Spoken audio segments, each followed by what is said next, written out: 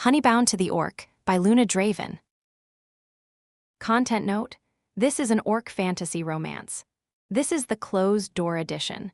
The love scenes fade discreetly to black, and the strong language has been softened. It still features a careful giant of a man, tusks, and the kind of swoony size difference both leads have feelings about. It also contains fantasy peril and a genuinely lethal threat under the ground, grief for a hive of bees, buried and mourned, an old soldier gravely wounded at true cost saving the people he came to love, a grieving spirit who spends the whole of herself, and a price the heroine pays on her own body and carries for the rest of the story. There is loss in these pages, and it is real, and it is not walked back. But no beloved character dies on the page. There is nothing dark or non-consensual, and the happily ever after is guaranteed. She leaves before anyone can keep her. He says nothing and builds everything. This is the book where two people who spent their whole lives at the edges of things build one warm middle and decide, out loud, to stay in it. You've been warned. For everyone who ever learned that leaving was the easy part. Staying is the brave thing. Pull the wagon off the road. Set the hives down. The place that keeps you was worth every mile it cost to reach. I smell thistledown before I see it. The road has climbed through dust and dry grass for 2 days. Then it tips over a low green shoulder of land, the wind turns, and there it is, riding up to meet me on the warm air. Linden. Whole avenues of it in full flower somewhere down in that valley, clover laid thick under that, a bright thin thread of meadowsweet over the top of both. My nose sorts it out before my eyes catch up. That's the one direction I've ever been any good at, the one that runs by smell instead of signposts. It tells me I've found the right town a full mile before I'd trust a map to. The bees agree with me. The skeps lift their hum half a note on the wagon behind me, that bright greedy rise they do when good forage rolls in on the wind. I laugh out loud on the empty road like a fool. I know, I tell them. I smell it too. Hold your horses. Under the sweetness, though, for one breath, something goes thin. A low note next to nothing, like a door somewhere swinging open that ought to have stayed shut. The hum on the wagon catches it and dips wrong for half a heartbeat, then rights itself and climbs back to greedy and bright, same as before. What was that? I say, to no one, since out here the only company I keep is bees and a goose with opinions instead of words. Nothing answers me. The clover smell rolls back in, thick and gold and ordinary. I decide it must be a hive gone sour somewhere downwind, or a bad patch of something growing where it shouldn't. Bad seasons happen even to good bloom country. I've smelled worse and slept fine after. The wagon finds a rut, and something in the back lets go with a crack that jars up through the floorboards and straight into my back teeth. I close my eyes for one breath. I don't need to look to know it. The middle hive box, the old ash one with the split I've been promising to mend since the heather came in, has given up the road for good. I can hear it riding loose now, board knocking board, every turn of the wheel. All right, I say. All right, we're almost there. Do not fall apart on me in front of company. The box does not answer. Bramble does. He comes up out of his nest of straw at the front of the wagon, one wicked orange eye fixing on me. The empty socket on his offside is puckered and proud. He lets out the long, flat honk that means he has been asleep and someone has had the gall to be awake near him. He is the ugliest creature I have ever loved. He hates the whole turning world and everything standing in it, and for reasons known to no one including himself, he has decided I am the single exception.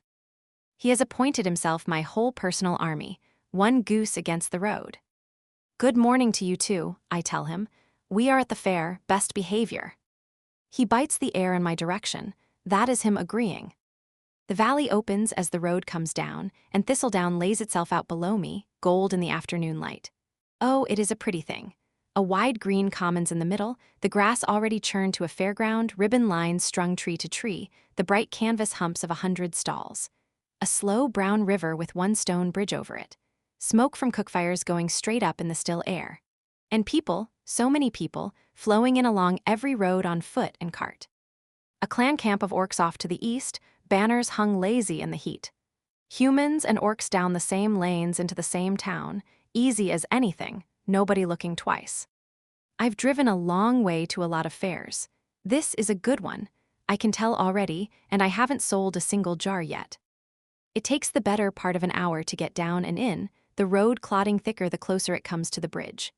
By the time I roll the wagon onto the edge of the commons, the sun has gone long and orange, and Bramble has insulted 9 separate strangers. I find a steward, a harried woman with a list clutched against her chest.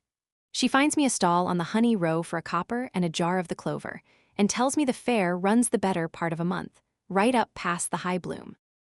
Bed, though, you'll not get, she adds, already looking past me at the next cart rolling in. Whole towns stuffed to the eaves this week. Folk are sleeping under their own wagons and glad of the roof. A glance at mine, the goose, the crooked wheel. You've got a wagon, you're luckier than most. I have a wagon with a hole in the roof and a goose in it, I say, but she is already gone, waving the next cart into its space. The fair swallows me before I have even climbed all the way down. A ribbon seller loses 3 yards of blue silk to Bramble's beak before I can stop him, and pays for it with a look that could curdle milk. A boy with a tray of meat pies watches the goose like he has found trouble he would like to make friends with. Someone's fiddle is already going, thin and sweet, past the stalls. The whole green smells of wood smoke and roasting nuts. Underneath all of it, gone as soon as I catch it, is that same faint sour thread I found on the road. I lose it again before I can be sure I found it twice. There is too much fare around me to go looking for it now. That is fine.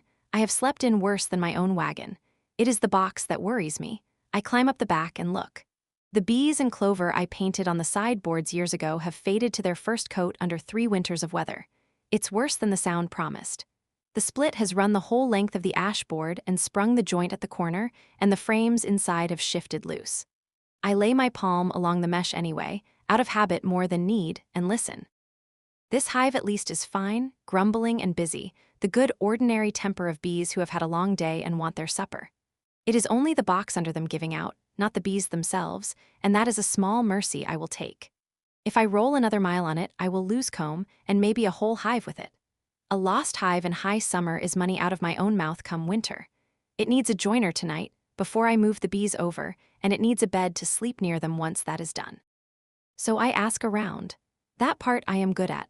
I am good with people even when I am good at nothing else that matters here. The honey seller, too, stalls down turns out to be exactly the sort I like best. The kind with an opinion about everything and no shortage of time to share it. You want the skep for a bed, she says, sorting jars, though I'd not count on it. Everyone's saying full. And you want Maddock for the box, whether there's a bed in it for you or not. Best hands for wood this side of the river. She looks at Bramble, doing his level best to intimidate a basket of candles. He'll like your goose about as much as everyone else does. So not at all. Not even a little. She grins like it is the best news she has given anyone all day. North edge, past the tannery, you'll smell your way there before you see it. That, I say, is the only kind of directions I have ever trusted. The gilded skep sits square on the market green, timber-fronted, a wooden skep the size of a barrel creaking on a post above the door. Every window is lit gold, and every one of them is full of noise. I angle the wagon sideways to get near it at all, past 2 other carts already parked hopeful by the door. For a moment before I go in, I just stand there and look at it. All that warm, crowded light spills out onto the green, laughter and a fiddle and the clatter of cups. A whole roomful of people who already know where they are sleeping tonight. I've stood outside a great many rooms like that one. I know the shape of the wanting well enough by now not to let it slow me down. I go in. The common room is packed shoulder to shoulder. The innkeeper meets me before I am 3 steps past the door, wiping her hands on her apron, brisk and not unkind about it. Not a bed, she says before I can ask. Not a floor either. We've got 3 to a room upstairs as it is, and I've turned away 6 of you since noon. She looks me over then, at the wagon behind me and the box knocking in it, and something in her face softens. You've bees back there in trouble, by the sound of it. A box mostly, I say. It's given up on me. I need somebody who works wood before I lose the whole hive, and somewhere to put my head down near it tonight. Maddock, she says, like it settles 2 problems at once because it does. North edge of town, past the tannery where the trees start, best joiner in 3 valleys. She pauses. Worst company in all of them, doesn't mean the first part any less for it. That sounds like my kind of man. She laughs quick and real. He's got a spare room over the shop nobody's used in years. He might let you have it if the work's good enough he can't say no and pretend he means it. She turns to point and stops and frowns. Past the tannery, mind. Left at the old one, not the new, or is it the new one? She waves a hand like she is shooing the question off. You'll know it when the smell changes. I am very good at smells, I say, and useless at everything else. We shall see how that goes. She is laughing again as she turns back to the crowded room. I am back out in the last of the daylight now, with a name and half a set of directions. The box still needs a joiner before the light runs out on me. I lead the horse north on foot, the wagon creaking, Bramble riding the seat like a small, furious king, surveying a kingdom that has wronged him. The houses thin and get older the further I go. The fair noise falls away behind me into a hum I can still feel through the ground. The light goes from gold to that deep honeyed amber that means I have an hour before true dark, maybe less. I am not strictly incapable of finding a straight road. I have simply never met one that agreed with me. This one is no different. I take what I am sure is the north lane, and it decides, after 100 paces, to become somebody's washing yard. 3 lines of wet linen drop toward my head. A woman up to her elbows in a tub looks at me, my wagon, and my furious goose. She has the patience of someone who has seen stranger things come through on Fair Week and long since stopped asking why. Sorry, I tell her, wrong turning. Most people's are, dear, she says, and goes back to her wash. I back the whole rig out from under her laundry, apologizing the entire way, and try again. I find the tannery, or a tannery, and the fork just past it. I take the left of it, dead certain, same as I always am right before I am wrong. It ends at a cow buyer and one cow who could not care less. This is not a workshop, I tell her. She agrees by doing nothing at all. I turn the whole rig around, which takes 3 apologies and 1 very insulted goose. I go back, take the right fork instead, and that one curves and forks again somewhere past a stand of birches. I lose the river altogether, which should not even be possible. A whole river. Gone. I am not lost, I tell the horse, who has heard this before and does not believe me any more than the horse before her did. I am scouting. There's a difference. There isn't, that's the thing about me. I could get lost between my own 2 feet if you gave me long enough. The loose box knocks behind me, board on board, a small wooden heartbeat keeping time with my wasted steps. It thumps hard enough that I hear a bee's answering buzz go sharp and unhappy inside. I stop the wagon, climb up, and put my palm flat against the wood. I know, I say, low, close to the seam where the frame has slipped. I know it's a rough road tonight. We're almost there. Hold on a little longer for me. It's an old habit, older than me by a good margin. The woman who raised me talked to her bees the same way, every day of her life, rain or shine or grief. She told me once, near the end of her, that a hive would forgive you almost anything if you were honest with it first. I didn't understand her then. I still tell the bees anyway, some nights out here with the dark coming on and nobody else to talk to. It's the one thing of hers I never had to lose along the road. Most nights, it still works. The hum settles, not happy. Patient maybe, I will take patient. The light keeps going. My feet hurt. For one low moment, walking a lane I do not know behind bees I cannot fix fast enough, the brightness I keep over everything wears thin. The whole shape of the road sits there underneath it, plain as the boards knocking behind me. Every town I have rolled into just like this one. Every one I have rolled back out of again before anyone could get too used to having me around. I breathe in instead. Wax and dust, and somewhere under both of those, faint but real, the green-cut smell of fresh sawn oak. There, my nose again, the one thing about me that never lies. I follow it, off the lane I was never sure of anyway, straight across a stubble field.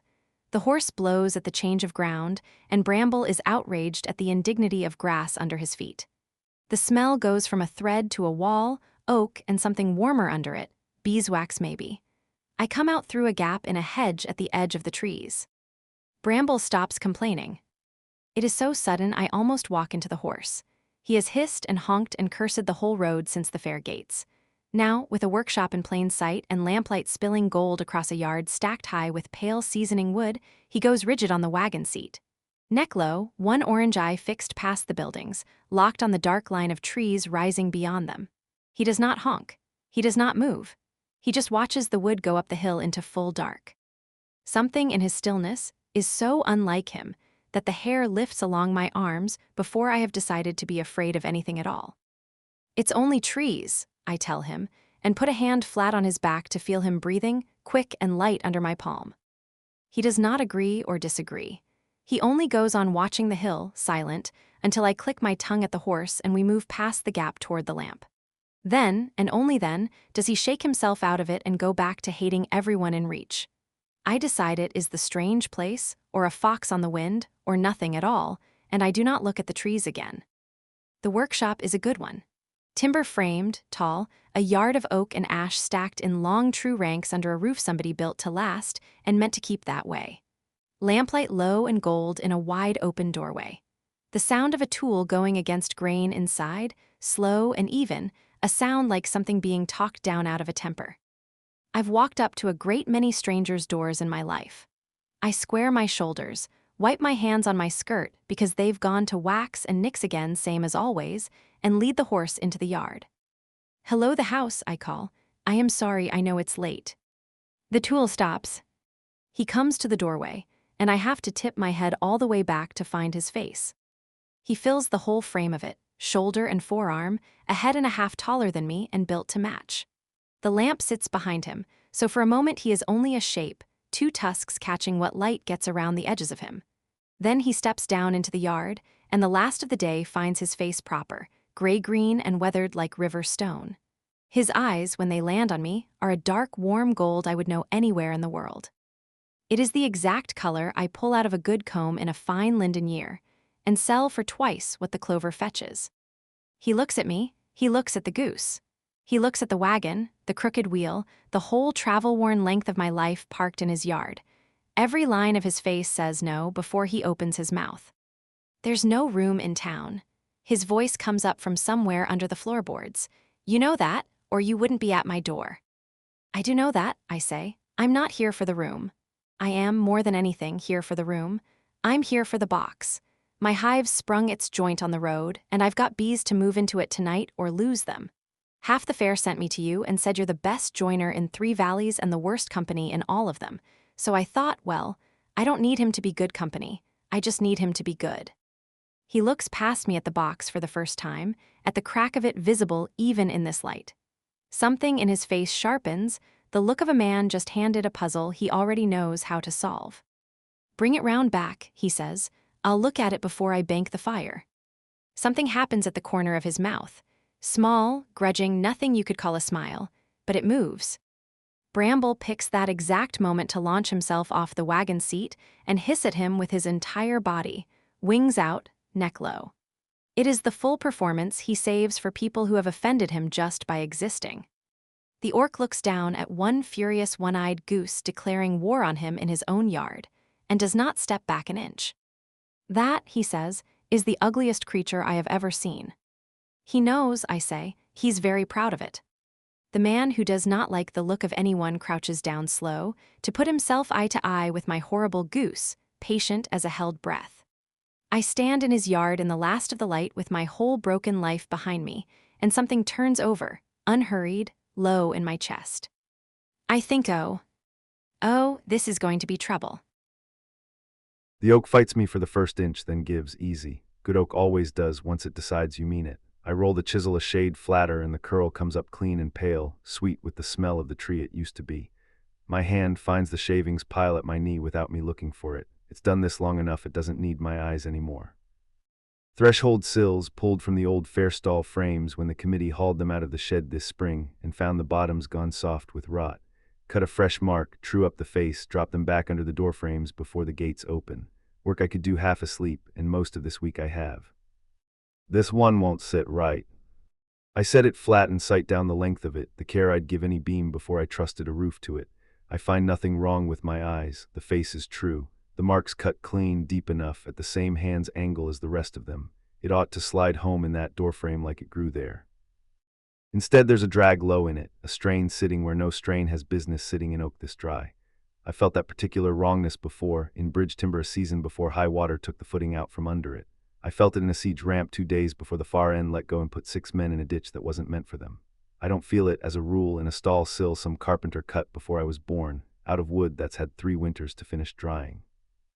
It's had time to settle into whatever it's going to be.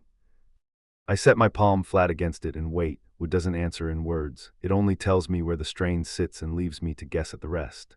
A man's shoulders will do the same, carrying a weight he's never once named out loud. My grandmother had a tale for this, told to me back before I'd have thought to doubt her. Something about a green that has to be paid, and marks the old orcs used to cut fresh into a doorframe every high summer. Whatever came collecting would find the house warded, so it went and pass on by. She told it low, half laughing at her own telling, as if she didn't quite believe it herself. She told it anyway, because it had been handed down to her and she'd nothing better to do with it than pass it along. I believed it at 6. I stopped believing it somewhere around the first time I built a real wall and learned what holds one up in truth. It's a fireside tale. It has no more business in a plank of oak than luck has in a plumb line. I plane it again anyway, twice. It still won't take the mark clean, so I set it with the others that won't and pick up the next. I spent longer than I like admitting learning to hear a beam before it goes. Siege work teaches a man that fast if the man wants to go on breathing. I built the things that broke the other side's walls and the things that carried our own weight over rivers that didn't want crossing. I got good at both, good enough that command stopped asking whether a structure would hold and started asking only how long. I've never once been proud of how often I was right. When the war ended, I didn't go back to my clan, and I didn't stay a soldier either. I came here instead, north edge of a town nobody important has ever bothered to hear of, and I built things people keep instead of things they lose. Hives, cradles, cart wheels. Most of the fair's own stalls stand on legs I cut with my own hands. It suits me well enough. A man who spent a war learning exactly how a thing fails doesn't want for work when he decides after to build the kind that doesn't. The light's long gone amber by the time I give up on the last sill worth trying tonight. I don't bank the fire yet. I light the lamp instead and take up the smoothing plane. I run it down the rail of a cradle I promised a woman on the river road for her daughter's naming day. I lose myself a while in the sound of it, that long even hiss of steel over grain.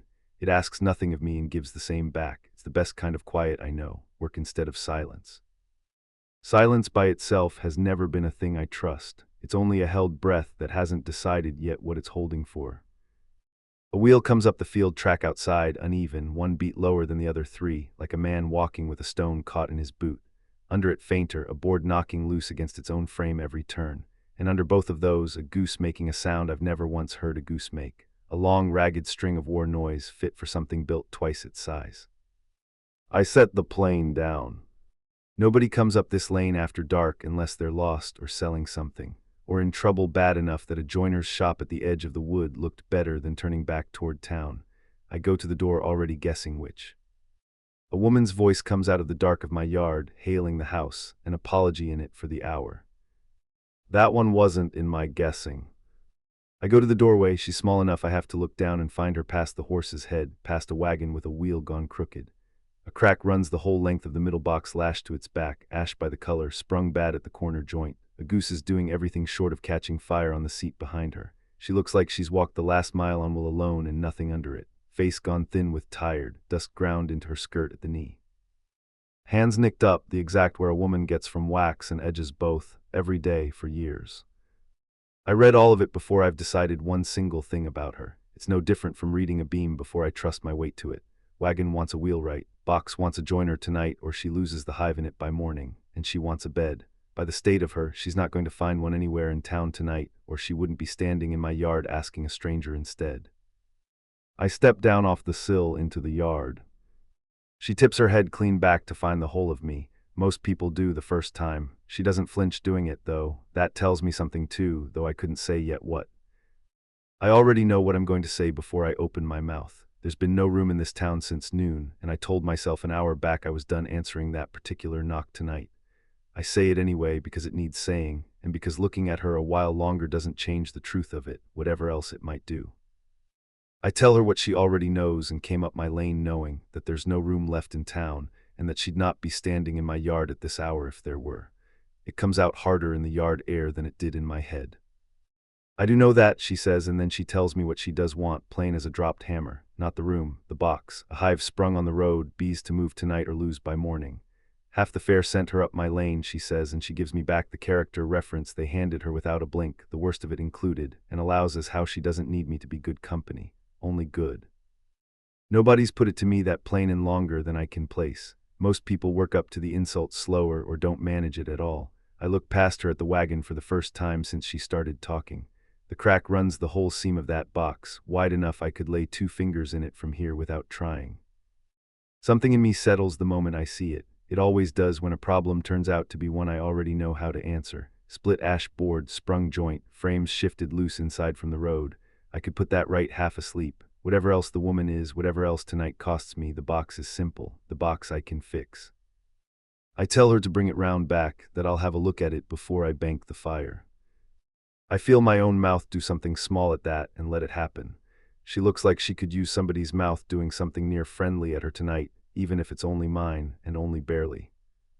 That's when the goose launches itself off the wagon seat, its whole small body given over to the effort, wings out, neck low.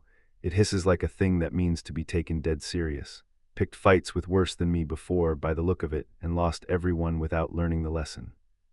I don't step back, for years of war teaches a man which threats want answering and which only want to be seen trying. This one wants to be seen trying. I tell her it is the ugliest creature I have ever laid eyes on, and I mean it as a courtesy. She tells me the goose knows it and is proud.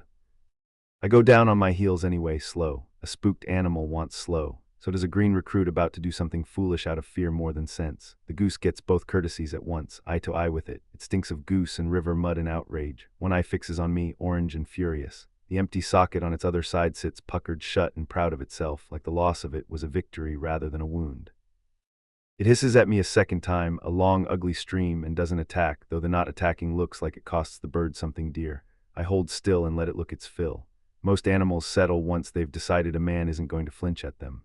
This one doesn't settle exactly, but the hissing thins towards something closer to grumbling, which for a creature built like this one is likely the whole of its peacetime.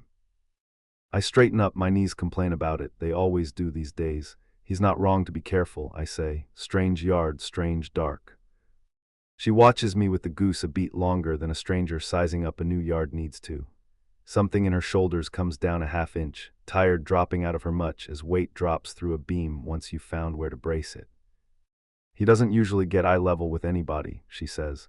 Usually it's just the hissing and the biting and hoping for the best. He can hiss all he likes back here, bring the wagon round. I'm Carrie's, she says, like she's only just remembered that part's owed, and puts her hand out plain, no fuss on it.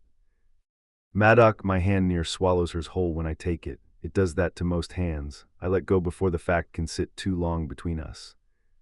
She leads the horse round the side of the shop into the yard proper, past the ranks of seasoning wood stacked head high under the eave. She stops the wagon in the spill of lamplight falling out the open back door. I go straight to the box without waiting to be asked twice. My hands know where to start before the rest of me's caught up. The split runs the whole board, corner joint sprung a good hand's width out of true. The frames are canted hard to one side where the road's been throwing them for what looks like days running. I lay my palm flat against the mesh. It's the first thing I do with any board before I trust my weight to it. I feel the hive stir under my hand, grumbling, tired, not panicked yet, though another hour on a road this rough would have started them there before long. Whoever cut this board did it thin, I say. Ash wants more heart in it than this for a box that's going to ride roads. That would be me, she says. I was younger and cheaper wood was cheaper. It shows. Everyone keeps telling me that tonight. There's something dry in how she says it, not stung by it. More like a woman who's heard the plain truth about her own work often enough to have made a kind of peace with hearing it said. I like that better than I expect to. I've known men twice her size who couldn't take that same sentence without their jaw going tight on them. I ease the lid careful, feel the hum climb half a note under my hands, and then settle back before it decides I'm the trouble in this. The frames have shifted, but nothing's broken, combs whole. Whatever's kept this hive alive through a bad box and a worse road, it isn't luck, it's her. I don't say that part out loud. I can fix this tonight, I say. New board, proper joint, pegged instead of glued so it rides better next time you hit whatever put this crack in it. Won't be finished before full dark, but the bees can sit a night in a spare box of mine. I've got 2 seasoned and empty in the shed. Her whole face changes at that open, nothing careful left in it. She wasn't sure until this exact moment that I meant to help her at all, rather than just look at the problem and name it. Thank you, she says plain, no flourish on it, which I trust further than I would if she'd made a show of the gratitude. I'll pay what it's worth, and for a wheelwright too, when I find one, though God knows how I find anything in this town. Wheelwright's Tomas, 2 lanes east past the smithy. Tell him I sent you, or he'll make you wait a week out of spite. I straighten from the box and let myself think about the rest of it, the part I've been not saying since I first took the state of her inn. Town's full. Every bed in it's been gone since noon, likely since yesterday, given how thick the fair's hauled folk in. She'll sleep under this wagon tonight, goose included. One more of the fairgoers already crowded onto this green with nowhere else to put their heads, unless somebody does something about that. I've a spare room over the shop that hasn't held anything but dust in longer than I care to reckon.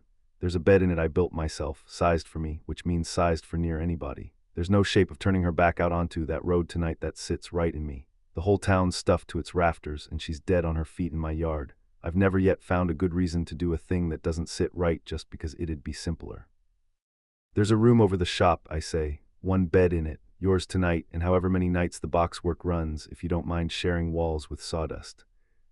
She blinks at me like I've said it in some other language. You said there's no room in town. There isn't. This isn't in town. It's mine to give or not, and I'm giving it. Something moves across her face. I don't have a clean word for it and don't go looking for one. And where do you sleep? Floor, I say. I'm too big for it to matter much either way. She looks like she wants to argue that on principle, the size of me set against the size of any floor built for men half again smaller. Then she looks at me a second time proper, and seems to decide arguing with a wall gets a wall nowhere. All right, she says. Thank you, truly. Don't thank me twice for one room. I nod toward the box. See your horse fed and watered. I've got work to do before that hive goes anywhere near a wall of mine. I fetch the spare box from the shed, 2 lengths of good ash, no crack in either. Getting the frames across from the old box to the new one in near dark is slow work, the kind that wants patience over strength. I go slower than I need to on her account, careful with my hands near comb I could crush without meaning to. It only takes one breath of forgetting how much bigger my hands are than the wood they're moving. She works alongside me without waiting to be told, holding the lamp steady. The whole while she says low things under her breath to the bees themselves, words I can't quite catch. I don't ask what she's telling them. Some things a man leaves be, out of respect more than lack of interest. Twice my hand comes close enough to hers at the frame that I feel the plain difference in it. Mine near twice the width of hers, knuckle to knuckle. Both times I ease back before we touch, more from old habit than any thought behind it. A man my size learns early which things break if he forgets where he's put his weight. I mind it. I've minded the chipped corner of my own tusk just as long, around anything small enough to catch on it. Both are old habits by now. Once the last frame's set and the lid's down snug, I bank enough of the shop fire to keep it low through the night. I show her the stair at the back, narrow, my own shoulders scraping both walls of it, always have. I built it too economical with lumber years back, before I'd have thought a second person might ever climb it behind me. The room's plain, bed 1 shelf, a window looking north into the dark line of the wood. I've not lit a lamp up here in longer than I can place, past hauling green timber through to season.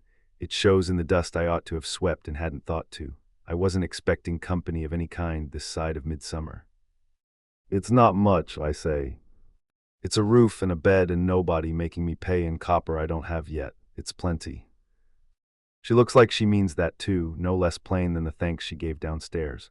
I find I believe her easier than I believe most people who tell me a thing is enough. Most say it and mean the opposite. This one says it like she's had a good deal less than this before and knows the exact weight of the difference. The goose rides up under one of her arms, already asleep or near enough. One orange eye cracks at me from the doorway, like it's decided to reserve judgment till morning. I leave her the lamp and take a stub of candle for myself. Then I go back down to the shop to see about the split board before I let myself lie down on any floor. The shop's gone quiet with the particular hush it keeps past midnight, tools hung dark on their pegs, the last of the fire ticking low in the grate behind me. I set the cracked board up on the trestle and run my thumb down the split. I judge how deep it runs before I commit a new length of ash to replacing it. Simple work, the kind I could do with my eyes shut, which is good, because half of me isn't thinking about the board at all. There's a woman asleep 2 floors up, in a bed I built for nobody. In the space of one evening she's decided more things about my yard, my box, and my company than most people manage in a season. There's a goose in the corner by the banked fire that hasn't stopped watching me since I set a bowl of water within its reach. It's waiting, I'd guess, for me to prove its opinion of me right after all. And there's the sill still sitting on the bench by the door, the one that wouldn't take its mark no matter how I planed it. It's still carrying that strain I can feel plain as a pulse, and I still can't put a single honest word to it. I look at it once on my way past, the split board under my arm, and don't stop long enough to make more of it than that. It's late. I've a joint to cut before I can rest and a hive to keep whole till morning. in a house that's gone from mine alone to something else altogether in under an hour, before I'd so much as decided whether I wanted it to.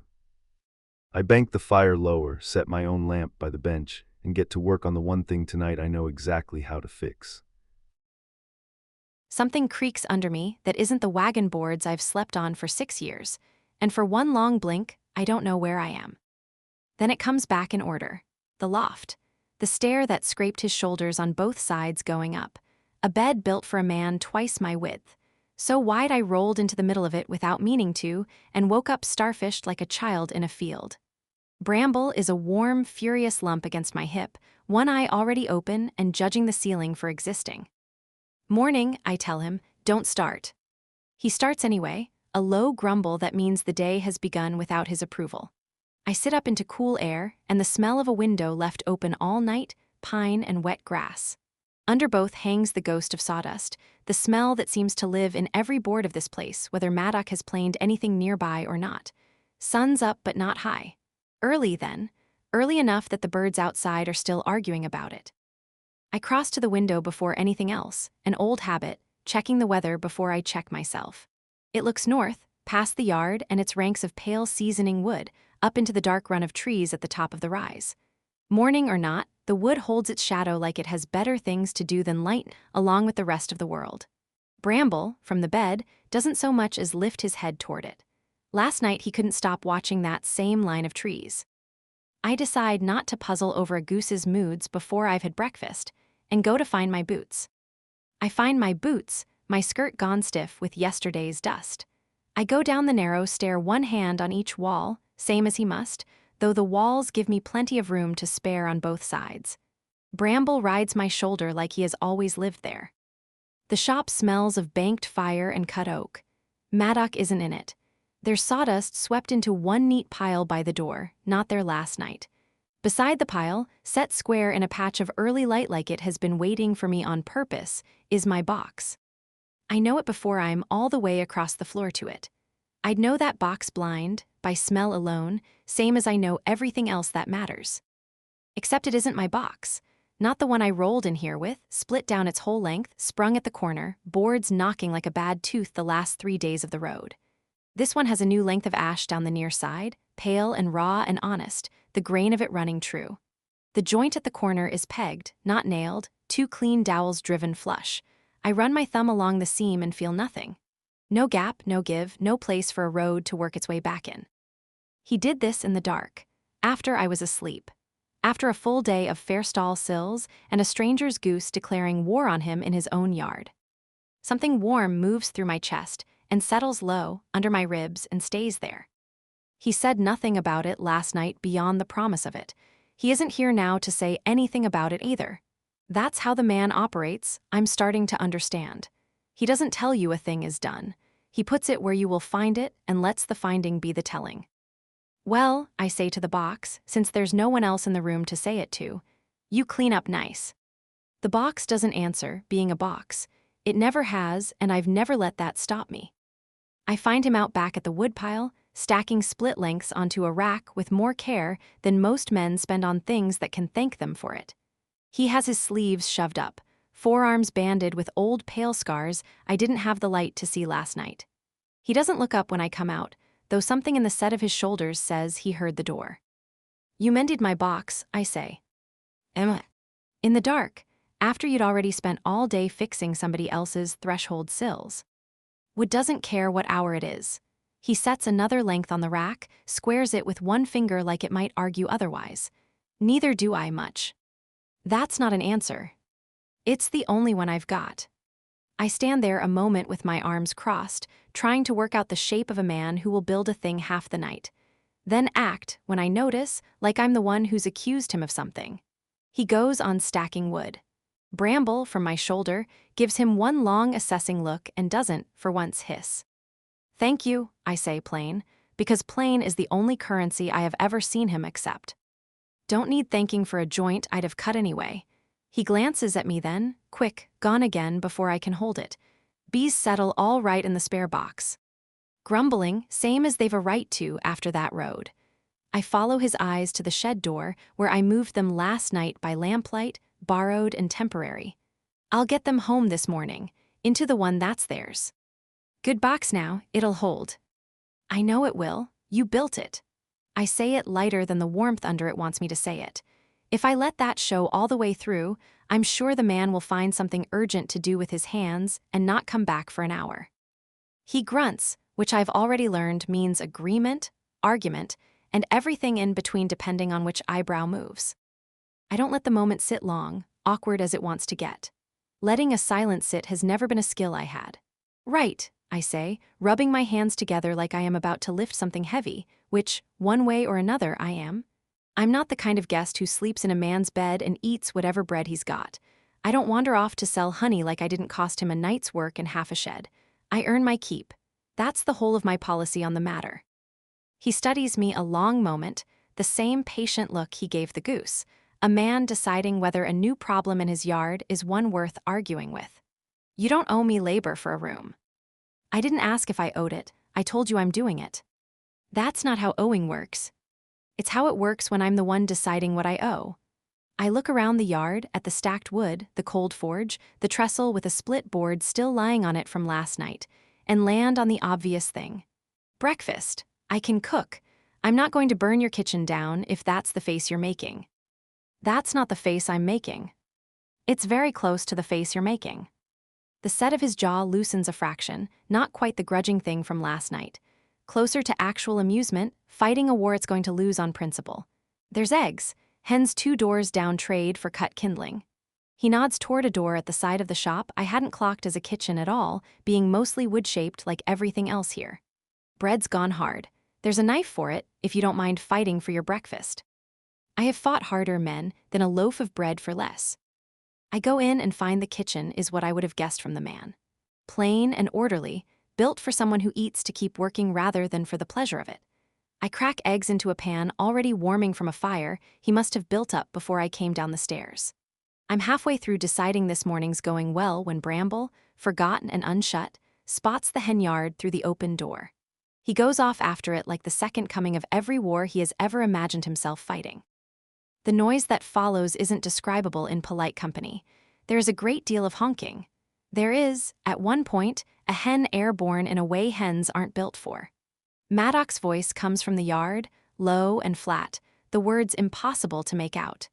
It sounds a great deal like a man negotiating a truce with a creature who has never once honored one.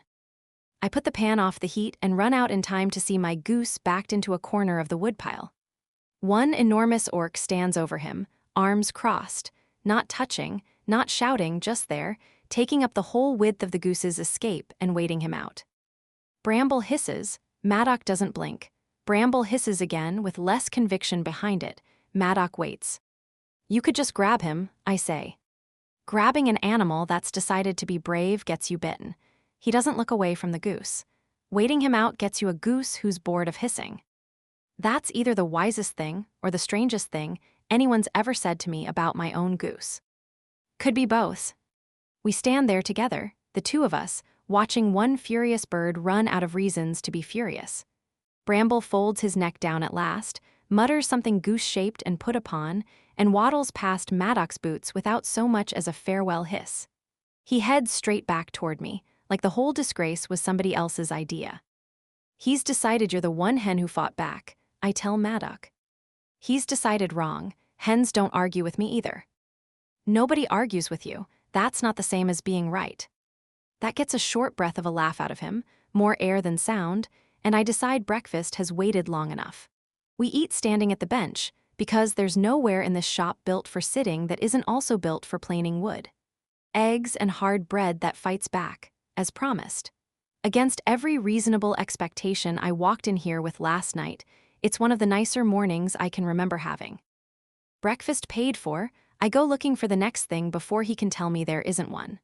I find a broom leaned in the corner and put it to the sawdust. He will only sweep into a tidy pile again tomorrow without thinking twice about it.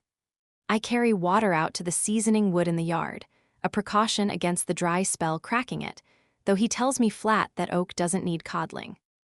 It needs coddling from me, I say, that's different. I coddle it anyway. By the third small thing he catches me doing uninvited, he stopped arguing with me about it. He started only sighing, which I've decided to take as a full and complete surrender. By the time the sun clears the tree line proper, I've got the horse hitched and the mended box loaded steady in the wagon bed. The spare box rides beside it, my bees still grumbling inside, and Bramble sits installed on the seat in a posture of profound personal offense at the entire morning. "I'll be back before dark," I tell Maddock, who has come round to check the wheel he didn't build and doesn't trust regardless. Meadow work, setting hives out for the bloom while the fair runs, then coming back to sell what's already made. South Road forks twice past the mill, take the left both times. I know the way. I don't, if I'm honest, but I have found that saying so with confidence gets me further than admitting the truth ever has. He says, in the tone of a man who has already met my sense of direction and doesn't believe a word of it. He is, as it turns out, right not to. I take the left fork both times, as told. I somehow arrive not at Bloom Country, but at a ford so shallow the horse looks at me like I've insulted her intelligence on purpose. I turn us around, apologize to nobody in particular, and try the right fork of the second instead. It opens onto the kind of country I have been chasing my whole road-worn life, low green hills gone gold and purple with clover and vetch. A long, slow hum rises off it, one I can feel in my back teeth before I'm close enough to see a single flower. "There you are," I tell the meadow out loud, because I have never once in my life kept a good feeling to myself. The rest of the morning is the part of the work nobody at the fair ever thinks to ask about. That suits me fine. It's the part I'm good at. I walk the field edge first, nose up, sorting what is blooming from what is only pretending. Clover thick and gold across the whole low stretch, a run of wild thyme along the drier rise. Somewhere off past a stand of hazel, faint but real, sits the first bruised sweetness of early heather, starting before its season. Any keeper worth her jars knows that means a longer, richer bloom than usual this year, if the weather holds. I set the hives where the morning sun will find them first and the afternoon heat won't cook them. Backs to the prevailing wind, a clear flight line out over the clover, nothing standing in the bees' way home. I've done this so many times in so many fields that my hands know the spacing before I do. Boxes squared, entrances angled just so, water set within an easy flight for a hot day. It's the one thing in this whole wide world I've never once gotten lost doing. Other keepers I have met work slower than I do. They fuss over every frame like they are afraid of missing something, second-guessing a placement long after it has stopped doing any good. I've never needed the fussing. My nose finds a good stand of clover before my eyes do. I know how far a hive will fly for water before the flying costs more than the water is worth. I know which queens are worth keeping and which ones a keeper is only being sentimental about. I've sold honey to men who kept bees 3 times as long as I've been alive. I've watched them go quiet reading my jars, turning them in the light as if the answer to something was written on the glass. The mended box goes down last, in the best spot of the row, because it has earned it. I open the spare box and lift the frames one at a time, comb whole and heavy and dark with clover honey already. I set them across into the good home built for them overnight by a man who didn't think it worth mentioning. The bees know the difference before the lid's half down. The hum comes up steadier, rounder, a note I know as well as my own name. "There," I tell them, low, palm flat against the new wood, warm already from the morning sun. "Better roof, same girls, I told you we'd sort it." They settle under my hand, steady, believing me again. I move on down the row, doing what I came to do, checking each hive in turn, palm to the mesh, ear near enough to catch the pitch of it. Good bees this morning, everyone busy and a little smug about the clover, as they should be on the first proper bloom of the fair fortnight. The last hive in the row isn't. A wrongness sits in the air around the box before I understand it. It has nothing to do with sound yet, everything to do with the fine hairs standing up along my arms. When I get close enough to hear, the hum inside has gone thin and uneven. It drops and climbs in a way no healthy hive ever does, not on a good morning over good clover. It sounds like a hive arguing with itself. It sounds, underneath that, like something almost like fear, if a box full of bees could be afraid of anything at all.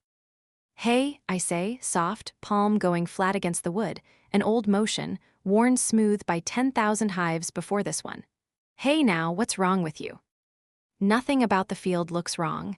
The clover is thick and gold as ever. The wind is easy. But the sweetness under it, the good honest sweetness I've been swimming in all morning, has gone sour at the edges. Milk about to turn, a note under the note that shouldn't be there. I lean in closer, listening past the hum for whatever sits under it.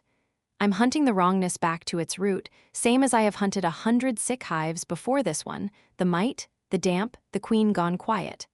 I've done this so many times I could do it half asleep. I don't know, not yet, that this time I'm listening past the hive itself. I reach for it anyway, chasing the wrongness back to its root.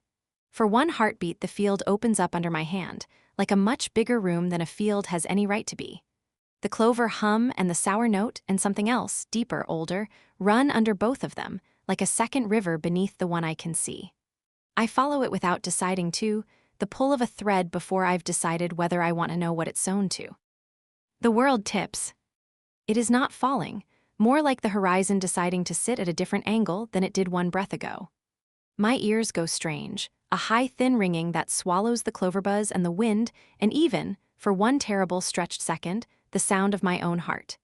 Heat floods up the back of my throat, and then something warm slides over my lip, and I taste copper before I understand what it is. I pull my hand off the box like it has burned me.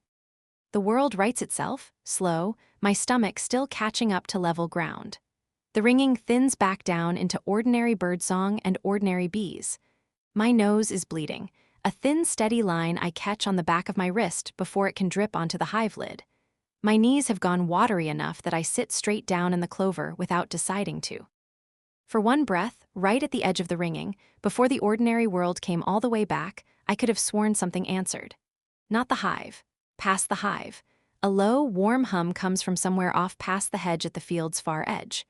The ground there rises into a thin stand of old trees I hadn't paid any mind to all morning. A note that leaned toward me, curious, almost glad, gone the instant I noticed it enough to be afraid of it. I sit in the clover a good long minute, wrist pressed to my nose, heart going too fast. I look at that stand of trees like it might have an explanation to offer if I stared hard enough. It doesn't. Trees don't talk, whatever else in this field seems to have opinions this morning.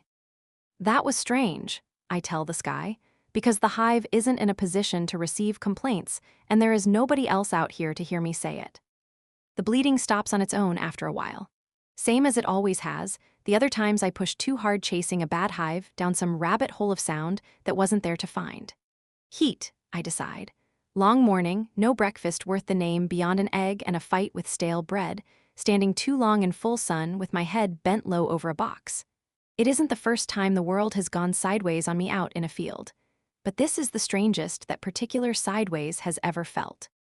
I owe myself that much honesty, the same kind the old woman taught me to give a hive. The last hive is only a bad hive, I decide. A queen gone off, maybe, or a sickness working through before it shows itself proper. Every keeper loses one now, and then to a season that turns wrong under her hands, no matter how good those hands are. I'll watch it. I'll come back tomorrow and see if the sour note has passed or settled in for good. I get up, wipe my face clean with the hem of my skirt, and go back to work. The rest of the row still needs checking, and the bloom won't wait on me feeling strange about one bad hour in an otherwise good morning. By the time I turn the wagon back toward town, the sun rides well past noon and Bramble sleeps in a heap of feathered outrage on the seat beside me. I've mostly convinced myself of my own story by then. A bad hive, a long morning, too much sun and not enough bread. I don't look back at the stand of trees at the meadow's edge as I go. I tell myself that's because there's nothing there worth looking at. I almost believe it the whole way home. The trestle leg wants a shim, not the curse I give it first. I go down on one knee under the ribbon seller's table and find the joint I cut myself not 4 days back, already racked half a finger's width out of true. Good oak, cut clean, set level on ground that wasn't level when I set it. 100 boots an hour will find every lie a man tells himself about flat ground. I knock a wedge of cedar under the short leg, test it with my whole weight, and it holds. You'll want to sweep the grit out from under this by evening, I tell her. Same again by morning likely, till the ground packs down proper. You built it, you fix it, she says, already turning back to a customer with 3 yards of blue silk over one arm. Half the stalls on this green stand on legs I cut. I framed the long tables 2 winters back, out of oak I'd have used for something that lasted longer if the fair committee had asked me sooner. I go under and around them every fair morning, same as I did last year and the year before. Every joint wants testing under a crowd's weight. The wood was never built to answer alone. It's not glamorous work. Nobody thanks a man for a table that doesn't fall down. I've never much minded going unthanked for the things that hold. The steward finds me before I've gone 3 tables down, same harried woman from 3 days back. Her list is still clutched to her chest, like it might blow off in a light wind. 2 more down since noon, she says, no greeting in it, only the trouble. West row, committee wants them standing before tomorrow's dance. I'll see to them before dark. You always do. She's off again before I can answer that, already flagging down some other trouble 3 stalls over. Half this fair runs on wood I cut and joints I set 2 winters back, in a cold I remember better than I'd like to. Nobody but her remembers who built it. That suits me fine. A thing that holds doesn't need its maker's name carved into it to have done its work. The green is thick with people by the time I get moving again, more of them than yesterday, twice what came through at dusk. Fiddle going somewhere past the meat pie cart, a boy chasing a hoop through 6 people's legs and getting cursed at in 3 different accents. The whole fair smells of wood smoke and roasting nuts, and under both, the particular sweetness that means I'm close to the honey row without having looked for it. I go that way anyhow, tools still in my belt, telling myself it's the stalls I've come to check. Carrie's is the 4th one down, jars stacked in ranks that catch the light gold and amber and near black. The clover honey looks sweeter for the ordinary tin she set it in. She's got a crowd 3 deep already, and she's talking the whole time, never once still. She holds up a jar to the light for an old woman. She tips a spoon toward a child who looks like he's never once been offered anything without a catch on it.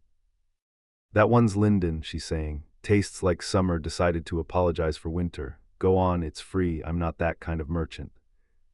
The boy takes it like she might change her mind. She doesn't, she never does, from what I've seen of her 3 days running. She gives away more than any honest trader ought to, and somehow ends the day with more coin in her apron than she started. Every soul she feeds a free taste-off buys a jar before they leave, and tells 2 more people on their way out. An old man leans on a stick at her counter a long while and says nothing.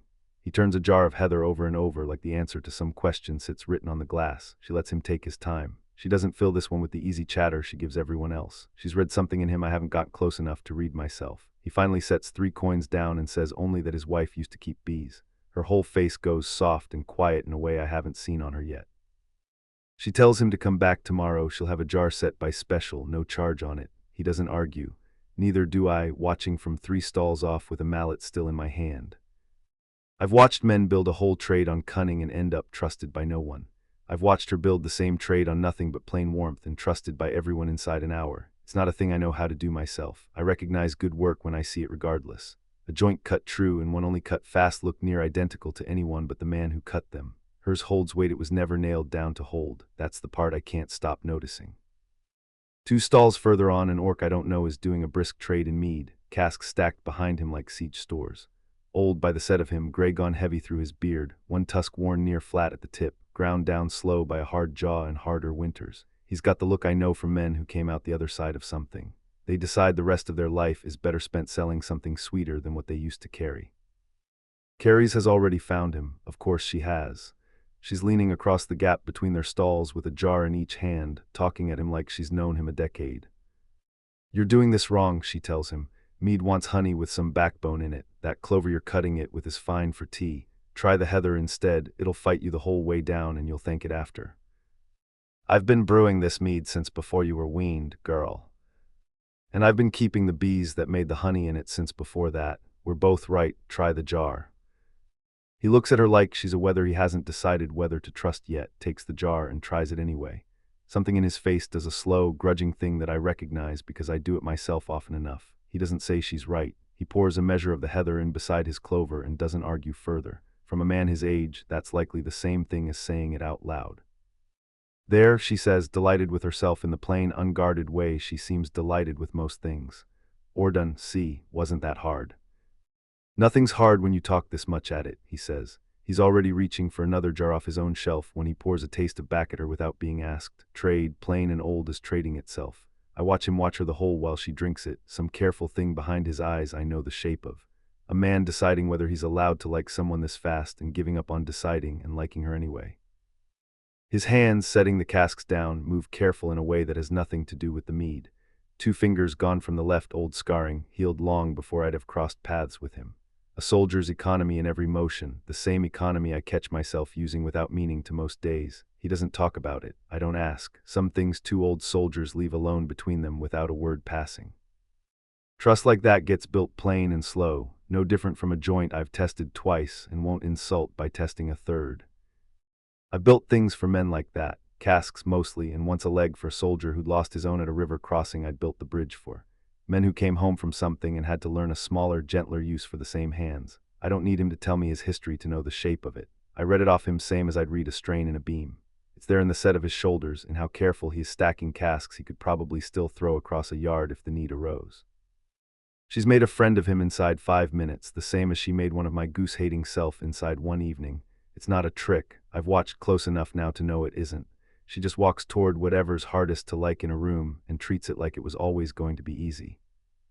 I stand there longer than the stalls need checking, telling myself it's still the joints I'm here for. You, she says, catching sight of me before I've decided to be caught. Perfect. My awning's trying to fall on a paying customer, and I like my customers unbruised. I go round to her side of the row. The poles canted hard on the near corner, canvas sagging under yesterday's rain that never quite dried out of the seams. Simple enough fix, a fresh peg and a truer angle work for one pair of hands. She holds the pole steady anyway, both arms up over her head to brace it while I drive the peg home. For a moment we're close enough in the gap between stalls that I catch cut oak and clover honey both at once. Hers and mine tangled up together in the same narrow breath of air. Hold it there, I tell her, don't let it list. I'm holding it, you're the one taking your time. Good work isn't quick work. Everything you say sounds like it should be carved over a door. I don't answer that, mostly because she's not wrong and I haven't decided yet whether I mind. I set the peg, test the angle with my palm flat against the canvas, and it holds true under a hard shove. I go to hand the mallet back to her rather than set it down, since her hand's already there waiting. For half a breath both our hands rest on the same worn haft of wood, hers small and quick under mine. She lets go first, steps back to look at her fixed awning. In doing it, she tips her whole head back to find my face, same as she did that first night in my yard, no caution in it. No flinch, no bracing for a man my size, that small automatic thing most people do without knowing they're doing it. She looks up at the whole height of me like she's checking a repair she trusts was done right, plain curiosity, and nothing guarded behind it at all. Something in me goes very still. My jaw sets before I've decided it should. My hand, still holding the mallet, doesn't move for a beat longer than handing a tool back to its owner ought to take. Somewhere under my ribs a held breath sits and doesn't let itself out easy. The same held breath I've been carrying 2 nights running, in a loft with one bed in it, her asleep on the far side of a wall I built too thin to trust. Good, she says, of the awning, or maybe of something else altogether. Either way she says it like she means it plain. Good, I say back, and mean the awning mostly. Ordun's watching the whole exchange over the top of his casks with an expression I don't much care for, something between amusement and a verdict already reached. Fixed my meat in under a minute, he says, grinning like a man who's found a new favorite joke. Wonder how long she'll take fixing you.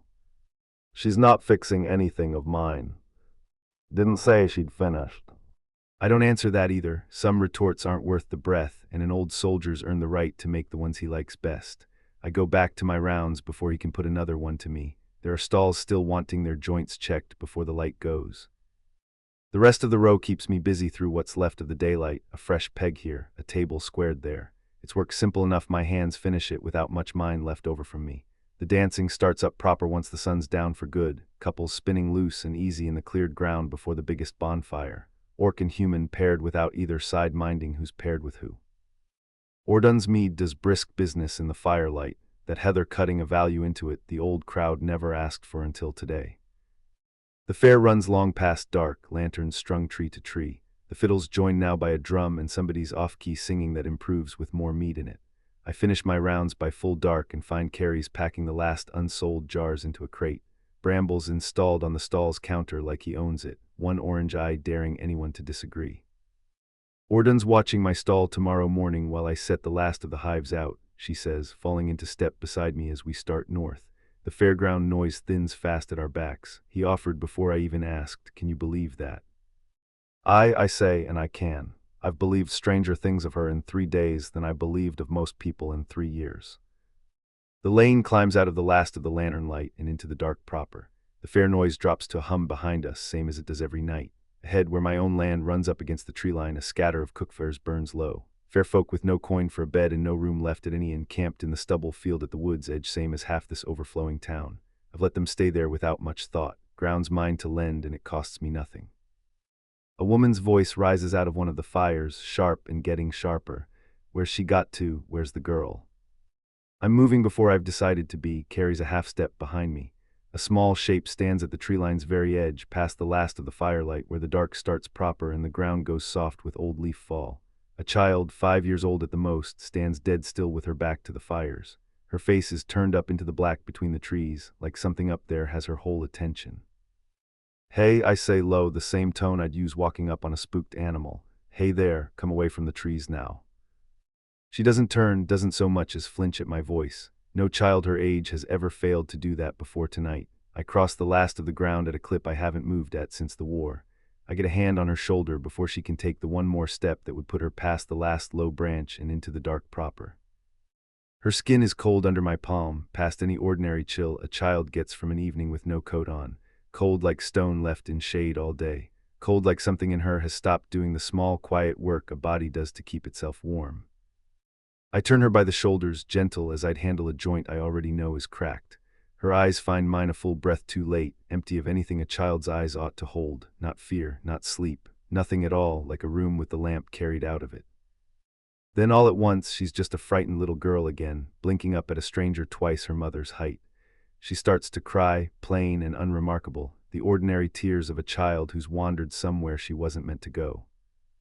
Her mother's there a breath later, scooping her up, already scolding and weeping in the same ragged voice, promising every threat and every kindness in the same sentence.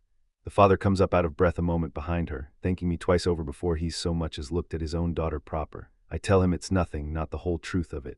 I step back to give the family the room grief and relief both want, now that the fears passed through them. He doesn't ask why a girl her age went that far from a fire that fast. Neither do I ask out loud, though the question sits in me plain as the missing warmth in her skin did a moment past. I let them go and hang back a step. I don't say the rest, the part I'd almost said. No child wanders that far from a fire without noticing the cold and the dark both. This one hadn't noticed either. Carrie's is very quiet beside me, quieter than I've heard her be since she walked into my yard. I go the last few feet myself, past where the girl stood. I crouch at the tree line, palm flat against an old exposed root, same as I'd feel out a beam before I trust my weight to it. Nothing under my hand but cold bark and colder ground, ordinary as any root in any wood. No mark cut into it. No sign a single soul's touched this ground with tool or intent in longer than I've been alive. Whatever reached out here left no more trace behind it than a held breath leaves once it's let go. That unsettles me worse than a visible wound would have. A strain I can see, I know how to answer. The nails in my belt pouch have gone cold against my hip, past any chill the evening air alone could put there. The same cold the ashboard carried the night I cut it new for her hive box. Iron that sat warm against a man's body all day, now carrying a chill it is no honest way to carry. I press 2 fingers flat against the pouch and feel it plain. The same wrongness I felt in that stall sill a week back, the one that wouldn't take its mark no matter how many times I planed it true. I don't have a word for what just happened here that I trust. I have a word for what a beam does before it goes, and this was that, felt in a place I've no beam to point to. Something under this ground is carrying a strain it was never built to carry. It just showed its hand in a 5-year-old girl standing still as a post at the edge of my own land. "She's all right," Carrie says, watching the mother carry her back to the fire. Her voice has none of its usual brightness in it. "She's all right now." I say, I don't believe it, not as much as I'd like to. We walk the rest of the way to the shop without much more said between us. The fires stay behind us, the blackwood rising up ahead on our left the whole way home.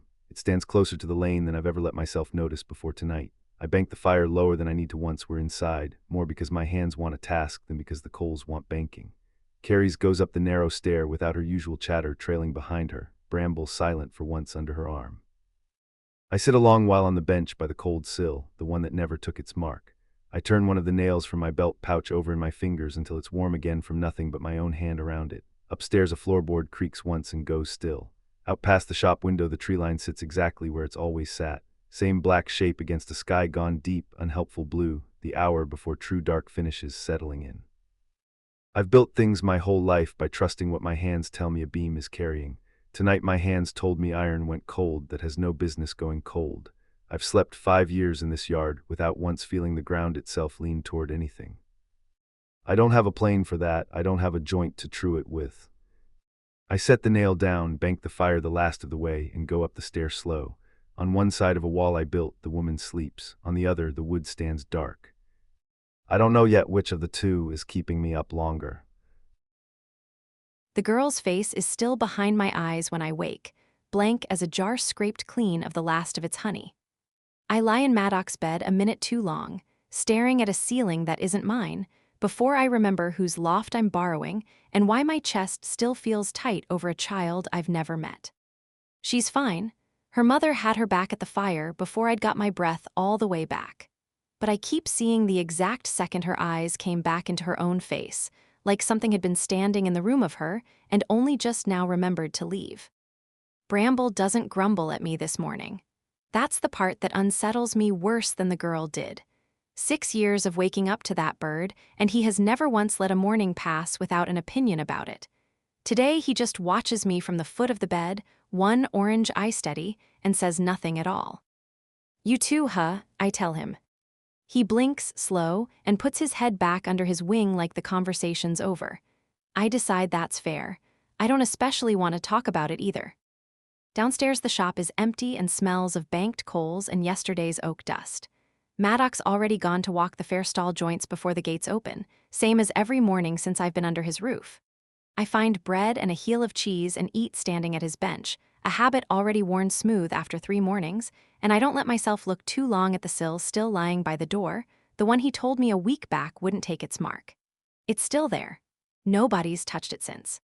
Ordun's watching my stall today, bless the man and his flat tusk and his opinions about clover mead. That leaves me free to do the one piece of work that's mine to finish. 3 hives left in the wagon, the last of the season's setting, and a whole meadow of clover and heather waiting on me to bring them home to it. I hitch the horse, load the last boxes steady against the buckboard, and go. The meadow's easy to find this time, which almost disappoints me. My feet know this stretch of road now, sure and straight down the fork past the mill, no ford, no washerwoman, no confused cow. The clover comes up gold and thick either side of the track, the hum of it rising off the whole field before I'm halfway across it, that low good sound that means bees working honest work in good light. I set the 3 boxes in a good row beside the ones from before and settle them fast, my hands not needing my eyes for it by now. 3 good hums come up under my palm, one after another, glad and busy over the clover, and I tell each one the same thing I always do, low, close to the wood. There, settle in. Good bloom all around you, nothing to fret over. I mean it too, every time, right up until I reach the last hive in the row. The one that's been wrong since the day I said it. It hasn't gotten better. I stand a good 10 feet off it before I go any closer, the same caution I'd give a dog that's bitten me once already.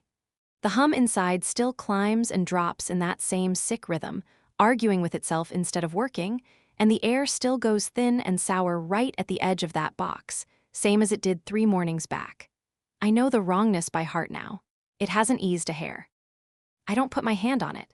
I learned that much, at least, from the nosebleed and the ringing and the whole hour it took my knees to trust the ground again.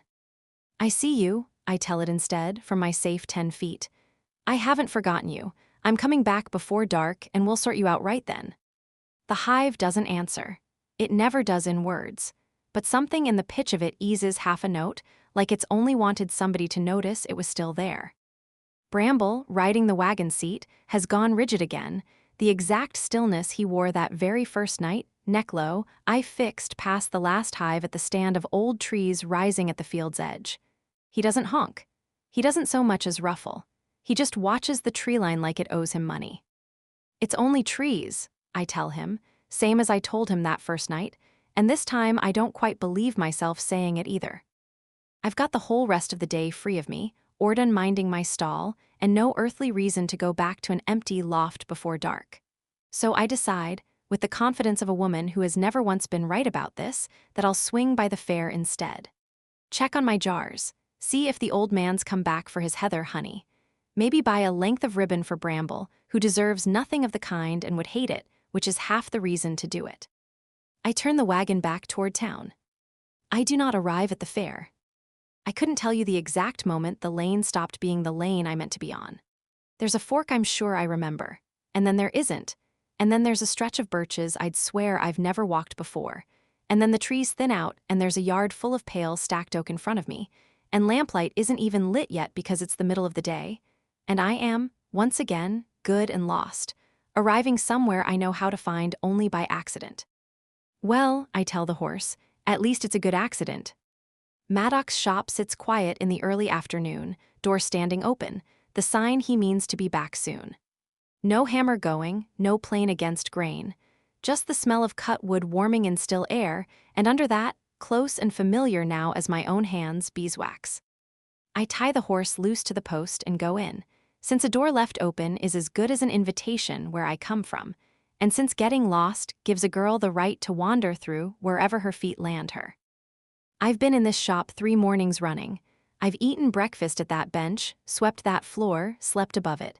I don't think I've actually looked at it once. I look at it now. There's a cradle standing near finished by the back wall, rockers curved so clean they look poured rather than cut, the headboard carved with a run of leaves that climbs one side and settles into a single open blossom at the top, like it grew there instead of being made. I run one finger along the join where rocker meets rail and can't find the seam. It's just wood, and then it's just more wood, and somewhere in there it decided to become one whole piece instead of 2. Past that, a shelf of small things I hadn't clocked before either. A carved bird no bigger than my thumb, wings half spread, feathers cut so fine I'd believe they moved if I blinked wrong. A box with a lid that fits so true it holds itself shut without a latch. A whole rack of spoons, plain, ordinary spoons, except every single one of them is beautiful in a way spoons have no business being, the bowl of each one worn thin and smooth like it already knows a hand. Oh, I say out loud to no one, you're good, you're actually good. I'd known he was good with a beam and a plank. I'd watched him true my own sprung box in one night without being asked to. I hadn't put together, somehow, that the man's hands do this too, on the side, in whatever hours a joiner has left over from mending fair stall sills. I find the beeswax by smell before I find it by looking. That's how I find everything. A crock of it sits on the end of his bench, soft gold, half worked into a cloth already dark with use. I lift the cloth and breathe it in, and it's not just wax. It's my wax. The exact honeyed weight of it, the one I skim off my own combs and sell in blocks at the honey row for candle makers and carpenters both. You finish your wood in beeswax, I say to the empty shop, grinning at my own discovery like it's the best gift anyone's handed me all week. That's my trade sitting right there on your bench, and you never once said. The cradle, the spoons, the little bird, all of it rubbed to that same low warm shine. Not varnish, not oil. Wax. My wax, or wax exactly like it, worked into his wood until the two of them stop being 2 separate things and start being one finished thing that smells of both a hive and a tree at once. I'm still standing there with the cloth in my hand, grinning like an idiot at a crock of wax, when the light in the doorway changes. That's not yours to handle. I don't jump, mostly out of stubbornness. I wasn't handling it, I was admiring it, there's a difference. Maddox fills the doorway, tool belt still on, sawdust caught pale in the crease of one forearm. He looks at me, and then at the crock in my hand, and then, longer, at the cradle behind me, like he's only just remembered it's there for anyone else to see. You're meant to be at the fair. I am well aware of where I'm meant to be, I say. I set out for it with real conviction. Turns out my feet have their own opinions about my itinerary. You got lost coming from the meadow. I got lost coming from the meadow, past the meadow, and through several trees I've never met and landed here instead. It's a whole talent. I've been cultivating it for years. His face shifts, that small, grudging thing again. Not quite the near smile from the woodpile that first morning, but a close cousin of it, the kind of near thing that costs him something to let show. He sets his tools down on the bench with more care than most tools ever get. You do this on purpose, he says, getting lost. Absolutely not. You always end up here. That is a coincidence of staggering proportions, and if you tell anyone I said otherwise, I'll deny it under oath. I set the cloth back over the crock, careful now that I know whose it is and what it's for. You never told me you did this, any of this. I nod at the shelf, the cradle, the small carved bird with its half-lifted wings. I thought you built cartwheels and fair benches and thresholds nobody thanks you for. I do. You also do this. He looks at the shelf like it's a stranger's work. He's only just been introduced to himself. Somebody needs a cradle. Somebody's daughter needs a naming day gift. It's still just wood and a blade, same as the thresholds. It is not the same as the thresholds, I say. A threshold doesn't look like it grew there on purpose. I have never in my life seen a spoon that made me want to cry a little, and now I have, and I blame you and only you for it. It's a spoon. It's a beautiful spoon, made by a man who finishes it in my honey's own wax, and won't tell anybody he does either of those two things, and I would like to know why. He doesn't answer that one straight off, which I've learned by now means he's actually thinking about it rather than just being quiet at me for the fun of it. He picks the crock up himself, turns it once in his big scarred hand, sets it down again exactly where it was. Oil finishes faster, he says at last. Wax finishes better, takes longer, wants more hands on it while it dries. Most men round here don't think it's worth the extra day. But you do. Wood outlives the man who cuts it, if he does it right. Might as well finish it in something that'll still smell like something when I'm not here to smell it. I don't have a smart answer ready for that one. It sits in the quiet shop a second longer than either of us seems to want it to, and I find myself looking at his hands instead of his face, the same nicks and old white scars from that first night, except now I can see what all that scarring built. A cradle a child will be rocked to sleep in for years he'll never see. A spoon somebody's grandchild will eat porridge with long after the wax has gone dark from 100 hands holding it. You're a menace, I tell him, hiding all this behind sills nobody thanks you for. Nobody needs thanking for a threshold that holds. I'd thank you for it. I thank the box you fixed every single morning I set it in the sun, and it doesn't fall apart under me. That's different. It absolutely is not. I cross my arms and look up at the whole considerable height of him, same as I did that first night in his yard, no more bothered by the size of him now than I was then. You built me somewhere to put my bees so they don't die on the road. That's the same as building somebody's daughter a cradle so she doesn't fall out of the world before she's had a proper look at it. You just don't let yourself call it that. Something happens in his face I don't have a clean word for. Something between the almost smile and the still, careful look he gives a beam before he trusts his weight to it. For one long breath neither of us says anything at all, and the shop goes very quiet, and the crock of wax sits between us smelling of both our trades at once, and I go still, aware all at once how little space is left between us in this room. You've got sawdust in your hair, he says. I have had sawdust in my hair since the day I met you. It's practically part of the outfit now. He reaches, one big hand, and picks a curl of pale shaving out from just above my ear, slow, like he's handling something that might come apart if he isn't careful with it. His knuckles brush my temple for about half a second, warm and rough, and every single thing in me goes very quiet and very interested all at once. He holds the shaving up between two fingers like evidence. There, he says, proof. Proof of what? That you were here. I don't have an answer for that either, not when I trust myself to say out loud in a room this small with a man this large standing this close to me. So instead, I do the thing I always do when a silence gets too big to just sit inside. I change the subject, loud and bright, and ask him if he's eaten, and whether there's bread that isn't fighting stale today, and by the time we're done arguing about whether cheese counts as a meal on its own, it's well past noon, and the whole strange charged moment has settled back down into something easier to carry, though not gone, not all the way. It sits under the rest of the afternoon like a held note under a song, quiet, waiting to be picked back up. Bramble spends the whole afternoon curled by the cold forge instead of following me anywhere, which I take as him finally admitting defeat about the man's presence in his life.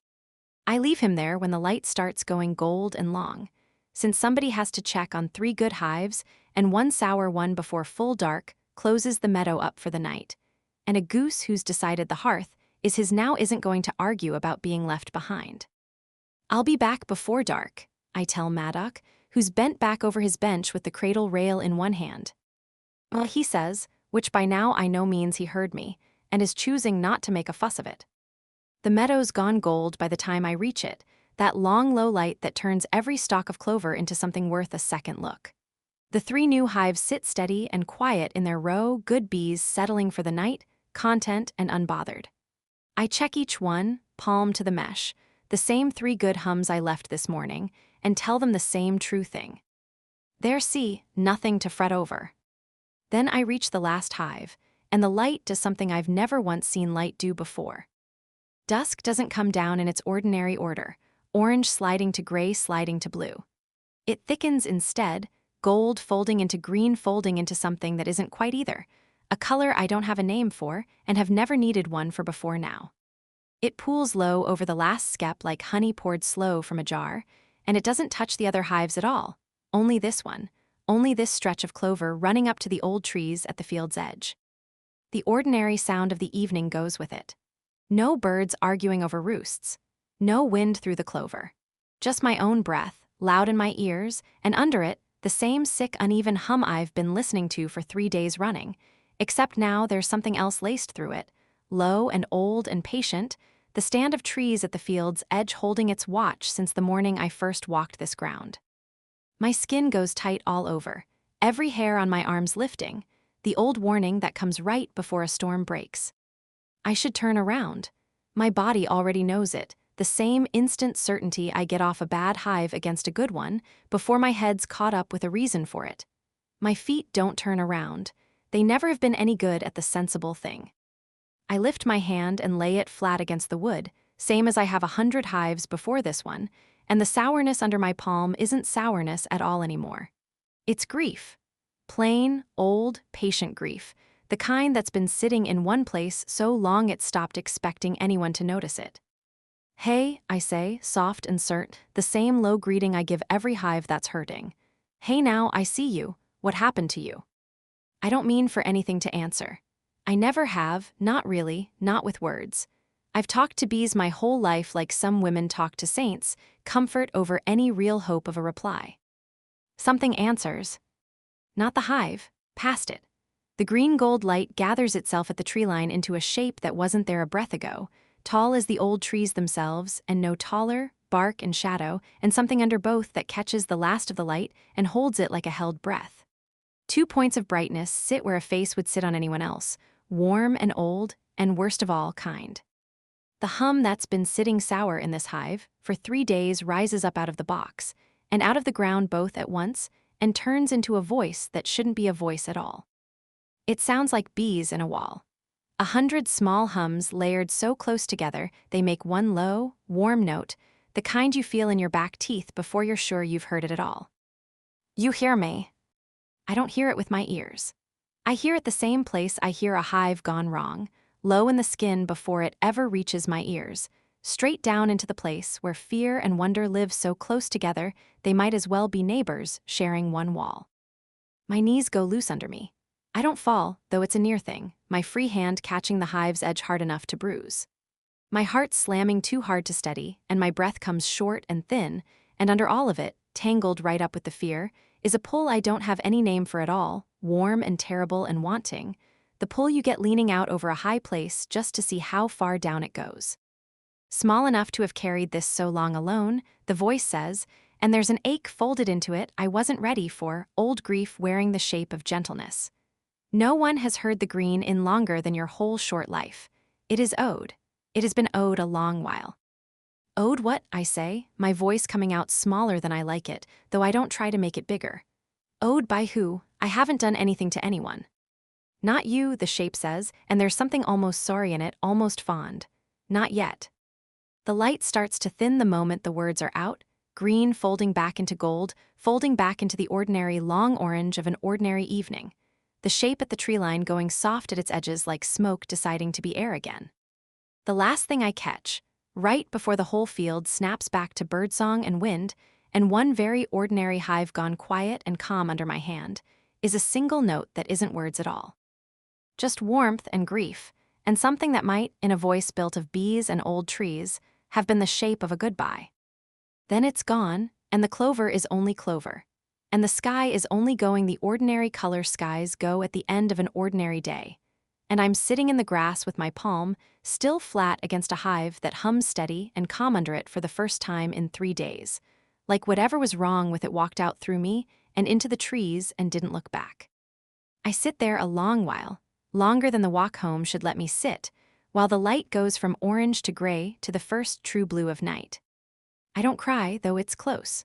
I don't laugh either, though some fool part of me wants to, the same wild laugh I gave the road the day I first smelled linden on the wind. I just sit there, one hand in the clover and one on the hive, and let my whole body shake itself out slow, patient as I'd let a hive settle after a bad storm passes over it. I don't have a story ready this time. That's the part that scares me worst of all, walking back across the darkening field with the trees gone still and ordinary again at my back. Every strange thing since the road into Thistledown, I've had some tidy shape ready to fold it into. A sour hive. A long morning. Too much sun and not enough bread. I don't have one for this. There isn't a bad hive story wide enough to hold a voice made of bees and old grief telling me I'm owed to somebody, something, that's been waiting a very long time to be heard. I know one plain thing, walking home in the near dark with my heart still not settled all the way back into its ordinary rhythm. Something real is out there past that tree line, old and grieving and patient, and it knows my name in a way I never told it, and it isn't finished with me yet. I don't tell Maddock when I get in. Not tonight. I don't have the words lined up for it, and some part of me, the same part that's kept moving my whole life rather than risk being asked to stay, wants one more ordinary evening before I have to hand him something this strange to hold too. I bank down beside Bramble by the cool forge instead, and let the shop's ordinary smell of oak and wax settle over me, and try not to think too hard about a color I still don't have a name for, or a voice that sounded, under all that grief, almost glad to have finally found me. The Stonefang banner is up over the east end of the green when I come down to true the dance floor joints, and I forget for a breath what I walked out here to do. I know the mark before I've decided to.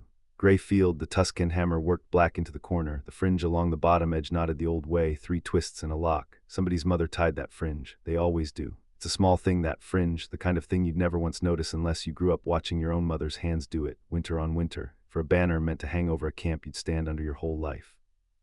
Right up until the day you decided you'd rather stand nowhere at all. I haven't stood under one in 4 years. I didn't think it would land in me like a dropped beam. The camp went up sometime in the night. 6 wagons, a cook fire already smoking, a picket line of shaggy clan ponies switching their tails at the flies. Stonefang traders come down out of the hills for the fair, same as any clan comes to any fair. It means nothing. Clans trade. Half the leather on this green came off an orc's cart. I tell myself that, and I go on standing in the middle of the fairway with a mallet in my hand like a man who's forgotten his own name. The young one is stacking cured hides at the front of the nearest wagon. Big through the shoulders, not done growing into them yet, honor marks still fresh and shallow on his forearms. He can't be 20. He wasn't out of short breeches when I walked away. He looks up, catches me looking, and gives me the flat once over one clansman gives another he doesn't place. Reads my arms first, same as I'd read his. My marks are old and long-heeled, and there's no clan token in my hair, nothing knotted there at all, and I watch him try to place me and give it up. Not clanless enough to be a stranger, not clanned enough to be kin, a gap where a name ought to sit. He nods careful, a nod for a man he can't place and doesn't want to insult. I nod back. And then I don't move on, which is the trouble. My eyes gone to the front wagon while we were nodding at each other, and it's caught on the near wheel, and now my whole head's there and not on the boy at all. The fellow's split. Hairline dry season split, running from the rim toward the hub along the grain, the kind that opens quiet over 100 miles and then drops a wheel in a river ford some morning with a family's winter stores aboard. Nobody's marked it. I stand there reading a stranger's wheel like it's mine to worry over, and my hands want the wagon jacked and the fellow drawn and a new one steamed and set before dark, and none of it is any of my business, and I want to do it so badly my jaw aches. Wheels going, I say to the boy. It comes out before I've weighed whether to say it. Near front, fellows split along the grain. It'll hold to the fair's end and drop you the first hard ford after. The boy looks at the wheel, then at me, and I watch him decide whether to take the word of a marked man with no clan on him. Clan pride's a hard thing at his age, but he was raised right, and a true word about a wheel is a true word whoever hands it to you, and after a moment he ducks his head. I'll tell the Wainwright, thank you, a beat, you've the eye for it. I had the trade for it, I don't say which trade, he doesn't ask. But something's passed between us anyway, the old thing, one Stonefang hand telling another his wheel's going before it drops him, and it's the closest I've stood to my own people in 4 years, and it's over a stranger's split fellow with a boy who doesn't know my name. I move on before it can be more than that. That's what 4 years buys you. A boy who doesn't know your face takes your word on a wheel and thanks you like a stranger, and you take it and go true a joint before the crowd comes. I true the joint, west corner of the dance floor, the same one that's worked loose 2 fairs running, ground too soft under it to hold the pounding a night of dancing puts through. I drive a fresh wedge, test it with my weight, and it holds. Simple work, good work, work nobody will thank me for and nobody needs to. I keep my back to the gray banner while I do it, and I tell myself that's only so I can see the joint. I'm still crouched over it when Carries finds me. I hear her before I see her. She's got a running argument going with somebody about the price of a comb, cheerful and merciless, and then the argument's over and won, and she's crossing the green toward me with a heel of bread in one hand and that goose nowhere in sight for once. There you are, she says. I've been looking. You're a hard man to lose in a crowd, and somehow I managed it anyway. She stops, looks at me, then past me at the gray banner, then back. Something in her face shifts, the bright thing dimming a shade. Careful now. She reads faster than I give most people credit for. Ah, she says, quieter. Those yours? No, Maddock. They're Stonefang. I stand up off the joint. My knees make their usual complaint. So was I. That's all the kinship there's left. It's not a reunion. She doesn't push it, which surprises me. She's got a mouth on her that goes where it likes, and I braced for it to go here. Instead, she just stands next to me a moment, chewing her bread, looking at the camp with me like it's weather we're both watching come in. You want to leave, she says, not a question. I've work. You've always got work. That's not the same as wanting to be here. She tears the bread in half and holds a piece out to me without looking, no ceremony to it, an offer made small on purpose. You've got the exact face my horse makes when she's decided the barn's too far to bother walking to, set and miserable and pretending it's a choice. I take the bread. I don't know why. I don't make faces. You make one face, it just has a great many small settings, and I've been learning them. She grins around her own half. That one's the barn face. There's also the goose face, and the this wood is lying to me face, and the one you made this morning when I asked if cheese counts as a meal, which I've decided to call the do not encourage her face. It gets me before I've braced for it. A short breath of a laugh, out before I can catch it and put it back. Not much, more air than sound. But it moves through me and loosens something the banner had wound tight, and she hears it, and her whole face lights like she's won a wager nobody knew she'd made. There it is, she says, delighted and quiet both at once. I was starting to think you kept that one locked up special. I do. Well, now I know where the key is. And the thing of it is I let her. That's the part I turn over, standing in a fairway with bread in my hand and a gray banner at my back and 4 years of nobody knowing my name. She walked up into the worst hour I've had since I put the war down and made me laugh in it, and I let her do it. I didn't want you out of my yard is a lie I told myself for about a day. I've stopped bothering to tell it. We walked the fair a while after that. She's got jars to check and I've got joints to true, and somehow the two errands keep landing us in the same places, which is how we both end up at Ordun's stall in the middle of the afternoon. The old orc's got the good corner 2 down from hers, a plank counter set on 2 casks and a wall of mead behind him, and he's holding court over it like he holds court over everything, which is loudly and to strangers. He lost 2 fingers off his left hand somewhere in the war, he won't say which side of, and he pours with the 2 he's got left like it's a thing he's proud of, a little flourish on it, daring you to look. His tusks are worn flat as an old dog's teeth. He sees Carries coming and his whole weathered face cracks open.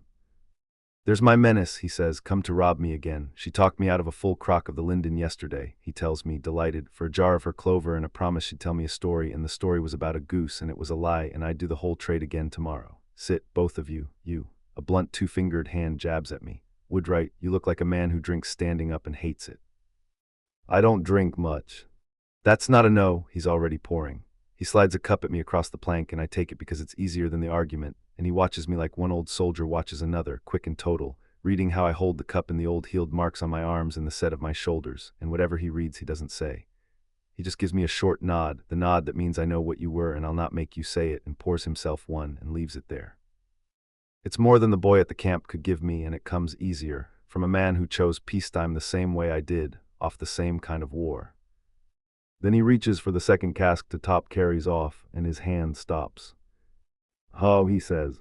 He tips the cask, sniffs the mouth of it. His good humor drops off his face for the first time since we walked up. That's gone, he says, quiet to himself more than us. Whole cask. It was sound this morning. I racked it myself, and it's gone to vinegar in the barrel with the bung still in. He looks up, and for a breath he's not the loud old trader. He's something older and warier. 3rd one this week. Sweet stuff souring in sealed casks. No cause to it. You keeping bees, he says to Carries, and it isn't quite a question. Your honey doing the same. Not the jars, Carrie says, careful, bright gone thin over it. The hives have been strange, off in their humor, a season I can't read right, but the honey in my crates is holding, so far. If it starts turning in a sealed jar like your mead has, I'll know we've a real trouble. Morden bungs the ruined cask and shoves it back with his boot and pours her a cup off a sounder one and makes himself grin again, but it doesn't reach all the way up. Bad season for sweetness. Well, more mead for the rest of us while it lasts. Vaughn carries us quiet for a few steps, which she never is, the ruined cask sitting between us unspoken. She talks again after, too bright, and I don't mostly, which suits us both. She's easy to be quiet next to, which is a rarer thing than the loud ones ever seem to know. But I've got a cask of soured mead in my head now next to the cold nails and the marks that won't take, and my hands are stacking them like they stack the loads on a frame, quiet, working out where the strain's coming from. It's near dusk when the camp business finds us anyway. An old clanswoman comes across the green as the light goes long, leaning on a stick she doesn't lean on much, gray gone all through her braids and the honor marks on her arms so old they've near sunk back into the skin. She stops at Orden's mead stall, 2 down from Carrie's, and I watch her without meaning to. Anything left over from an old life pulls at a man like that. She buys nothing. She stands at the edge of the camp with her back to it and her face to the north, to the dark line of my wood rising past the last of the lantern light, and she goes still, the stillness that took that child last night, except she's a grown woman and there's nothing empty in it. There's the opposite of empty in it. She's listening to something hard. I go over, I don't decide to. My feet take me before I've settled it, over toward a wall a scout swore was sound and my hands swore wasn't. Grandmother, the old word for a clan elder, not my own kin. It comes out of me rusty. You've a look about you. She turns, reads my arms, my hair, the gap where a token should be, same as the boy did, only she doesn't falter over it. Something in her face settles like she's placed a thing she'd been half expecting. Long vein hands, she says, cut stonefang marks, and no clan on you now at all. She says it without heat, a fact laid down, you left. I did. She looks back at the wood, you built here on this ground, under that. A tilt of her chin at the black tree line. Long time. 5 years near. And it's gone wrong this season. Not a question either. She's still looking north. You feel it. In your hands likely, if your hands are any good. A thing that should hold not holding. Marks that won't take. Iron gone cold with no fire near it. The green tilts under me. It did this in the meadow last night, except there's no meadow and no fay. Only an old woman saying my own week back to me like she read it off my palm. My grandmother had a tale, I say, slow, about a green that wants paying. Marks cut into a doorframe every high summer. I stopped believing it about the time I learned what actually holds a wall up. The old woman's mouth does something that isn't a smile. Your grandmother believed it enough to teach it to a boy who'd forget it. That's how it gets kept, half believed and taught anyway till it's needed. She reaches out and taps the back of my hand with one hard finger, right where the nails have sat cold in my belt pouch 2 nights running. It's needed. The tithe's not been paid in this valley in longer than my grandmother's grandmother. The greens remembered it's owed. It always does in the end. It's patient and it's owed, and this high summer it's woke up hungry to collect. Then I'll ward it out, I say. Iron and true marks, I've started already. You'll slow it, she says it flat, not unkind, plain as you correct a boy who's proud of half a plan. Cold iron stings it, and a true mark holds a threshold a while, and that's worth doing. It'll buy your town its nights, but you're thinking like a man building a fence, and a fence stops a thing that comes at you level. This doesn't. She lifts her stick and sets its point to the ground between us and leans a little of her weight down through it into the dirt. It pulls from under, from the root. You don't fence a pull from below, you'd as well fence the tide. A thing that pulls from under you hold by giving it something to pull against that's rooted deeper than it is, and by paying back what's owed, and no fence ever paid a debt. She lifts the stick. Your grandmother's marks were never the whole of it. They were the door. There was always more to the old holding than one man cutting one mark, and it wanted more than one kind of hand. But that's lore for whoever can hear it, not for a joiner with cold nails in his belt. She takes her hand back. You'd best find her then. There's always one when the green stirs. It'll go to her first. Her, I say. The old woman looks past me. I turn. Carrie's is standing 3 feet off, a jar forgotten in each hand, her face gone the color of the wax on my bench. She's heard all of it, and she's not surprised. It's the not surprised that stops my breath. A woman who talks her way through every hard silence she meets is standing dead quiet with all the blood run out of her face, and she is not one grain surprised. The old clanswoman looks at her a long moment. Then she nods once, the nod you give a thing you've confirmed and don't much like confirming, and she turns and goes back toward the gray banner and her cook fire, and leaves the 2 of us standing in the last of the light with the wood gone black behind us. Carries. I was going to tell you, she says, fast, low, not like herself at all. I just wanted one more ordinary night before I had to, that's all it was. A bad reason, I know it's a bad one, I've been doing it my whole life, wanting the one more night before the leaving starts. Tell me what? She looks up at me all the way up, fearless as ever, except her eyes are wet at the rims and she's not letting it fall. Last night, she says, in the meadow, the sour hive, I reached for it like I'd reach for any sick hive, and something reached back, out of the trees, a shape and a voice like bees in a wall, old and grieving and glad to have found me, and it told me the green's owed, and it isn't finished with me. Her voice cracks clean down the middle on the last of it. I've got a nosebleed to show for the first time it happened, and nothing at all for last night except a color I can't name, and the surest thing I've ever felt in my life, which is that it knows me, and it wants something, and it started with me. I stand there with my hands empty. There's a strain in this I can feel plain as any beam, and no beam to point at, no joint to true, no wedge to drive. A thing that should hold, not holding. It's her the green went to, the one who can hear it. And she's been sleeping 2 floors up in a bed I built, carrying it alone, wanting one more ordinary night before the leaving starts, because leaving is the only answer her whole life ever taught her to a thing that wants to keep her. You weren't going to run, I say. It comes out rougher than I mean it. Her chin comes up. I don't know, maybe. I always run. She says it plain, no flinch, handing me the truth of herself as plain as she hands anyone the truth about her own bad wood. It's what I do when something wants a piece of me I'm scared to give.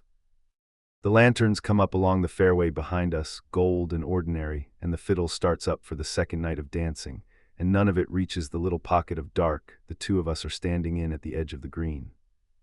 Past her shoulder, the wood stands where it's always stood, closer to the lane than I ever let myself notice, patient. The old woman's word for it, owed her word too, and it's got its eye on the one person in this whole overflowing fair who walked into my yard 3 weeks back with a broken box and a mean goose, and no notion at all that she was the thing a waking green would want first. I don't have a plane for this. I said that last night, sitting alone with a cold nail turning in my hand. It's truer now, with her standing in front of me telling me the green knows her name. But I built the stall she's standing beside. I built the box her bees are alive in. I built the bed she's been carrying this alone in 2 floors up, wanting one more night. My whole life, when a thing was going to fail, my hands knew it before my head did, and I never once could stop the failing. I only ever got good at knowing. I'm tired of only knowing. Then don't, I say. She blinks, don't what? Run, my voice is iron and I let it be. Not tonight, not till we've had a look at the shape of this together. You don't carry it up my stairs alone one more night. I hold her eyes so she can't slide off it. I read what's going to break for a living. I never once had a use for it before now. Let me look at yours. She stares at me a long moment. Something moves behind her wet eyes, the same thing that moved that first night in my yard when I gave her a room and she couldn't work out why. Then she laughs, wet and cracked and real, and drags the back of her wrist under her nose the exact way she must have wiped the blood the first time. That, she says, is the least romantic offer anyone's ever made me, and I've never in my life wanted to say yes to anything more. Wasn't an offer. I know, she's still crying and still grinning, both at once, which only she can manage. That's the part that got me. We walk home together in the dark, the fires falling behind, the black wood rising on our left the whole way. She talks the whole while too fast, emptying out a week of held silence, one word after another. I don't say much, I don't need to. My hands are already turning it over, the shape of a thing that shouldn't be failing and is, and for the first time in 5 quiet years I've got a reason to be good at the one thing I was ever good at. The wood watches us go. I feel it now, plain as cold iron, and I don't pretend I don't. It wants her. It's going to have to come through me. The honey turns in the night.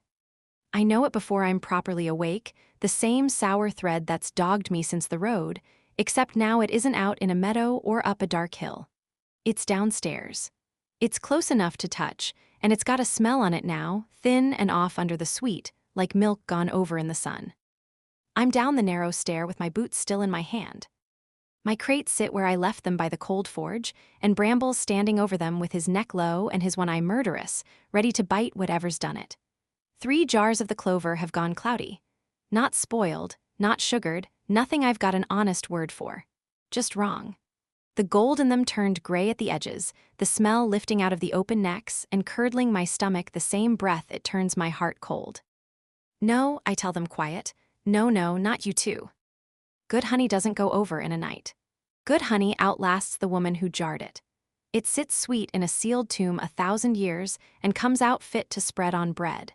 It is the one thing in my whole moving life that does not spoil, and 3 jars of it have gone gray in the dark of a woodwright's shop with no heat near them and no reason on this earth I can name. It isn't only yours. Maddox's in the workshop doorway, and he's been up a while by the look of him, dressed, sawdust nowhere on him yet. He's got that flat set to his face that I've learned means he's carrying something heavy and deciding how much of it to hand me. Orden sent a boy up before light, he says. Half the meat on the rows gone thin overnight, 2 honey sellers packing to leave, a dairyman's whole morning churn split and soured in the pail. He comes and stands over my cloudy jars, not touching them, reading them with his eyes like they might tell him where the strain sits. Anything sweet, anything the ground gave up this season, it's all turning at once. I sit down hard on the end of his bench. Bramble climbs into my lap uninvited, which he never does, and I let him, and I put my hand flat on his awful warm feathered back just to have something under it that's still exactly what it's meant to be. It's collecting, I say. The word comes up out of me from somewhere I didn't know had it. That's what she meant. It's owed and nobody's paid it, so it's taking the payment out of the jars. Maddox doesn't tell me I'm wrong. That's the thing I'm coming to trust about him faster than I've trusted anything in years. He doesn't reach for the comfortable lie first. He stands there with my ruined honey in front of him, and he lets it be as bad as it is. Then we'd best go and see it in daylight, he says, before it takes more than jars. We go out to the meadow together. That's new, the together of it.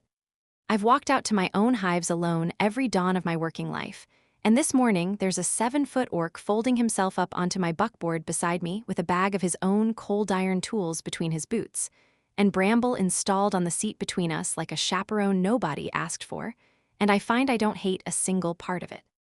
The meadow's wrong before we're halfway across it. I feel it in my teeth first, that low sick note pushed up loud enough now that I don't have to reach for it. The clover's still gold. The good hives still hum their good hum. But under all of it there's the other thing, the grieving old note the keeper wore, except it's changed since 2 nights back. There's an edge on it that wasn't there. Less grief, more want. I stop the wagon a stone's throw from the tree line and don't take it closer. There, I say, and point, though there's nothing yet to point at. It's stronger by the trees, it's always the trees. Maddox's already down off the wagon, 1 nail out of his pouch, holding it loose in his open palm as he walks the edge of the field. Testing the air with a bit of iron, a wet finger held up for a wind nobody else can feel. I watch the moment it goes cold on him. His hand doesn't flinch, but his shoulders do. A hitch, quick, then gone. Here, he says, the line runs here, same as at the camp. He crouches, sets his palm flat to the ground, holds it. The strain's worst right along the tree shadow. It's leaning on this edge, and the edge isn't holding. I climb down. My knees don't want to, and I make them. I've been coward enough about this already, 1 more ordinary night stretched into 3, and the honey's paying for my flinching now, so I walk up to stand beside him at the edge of the dark, and I make myself do the thing I've been scared to do on purpose since the meadow. I kneel, and I lay my hand flat to the cold ground, and I reach. Not the small reach I give a sick hive, the whole of it. I open the place under my skin where the hum lives, the place my old keeper found in me before I had a name for it, and I push it out into the grieving green, and I ask it plain, the question I'd put to any hive that's hurting. What do you want? What would settle you? The green answers, and it is not the keeper. The grief is still there, far down, but there's a colder thing sitting on top of it now, and it turns toward my question fast, hungry, glad to be asked. The light at the tree line doesn't gather soft and gold this time. It thins to something hard and bright and thornish, all edges, and a voice comes up through the ground and into my palm that has no bees in it at all. It's dry as a cracked pod. It's old as the first field anyone ever fenced. And it is furious in a way that's had a very long time to cool into patience. What do I want, it says, and it sounds almost delighted to be asked, almost kind, which is the worst of it. I want what your kind swore and stopped paying. I want the tithe of every high bloom your grandmothers ate and never returned. I have kept the whole of it, small one, every ungiven season, and I will have it back out of the jars, or the hives, or the children who wander too near the trees, or out of you, who can finally hear me ask. It is owed either way in the end. Sweetness owed is sweetness owed. The reach turns on me. It's like leaning down to comfort a hurt animal and having a much bigger one lunge up out of the dark behind it.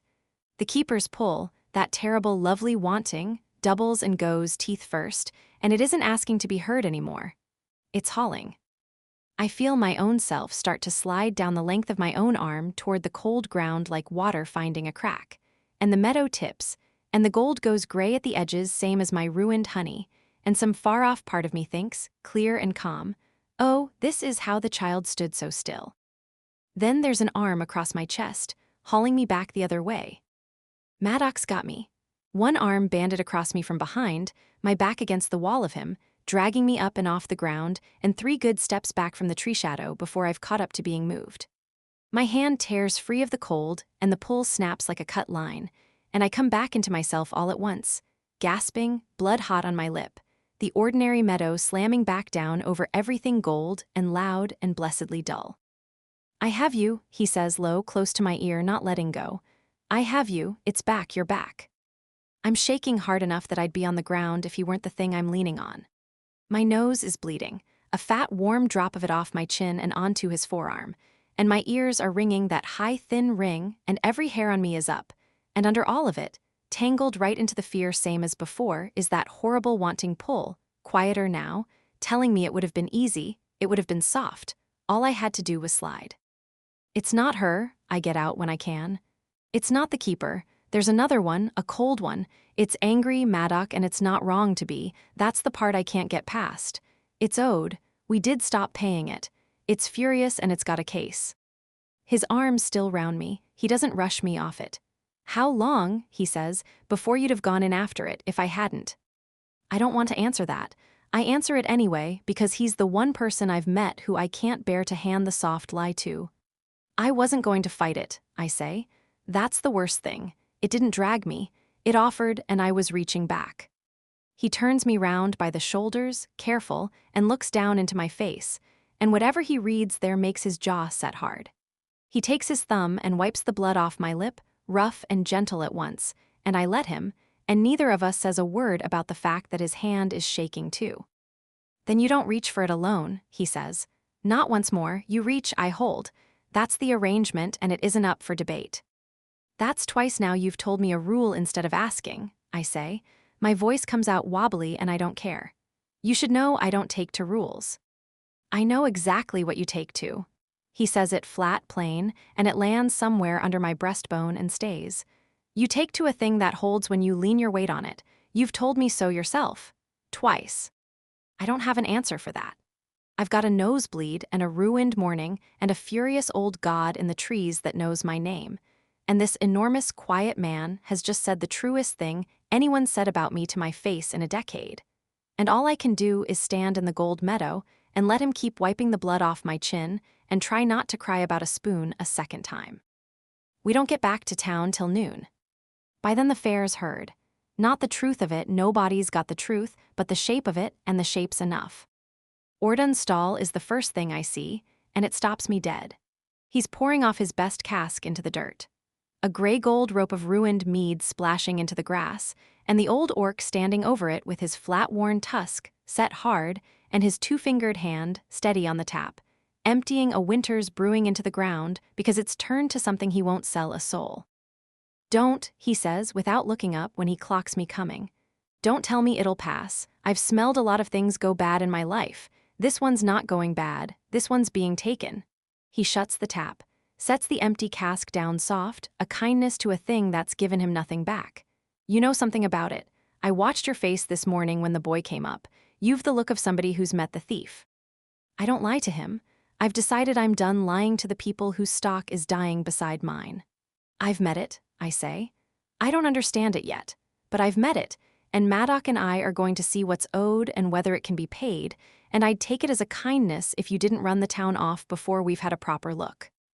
Ordun studies me a long moment, then Maddock behind me, then the tree line past the both of us.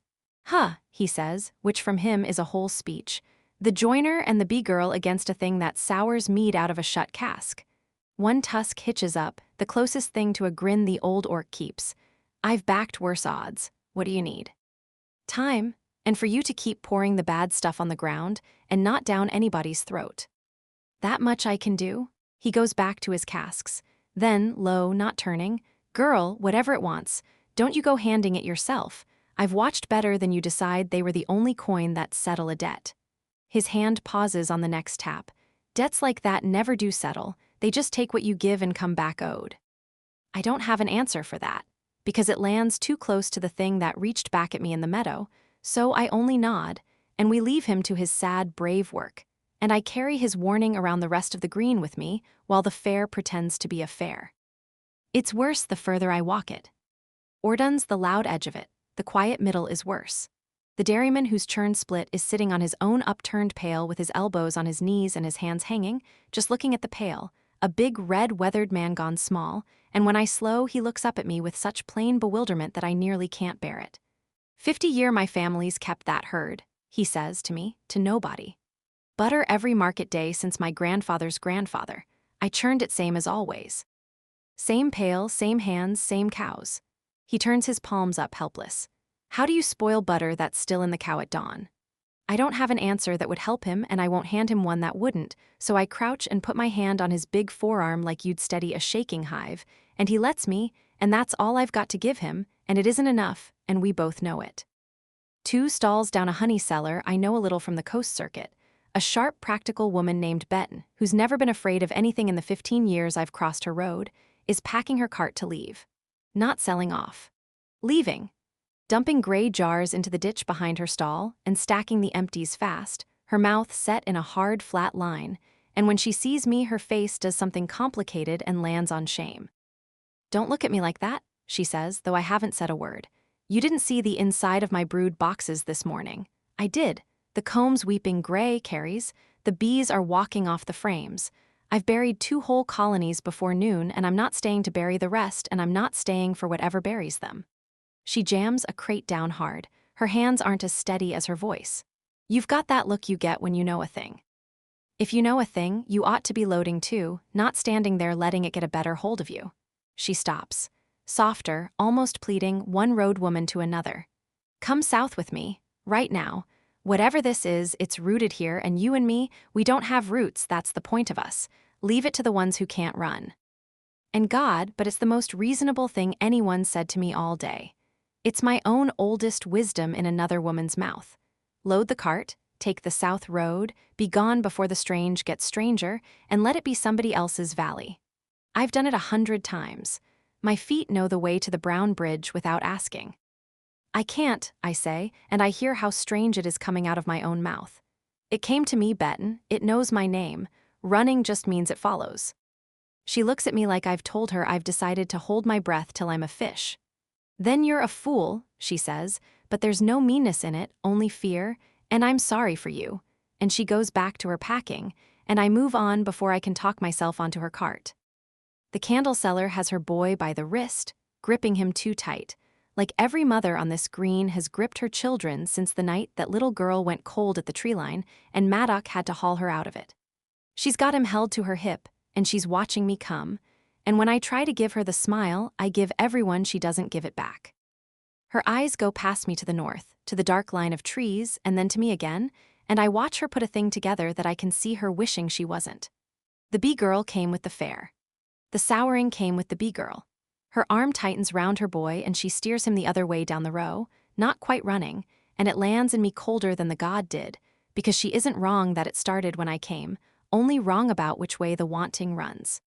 That's how it'll go if we don't get ahead of it. I've seen a scared hive turn on its own queen. A scared town's no different, and I've just watched the first face decide the trouble wears my shape.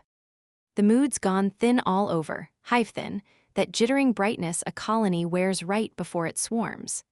Everyone too loud, laughing too fast, a whole town deciding at once to have a very good time before something makes them stop. I should pack.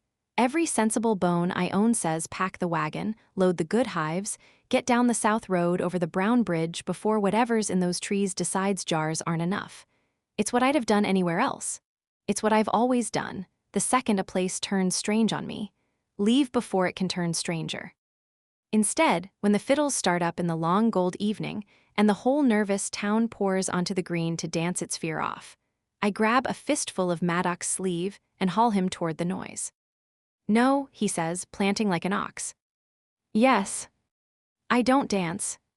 I'm not asking you to dance. I'm asking you to stand very still in the middle of a lot of people who aren't a furious green god and let me stand next to you and pretend for one song that the worst thing on this screen is your face when somebody suggests fun. I keep hold of his sleeve. I have had a genuinely terrible day. A god yelled at me and my honey died. I would like one song. You're going to give it to me because you're secretly a soft touch and I've cracked your code. That grudging thing tugs at his face again, the near thing, the almost. He lets me pull him to the edge of the dancing. We don't dance. He stands at the ring of it like a post somebody sank, and I stand tucked into the lee of him out of the crowd's elbows, and the fiddles go, and the fire throws everything gold, and for the length of one reel, I don't reach for anything or read anything or run from anything. I just stand close enough to a warm, enormous man that I can feel him breathe, and I let the music be louder than the thing in the trees. At the end of the song, his hand finds the small of my back. Barely. A weight there and gone, careful as everything he touches, testing whether it's allowed before it commits. It's allowed. God help me, it's so far past allowed. I don't say that. I lean back into his hand the half-inch it takes to tell him without saying it, and I feel him go still all over, and neither of us moves, and the fiddle starts the next reel, and somewhere out past the lanterns, the trees stand black and patient and owed, and for one more song I choose not to care. I cut the first ward mark by lamplight, and my hand knows the shape before my head gives it leave. It rises up out of a place I'd shut and forgotten. My grandmother's thumb steering mine over a soft pine offcut, winter on winter, a mark I was too small to understand and too fond of her to refuse. 3 strokes and a turned hook cut fresh into the dorsal each high summer, so the house stayed the house and the green stayed the green and the two never changed places. I called it a game. She let me call it that. She was setting it down in my hands against a day she wouldn't be alive to help me through, and she did it the only honest way a thing like that gets kept. Half a joke, taught anyway. I finish the mark. I drive a cold nail through the meat of the sill beside it, deep iron to hold what the cut declares, then the next door frame, then the window frames, all 4, then the frame of the loft stair where a woman sleeps who a furious green thing wants first. I work till the lamp gutters low, and it's the most use I've had out of a chisel in 5 years. Carries finds me at it near dawn, come down for water, her hair a lost cause and her feet bare on my cold floor. "You didn't sleep," she says. "No." She looks at the fresh mark on the door I'm crouched over and the bright nail-head beside it, and she doesn't ask what it is. She's quicker than that. She crouches down next to me close and puts one finger to the cut without touching the iron. "That's the old woman's tale," she says. "The one your grandmother told you. You're cutting it into your own house." For what it's worth, which might be nothing, I sit back on my heels. My knees make their case against it. I don't know if a mark my grandmother half believed does a thing against what's in those trees. But cold iron went cold in my pouch 3 times now with no fire near it, and a mark that won't take is a mark trying to do a job it can't. So there's a job, and if there's a job, there's a way to do it right. I don't have a better place to start than the one my own hands were taught. She's quiet a moment, still crouched beside me, close enough that the cold's coming off her bare feet, and I have to fight the plain animal, want to pull them into my own warmth and be done with it. "You keep doing that," she says, "making the enormous strange thing into a job you know how to hold. The god yells at me and I go to pieces, and you go get your good iron." It's what I've got. I don't look at her when I say the next of it, because it's easier said to a doorframe. You want to know the truth of me, it's not a comforting one. I spent a war learning exactly how a thing fails, bridges, walls, gates, the men behind them. I was the one they sent to look at a fortification and say how long, not whether. Weather was never the question. Everything falls if you know where to lean on it. My gift was telling them how many days. I true the edge of the mark with my thumb. It gives me somewhere to put my eyes. I got good at it, good enough that I stopped being able to look at anything without seeing where it would break. A cradle, a church, a woman's face across a fire. I'd see the fault in it before I saw the whole of it every time, and I couldn't stop. And one morning I set down my tools in the middle of a siege I was winning for them, and I walked north till nobody knew my name. I thought if I only ever built things that held, I might unlearn the seeing. I shake my head once. I never did. I still see where everything breaks. I just point it at hives now instead of gates. She doesn't say she's sorry. I brace for it and it doesn't come. That's a mercy I didn't know to want until she hands it to me. "So you've been looking at me for 3 weeks, she says instead, slow, working it out, seeing exactly where I'll break. I look at her then, bare feet on my cold floor, hair wrecked, a smear of yesterday's blood she missed at the corner of her jaw, a furious old god that knows her name, and under all of it that unkillable brightness she keeps over the whole of it on purpose, choosing it.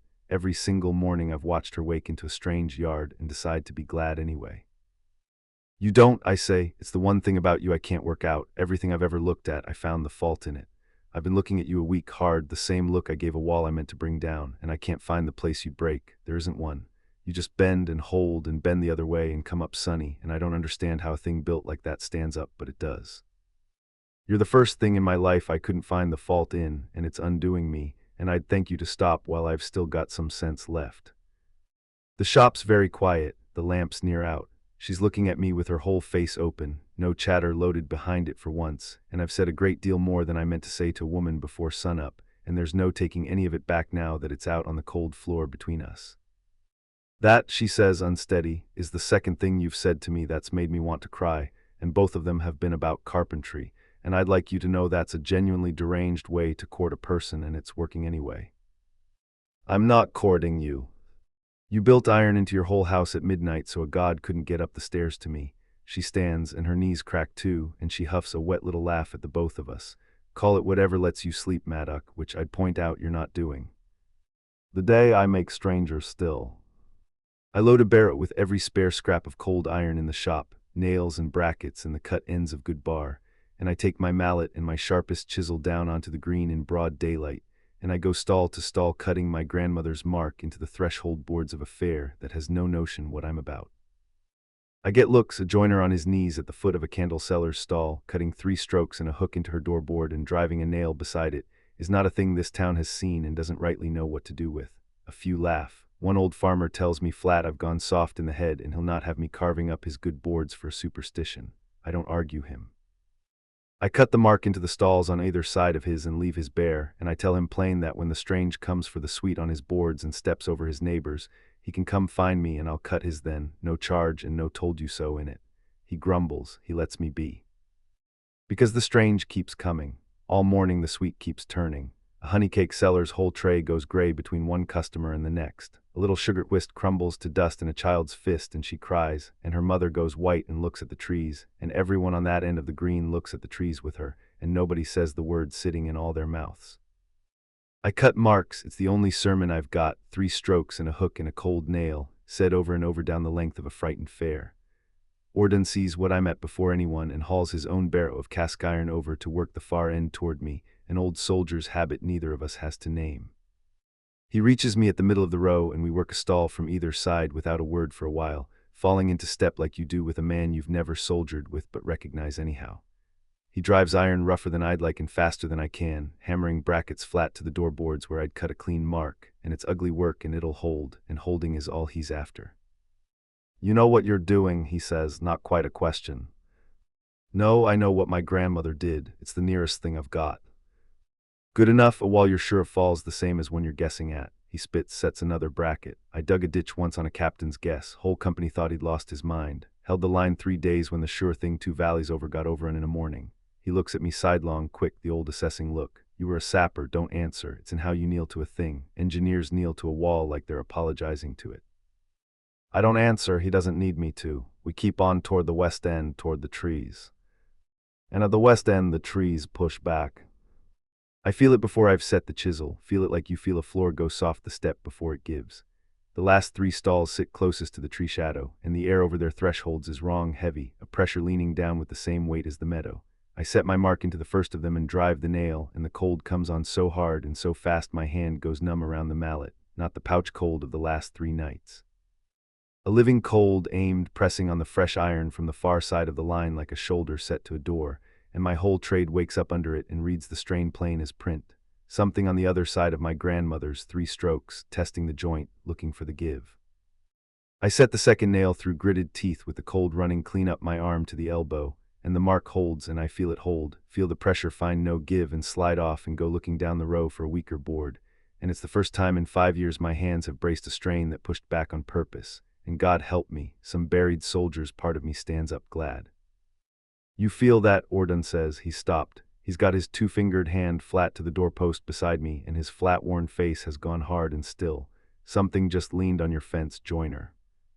It did, and the fence held. I flexed the feeling back into my dead hand, cut the rest faster. It's awake and it's looking for the board we missed. And there's a board we missed. I find it at the very end of the west row. A pitch stood empty, the stall stripped and the trestle boards left leaning where a honey seller packed out in a hurry this morning and took the south road rather than stay for another night of this.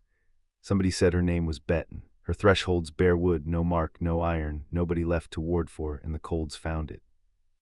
It pours off that empty pitch cold as a cellar door left open in winter, running out into the lane, and the two stalls on either side have gone gray at the boards, though I marked them both this morning, the strain finding the one gap and pushing hard enough to sour what it can't cross. Left in a hurry, Ordun says, towing a dropped jar lid in the grass. Left the door open behind her. I kneel to the abandoned board and cut the mark into it anyway, into a stall with no owner and nothing left to keep, and drive the iron, and the cold slides off it and goes quiet, and the gray stops creeping on the boards to either side. A woman ran to save herself and near-handed the thing a road in. I don't blame her for it. Running's a fair answer to strange dark. But I cut the mark she didn't stay to want, because a gap in a line is a gap whether or not anybody's standing in it, and I'm learning fast that this thing doesn't need a door held open long, just left open once. Carries works the middle while we work the edges, doing the thing only she does, walking up to every scared soul on that green and making them feel, for the length of one conversation, that somebody's got a hand on the thing that frightens them. She doesn't lie to them. I catch pieces of it all afternoon, and it's a finer craft than mine.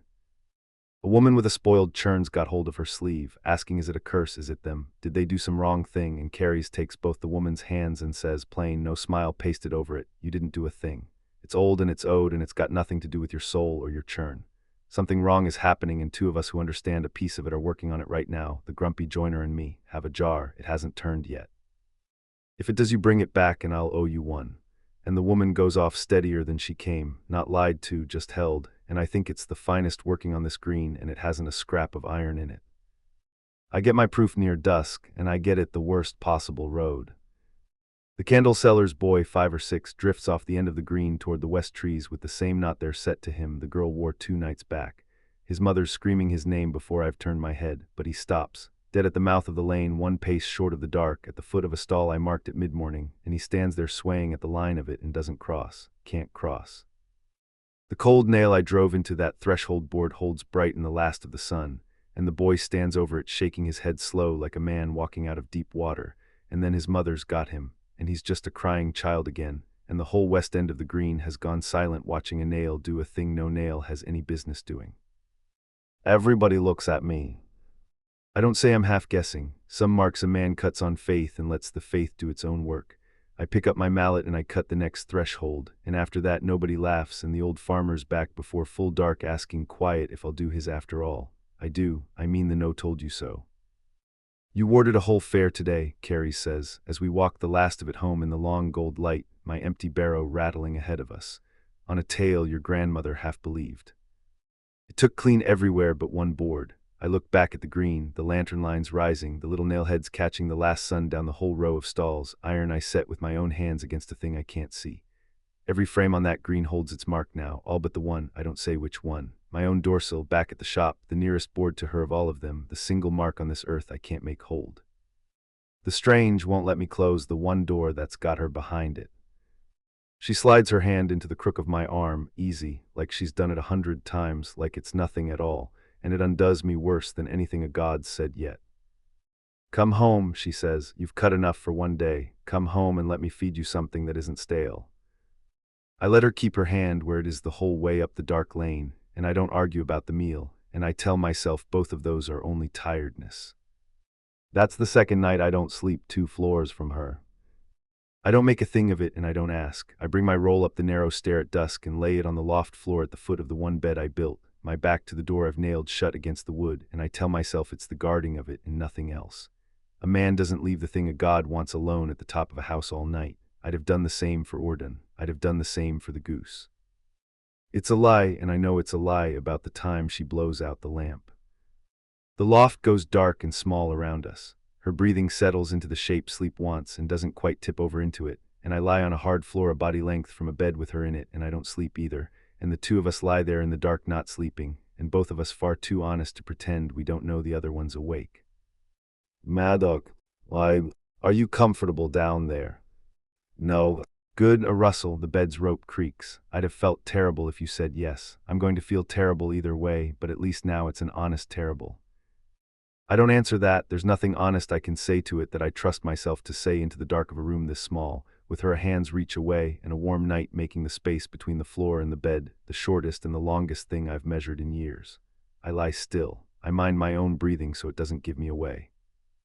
I set my mind on the cold nails in the frames I drove, one and then the next and the next, instead of on the reasons to close the little distance, and iron holds better than want, so I hold to the iron.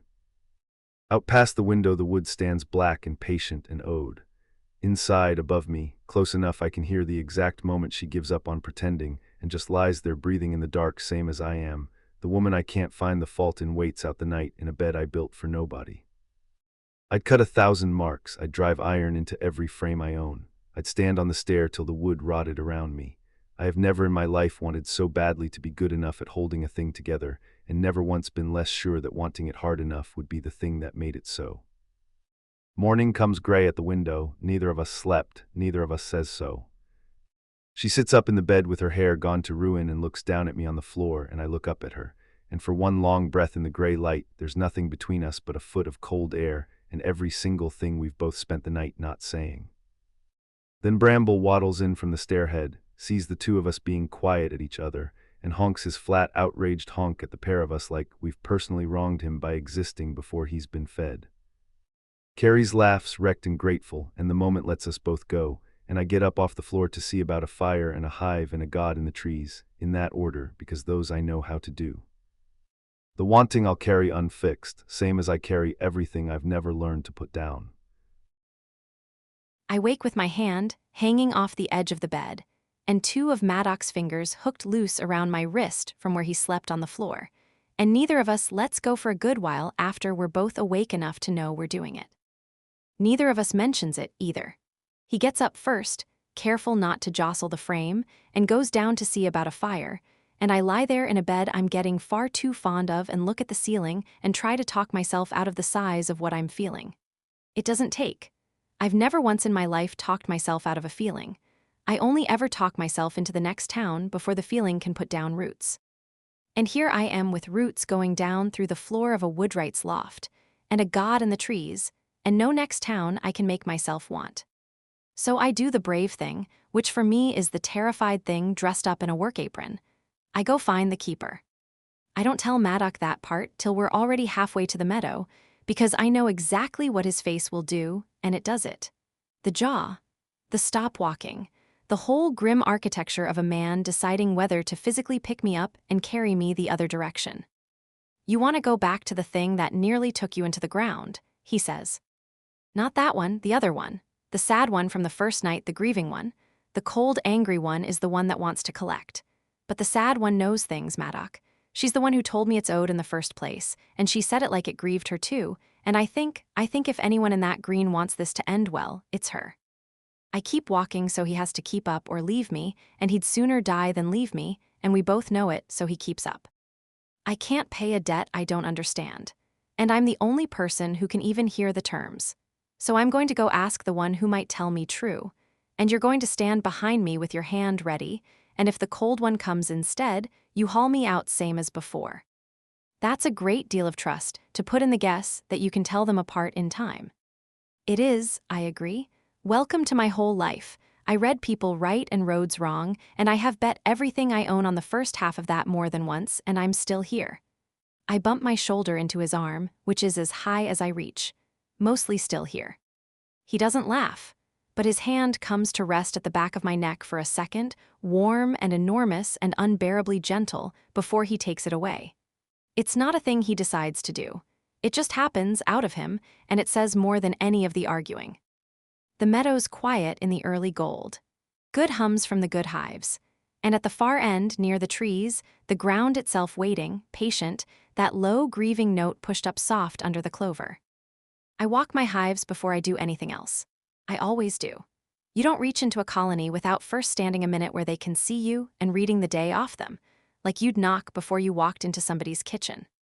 The 3 good ones are busy, and even this morning, foragers coming in gold-legged off the clover, and I put my hand flat on each lid in turn and feel the hum come up warm and content into my palm, and it steadies me more than anything a god or a joiner said all week.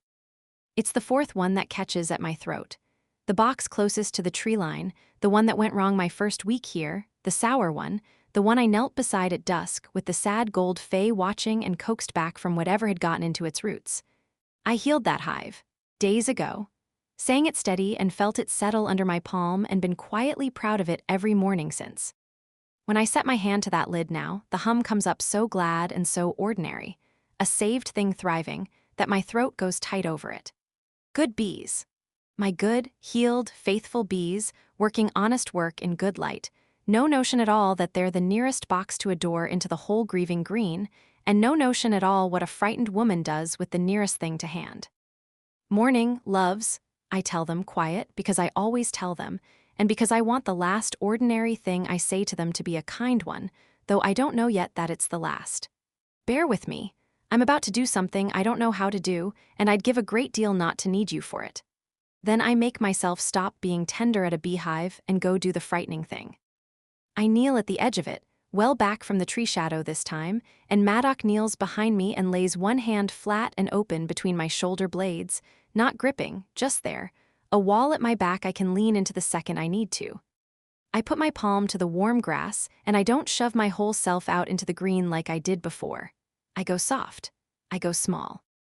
I do the thing I do to a swarm that's frightened, which is make myself the least alarming thing in the field. And I ask, gentle, for the sad one, and only the sad one, please. She comes soft, and gold and grieving, and I could weep at the relief of it being her. You came back, the keeper says, that voice of 100 small hums layered into one. There's the ache in it still, old as the first fenced field, braver than the last, or more foolish. The two wear one face at your age. Teach me, I say, out loud, because I can't make my mind small enough to send it and hold myself soft at once. The other one, the cold one, it wants the tithe out of the jars or the children or me, and I can't let it, and I can't fight it, so there has to be a third road. There's always a third road. I've talked my way onto 100 of them. Teach me how to pay you. Teach me what the green will take that doesn't cost a child. The grief in the voice deepens, and there's a fondness folded into it now that frightens me worse than the cold one's hunger did, because it's the fondness of someone who's about to tell you a true thing you won't like. You cannot pay it in coin or in prayers or in a mark cut on a doorframe by a good man's frightened hands, she says, gentle, and behind me I feel Maddock go still at that, heard and named. The tithe is the sweetness of the living land, given back with intent. It was given for an age and then it was forgotten, and the forgetting is the wound. You want to know how to pay it. First you must learn to give the green you're listening, all of it, not the little reach you spend on a sick hive, the whole of what you are. Reach past the box, reach past the field, reach into the living green itself and let it know it is heard. That is the first payment. It is only listening, but listening the whole way down costs more than you have yet spent. Show me. Then reach, she says, and I will hold the shape of it so it does not take you. But child, whatever answers, however it hurts, do not pull the reach back through anything living. Let it go slack. Let it fall. Never drag it home through a life. I don't fully understand the warning. That's the thing about warnings from old grieving gods. You understand them exactly one moment too late. I reach. Not the shove of the first day, the one that got hauled at. Not the soft, small ask I opened with. I reach the whole way she named, and it's like opening a door I didn't know was a door, in a wall I'd lived against my whole life without once leaning on it. The green pours in. Not gently. It doesn't come to me the size of a hive or a meadow. It comes the size of everything. The clover under my knees, singing its small green sap song, and behind it the whole field, and behind the field the old trees grieving, and behind them, going down and down, the slow, enormous, patient roots of the entire living valley. Every growing thing that ever fed a bee or fell to rot or pushed up new through the rot of the last. All of it turning at once toward the first mortal throat that's spoken into it, since before anyone's grandmother drew breath. I feel it notice me, and the noticing is what undoes me, a green attention vaster than whether swinging round to fix on the small, warm speck of me kneeling at its edge. And it is the most beautiful thing I have ever felt, and it is far, far too much, and I have made a channel the width of one woman's arm and asked an ocean to say hello through it. And the ocean leans in. Let it go slack, the keeper said. Let it fall. Never drag it home through a life. I hear her, even now, and I try. I honestly try. I open my hand against the grass and I tell my own reach to go loose, to spill out onto the ground and drain off harmless into the field like she showed me, and for half a breath it almost does. Then the weight comes down in earnest, the plain crushing weight of a thing that vast pouring back down a channel far too small for it. And it's on me, filling me past what I'm built to hold, and every animal part of me that has ever survived anything screams one word, which is out, and a body that's frightened does not obey a dead god's careful instructions. A body that's frightened runs for the nearest door it knows. And I do the one thing she told me not to do. I pull the reach back home. Fast, hard, down the fastest channel I've got, which is the thing I've always reached through, the thing that's always been safe, the nearest hive. I feel it go through them like flood through a house. The hum in the box beside me climbs one bright, terrible note and then it's gone. Not sour. Not angry. Gone. 10,000 small good lives that were working honest work in good light one breath ago, spent all at once as the price of hauling something too big through too small a door, because I was frightened, because I panicked, because she told me and I didn't understand in time. The silence where that hive was is the loudest thing I've ever heard. I'm screaming, I think.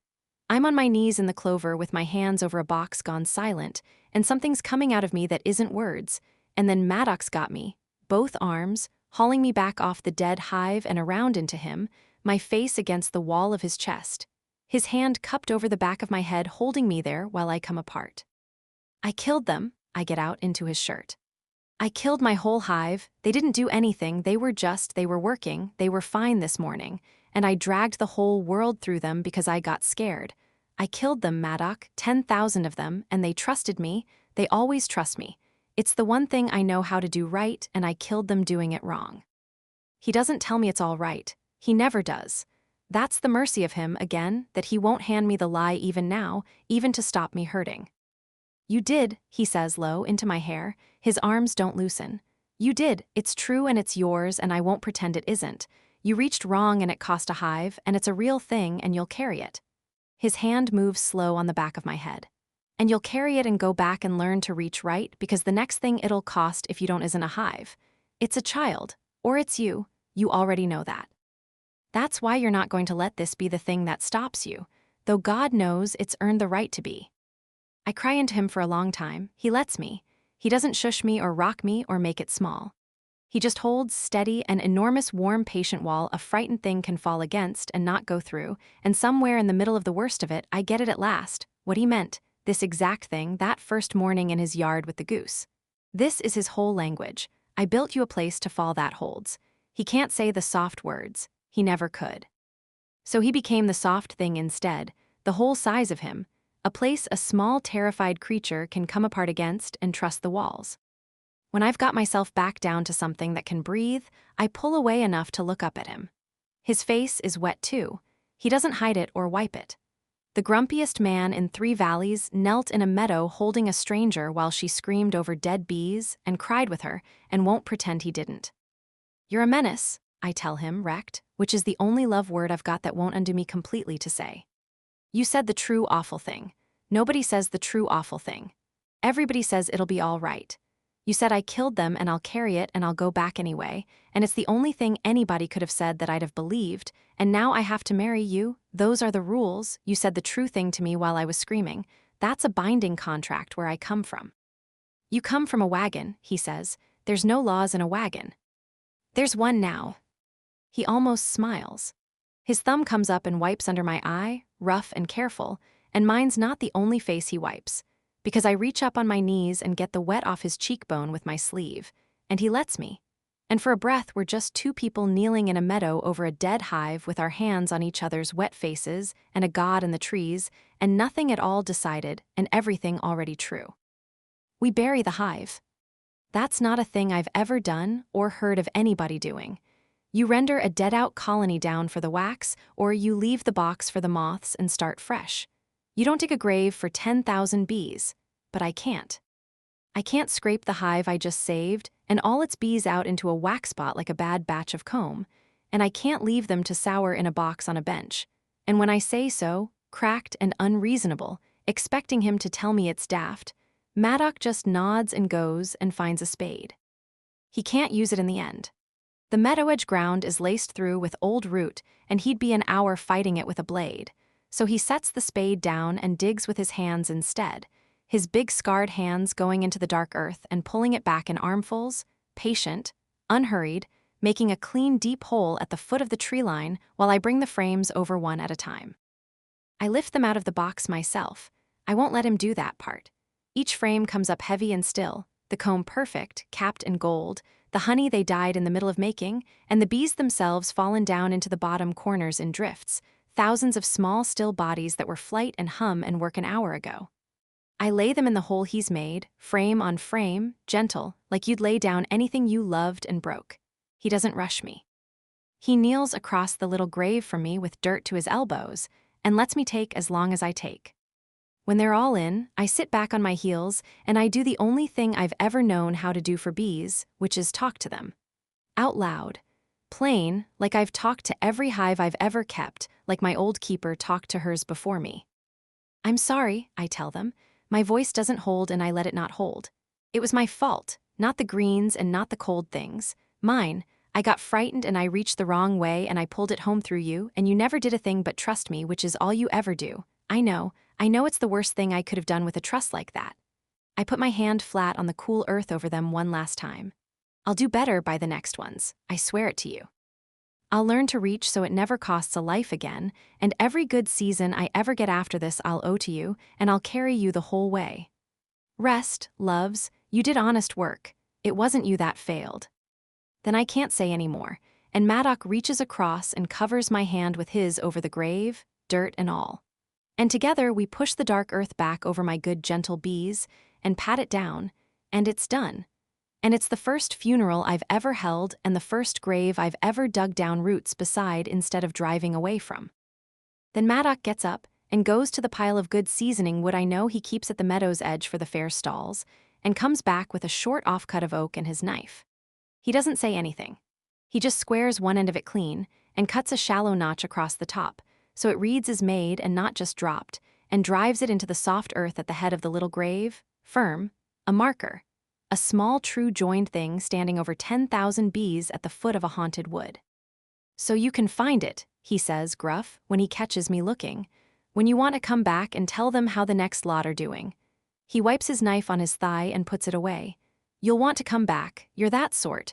I built it to stay in the ground a long time.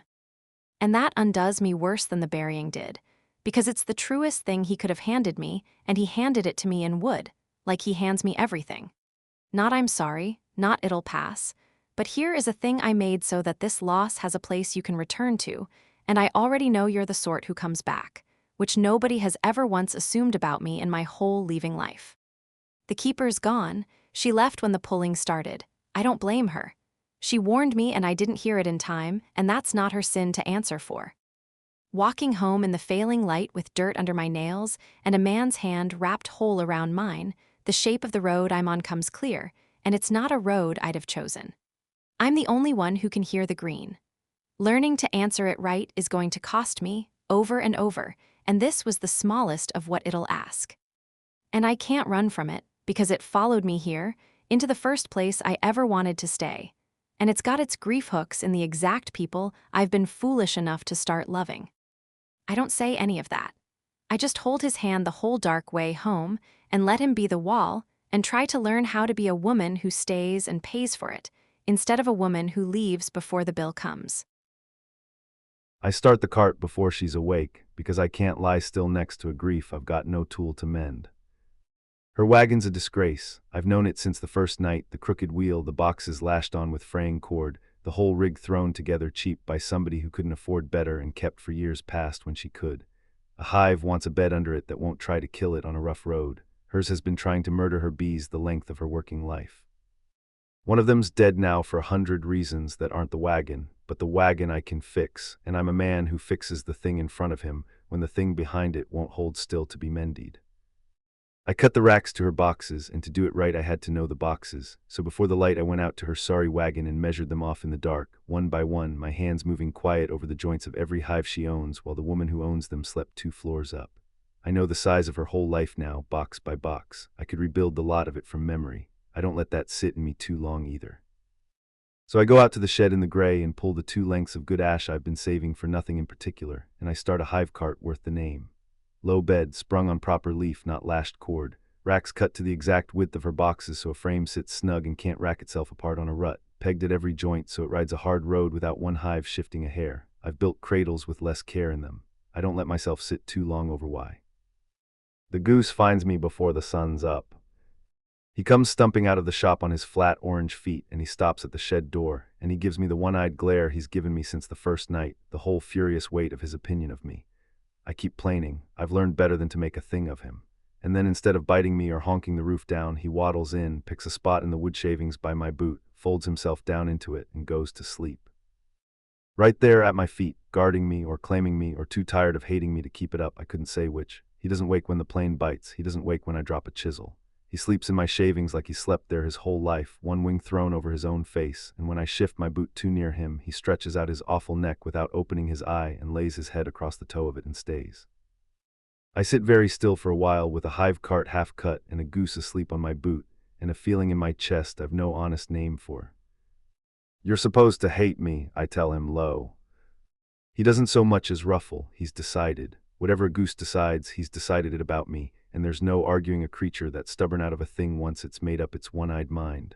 I know the feeling. I've been getting talked out of my own 5 years of quiet by a woman exactly that stubborn since the night the both of them landed in my yard. I let him sleep on my boot till my leg's dead, and then some, because I find I can't bring myself to move him.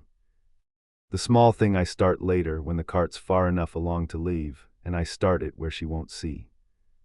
I don't plan it, my hands are ahead of me again, same as with the marks. I pick up an offcut of the good cherry I've been hoarding for a headboard I'll never get a commission grand enough to need, and before I've decided anything my knife's taking the corners off it and it's turning into a shape under my thumb, small enough to close my whole hand around. I don't finish it. I don't let myself look straight at what it's becoming. I wrap it in a rag and put it in the drawer under my bench, the one that sticks, the one nobody opens but me, and I go back to the cart with my ears hot and tell myself it's nothing, an idle thing, a whittle to keep the hands busy. It is not nothing. I've built enough things I meant and enough I didn't to know the difference in my own hands by now. But I'm not ready to say what it is, not even to a stuck drawer, so I leave it there in the dark to keep becoming itself without me watching. The anchor's the thing I can't leave in a drawer. It comes to me over the cart sideways while my hands are busy on something easier. The true problems always land on me like that when I'm looking the other direction. I'm sighting down a rack rail for straightness when it lands. The marks hold a threshold. The iron holds a boy at a doorway. But a threshold's a line, a flat thing, a fence a strange foot won't cross. It's a no. It isn't a hold, and what's leaning on this valley isn't trying to walk through a door. It's pulling from underneath, a strain coming up out of the deep ground itself, the whole grieving owed weight of it, and you don't stop a pull with a fence. You stop a pull with a structure, something jointed and braced and rooted, built to take a load and stand under it and not let go, no matter how hard the thing beneath it hauls. I've spent my whole life learning exactly how a structure fails under a load it wasn't built for. Which means I know, better than any man alive, how to build one that won't. I stand in my own yard with a rack rail in my hand and something I haven't felt in 5 years standing up straight inside me, and it takes me a moment to put a name to it because I've been so long without it, its use. Not the small use of a good cart or true joint, the other kind. The kind I walked away from a war to be rid of, the terrible knowing of how things break, and here it has come back around, and for the first time in my life it's pointed at holding a thing up instead of bringing it down.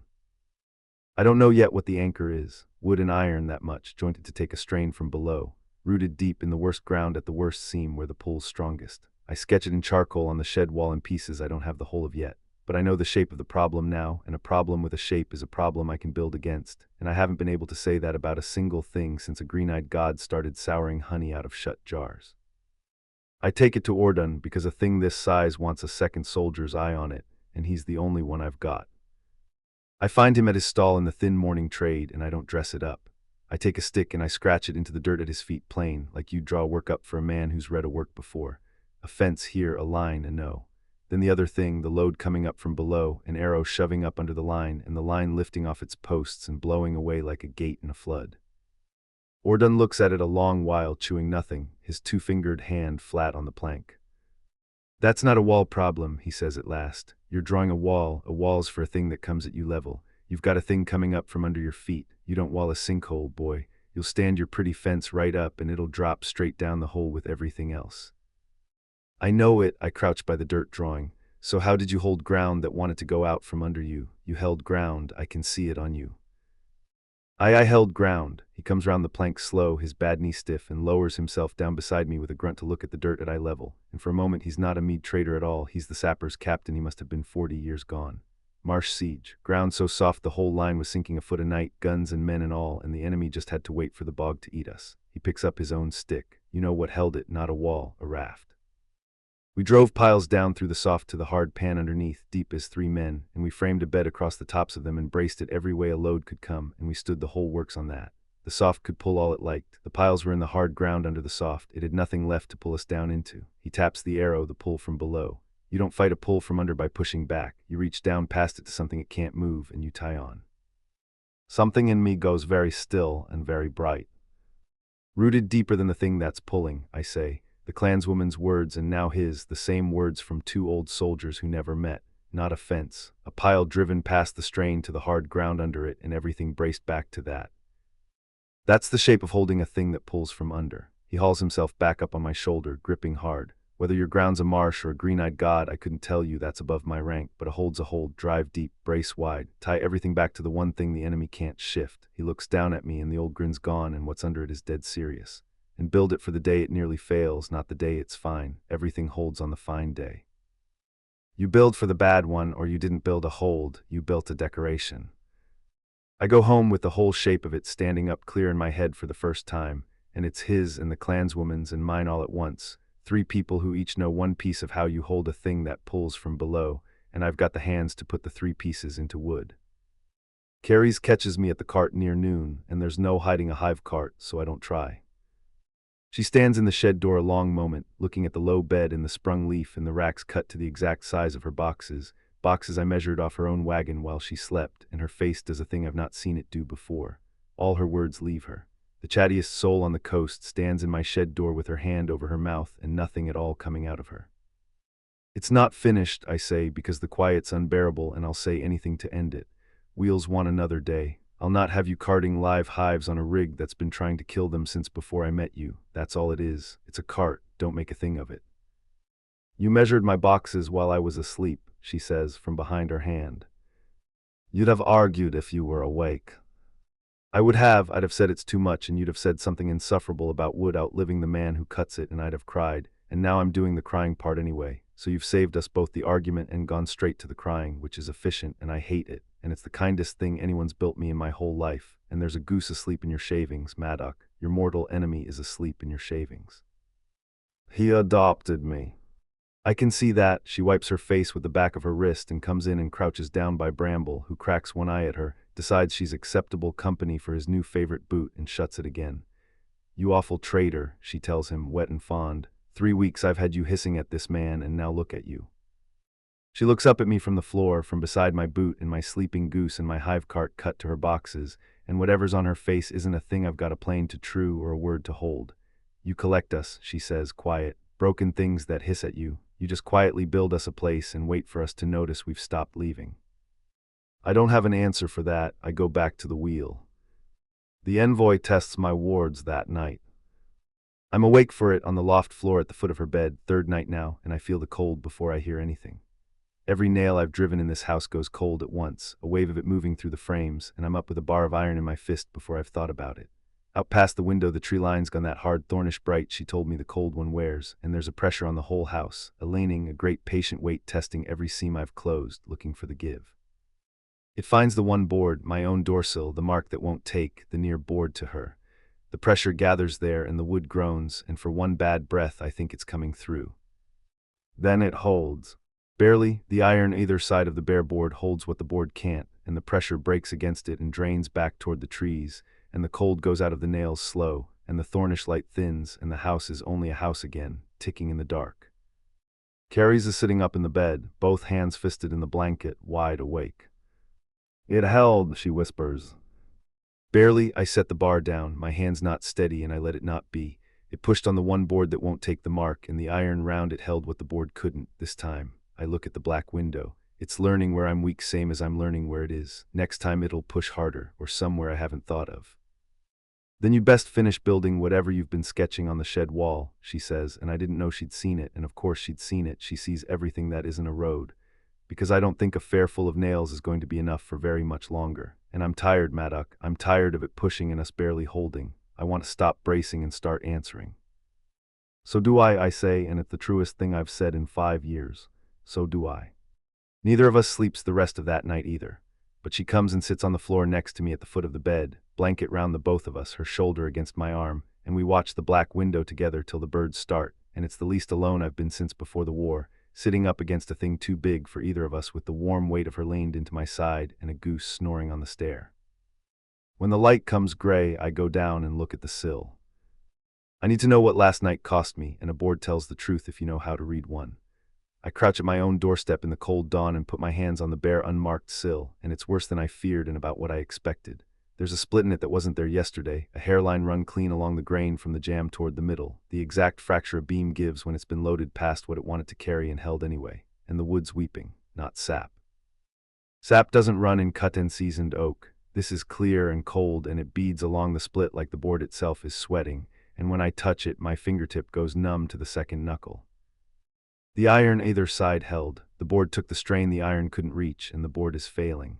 One more night like that, maybe two, and the split runs the whole way and the sill lets go, and the only door in this house that won't take my grandmother's mark is the door 2 floors under where Carrie sleeps. I kneel there a while with my numb hand flat on the sweating wood, and I read the one thing off a board that no soldier ever likes to read, which is how long a failing thing has left, not whether. Whether was never the question, how long. Not many, that's the answer, not many at all. So the anchor can't be a winter's careful project. It has to be built now, fast and right both, which are the two things that never yet went together in anything I've made. I get up off my own cold step with the clock ticking loud in me for the first time, and I go wake the forge. I start the anchor that morning. Not the whole of it, I haven't the whole of it yet, but the first true piece, the pile ord unnamed, the thing that goes deepest. I go through my whole stock of seasoned timber and none of it's right because seasoned wood is dead wood and a dead thing can't root and this has to root. It wants living wood, green cut sap still in it, a thing that's still half a tree and might be argued into being one again in the ground. I know it like I know a joint before I've cut it. I'll have to take it off the wildwood eaves, off the green's own trees, which is a mad thing to bring back to a fight against the green, and also the only thing that'll hold, and I set that problem aside for a braver hour. For now I take my biggest, straightest oak, the longest seasoned be my own, and I start squaring the frame, all the dead bracing that carries a load but doesn't itself need to root, the brace structure the living heart will seat into once I've got it. Deep set, braced every way a load can come. The rooting heart I can't cut till I've got green wood in my hands, but I can build everything it'll join to, so the hour I have it the whole thing goes up fast. I cut the first joint of the thing that has to hold a god, and my hands haven't moved this sure in 5 years, and I don't stop to wonder at it. Carrie's comes out to the shed mid-morning with bread and hard cheese and the goose at her heel, and she doesn't ask what I'm building because she can see it's the thing off the shed wall standing up in the world at last. She just sets the food on the bench where my hands will find it and settles onto the stack of good ash to watch me work, one knee up, chin on it, quiet for once, keeping me company while I cut the first piece of the thing that might save her. I could get used to this. It steals up on me over the chisel with her warm and watching on the woodpile and the goose asleep in the shavings and the anchor taking shape under my hands. I could get used to not being alone against it, and that scares me worse than the cold one does, not the losing. Everyone loses in the end. I made a whole trade of knowing exactly when, the wanting to keep. That's the new thing, and I've got no plane for it, and no ward against it, and no wish to be rid of it, which is the most dangerous part of all. The keeper gives us the shape of the working 3 days before the high bloom, and I finally understand why she's been so gentle and so grieved with me at once. It's because the answer was always going to need the two of us, and she's known since the first night that I'd found the one man I'd break my whole running heart against, and she was sorry for me before I'd worked out I ought to be sorry for myself. We come out to the meadow at dusk on purpose this time, which is a thing I'd have called madness not long ago, walking toward the very thing that's been reaching for me. But the fair behind us has gone from frightened to something worse.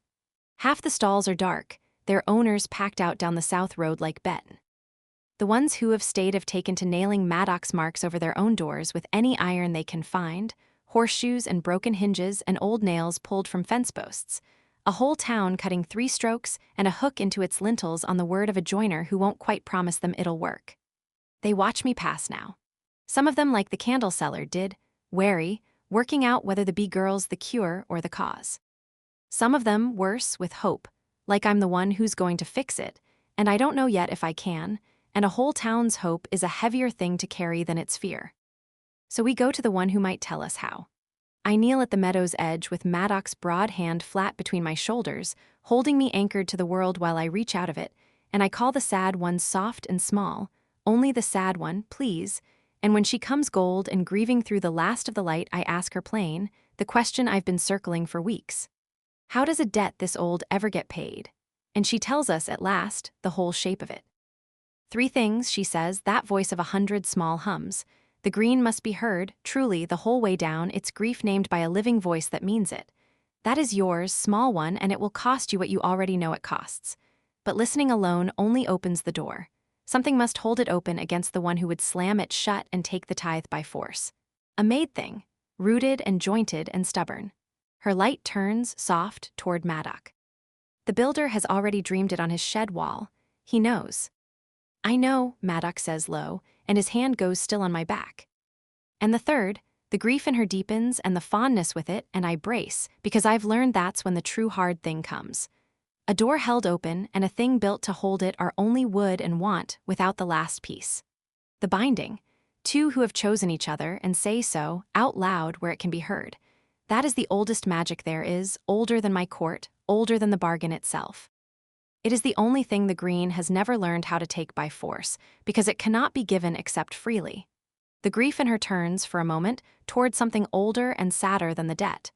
That is the wound at the root of all of this, small one, though I doubt you can hear it yet. The green can take sweetness, and beasts, and years, and lives. It can keep a thing against its will until the thing dies of the keeping.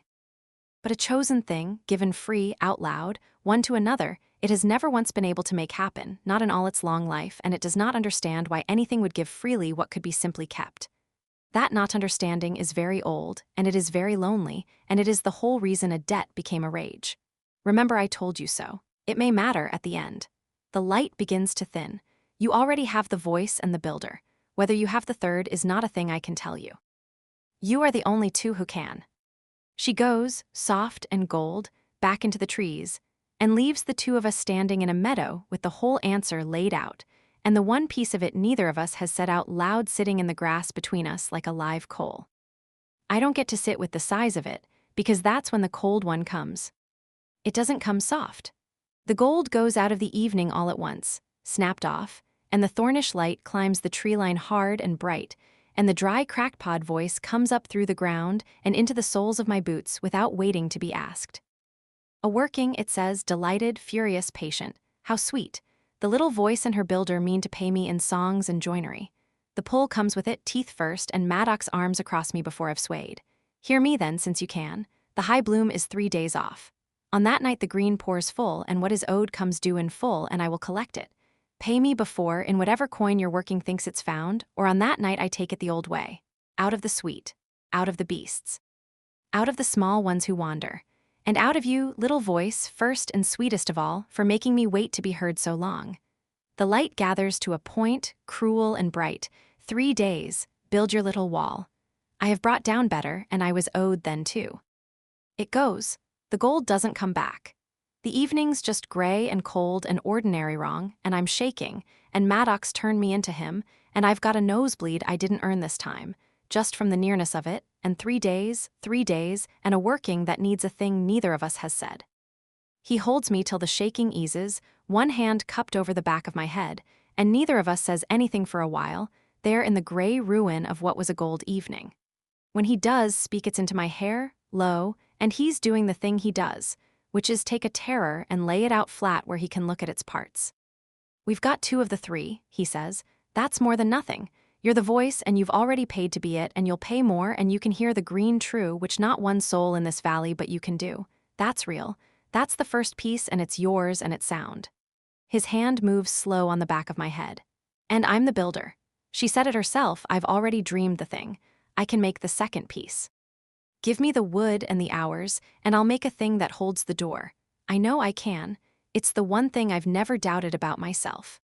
And the third, I say, into his chest, because someone has to, and my voice comes out thin. He goes quiet. His hand stops on my hair. And I feel him decide not to push it, feel the choice he makes to not ask the enormous thing off a woman who's shaking and bleeding in a dead gray meadow with a god's threat still ringing in the ground. "The third's not a thing you build or a thing you pay," he says at last, careful, setting it down light. "It's a thing that's either true or it isn't, and no working and no God and no 3 days can make it true faster than it wants to be. So we won't try. We've got the two. We'll go home and I'll build my piece and you'll rest yours, and the third will leave be and let it do what a true thing does, which is take exactly as long as it takes." He tips my face up with one enormous careful hand, and even now, even gray and grim, there's something in his honey-dark eyes that steadies me better than any word. "One night at a time, that's all we ever have to solve. Tonight's problem is getting you home and warm. That one I can build." I don't say the thing sitting in both our mouths. Neither does he. But it's out of the grass now, the coal up off the ground and walking home between us, and we both know it, and for once in my life I don't run from the knowing. We walk home in the dark not talking. There's too much to say and all of it's the one thing, and the wildwood stands black on our left the whole way up, patient, 3 days from collecting, holding somewhere in it the living heart we mean to cut out of it at first light. He builds. Of course he builds. We get in and he doesn't sit. He goes straight to the shed and lights the lamp and starts on the anchor. The real one now, no more charcoal sketches. Cutting the first great joint of a thing that has to hold a god off a valley in 3 days, and I stand in the shed door and watch him work with his jaw set and his hands sure and his whole self poured into the one piece of this he knows how to do. Then he stops. Mid-cut, the chisel down flat, and he stands there over the great squared oak with his shoulders gone still, and I know that stillness by now.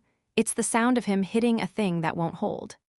"It's dead wood," he says, "to the timber, not to me. The finest oak I own, and it's been seasoning 4 years, and there's not a drop of green left in it, and a dead thing can't root." He sets both hands flat on the beam, defeated in a way I've not seen on him, gone still like a man does when the trade he trusts hands him a no.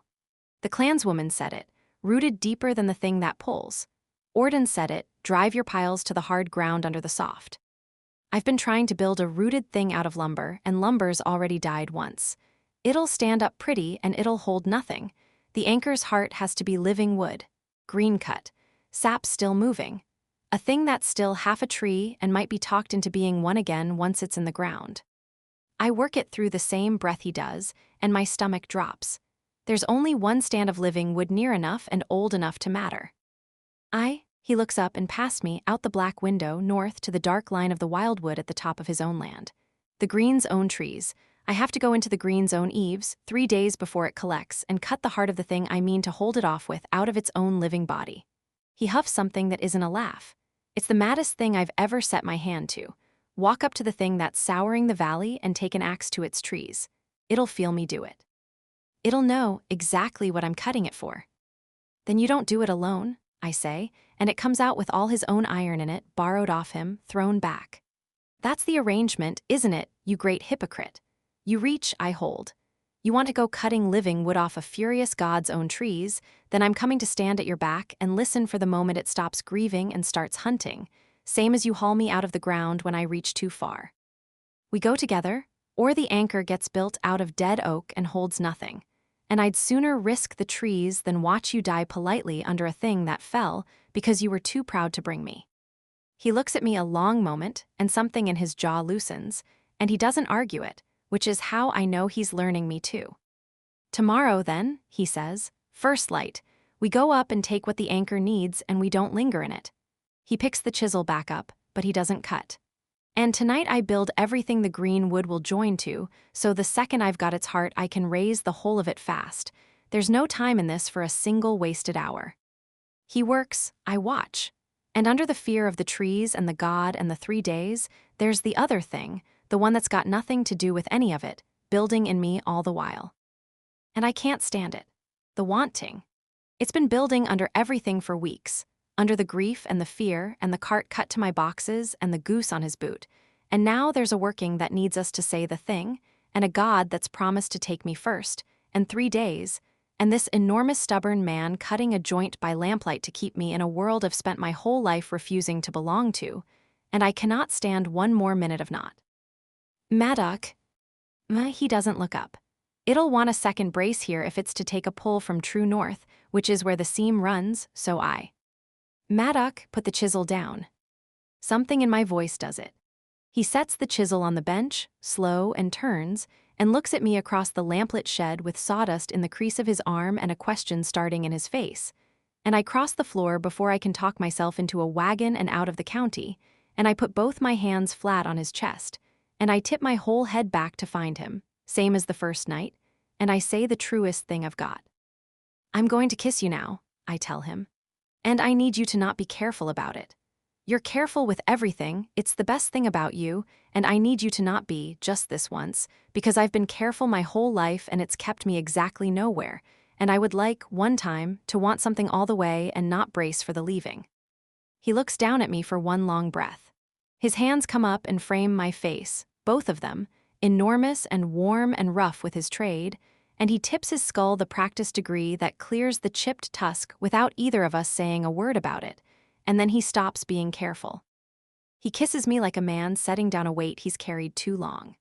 His mouth is warm and sure, and there's nothing tentative left in it, nothing held back or braced against, and one of his hands slides back into my hair, and the other spreads wide and warm across the whole of my back, and gathers me up into him until I'm on my toes, and it still isn't close enough.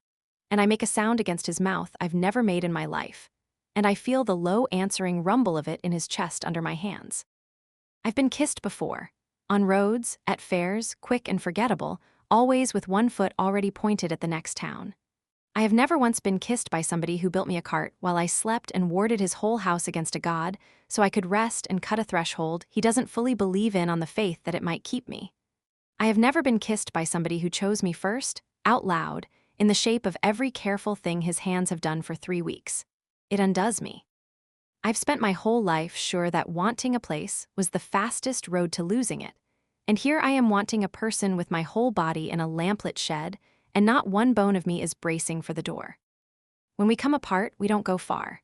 He rests his forehead against mine, careful of the tusk even now, and we breathe at each other in the sawdust light, both of us wrecked, his thumbs moving slow along my cheekbones like he's making sure I'm real and staying. That wasn't careful, he says, low, unsteady. No, I agree, and my voice isn't steady either. That was perfect. 10 out of 10. No notes. I'd like several thousand more, please. We can space them out. I'm not unreasonable. Carries, he says my name plain, and it stops my babbling dead because there's a whole weighted thing loaded behind it.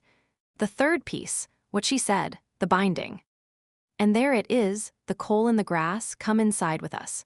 My heart slams, because I know what he's asking, and I know what saying it costs, and every instinct I've spent 30 years honing is screaming at me to make a joke and change the subject and be halfway to the Brown Bridge by dawn. I stay. It's the hardest thing I've ever done standing still. I'm scared, I tell him, into the small space between us, and it comes out shaking. Not of the kiss, of the after.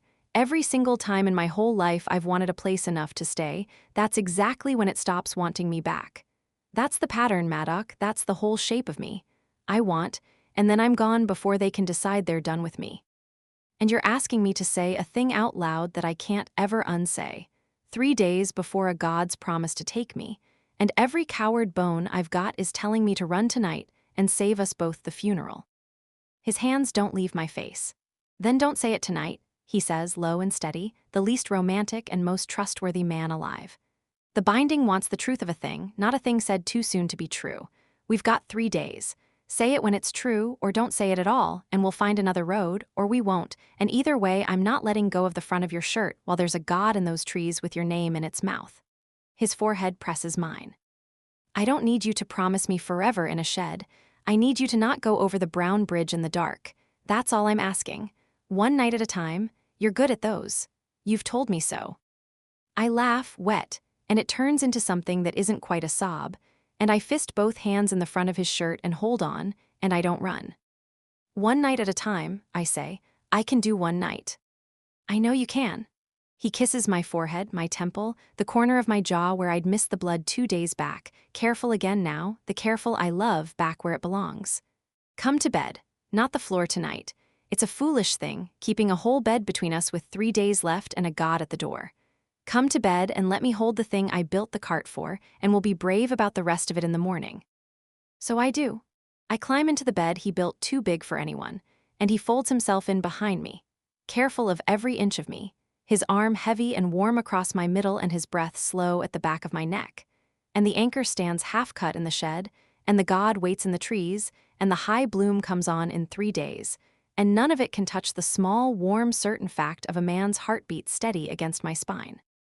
I don't sleep much, but I don't run either, and for me tonight, that's the braver of the two. We go up to cut the anchor's heart at first light, because Carrie says the veil sits thinnest at dusk and thickest in the hour after dawn, and if we're going to take an axe to a god's own trees, I'd sooner do it in the hour the god's least awake to feel it. Our way up takes us past the little grave at the meadow's edge, the oak marker I cut standing where I drove it over 10,000 dead bees, and Carrie stops there in the gray without my asking her to. She crouches and lays 2 fingers on the top of the marker on the notch I squared and doesn't say anything to me, only something under her breath to the ground, and I stand and let her, because a man learns when to leave a woman to her own quiet. When she gets up, her eyes are wet and her chin is set, and she looks past the grave to the dark trees we're walking into, and she says, "Right, I've told them where I'm going and why. If it eats us, I'd like the record to show I said goodbye properly this time." She takes my belt again. Onward before I lose my nerve about the eating part. The wildwood eaves are a different country from my yard, though they start not 40 paces past my woodpile. The good managed timber I cut for my trade grows in rows a man planted. This doesn't. The trees here are old past any telling, close-grown, roots humped up out of the ground like the knuckles of something buried, and even in the gray dawn there's a green-gold weight to the light under them that belongs to no sunrise. I've lived 5 years at the foot of this wood and never once walked in past the first trees. My whole body tells me not to now. I go in anyway, axe on my shoulder, Carries a step behind me with her hand fisted in the back of my belt. "Talk to me," I say low. The second it turns, "You're my ears in here." "It's awake," she says just as low. "Not the cold one, not yet, the whole of it. It knows we're in, it's watching. It's not angry yet, it's just, it's like walking into a room where everyone stops talking. It knows exactly what you're carrying that axe for." I find the tree I want 20 paces in. A rowan, young for this wood, which means old for anywhere else, straight-grown and sap-heavy, standing right at the seam where the wild ground meets mine. Living wood, green to the heart, still drinking, the exact thing the anchor needs. And the moment I set my hand on its bark to judge the cut, the cold comes up out of the ground and into the soles of my boots. "Maddock," Carrie's voice has gone tight. "It felt you choose, it doesn't like the choosing. It's not going to like any of this." I set my feet, and I read the tree like I read everything, where it'll fall, where the grain runs, how to take what I need and leave the tree the best chance of living, because I'm not here to kill it. That matters somehow. I'm not here to fell the green's tree out of spite. I'm here to borrow its living heart for a thing that has to root, and I mean to take it clean and leave the stump a chance to throw new growth, and I let the wood feel me mean it. Then I swing. The first bite of the axe goes in, and the whole wood screams. Not a sound, nothing my ears catch. But the cold slams up through my boots to my knees, and the green-gold light lurches hard and thornish at the edges, and every tree around us groans at once in a wind that isn't blowing, and behind me Carrie's makes a small hurt sound and grabs 2 fists of my shirt. "That got its attention," she gets out. "That got all of its attention. Cut fast, Maddock, cut fast. The cold one's turning this way. I can feel it coming up from deep. It's a long way off still, but it's coming, and it is not happy you've put steel in its tree." I cut fast. I've felled 100 trees and never once like this, the cold running up my arms now, the axe head frosting over between strokes so I have to knock the rime off it, the wood fighting the blade in a way green wood doesn't fight, closing on the cut, trying to hold the axe. I set my shoulders and I drive through it. Chips fly white and wet with living sap that steams in the cold air, and I work the notch and then the back cut, fast and clean, no wasted stroke, 40 years of a trade poured into taking one rowan down before a god can cross a wood to stop me. "Closer," Carrie says, and her voice is shaking now. "Maddock, it's closer. It knows what the wood's for now. It's saying you'll not build a cage out of my own body. It's furious. It's..." Almost, the tree cracks at the heart. "Sing it back, same as the fair. Buy me the last 3 strokes." And she does, behind me in a wood going cold and bright and wrong. My small sunny beekeeper plants her feet and lifts her voice and sings the green its own grief. The true note, the one no glamour survives, tells it out loud that she hears it. That it's owed, that she knows that the man cutting its tree isn't stealing. He's borrowing a heart to make a thing that'll finally let the debt be paid instead of taken. Hold on, we're not your enemy. Hold the fury 3 more breaths. And the cold rushing toward us hitches, slows, doesn't stop but slows, held off the length of a woman's true voice. I take the last 3 strokes and the rowan comes down clean, falling away from the both of us exactly where I read it, and I've got the heart length I need, green and dripping and cold in my hands, the living heart of the anchor cut out of the green's own body. Now we go, Carrie says. Now Maddock, right now, I can't hold it gentle much longer, and I don't want to be in its trees when it stops being sad and starts being quick. We go, I shoulder the green log and take her hand, and we walk out of the wildwood fast and steady, no running, because you don't run from a thing that hunts, and the cold chases us to the very eve, and then breaks against the open dawn like a wave against a seawall, and can't follow past the last tree. We come out into my ordinary muddy yard in the plain gray morning, both of us shaking, the log steaming between us, and Carrie sits down hard on the chopping block and laughs the wild high laugh of somebody who's just been more frightened than they've got a name for. We stole a god's tree, she says. We walked into its own trees and stole its heart out from under it. I'm going to be sick and then I'm going to want breakfast and I'm not sure in which order. You held it off. I set the log down and I look at her, small and green-lit and shaking on my chopping block, who just stood in a hunting wood and sang a furious god still with her bare voice so I could swing an axe. 3 strokes. You bought me the whole thing with 3 strokes. I'd not have got it out without you. You reach, I hold, she says, wobbly, throwing my own words back at me for the second time. Works both directions, turns out. Somebody enormous told me that once. He was very bossy about it. I get her inside and warm and fed, and I set the green heart log by the forge, and then I do the thing I've been aching to do since the shape first stood up in my head. I join the living heart to the dead frame. It's the hardest joint I've ever cut. Green wood and seasoned wood don't want to marry, one still moving and swelling with its own sap, the other 4 years still, and a lesser joiner would peg them tight and watch the green wood split the dead as it dried and the whole works fail in a season. I don't peg it tight.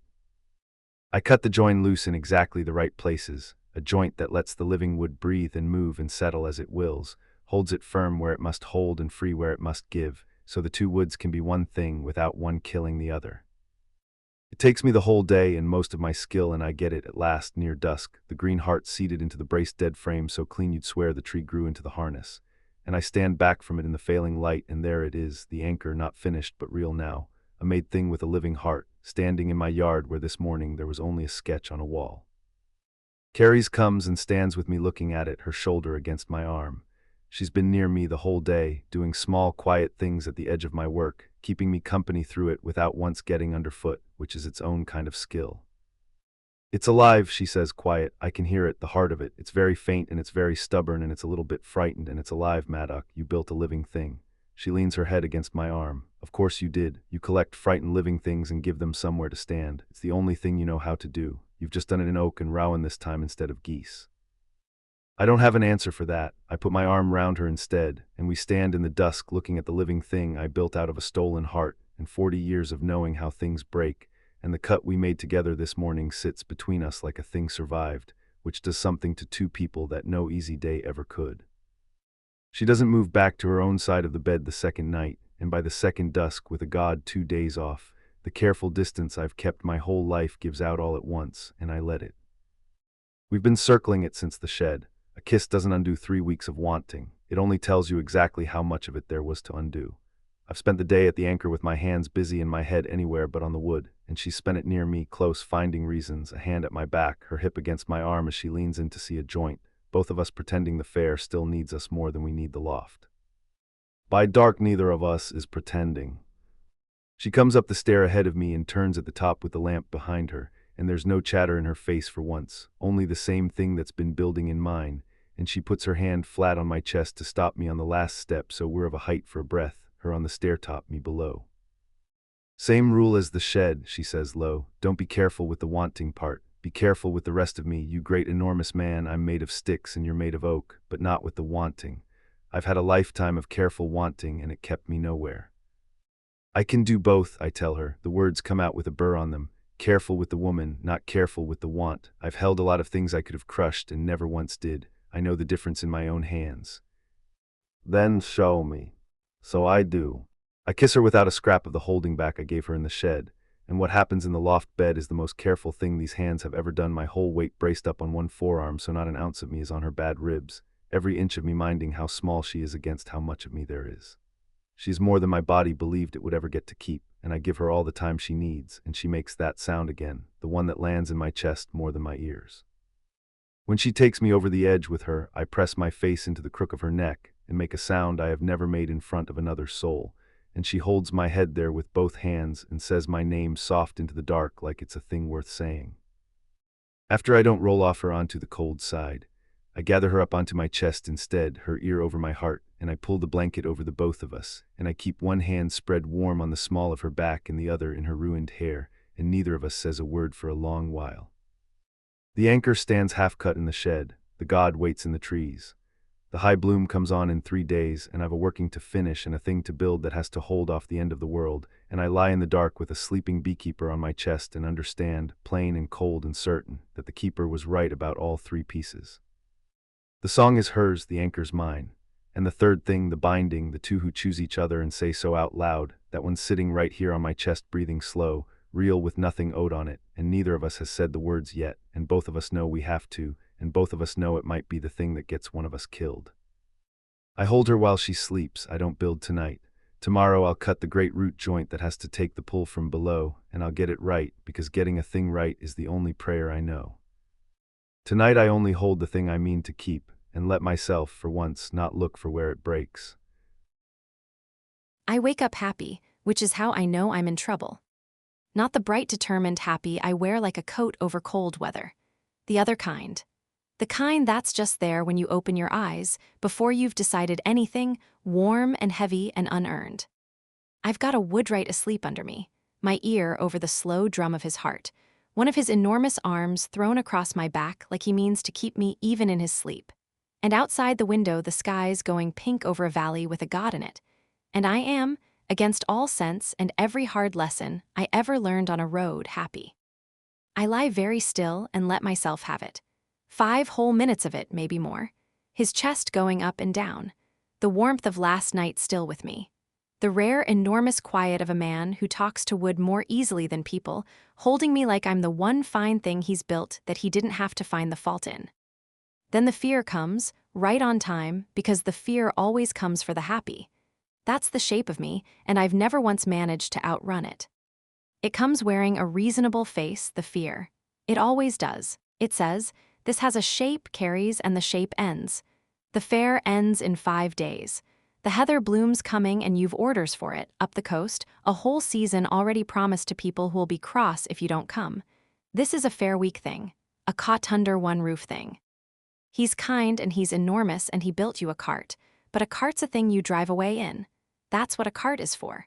And when the gods dealt with one way or the other and the fair's packed up, you'll thank him and you'll climb up on the lovely sprung seat he made you and you'll go. Because going is what you do. Because staying is how you find out you were never as wanted as the wanting made you feel. I've believed that voice my whole life. It's kept me alive, and it's kept me alone, and I've never once been sure which of those it was really for. Maddox's hand moves on my back, slow, half asleep, and he says into my hair, not opening his eyes, "You've gone stiff." The fear voice talking again. How do you know about the fear voice? You told me, in the shed, wanting a place is how you lose it. His eyes stay shut. His hand keeps moving. It's a liar, that voice, but it's an old one, and old lies are the hardest to stop believing, so I'll not tell you to just stop. I'll only say the once and then I'll let it be. He tips his head down till his mouth's at my temple. You're not a fair week thing to me. You were a whole life the second you walked into my yard hissing about your goose. I knew it before I liked it. I don't need you to believe that yet. I only need you to not drive off before you've found out whether it's true. I don't cry. I've done enough crying in this loft. But it's a near thing, and I press my face into his chest so he won't see how near, and he lets me, and he doesn't make me say anything back, which is the kindest thing he could possibly do, because I don't have anything back yet that I trust. That's the morning. The afternoon is what decides me. I'm on the green helping the innkeeper's girls pin washing when the scream goes up, and it's the worst kind, a mother's scream with a child's name inside it. Every soul on the green turns at once. Out past the last stalls, past the marked thresholds and the driven iron, out on the open river meadow where there's no door to ward and no lintel to nail, a small girl is walking toward the wildwood. She's walking like the candle seller's boy walked, like the first cold child walked, that dreadful not their drift, her arms loose and her feet sure, and her little face turned up toward the dark trees like they're calling her name in a voice only she can hear. And there's nothing between her and the eaves but grass. Maddock's marks hold the thresholds. They don't hold a meadow. A child on open ground walking toward the trees has no door to be stopped at, and the whole town knows it in the same breath, and the whole town starts to run, and every one of us is too far. I'm closest, and I'm not close enough, and I run anyway with my heart in my throat, and it's Orden who saves her. The old orc's been dozing on a cask at the meadow's edge, and he comes up off it faster than a man his age has any right to, and he gets to her at a dead lurch and scoops her up bodily one pace from the tree shadow, hauls her back against his chest with his two-fingered hand fisted in the back of her smock, and she wakes screaming and clawing to get down, to get to the trees, and he holds her through it, grim. Until the wildwood lets her go, and she goes limp and human and terrified in his arms and starts to cry for her mother. I reach them as her mother does, the girl's unhurt. Cold to the touch, blue at the lips, her little hands like a corpse's, but breathing, crying, alive. Orden hands her up to her mother and steps back and doesn't say anything, and his flat, worn face is gray, and he catches my eye over the sobbing woman's shoulder, and he doesn't have to say the thing. I say it for both of us, low, so the mother won't hear. The marks can't hold open ground. No, Orden says, they can't. And there's 3 days of open ground between here and that bloom and a dozen children in this town, and none of us can watch all of them every hour. He looks at the trees. It near had her, girl. It'll have the next one, or the one after. We got lucky and lucky runs out. He puts his good hand on my shoulder, heavy. You've got a look about you. You had it the day the mead soured. You know, a thing you're about to go do something stupid about. I'm too old to stop you, and I'd not try, but whatever it costs you, you weigh it against that. He tips his head at the shaking child. That's what's on the other side of the scale. Weigh honest. I weigh honest. It doesn't take long. The bargain comes in the afternoon because a girl near walked into the dark on open ground while a whole town stood too far away, and I've never once been able to sit still inside a fear when there's a thing I might do about it instead. I go to the meadow alone. I don't tell Maddock. He'd stop me, or worse, he'd come, and this one I have to do without him. Because the thing I mean to trade is mine to trade, and I won't have him talk me out of it or take a piece of it onto himself. He's at the anchor when I come to the shed, and I stand in the door a moment before he notices me, and I look at the thing he's building. It's grown since this morning. The living rowan heart we near died pulling out of the wildwood sits seated in its dead oak frame, and today he's cutting the great root joint below it, the piece that has to drive down into the worst ground at the worst seam and hold when a god hauls up from underneath. It's the biggest joint I've ever seen a man cut, and he's bent over it with his whole self poured down through his hands, sawdust in his hair and his tongue between his teeth and 5 years of quiet turned at last to use. And I love him so much in that moment that it's a physical pain, low under the breastbone, sharp as the fear. That's why I don't tell him, not because he'd stop me, because he's got the one job he knows how to do, finally, the anchor, the thing standing between a whole valley and the dark, and I won't be the thing that takes his hands off it. The children are mine to save, the anchor's his to build. We each hold the piece we can, so I let him work and I slip out without a word and I go. The keeper comes soft to my small ask, grieving and gold, and I'm glad past saying it's her and not the other one. I need to buy the children time, I tell her, out loud, kneeling well back from the trees. The cold one said it takes the small ones who wander, between now and the high bloom. Maddock's marks hold the fair, but they can't hold every child every hour, and I can't build a working fast enough to save them, and I won't spend the days till the bloom burying babies. So I want to make a bargain. A small one. Me to you, not to the cold one, I know better than to bargain with that. You're the sad one.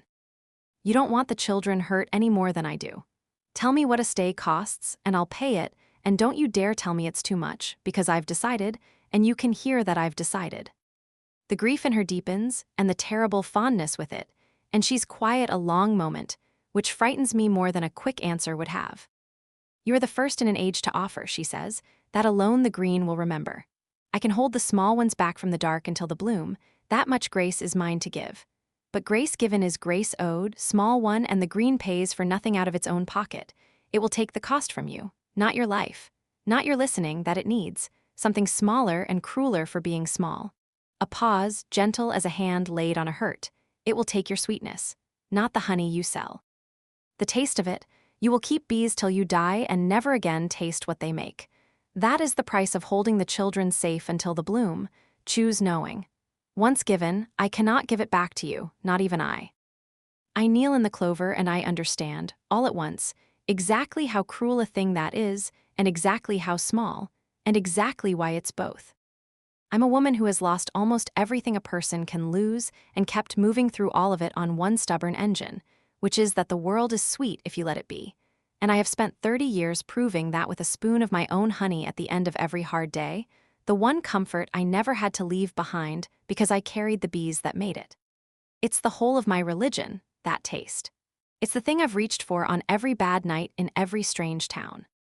And the green knows it, because I've been telling the bees my whole life, and the bees, it turns out, tell the green, and it has reached into me and found the exact sweet small thing that would hurt worse to lose and hurt least to live without, and it has named that as the price of a handful of children not walking into the dark. There's no choice in it, there was never going to be. Done, I say, take it. The children stay safe till the bloom, all of them, no wandering, no cold, and you take the taste, and we're square on this one thing. Done, the keeper says, and there's a grief in it now, that's for me. Brave and foolish, and the two wear one face. I am sorry, small one. Someone taught you that the world was sweet, and today you kept a dozen children safe by giving that teaching back. It was well spent. It will not feel well spent tonight. She lays it on me gentle. I'll give her that. It doesn't hurt, the taking. There's no pain in it at all, which is somehow worse.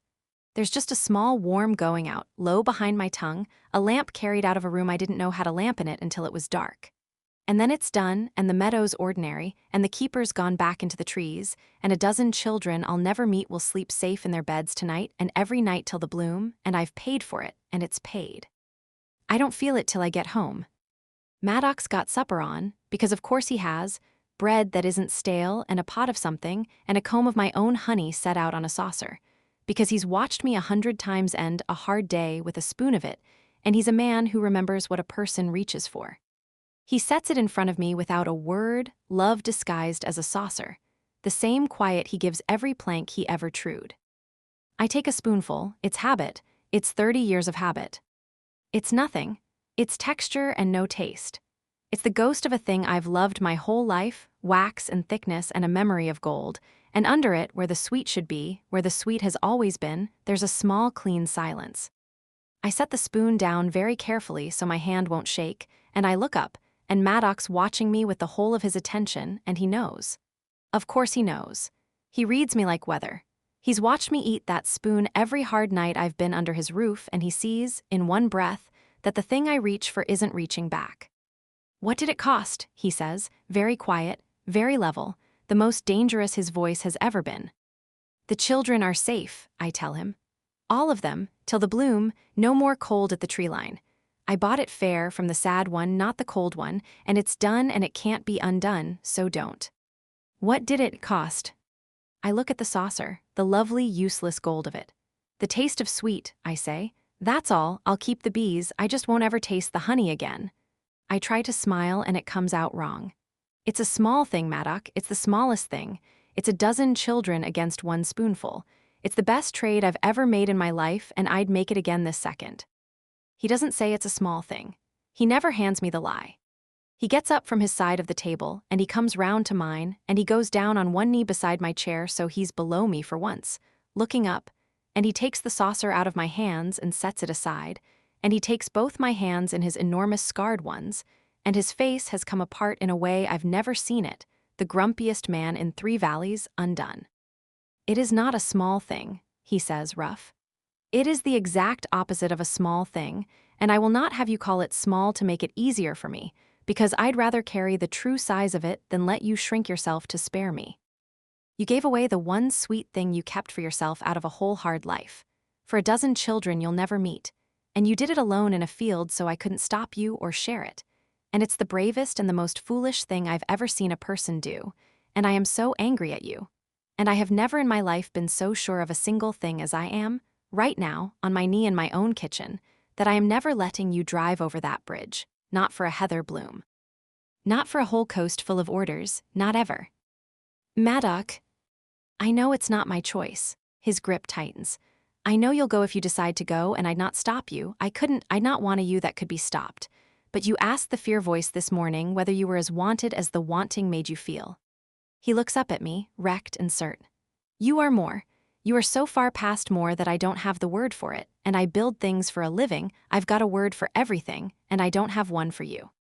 Whatever the binding want said out loud, I've been saying it in saucers and carts and cold iron for 3 weeks, and I'll say it in the real words the second you can bear to hear them without bolting, and it'll be true when I say it. Because it's true now, it's been true since the goose. I can't taste the honey. I'll never taste it again. But I'm looking down at a man on his knee in a lamplit kitchen telling me I'm more than the wanting, and there's a thing rising up under my breastbone that's sweeter than any honey I've ever eaten, and it turns out the green couldn't take that one. It didn't even know to look for it. I didn't have it to lose until 3 weeks ago in a broken-down wagon in a woodwright's yard. Ask me again after the bloom, I whisper. If we're both still here, ask me the real words after the bloom and I'll say them back and I'll mean them, I swear it on the bees. I can't say a forever 3 days before a god might take me. I can't lose the sweetness and the forever in the same week, Maddock. I'm not that brave. I'm brave enough for the children, and that's all I've got today. After the bloom, he agrees, and he presses his forehead to our joined hands, careful of the tusk even now, always, and holds it there. After the bloom, we've a working to build first anyway, and a god to answer. He looks up, and there's the grim architecture back in his face, the builder, the man with a job. You've bought the children. Now we finish the anchor, and we learn your song, and in 3 days we find out whether a beekeeper and a joiner and one true thing said out loud can hold a valley. That's a terrible plan. It's the only one we've got. Those are my 2 favorite kinds of plan. I turn my hand in his and hold on. All right, old man, let's go build the impossible thing. But you're feeding me first, and you're eating too, and neither of us is being brave again until morning. He feeds me, I don't taste the honey. I taste everything else, though, the bread and the pot and the ordinary salt of a meal made by someone who wanted me fed. And it turns out that's most of what a meal ever was anyway, and I get through the evening. And I don't cry about the sweetness till he's asleep, and even then not much, because a dozen children are sleeping safe tonight, and I did that. And I stayed to be sad about it in a bed I'm not driving away from. And for a woman like me, that's very nearly a whole religion all by itself. The old clanswoman comes to my yard the morning after Carries pays the green her sweetness, alone, leaning on her stick, and she stops dead at the sight of the anchor half raised in the middle of it, and she starts to weep. Not soft. The hard, dry weeping of somebody very old who thought they'd cried the last of a particular grief a long time back and finds they had more of it saved. I don't rush her, I set down my mallet and I wait, because a thing that big wants waiting out, and after a while she wipes her face with the flat of her hand and comes and lays that hand on the rough joint of the anchor, the great root joint I've been 3 days cutting, and she says, "You built it, you actually built it." I told the tale to a boy who'd forget it, and the boy grew up and built the thing the tale was for. I did not think I would live to see it. You know what it's for. I know what it's for. She lowers herself down onto the bench along my shed wall, slow, and Carries comes out with tea neither of us asked for and sits beside her, and the old woman looks at the both of us a long moment, the joiner and the bee girl, and something in her face settles into a thing close to peace. Then sit, and I'll give you the whole of it, since you've earned the whole of it now. Not the half a child gets, the true tale. It's an ugly one. You'll want it anyway. So she tells us, and it's worse than a fireside tale by a long way, and it makes the cold thing in the trees a great deal harder to hate, which I think is the point of her telling it. There was a first bargain, she says, older than either people, older than the war, older than the clans. When the land was raw and the winters killed, a human and an orc who should have been enemies loved each other across the line instead, the first ever to do it, and they went together into the deep green, and they asked the old power there for the land to be kind enough to live in. And the green said yes. But the green said yes the only way it knows how to be given, which is a bargain freely made, both sides bound.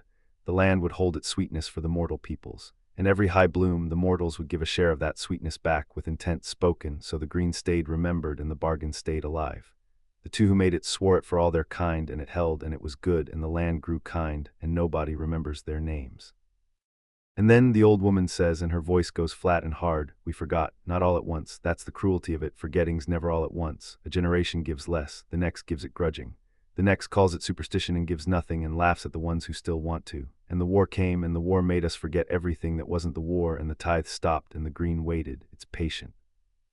It waited 100 years and more, owed and unpaid and unthanked, watching the peoples it kept alive spit on the promise that kept them, and it did not take its due, because the bargain was made freely and it would not break its own half by force. She looks at the trees, until now, until the one it trusted first stopped being able to bear it. The cold one, Carrie says, quiet. The cold one, the clanswoman nods. It is not a monster, that's what you'll want it to be, and I won't let you have that. It is the one who stood witness at the first bargain. The one who vouched for the mortal peoples to its own kind, who swore we were worth trusting, who staked it standing in its own court on our promise. And it watched us break that promise for 100 years and make a fool of it in front of everything it ever answered to. It is owed, and it is right to be owed, and worse than owed it is humiliated, and there is no fury on this earth or under it like the fury of a thing that trusted and was made a fool of for its trouble. You cannot beat it. It has justice on its side, or near enough. You can only give it, at last, the thing it was promised, and give it freely, since freely is how it was promised in the first place, so it can go back to its court with its standing restored and stop needing to take the payment out of children to prove it was right to be angry. The three of us sit with that a while. The anchor stands half-raised in the yard. Somewhere up the hill a thing that trusted us and got made a fool waits to be paid, or to take its due out of the sweet and the small. That's why the working needs the binding, I say, slow, turning it in my hands like I turn every problem worth turning. Her song to be heard, the anchor to hold the door, and two who choose each other out loud freely. Because the first bargain was two who chose each other across the line freely, and the only coin that mends a broken free-made promise is another one made true. We're not paying it back, we're making the first bargain again. New. The old woman looks at me a long moment. The boy grew up clever as well as skilled, she says. Yes, that's all it is and all it needs to be. Two enemies become something else, choosing each other out loud where the green can hear and meaning it, so the green remembers the shape of the promise it was made in the beginning and forgives the breaking of it and holds its sweetness one more age. She sets down her tea. You'd best mean it then, the both of you. The green will know a lie the instant it spoke, and a lie in that working would be worse than no working at all. It has to be true, or it kills you where you kneel. She goes after, leaves us with the true tale and the anchor and each other. I finish the joint by mid-afternoon, and then comes the raising, and a thing that size doesn't go up by one man's arms. I've built the anchor to stand 3 times the height of a tall oak, rooted deep, braced wide, the great root joint meant to drive down into the pit I've dug at the worst seam of my yard, where the pull comes strongest. Getting it upright off the ground and down into that pit without it twisting itself apart on the way is the kind of problem I'd have solved with a company of sappers and a day's rigging once. I've got rope and a sheer legs and my own back, and it's not enough, and I know it's not enough about the time Orden comes up the lane with his sleeves already rolled. He doesn't ask what I need. He reads the rig in a glance, the same soldier's eye, and starts hauling the sheer legs into place, and behind him come others. The dairyman whose churn split, the candle seller and her boy holding a coil of rope near as big as he is. The girl Orden pulled back from the trees, and her mother and half a dozen more, drifting up the lane to the north edge yard they've avoided for 5 years because the big unclanned orc lived there. Come now because the big unclanned orc is building the thing that might save them, and they've decided to lay hands on it. Tell us where to pull, Joiner, Orden says. You built it, you captain it up. So I do. I set them on the ropes and I show them the pace of it, all together on my word and not before. And I take the worst of the weight myself at the foot where a slip would crush a man. And we walk the great living anchor up out of the dirt hand over hand. A dozen frightened neighbors and a maimed old soldier and a beekeeper and the orc they used to cross the green to avoid, all of us straining on the same ropes, until the root joint tips over the lip of the pit and drops home with a sound I feel in my teeth. Sated deep, standing, rooted, it's up.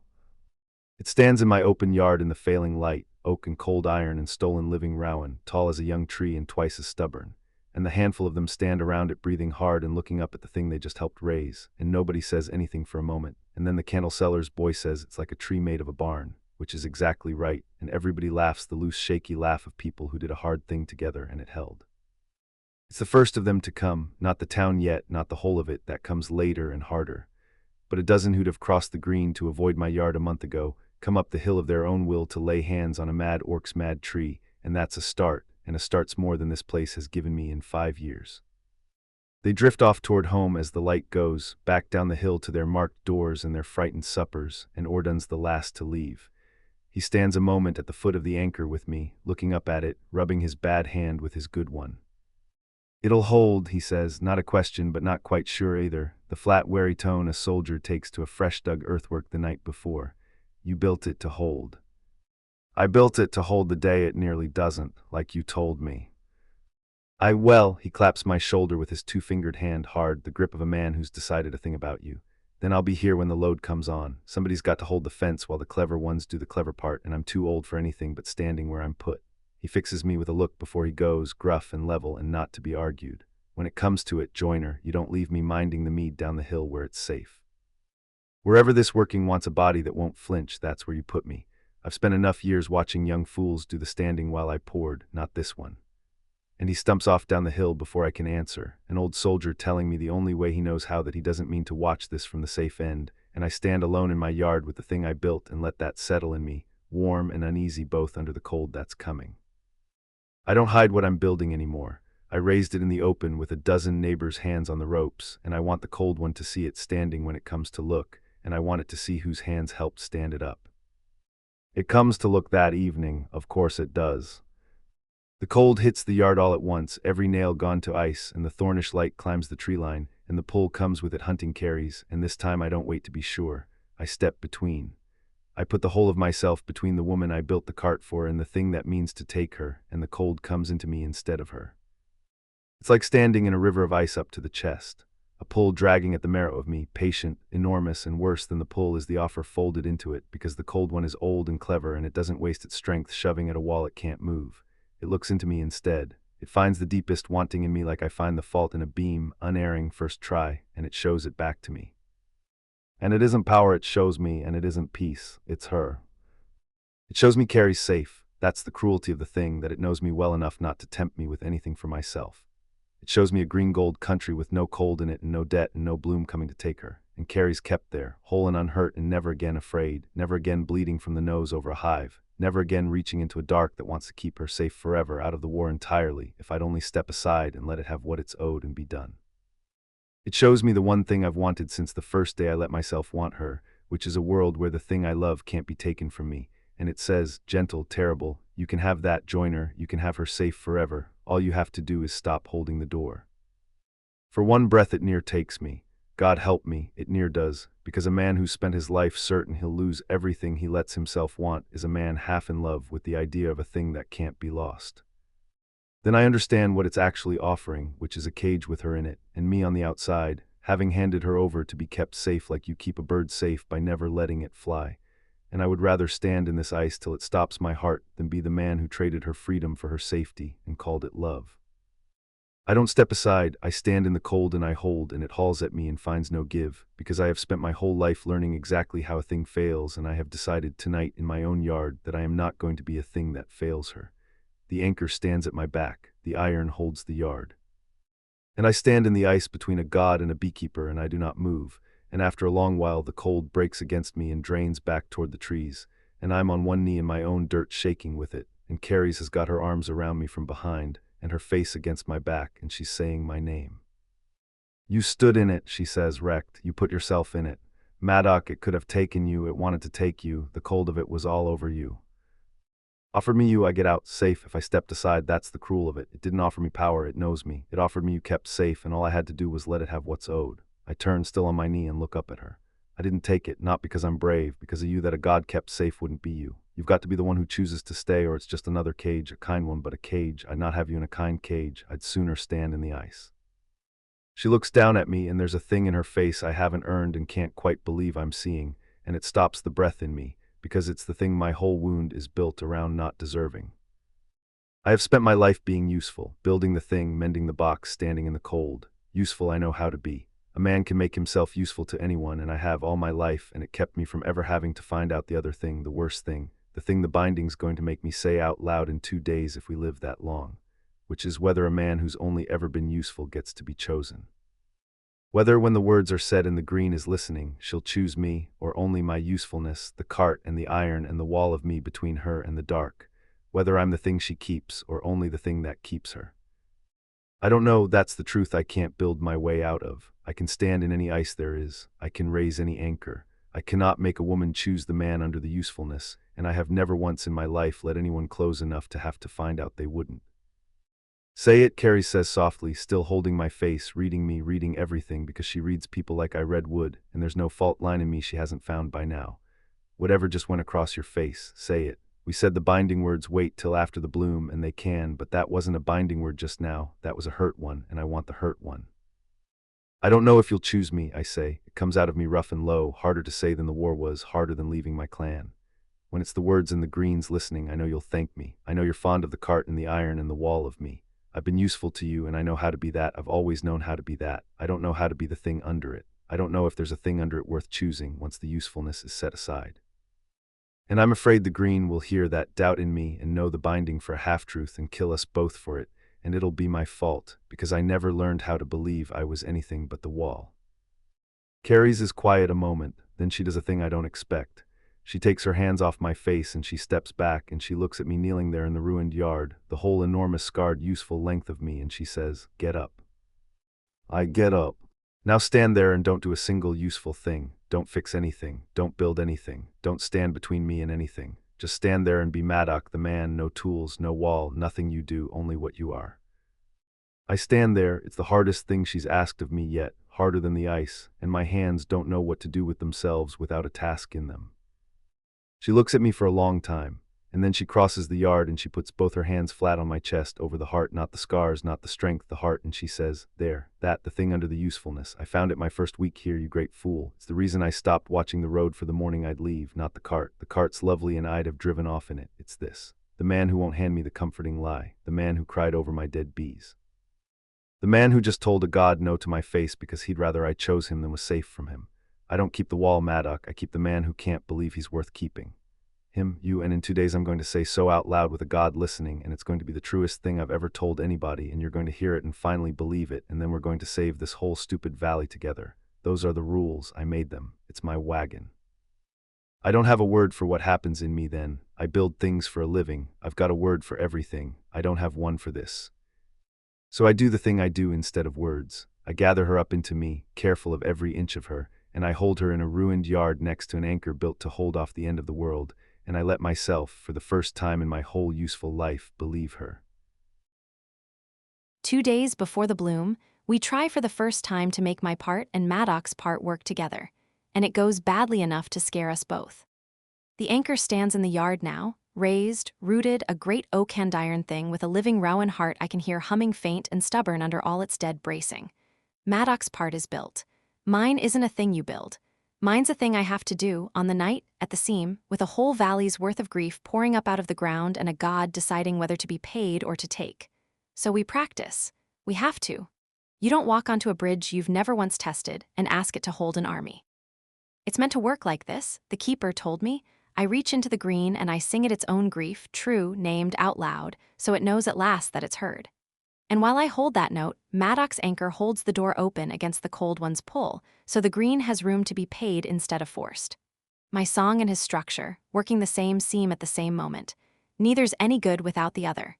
His anchor with no true song is just a very stubborn tree. My song with no anchor is just a woman shouting into a flood. So Maddock sets both hands on the great root joint, braced, ready to hold, and I kneel at the foot of the anchor with my palm flat to the cold ground, and I reach. It's worse than it was even a week ago, and that's what frightens me. The bloom's coming on, the greens waking fuller every hour, and where a week back the reach was a door I had to lean on to open, now it's a door that swings wide the second I touch it, and something on the other side is glad. So glad, too glad to see me. I sing the grief, the true note, I hear you, you were promised and forgotten, I know, and the green turns the whole of its vast attention on me and drinks it down like a woman dying of thirst. And it's working, I can feel it working, the sour edge easing out of the hum for the first time since I came. And for one breath the two halves mesh. I feel it happen. My song goes down into the green and the green settles under it, and at my back I feel the anchor take up the strain, the living rowan heart of it thrumming as it catches the pull and holds the door, and Maddock makes a low sound behind me, surprised, because he feels it too, feels the load come onto his joints clean and true, and the structure answer it exactly as he built it to. My grief song and his rooted stubborn tree, working the same seam. And for one bright breath the green is being paid instead of taken, and the whole valley's hum turns sweet.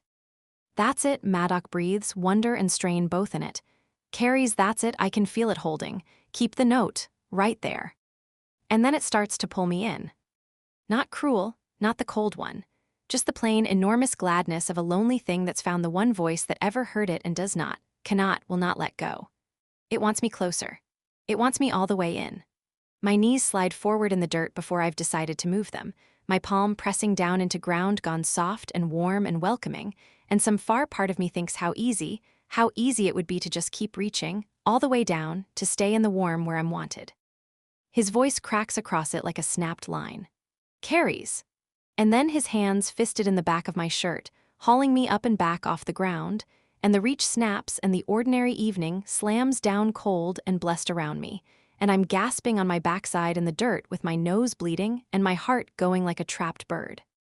It pulled, he says, grim, crouching over me, his thumb already wiping the blood off my lip. Same as the meadow, I felt you go down toward it. 3 breaths more and I'd have lost you into the ground with the anchor standing right there useless because I can't follow you where you go. I know, my voice shakes. It's worse, Maddock, it's so much worse than it was. It's not angry at me, that's the trouble, the cold one I can brace against because it's furious, but the green itself, the whole of it, it's just so glad I can hear it that it wants to keep me close like you'd keep a fire banked against the cold, and I can barely tell my own wanting from its wanting when I'm down in it. I press the back of my wrist to my nose. And it's going to be 10 times that on the bloom night, isn't it, when it's pouring full? That's what I have to do the working inside of, that. He doesn't tell me it'll be all right. He never does. He pulls me into his chest, blood and all, and holds me there in the dirt at the foot of the thing he built. And we sit with the size of it, the 2 of us, and neither of us says the thing we're both thinking, which is that my part of this asks me to walk into the exact deep water I've spent 30 years reading roads to avoid, and hold my own name against a God that wants to keep it, and trust that the man at the anchor can haul me back before I drown. Then I don't take my hands off the anchor and I don't take my eyes off you, he says at last, into my hair. You go down, I pull you up, as many times as it takes. You reach, I hold. It's held twice now. It'll hold on the night. You can't pull me up if you're holding the anchor. You said it yourself. You can't follow me where I go. He's quiet a moment. Then we'll find the piece that can, he says. There's a piece of this we're still missing. The keeper said 3, song, anchor, and the binding, the 2 who choose each other out loud. Maybe that's what the 3rd one's for. Maybe the binding's the rope that reaches where my hands can't. He tips my face up. We've got 2 days to find out, and I'm not spending either of them letting you practice drowning alone. Enough for tonight. You've bled enough into my dirt for one evening. Romantic, I say wobbly, because the joke's the only rope I've got and I climb it out of habit. You've bled enough into my dirt. You should put that on a sign. Woo the ladies. But I let him haul me up out of the dirt, and I lean into the great warm bulk of him harder than I'd admit to, and I feel how his heart's still going too fast under all that stillness, because he felt it too, felt me start to go down where he can't follow, and it frightened the man who doesn't fright. Neither of us says the last of it. That in 2 days I have to go into the deep of that on purpose, at full pour, with a valley on it, and the only thing certain about the plan is the part where I nearly drown. I let him carry the practice no further. But it sits in me, cold under everything, the knowledge of what the bloom night's going to ask. I can't settle after.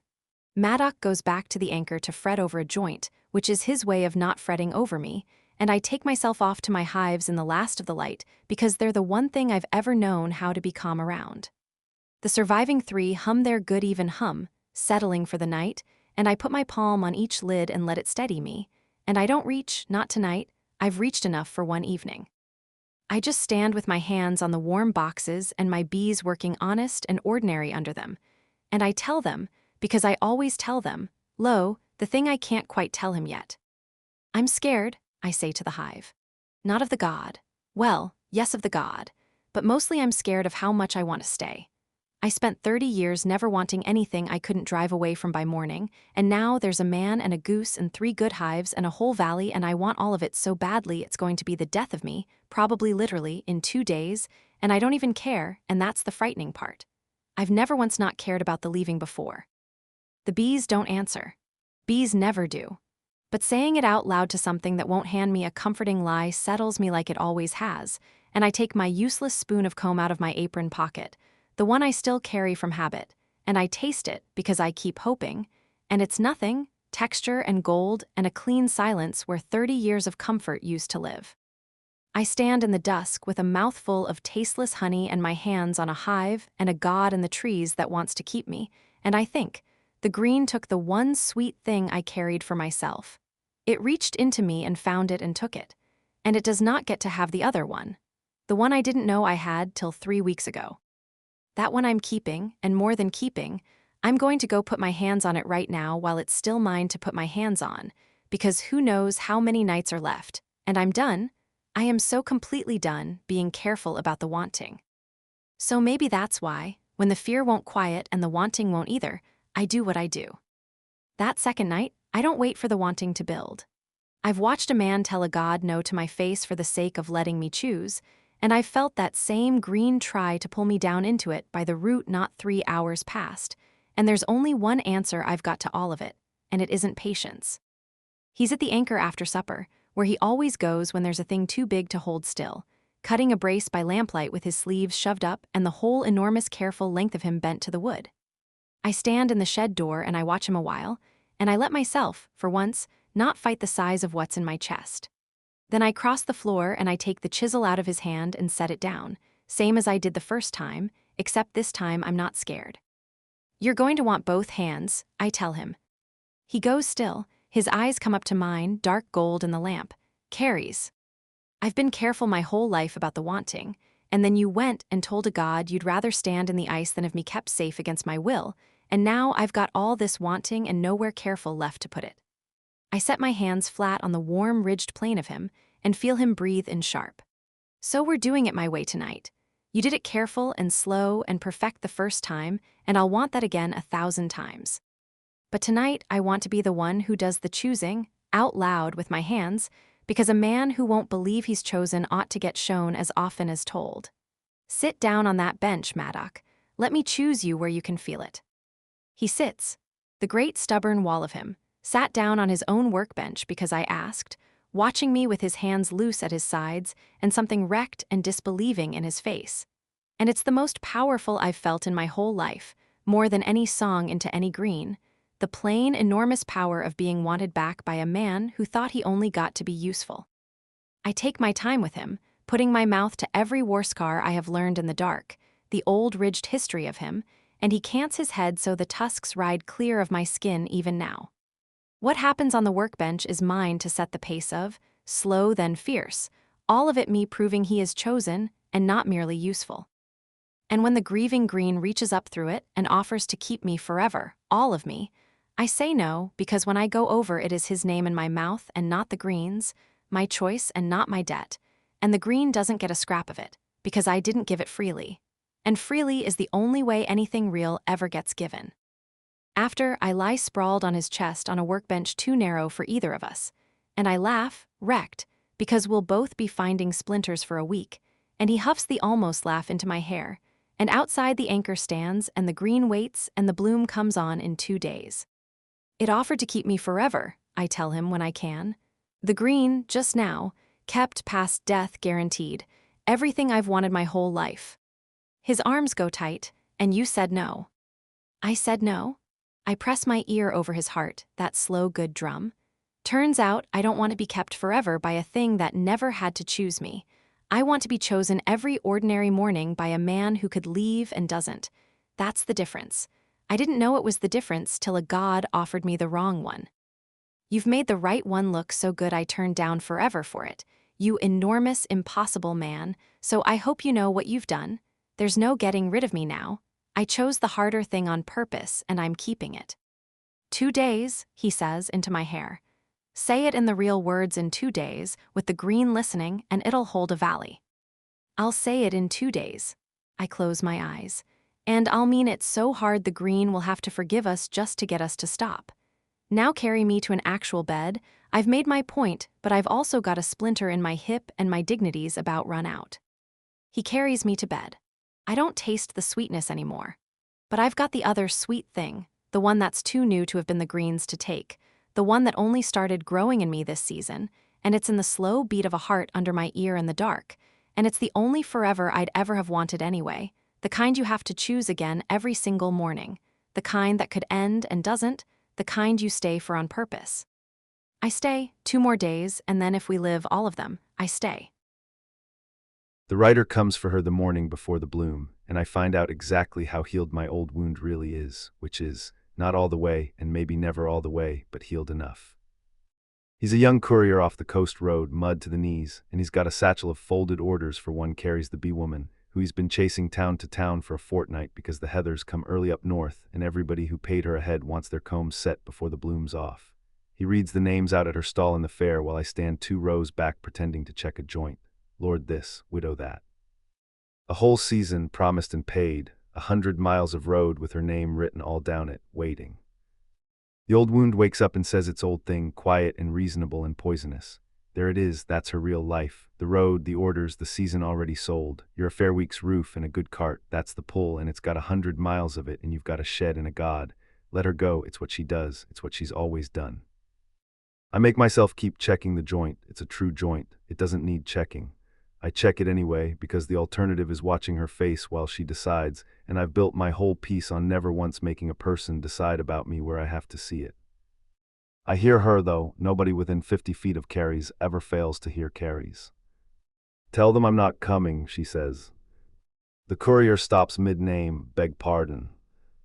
The heather orders all of them, tell them Carrie's is sorry and she'll refund what's owed, and she's not coming north this season, nor likely any season after, because she's found a town that needs her worse and a man she's not driving away from, and she's putting her hives down. A pause, and I can hear the grin come into her voice, that reckless, bright thing she does at the edge of a cliff. You can also tell them, if they push, that there's a god in the trees here and I'm the only soul alive who can talk it down, so my dance card's a bit full for the foreseeable. That usually ends the conversation. The courier gives up. I'll just tell them you're not coming. That's the wiser choice. I come round the stall then because I can't not, and she turns and finds me already there, and her face when she sees mine isn't careful or bracing or bright over cold. It's just glad. Plainly, wholly glad, a woman who's cut 100 miles of her own road loose on purpose and isn't sorry. You didn't have to do that, I tell her low, and it comes out with more gravel in it than I intend.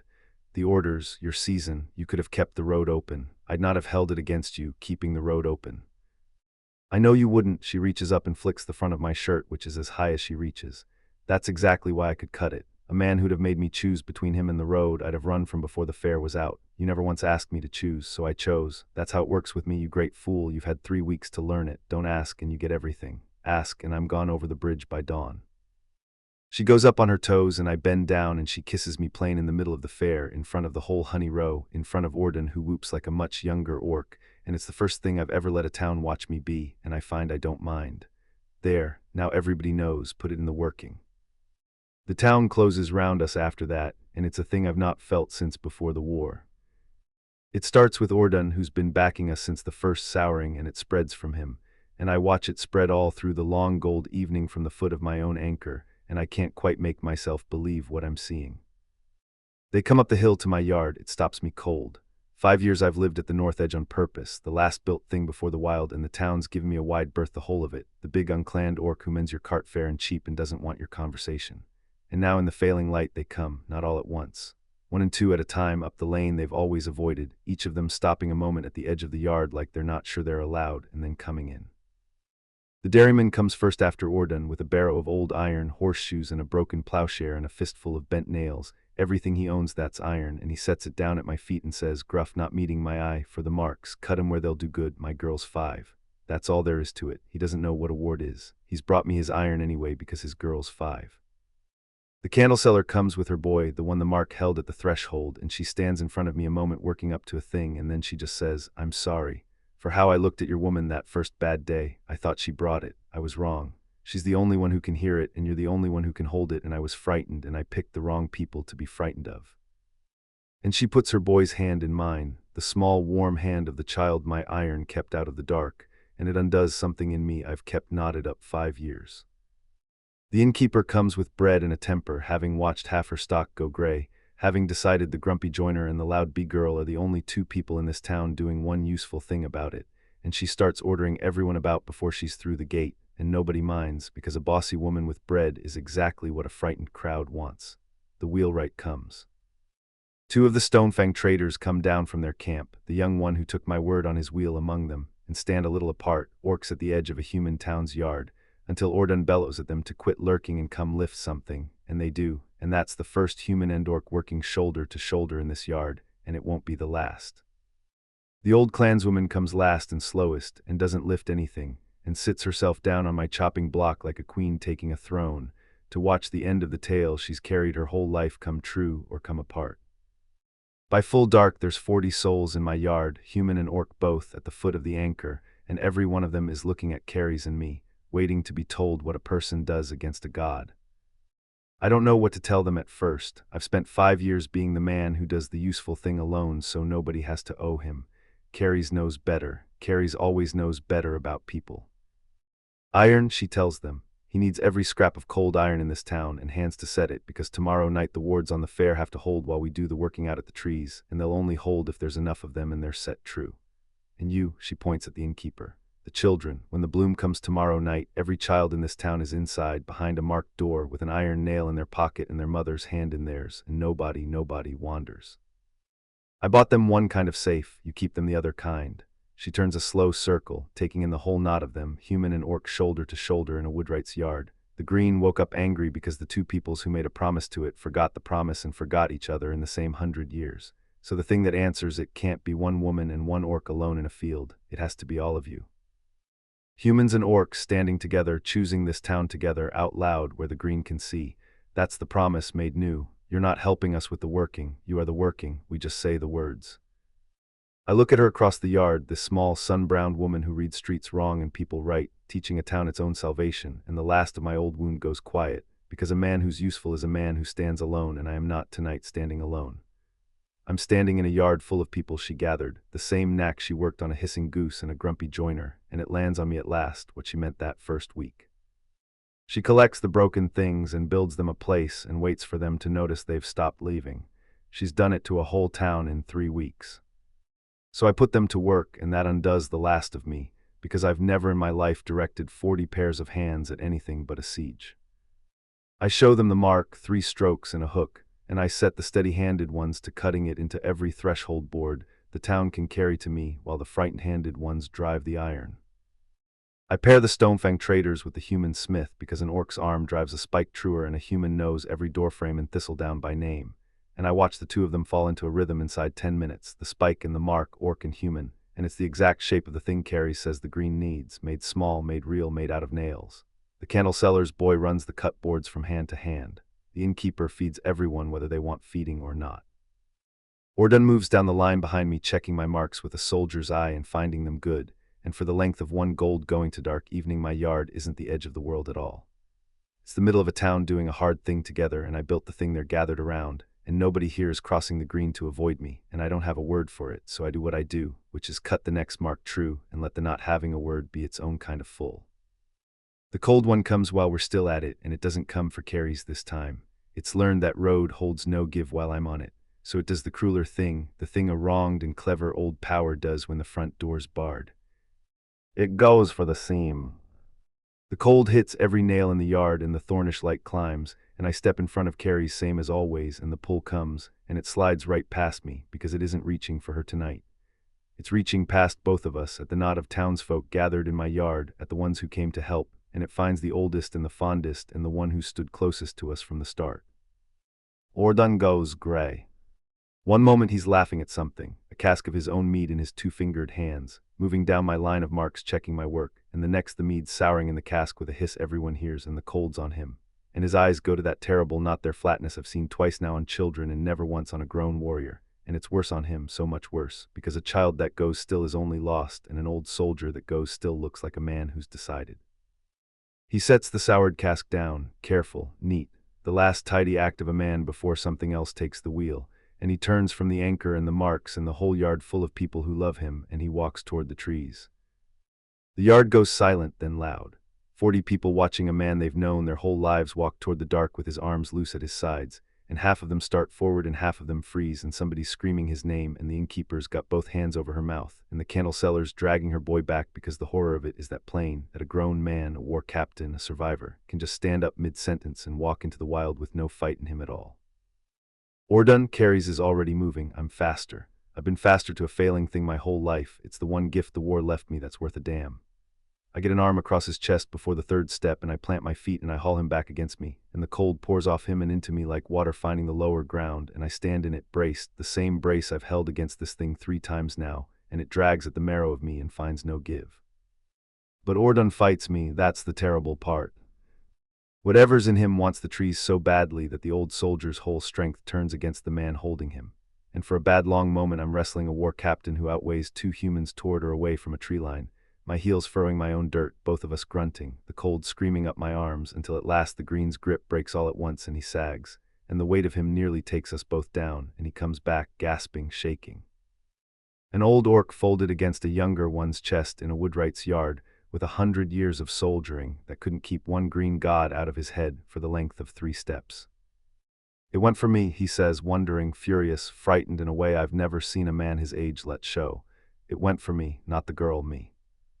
Aiming at what we love now, I say, and the truth of it sits cold in my chest, colder than the nails. It knows it can't have carries while the working's building, so it'll take what we break to save. It'll come for you and the innkeeper and the children one at a time until one of us cracks and hands it the thing it wants to stop the hurting. I look at Carrie's across Ordun's bowed gray head, and her face has gone hard and old because she's understood it same as I have. That's the real deadline. Not the bloom's just when it takes everything at once. Before then, it'll pick us apart one beloved thing at a time and dare us to hold. And the yard hears me, and the yard is afraid, and I watch the fear move through 40 people like wind through a field. Because it's one thing to come up a hill in the gold evening and lay your iron down for the bee girl and the joiner and feel brave about it. It's another to watch Ordun, who poured your father's wedding mead, walk toward the dark with dead eyes and understand that it could be you next, or your girl who's 5, and that the thing coming for you is owed and clever and there's no wall high enough. I see it in them. A man near the back says it low, what half of them are thinking, or we give it what it wants, whatever it is.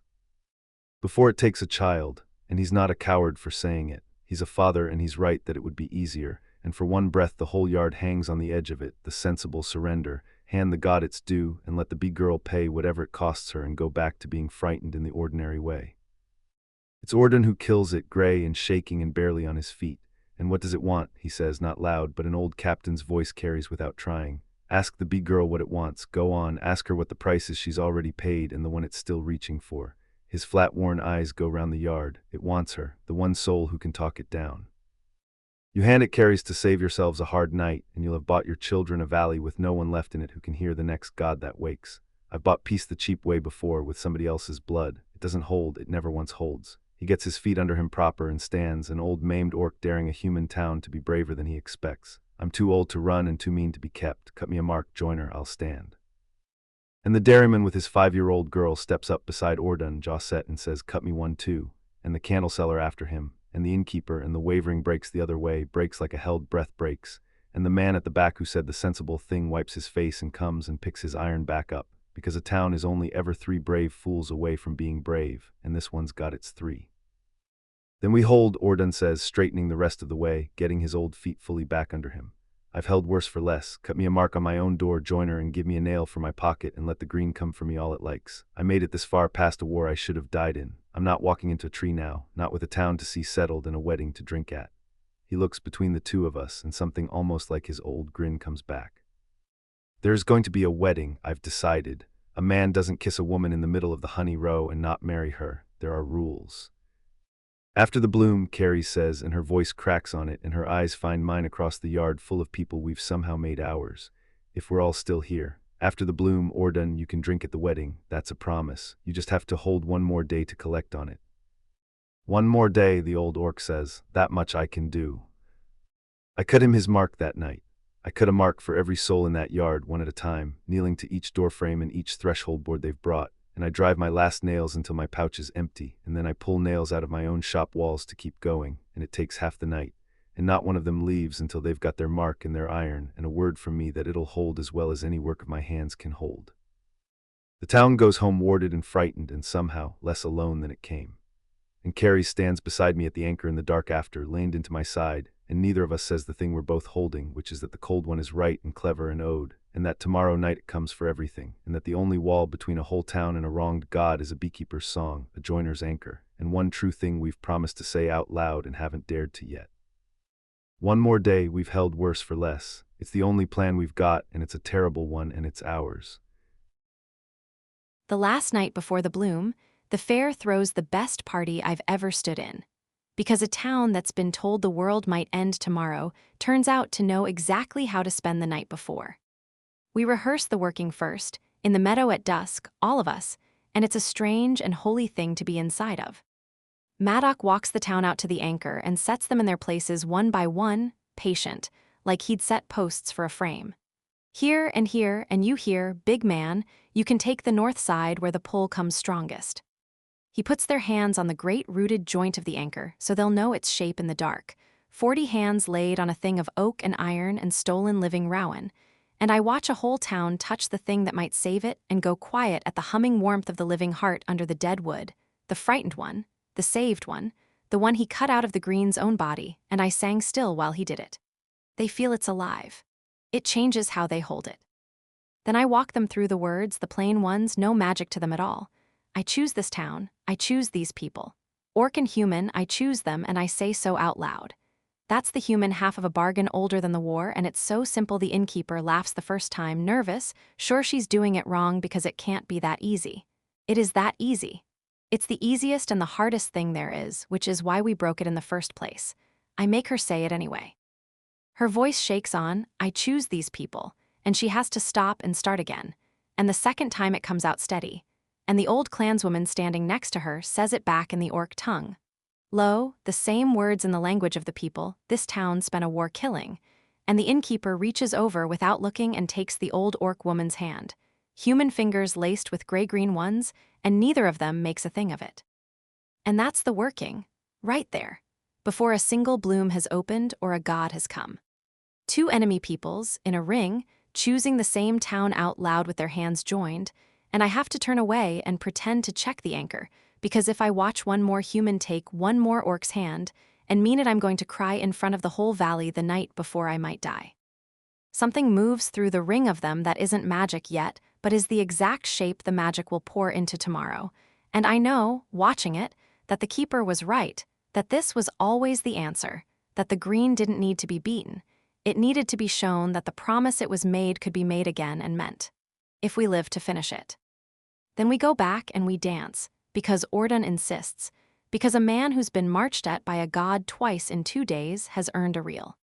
I make Maddock dance. Actually dance, this time, not stand at the edge like a sunk post. He's terrible at it. He's enormous and grave and mouths the steps under his breath and treads on my feet twice and apologizes both times, and I laugh so hard I have to stop and hold his arm, and it's the happiest I've ever been in my whole moving life, dancing badly with a serious orc in a frightened town on the last night before the end of everything. The lanterns swing. Ordon's mead, the batch that hasn't turned, goes round. Somebody's fiddle finds the tune my old keeper used to hum, the one I hum to the bees, and I go still in the middle of the dance floor with my hand over my mouth.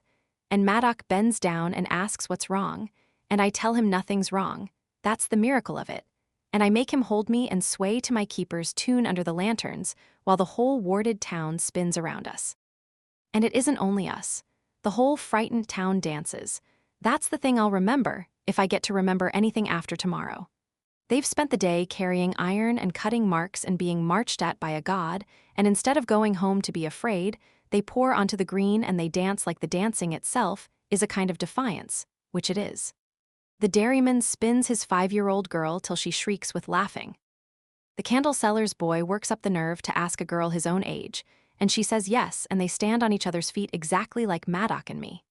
And out at the edge, where I never once thought I'd see it, 2 of the young Stonefang traders teach a knot of human girls a clan reel, orcs and humans stamping the same steps in the lantern light, laughing at the ones who get it wrong. And it is the working, again, before the working, the thing the green needs made out of a dance instead of a vow.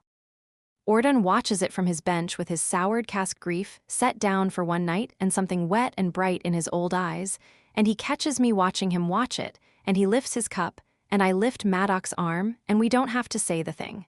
Look what we made. Look what she gathered. Look at the 2 peoples dancing. For 1 hour, we are not a beekeeper and a joiner against a god. We're just 2 people who found each other late and stupid, and against every sensible plan, dancing, in a whole town of people doing the same, on the last free night any of us may ever get. Then the veil tears, and I find out what we've really been dealing with. It happens at full dark, at the height of the reel, and it doesn't come soft or thornish or from the edge of things. It comes down the middle of the fair like a blade opening a seam. The lanterns gutter all at once. The fiddle dies mid-note.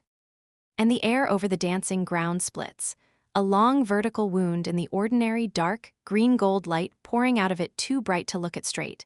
And the cold comes through it in a wave that puts frost on the summer grass. And the whole town screams and scatters, and I stand rooted, because I've heard this thing and felt this thing, but I have never once seen it, and now I do. It steps through. I'd braced for a monster. It would have been easier if it were a monster. What comes through the tear in the world is beautiful, which is so much worse. Tall as the old trees and no taller, a shape of bark and thorn and something older than either, crowned in a wreath of the deadest, grayest, most perfect roses I've ever seen, roses souring even as I look at them, the tithe gone bad made into a crown. Its face is a face only as a mask is a face, held light where the eyes should be.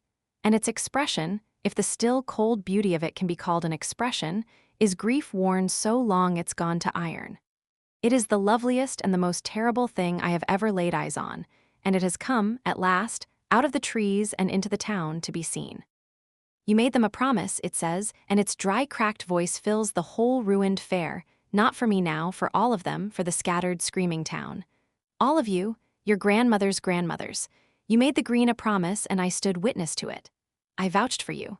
I told my own court that the mortal peoples could be trusted to remember a kindness. It turns its terrible held light gaze slow across the town, and where it looks the sweet things sour, jars bursting, the last good mead going gray in the cask, a whole fair's worth of honey dying at a glance.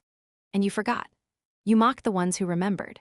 You made a liar of me before everything I ever answered to for 100 years, and tomorrow the debt comes due in full, and I have come tonight only to let you look at what you cheated, so that you know, when I collect, exactly whose trust you spent. It lifts one long hand, and it points not at me, at the crowd, at a girl, the candle seller's girl, the first child who ever went cold at the tree line, standing frozen at her mother's skirts, and the mark on her own door is 100 yards away and does her no good here in the open, and the cold reaches for her across the whole fairground, and her mother's scream is the worst sound I've ever heard. I don't think I sing. Not the small reach, not the careful learning. I open the whole of myself as the keeper taught me, and I throw my listening across the fairground and into the tear in the world, and I do the one thing I've got, which is to be heard, and I sing the true note of the grief in that thing, its own grief, its 100 years of being made a fool, straight back at it, named, witnessed, out loud, in front of the whole town. I hear you, I scream at it, and it isn't only words, it's the whole of my craft poured into 3 of them. I hear you, you were cheated, you were shamed, you trusted us and we spat on it, I hear you, and I am so sorry and it was wrong and you are OWED. There. Somebody finally said it. Somebody finally heard you. Now let the child go, because she never cheated you, her grandmothers did, and you know the difference, you were a thing that kept promises once. You know the difference between a debt and a child. The whole fair has gone silent. I've never heard a silence like it. 100 people who a breath ago were screaming and running, gone dead still. Because the small, loud bee-woman has planted herself in the open between a god and a child, and is shouting the god's own grief into its face. And nobody, human or orc, has ever seen the like. And nobody dares move for fear of breaking whatever fragile, impossible thing is happening in the frost-white middle of their fair. The tear in the world hangs open.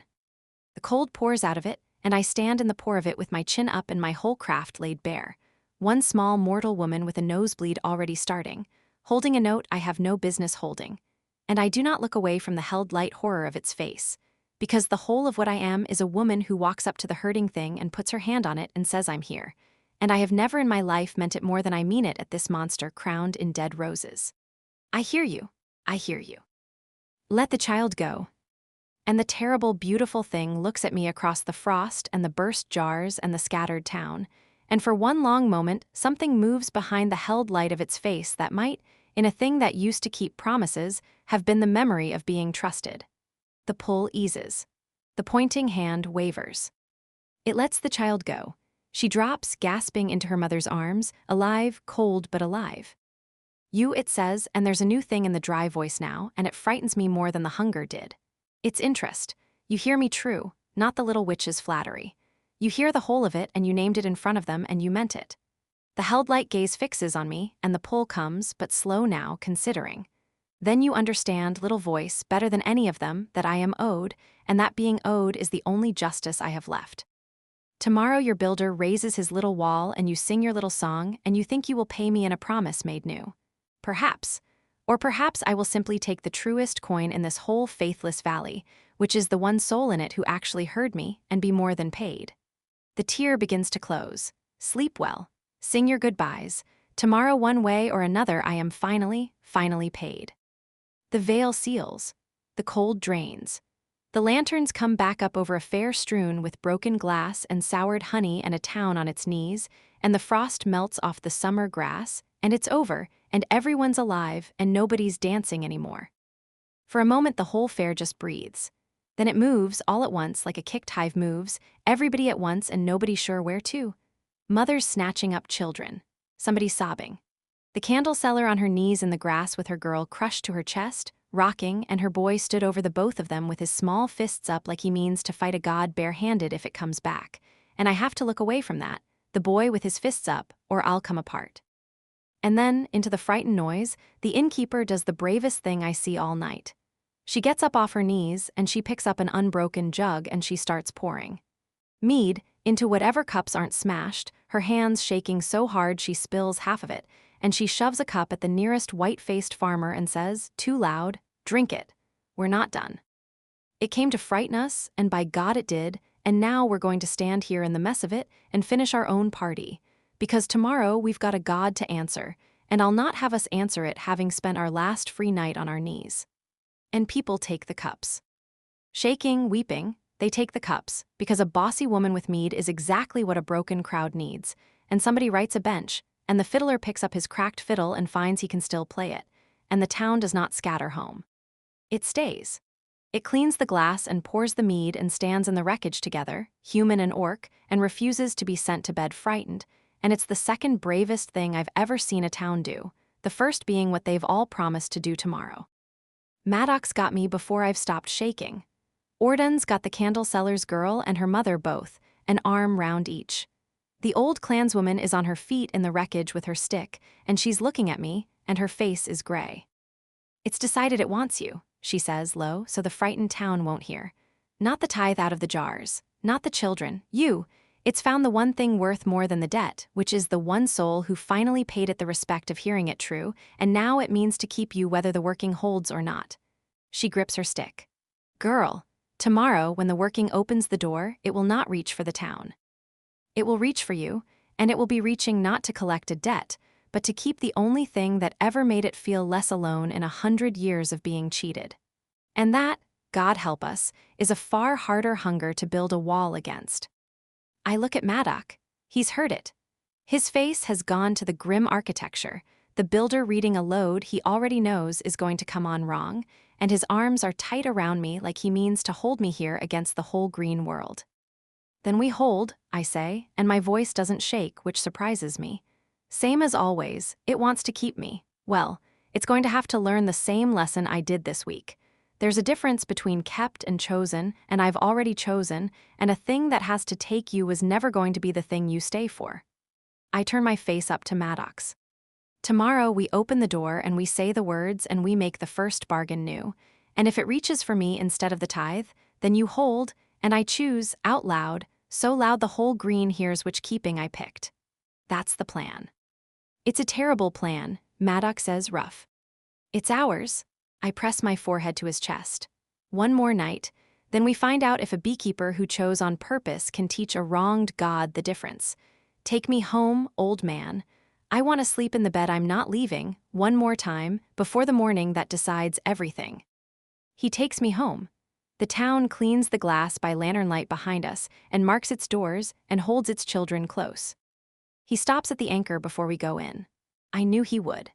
He can't walk past a thing he built the night before it has to hold without laying hands on it, and I stand back and let him, because a man says his prayers however he was taught to, and Maddox was taught in wood. He walks the whole of it in the dark, his palms reading every joint, testing the great root joint with his shoulder set against it, laying his ear to the living Rowan heart like you'd listen to a sleeping child breathe. He drives one more brace he decides it wants. There in the dark, by feel, the last cut he'll make on the thing before it stands against a god. And when he's done, he stands with both hands flat on it a long moment, and I see his lips move, and I don't ask what he said to it, because some things a builder says to his work aren't for anybody else to hear. "It'll hold," he says when he comes back to me. "Not quite sure, never quite sure. It's the best thing I've ever built. Whatever else I've been, I built one true thing at the end of it." "You built a lot of true things," I tell him, and take his enormous cold hand and lead him inside. "I'm one of them, come to bed." And I lie awake in the dark against the slow drum of a chosen heart, and I don't tell Maddock the thing I've understood that he hasn't, which is that a working needs a thing given freely. And if the green reaches to keep me tomorrow, there might come a moment where the only free thing left to give it, the only coin that settles a debt this old and this lonely, is me, chosen, walking in. I don't tell him that. Not tonight. Some things you carry one more night alone, so the person you love gets one more ordinary morning before you hand them the terrible shape of what tomorrow might cost.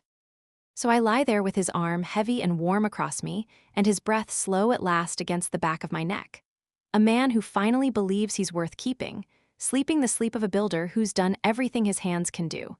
And I hold the secret for him, like he held the floor for me that first strange night. And I watch the gray come up slow at the window, the last dark before the morning that decides everything, and I am not sorry. Here's what I'd want him to know if it goes wrong tomorrow and I don't get to tell him.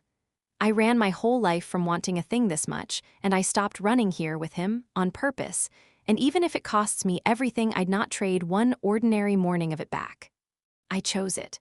However it ends, I chose it, out loud, and that's what I was ever trying to learn how to do. The morning of the bloom I finish the anchor, and I finish it good, and I am not fool enough to think that's the same as finishing it right. It stands complete in the yard by mid-morning, taller than me, taller than my shop, a rooted, jointed thing of oak and cold iron with the living rowan heart seated deep at the core of it, its base sunk 4 feet into the worst ground at the meadow seam where the pull runs strongest. I've cut every joint twice. I've pegged what most men would glue and bolted what most men would peg. It's the finest thing I've built in my life, and it's going to take a strain from a god tonight, and I've built it to hold that strain, and I still can't shake the thing every builder knows in his bones, which is that you never truly know a structure till the load comes on, and by then it's too late to add a brace.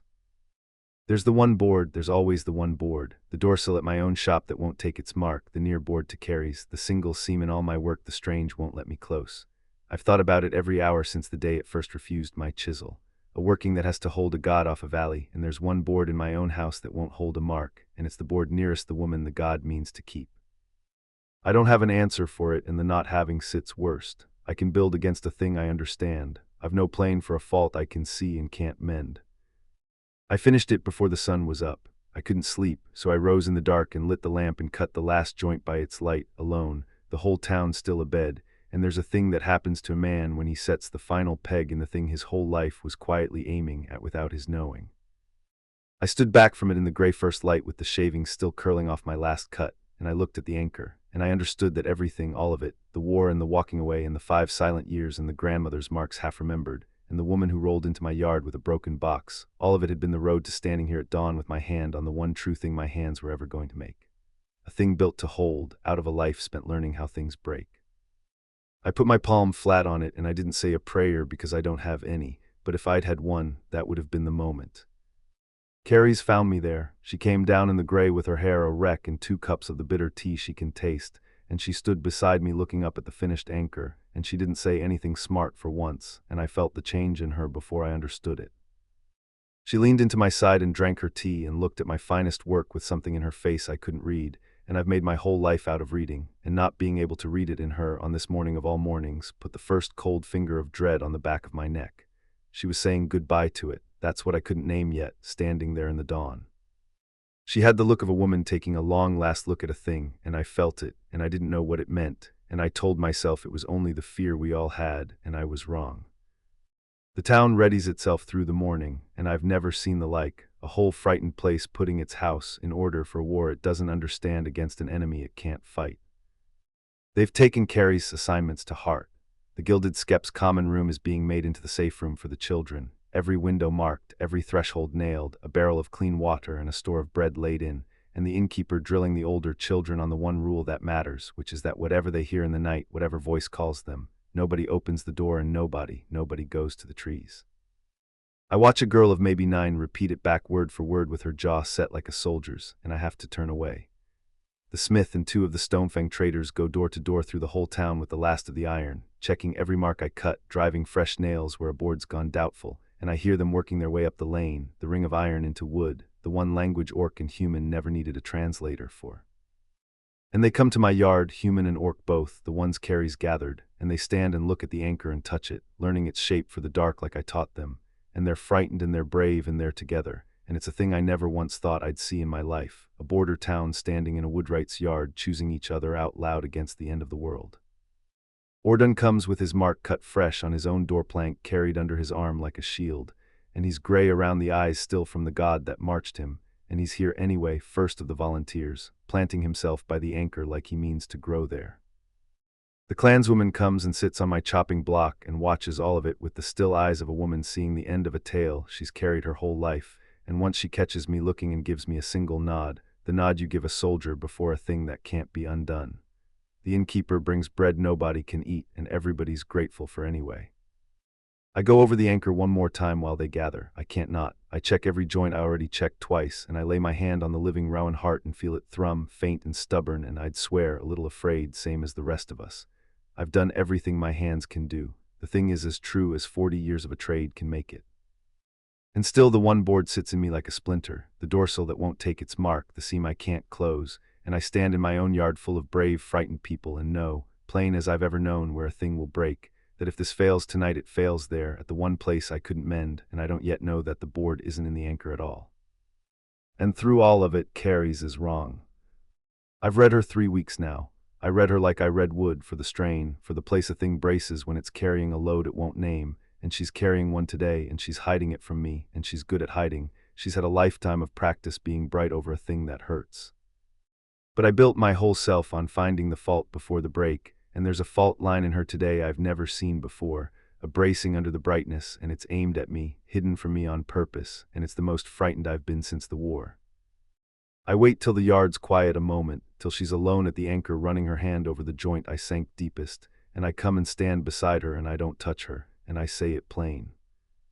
You're carrying something and you're keeping it off me on purpose. You've done it once before, the keeper, the meadow, one more ordinary night before you'd hand me the strange thing. You're doing it again. I can see the brace of it in you, so don't. Whatever it is you've worked out about tonight that you're not saying, say it. I'd rather carry the true weight of it than watch you brace under it alone one more day. She goes still, her hand stops on the joint, and for a moment I think she'll tell me, and then she looks up at me with that bright, reckless thing back over her face, the coat over the cold weather, and she says, I've worked out that your anchor's the finest thing anyone's ever built, and I'm a bit in love with it. Honestly, is it strange to be jealous of a piece of joinery? I feel like it might be strange. Carries. I've worked out that I chose right. She says it fast, and it's not a lie, it's just not the whole of it, and we both know it. That's the thing I'm carrying, that whatever happens tonight, I chose you in this town on purpose, freely, and it's the best thing I've done in my whole life, and I'd do it again, and I need you to know I mean that before we walk out to a meadow to argue with a god. Her voice catches, and there's a whole other thing under it she won't let up into the light. Let me have that be the thing I'm carrying today. Please, just for today, I'll tell you the rest of it when it's time. I swear it on the bees, but not yet. Give me the afternoon to have chosen you without the shadow of the cost on it. I've never once in my life gotten to have wanted something without already grieving the loss of it. Give me one afternoon of the wanting clean, then I'll tell you everything, I promise, before the working, just not now. I look at her a long time. Everything in me wants to press it, to get the true weight of the thing out of her where I can see it and build against it.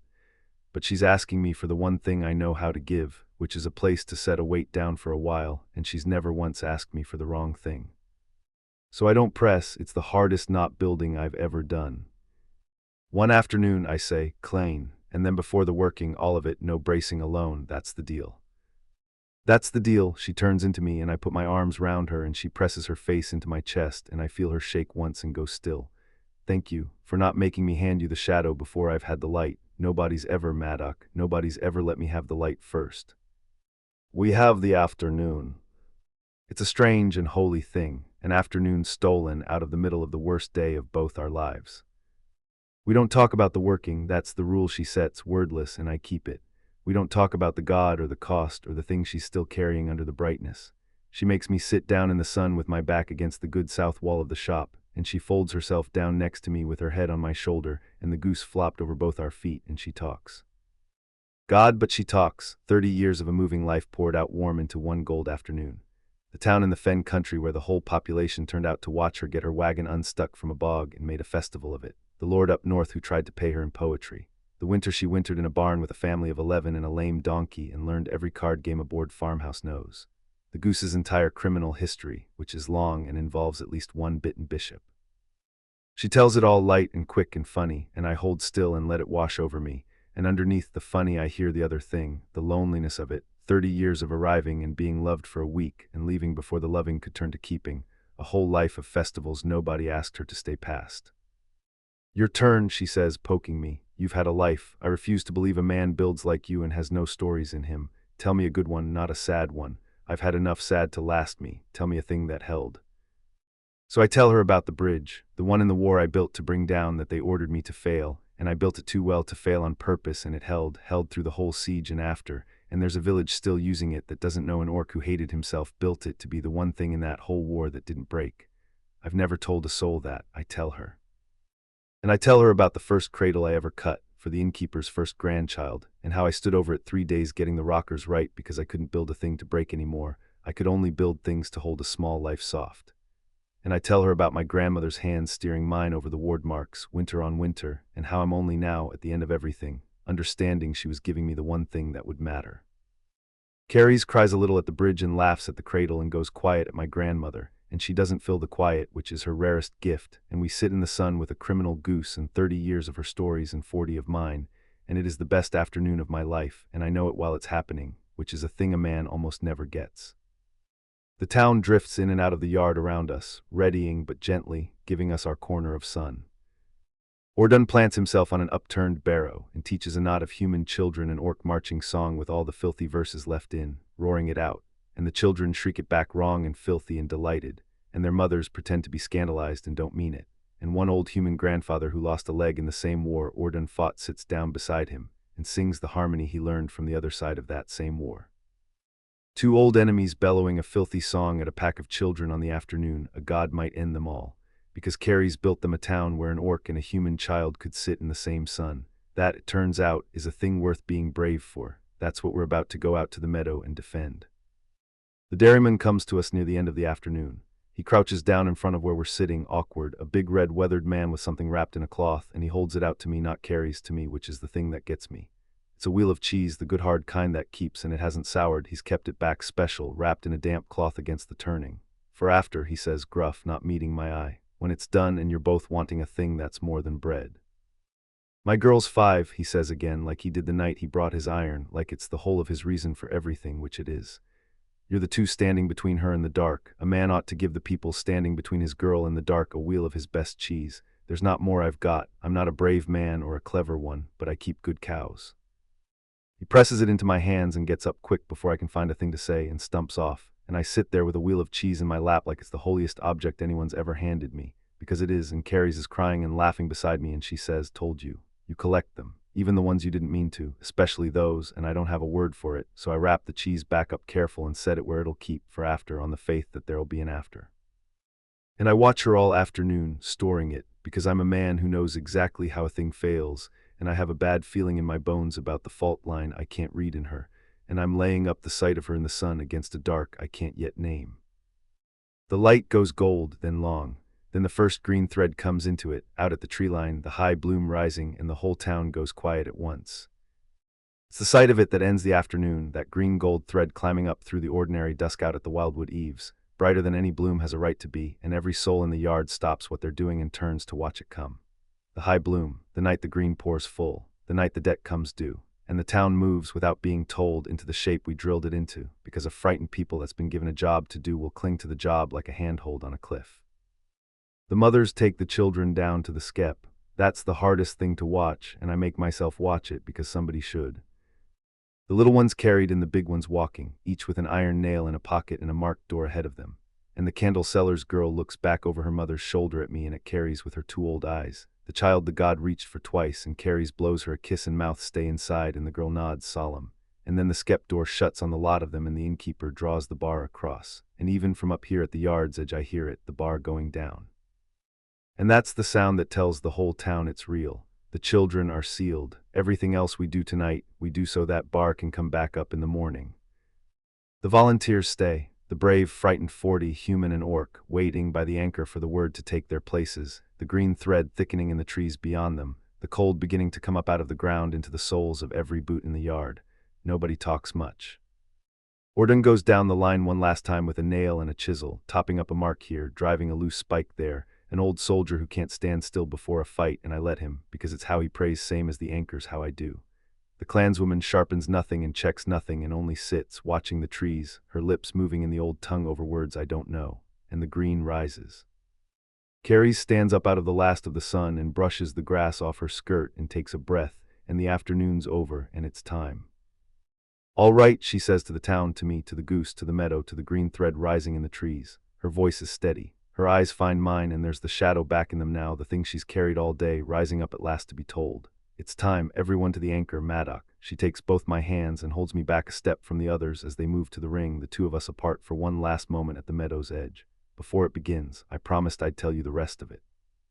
So here it is, and I need you to not do anything about it. I need you to just hear it, and then I need you to trust me the whole way down, like I trusted you. I hold her hands, my heart's gone to stone in my chest. Tell me, I say. And she does. It wants to keep me, I tell him. Not the tithe, me, you heard the clanswoman. And I've worked out the shape of what that means, and you're not going to like it, and I need you to hear the whole of it before you decide to be a wall about it.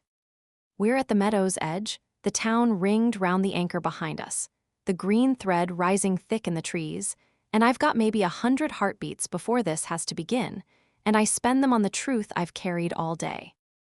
It's the worst possible time to tell him, and the only time there is. The cold's already coming up out of the ground into my feet. The bloom's already flaring green gold at the tree line, brighter every breath. Behind us, 40 people stand in a ring holding their courage together with both hands, waiting on the bee girl and the joiner to tell them it's time to be brave. And here I am at the edge of it, stealing 100 heartbeats to hand the man I love the shape of how I might die tonight. But I promised him no bracing alone, and I meant it. And more than that, I've learned enough this month to know that the green will smell a secret in me the instant I open myself to it, and a working built on things freely given cannot hold a woman with a locked door in her heart. So I unlock it. Here. Now. In the last 100 heartbeats before the end of everything, with his honey gold eyes on my face and the cold rising and the god waking in the trees, I tell him the whole terrible shape of it. The working needs a thing given freely. That's the engine of it, the free giving, because that's what we broke and that's the only thing that mends it. The town choosing each other, that's given free. Your anchor, built on faith, free. Us, the binding, free. But the green's not reaching for the tithe tonight, Maddock. It's reaching for me because I'm the one soul who heard it true in 100 years. And it's lonely, it's so lonely, 100 years of being cheated and shamed and not one soul hearing it, and it's found me, and it wants to keep me like I've wanted to be kept my whole life, forever, no leaving. My voice cracks. And I've worked out that there might come a moment when the doors open and it reaches, where the only free coin big enough to settle a debt this old and this lonely is me. Given, walking in. Choosing to be the thing it kept, so it stops taking the tithe out of children forever. His face has gone to stone. I keep talking fast before he can build a wall out of that stone. I'm not going to do it. That's the thing I need you to hear. I'm telling you it's there, the shape of it, because I promised I'd not brace under it alone, and because if I go into that working with a secret door in me, the green can smell it and it'll aim right for it. So I'm giving it to you in the light here before, so it's not a secret anymore. There's a part of me that's spent 30 years wanting exactly what it's offering, and that part is going to scream at me tonight to walk in and finally be kept forever, and I need you to know it's there so that when it screams I'm not screaming alone. I grab the front of his shirt in both fists. But I'm not going to do it, because you taught me the difference. Kept isn't chosen. It'd be the sweetest cage ever built and it'd still be a cage, and I've already chosen the harder thing, which is you, and a valley I can leave and don't, and one ordinary morning after another that I have to pick on purpose. I don't want to be kept forever by a lonely god. I want to be chosen every stupid day by you. So I'm telling you the door's there, and then I'm choosing out loud to keep it shut. That's the plan. That's all of it. Now you get one wall about it, and then we've a god to answer. He doesn't answer right away, and I watch what the not answering costs him, and it's the most I've ever loved him and the most afraid I've ever been for him at once. Because I've handed a man who spent his whole life building walls the one thing that would make him want to build the biggest wall of his life, and I've asked him not to. I see it move through him. I see his hands twitch at his sides with the want to grab me. I see his jaw set and his shoulders square, and the whole enormous protective bulk of him strain toward the simple animal answer, which is to throw me over his shoulder and run and let the valley burn. He's a man who could do it. He's a man who's fast to a failing thing and strong enough to carry me 100 miles, and every instinct he owns is screaming at him to be the wall right now, and I've asked him to stand there and trust me instead, and I can see it's harder for him than standing in the god's ice was. He's quiet a long moment, the green light rises, and when he speaks it's not the wall I braced for. "I'm not going to tell you not to," he says, low, rough, and I know what it costs him to say it. God knows I want to. Every part of me wants to pick you up and carry you over the brown bridge and let the whole valley drown before I let a lonely God keep you. But you spent your whole life braced to be wanted back less than you wanted, and I'd be a liar and a hypocrite to spend 3 weeks teaching you the difference between kept and chosen, and then try to keep you myself the second it got hard. So I won't. I'll not build a wall around your choosing. I trust you to keep the door shut. I trust you the whole way down. His hands come up and frame my face. But hear me, Carries. If it reaches and that old wanting screams in you to walk in, you look at me. I'll be at the anchor. You look at me, and you remember there's a man on this side of the door who chose you back and would grieve you every morning of his life rather than cage you, and that a keeping you can walk away from is the only keeping worth staying for. You look at me, and you choose the harder thing, out loud, and I'll be looking back, choosing it too. That's my part, not a wall. A face you can find in the dark. I kiss him. There's no time, and I do it anyway, hard, both of us, a whole promise in it. Then the green thread flares full in the trees, and the high bloom breaks over the valley, and it's time, and there's no more time for anything but the working. We take our places. Maddock goes to the anchor, both hands on the great root joint, the town ringed round it behind him, human and orc, hand to hand. Orden on the north side where the pull runs strongest with his marked plank held up like a shield, the innkeeper, the candle seller, the clanswoman at the ready, all of them waiting. And I walk out alone. Past the ring, past the anchor, past the last of the safe warded ground, out toward the seam where the pull runs strongest and the tier place where the green comes through, and every step of it is the loneliest I've ever walked, because they can hold the line and they can say the words, but this part, the hearing, the singing, the standing at the very edge of the green with the whole of yourself thrown open. This part only I can do, and I've never in my life been so aware that a thing was mine alone to carry. Behind me, the whole town holds its breath. Ahead of me, the high bloom pours green gold up out of the trees, beautiful and lethal, the loveliness that is the danger. I look back once. Maddock's at the anchor with his eyes already on me, and he doesn't tell me it'll be all right, even now, even across all that distance. He just holds my eyes and sets his jaw, a face I can find in the dark, exactly where he swore he'd be. I turn back to the green. I kneel in the high bloom with my palms flat on the ground. I open the whole of myself, and I begin. I sing the green its own grief. Not small, not careful. The whole deep wide listening this terrible month has taught me, thrown open into the living green, into the roots and the deep old dark and the lonely wronged enormous heart of the thing that's owed. It costs from the first note. I feel it start to take from me the moment I open the whole of myself, the warmth draining out of my hands, the ordinary sounds of the world thinning to that high ringing, the blood already coming warm over my lip, because this is the biggest reach I've ever made, and the green is fuller tonight than it has ever been, pouring up out of the high bloom in a green gold flood that wants to drink me down along with my song. I hold it. I plant myself in the bloom, and I hold the note like Maddock holds a load, braced, giving it everything and not one scrap more than I choose, and I sing. I name it. I name the first bargain, the two who loved across the line, the human and the orc who should have been enemies and weren't, the promise made and kept and then forgot. I name the 100 years of a witness made a fool, the tithe that stopped, the mockery, the grief gone slowly to iron. I don't flinch from any of it. I sing it all back, out loud, true, witnessed by a whole town, the thing nobody has said to this thing in an age, and I put the whole of my craft and the whole of my heart into 3 plain words under all of it. I hear you. You were promised, and we broke it, and you are owed, and I hear you, and I'm sorry, and it was wrong, and somebody has finally come to say so to your face. The green answers, all of it. The tear opens in the world, the long green-gold wound in the ordinary dark I saw torn across the fair last night, except this time it doesn't come to frighten, it comes because I called it, because for the first time in 100 years something spoke to it in its own grief and meant it. The light pours out, and it's too bright and too much, and I don't look away. The whole valley leans in. I feel it, the trees and the deep roots and the sleeping seed and the cold streams and every green growing thing for miles. The entire living body of the old green turning as one enormous slow attention toward the small warm speck of me kneeling at its edge, singing its own sorrow back to it. And it is the most enormous and beautiful and terrible thing that has ever happened to me or ever will. A God that has been alone and unheard since before my grandmother's grandmother finally being heard. And the force of its listening nearly stops my heart. I hold the note. Blood runs off my chin into the bloom. I hold it, and I sing, and the green leans down over the whole valley to hear the one voice that came. And behind me, on my signal, the town speaks. I choose this town, they say, ragged, together, human and orc, the words I taught them. I choose these people.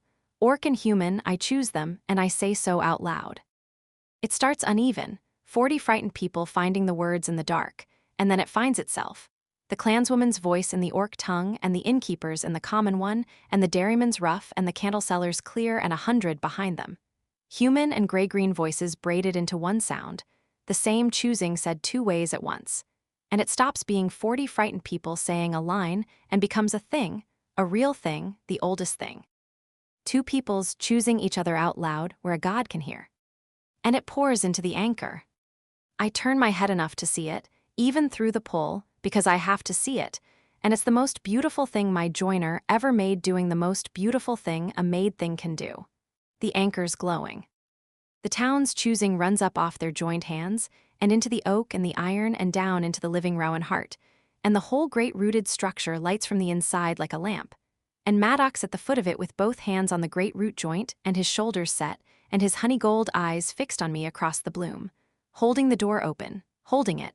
A man who built a thing to hold out of a whole life spent learning how things break, and it holds. It holds. The load of 100 years comes onto it, and it takes the strain clean and true and does not give, and I could weep for the plain glory of it, the wall the town made and the man who built it, standing between a wronged God and everything soft in the world. The first bargain made new. 2 peoples choosing each other freely, out loud, where the green can see. And the green, at last, after 100 years, is heard. For one breath it's working. I can feel it, the grief in the thing easing, the iron of 100 years softening, the terrible owed weight leaning back off the valley as it hears, truly hears, for the first time in an age, that it was wronged and that we know it and that we are choosing, freely out loud, to make the broken promise new. All around the meadow the sour thread goes out of the green's hum, and something else comes into it, something I've never heard it make, a low easing note like a held breath let go, like a wound finally being cleaned. The high bloom over the whole valley turns from that hard thornish bright to a softer gold. The frost stops climbing. Behind me the town feels it too, and their choosing swells, surer now, because they can feel it working, feel that the mad thing the bee girl and the joiner asked of them is real, is holding, is mending 100 years of forgetting with nothing but joined hands and words said true. For one breath I think we've done it. The impossible thing. A beekeeper and a joiner and a border town and a wronged God, and we've done it. We've paid the debt in the only coin that ever could. And I'm weeping into the high bloom with the plain, enormous relief of it, thinking of the morning, thinking of the bar coming up off the skep door, and the children spilling out into a saved valley, thinking one more breath and it's done, we held. Then the grudge envoy comes through the tear. And I understand, in the half-second before it does anything at all, that we've made a terrible mistake, or rather that I saw only the half of it, because the debt is mending. I can feel that plain, the tithe paid at last and a promise made new, and the envoy comes through into the middle of that mending with no fury in it at all, and that's what stops my blood, the no fury. It's not here to collect. The collecting is done. It's here for the other wound, the one under the debt, the one the clanswoman named and I forgot to be afraid of, and it comes through the tear and it does not look at the town, does not look at the anchor, does not look at the mending it came 100 years to force. It's looking at me. Yes, it says, and the dry, cracked voice is almost gentle now, almost grateful, and that's the worst of it, the gratitude. You heard me. You alone of all of them in 100 years. They choose their town, and that mends the debt, and I feel it mend, and I am grateful past saying. But the debt was never the whole of the wound, little voice. The wound was the loneliness, the being unheard, and you have heard me. You are the only thing in this whole faithless world that has heard me true, and I have decided that I will not go back into the green and be alone again for another age. It reaches for me, and the pull comes, and it's not hunger now, it's need, 100 years of loneliness reaching for the one thing that eased it. Come and be kept, not as payment, as company. Stay in the green with me and never be unheard again, and I will hold this valley kind forever out of nothing but gladness. You will have everything you ever wanted, kept, forever, never alone, never left, come. And oh, God help me, the old wanting screams. It screams exactly like I told Maddock it would, and worse, so much worse than I could have warned him, because I told him about it in the daylight where it was only a shape. And now it's here, in the dark, at full pour, and it isn't a shape at all, it's a hunger with my own voice. 30 years of every cold morning and every strange town and every campfire I sat at the edge of and every welcome that lasted a week and every road I took out before they could tire of me. All of it screaming yes, yes, be kept, be held, never braced to be moved along again, never left, kept forever and ever by a thing that will never once tire of you, never die, never decide it's done with you. It knows me. It reached past all my cleverness and my jokes and my brave, bright coat straight into the frozen, orphan child at the bottom of me who never once got asked to stay. And it's offering her the only thing she ever wanted, and she is screaming to take it. My knees start to slide me forward, toward the tear, toward the green light, toward forever. And the whole working shudders around me, the anchors glow guttering, the town's voices faltering as they feel it slip, because the free door in me the green smelled from the first is swinging open, and a working built on things given freely cannot hold when the one at its heart is freely, wantingly, about to give the wrong thing. I feel myself going. Sliding down the length of my own oldest wound toward the sweetest cage ever built, and the terrible part, the part I'll never be able to explain to anyone who wasn't in it, is that it doesn't feel like losing. It feels like finally getting to stop. I look at Maddock. He's at the anchor. Both hands on the joint, the whole strain of the working coming through him, the town's choosing pouring through his arms, and he's looking back at me across the high bloom. And he's not building a wall, he's just there, his face, exactly where he said he'd be. A man who chose me back and would grieve me every morning rather than cage me, looking at me across the open door and choosing the harder thing and trusting me to choose it too. And I remember the difference. I hold the anchor and I watch her choose me across the high bloom, and for one breath it's the finest thing I've ever seen, and then the God that can't have her tries to bring down the world. She's sliding toward the tear. I can see it from the anchor, her knees moving her forward through the bloom toward the green light, the old wanting in her doing exactly what she warned me it would in the daylight, and every instinct I own screams to leave the joint and run to her and haul her back and cage her safe forever, and I want to do it more than I've wanted anything in my whole life. I don't. It's the hardest thing I've ever not done, harder than standing in the God's ice, harder than walking away from the war, because she told me my part, and my part isn't a wall, it's a face, a thing she can find in the dark. She trusted me to trust her. So I hold the anchor with both hands, and I hold her eyes across the whole width of the high bloom, and I put every scrap of what I am into the looking, into being the one steady point in a world coming apart, a man who chose her back and would rather stand here dying of wanting to save her than rob her of the choosing she paid so much to earn. I hold and I look and I let her walk to the very edge of the green light with my heart stopped in my chest, trusting her, the hardest holding of my life. And she gets to the edge of the green light and she stops. No, Carrie says. She says it small at first, a word forced out against the pull, and I feel the whole working hang on it, then bigger. Then she's fighting her own sliding knees, getting a foot under her, and then she's up. She's on her feet in the high bloom with the green light pouring over her and her flyaway hair lit gold and her chin up and her small wax-stained hands and fists. one mortal beekeeper planted at the edge of a god, and she shouts it, and it's the bravest thing I have ever seen a living soul do, braver than any charge I ever watched men make in the war. A woman who wanted the cage more than anything, standing at its open door and telling it no. No, I hear you, I hear how lonely you are, and it's true, and it's the saddest thing I've ever heard, and I'm not going to fix it by climbing into a cage, no matter how sweet, no matter how forever.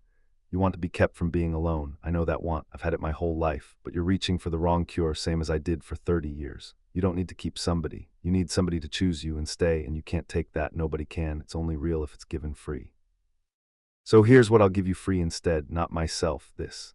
She flings both arms wide at the ring town, at the humans and orcs hand to hand, at the whole valley choosing itself out loud. A world that remembers you. A tithe paid every bloom with intent forever by people who know your name and know they owe you and choose to pay it glad. You'll never be unheard again, not because you kept the one who heard you, because you taught a whole valley to. That's the real cure. That's chosen instead of kept. Take it, you lonely old god. It's better than me, I promise. Take the whole valley's remembering instead of one caged girl, and go home to your court with your head up. For one breath, I think it might work. I feel it in the anchor, the working surges, the great structure blazing under my hands, the town's choosing pouring up through the joints, and the green, the vast grieving green itself, leans in to hear this new thing she's offering it, this better thing, a whole valley's remembering instead of one caged girl, chosen instead of kept. And I feel the enormous old thing waver, genuinely waver, tempted by the better cure, an entire wronged god hanging for one breath on the edge of choosing to be healed instead of to hoard the one soul that eased it. She's done it. I think she's actually done it. I feel the debt mending and the wound reaching toward the cure, and my heart climbs into my throat because we're going to live, all of us. She talked a god out of its own loneliness with nothing but the truth. Then the Grajen voice screams. It's the worst sound I have ever heard, and I fought a war. It's the sound of 100 years of loneliness being offered a cure it's too broken to take, being told no by the one thing that ever eased it, and choosing, as only a thing that's been alone too long can choose, that if it cannot keep the one soul that heard it, then it will be alone in a dead world rather than a living one. It stops trying to keep her. It stops trying to collect. And it starts with the whole owed weight of a betrayed century to break everything. The pull that's been leaning on the valley all this month comes down all at once, the whole owed weight of a century, no longer collecting, just destroying, a thing that would rather bring down the world than be alone in it one more age. It hits the anchor like a flood hits a dam. I feel it come through my hands first. Every load I ever braced against in the war, every siege weight and bridge strain and failing wall, all of it was a child's weight next to this. The cold slams up through the great root joint into my arms and my shoulders and my teeth, and the anchor takes it, and the strain screams up through the oak and the iron and down into the living rowan heart, and I feel the whole structure bow, feel it take the impossible load and lean into it and want, for one terrible instant, to fail. And it doesn't. The anchor holds, my joints hold.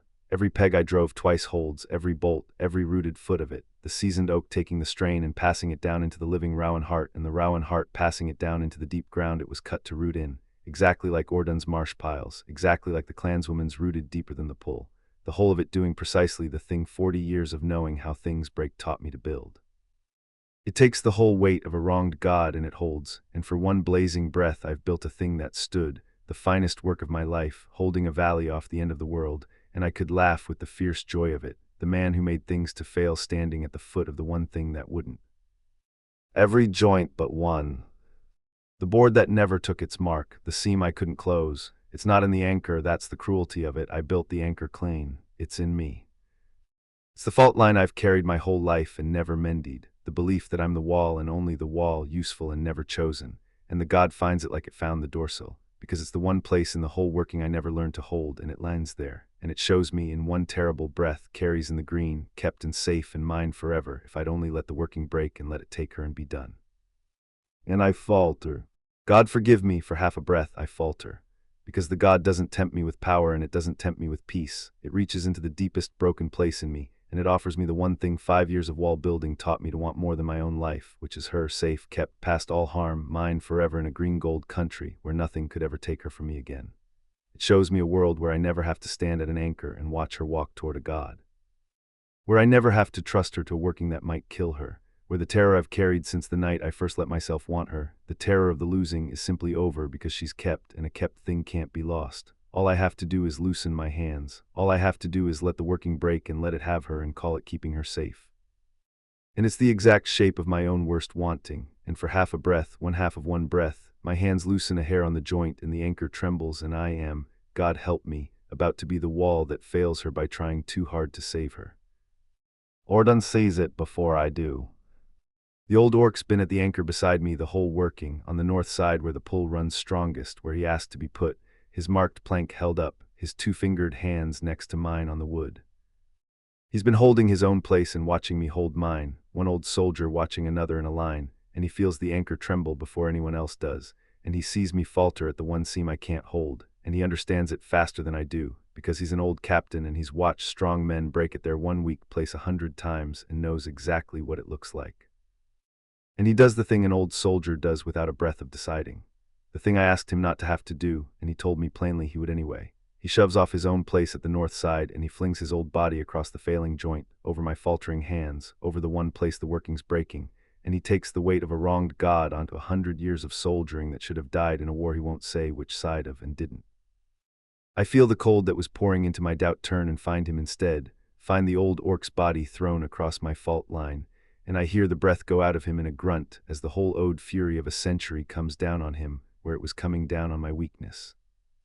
Hold, you great fool, he roars at me, and the cold pours into him where it was pouring into my doubt.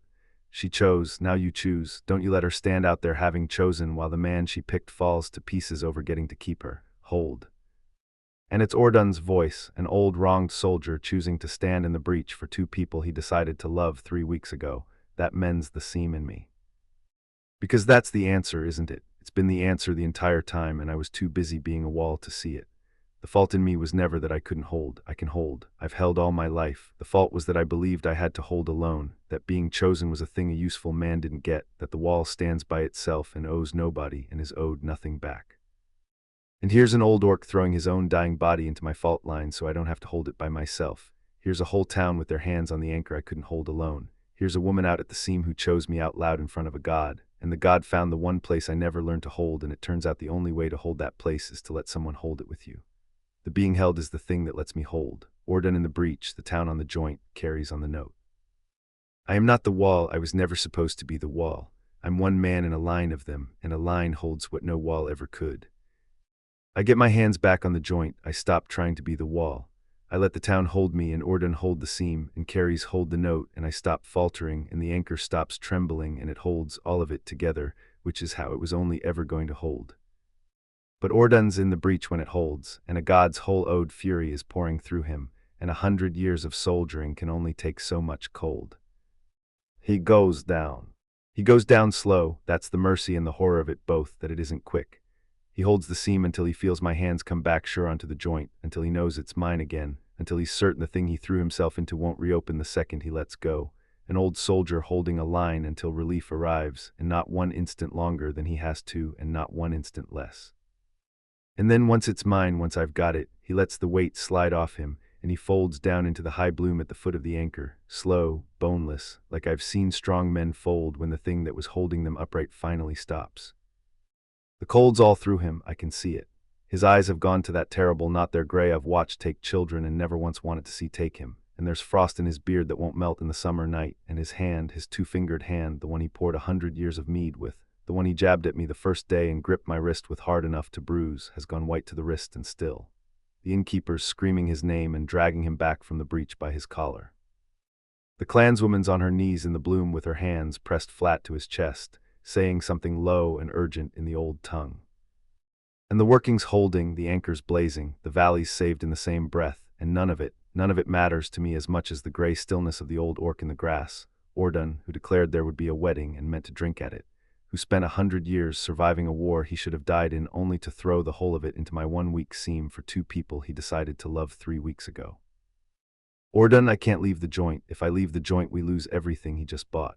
I hold the anchor with everything I've got, and I watch the innkeeper drag the old orc back from the breach, watch the clanswoman press her hands to his chest, watch a warm, brave, stubborn old soldier lie gray and still in the high bloom, and I hold the joint, and I can't go to him, and it's the worst thing I've ever had to not do. And then the tear in the world flares white, and the green light gathers, and the grudge envoy, denied and dying and enraged, makes its last reach, not for the town, not for the tithe, but for the one thing it decided it wanted and was told it couldn't keep. It reaches for Carries, and this time it doesn't offer, it takes. And I see it coming and I can't stop it. That's the horror I'll carry the rest of my life, the half-second where I see the green light gather and aim and I know exactly what it means to do and know I'm too far and too late and holding the one joint I can't let go of, because she's too far out. Past the anchor, past the ring, past all the warded holding ground, out at the seam where she had to kneel to sing, alone, the one of us who had to stand beyond the wall to do her part of the work. The working holds the valley, the anchor blazes, 40 hands hold the joint, and none of it reaches her because she's outside all of it, she was always outside all of it, the bee girl alone at the edge of the green with her whole self thrown open, and the god reaches past everything we built straight for the one soul standing where nothing could guard her. The green light closes around her like a fist. I see her whole small shape lift off the ground in a column of green gold light, her arms flung wide, her flyaway hair lifting, her mouth open on a word I can't hear over the roar of the working, and the tear in the world yawns wide behind her to pull her through. Carys. I let go of the joint, I don't decide to. Every promise I made, the face and not the wall, the trust, the holding, all of it goes, because she's being pulled into a god, and I am a man made entirely of the need to not let that happen, and I let go of the anchor and I run. The town's hands catch the joint where I left it. The dairyman, the candle seller, the smith, 40 pairs of hands closing on the anchor where mine were, because someone always holds the thing when you can't, because that was the whole lesson, and they hold it. They hold my valley for me while I run for the one thing in it I can't live without. I'm already gone, tearing across the high bloom toward the column of green gold light with her rising in it, her small shape lifting, her arms flung wide, and I have never moved so fast in my life, not in the war, not from anything, and it still feels slow. It feels like running in a dream where the ground pulls at your feet because she's going up and away and the tear is opening to swallow her and I am not going to reach her in time. I can see that I'm not, and I run anyway.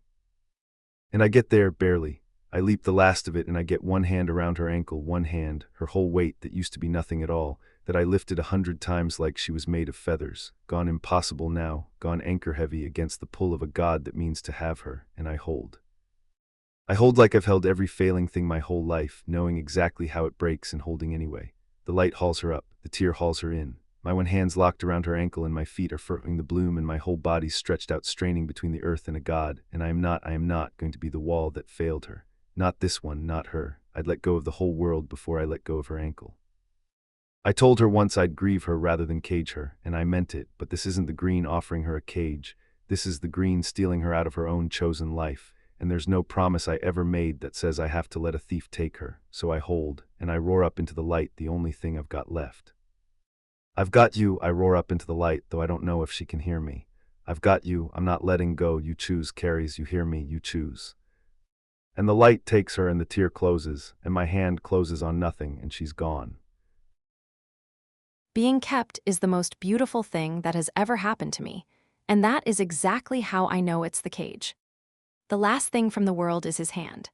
I want to hold on to that in here, whatever else the green does to me. The last thing I felt of the world I was torn out of was Maddox's one enormous scarred hand locked around my ankle, and the last thing I heard was his voice roaring up into the light, wrecked and furious and refusing, "You choose, Carys, you hear me, you choose." And then the green closed over me like water closing over a dropped stone, and the world went out. The cold and the noise and the ruined meadow and the man holding my ankle, all of it gone in one green gold breath.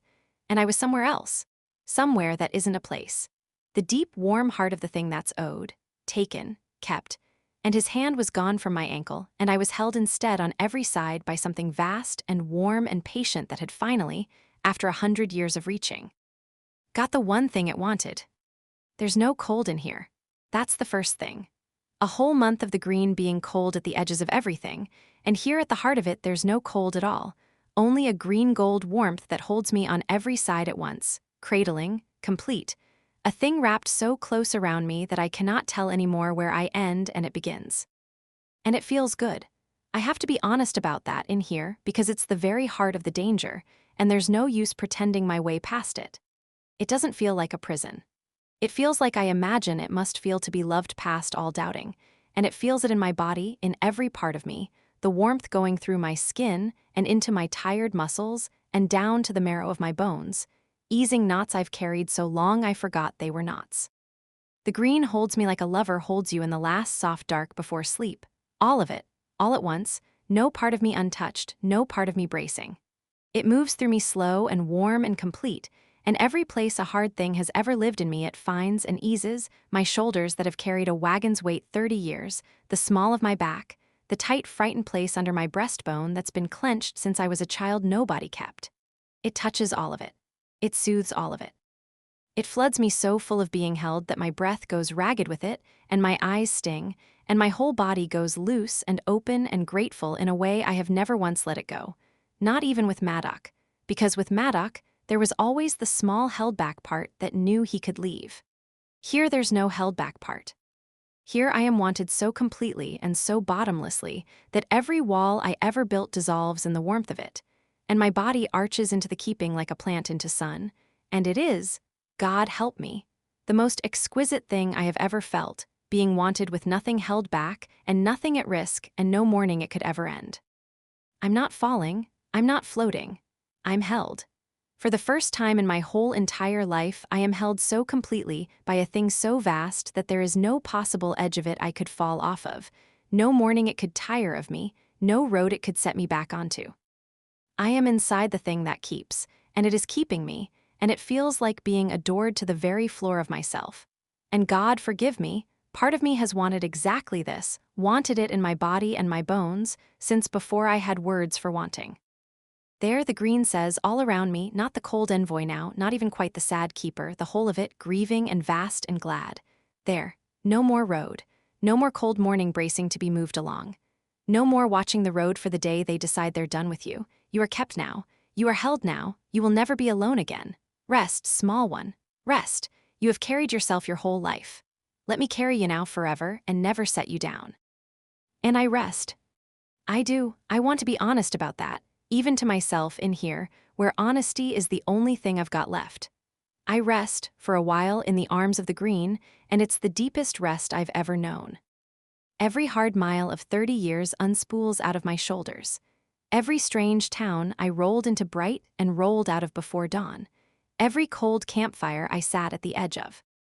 Every welcome that lasted a week, and every winter I spent in a different barn, and every single time I loaded the wagon in the dark and drove out before anyone could ask me to stay.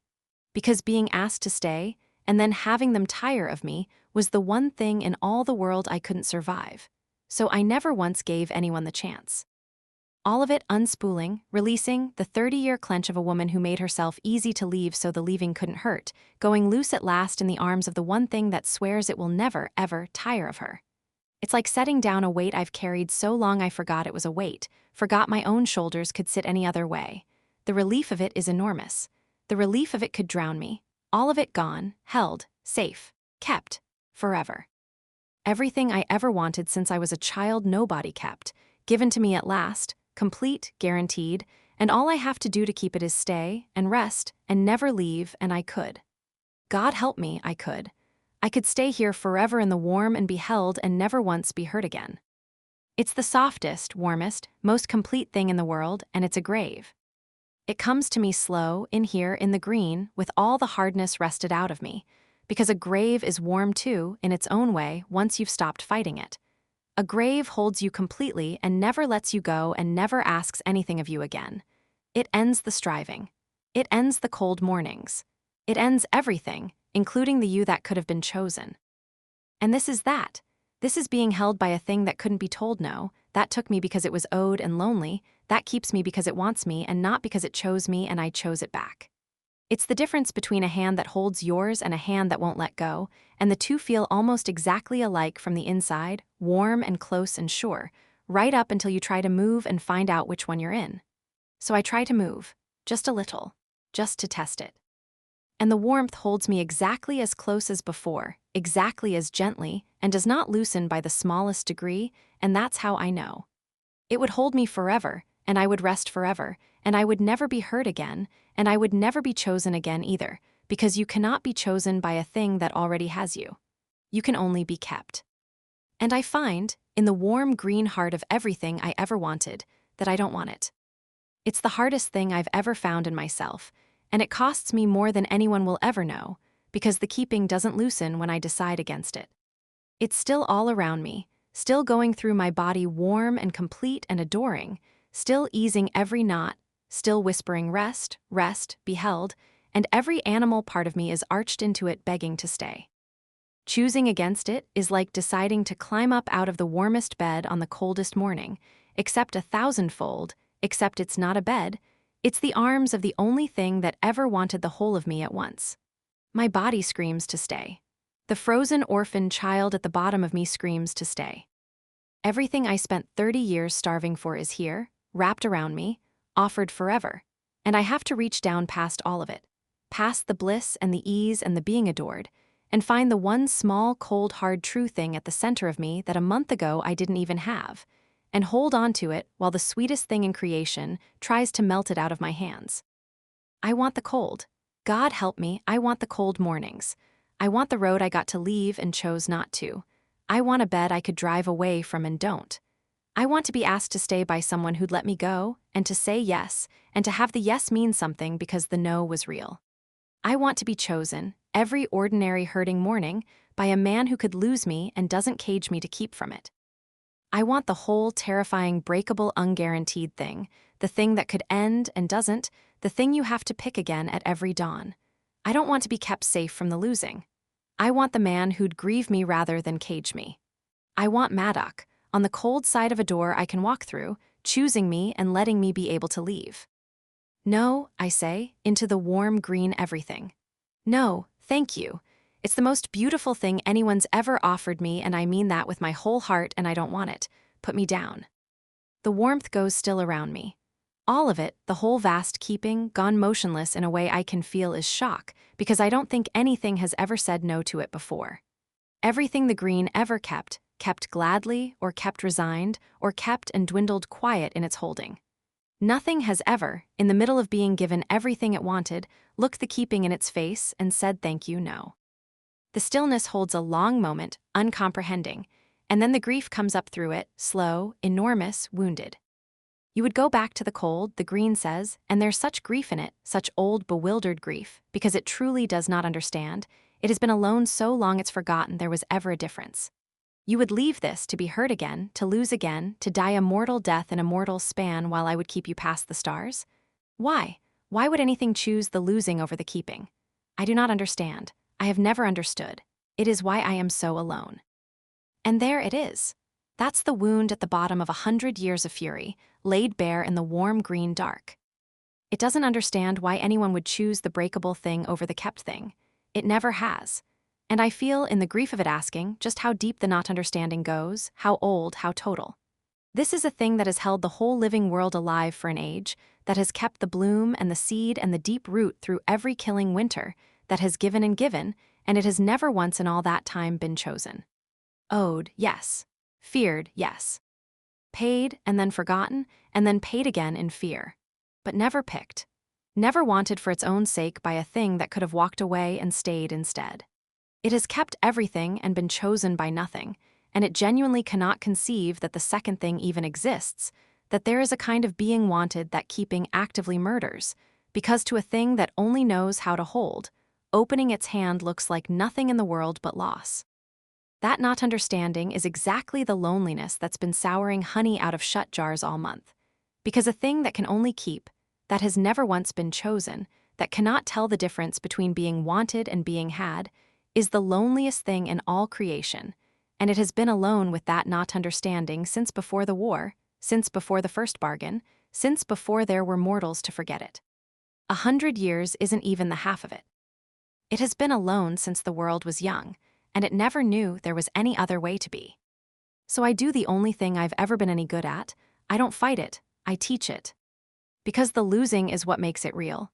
I tell the green, gentle, the same gentle I give a frightened swarm, the same gentle I'd give any hurting thing. That's the secret nobody ever told you.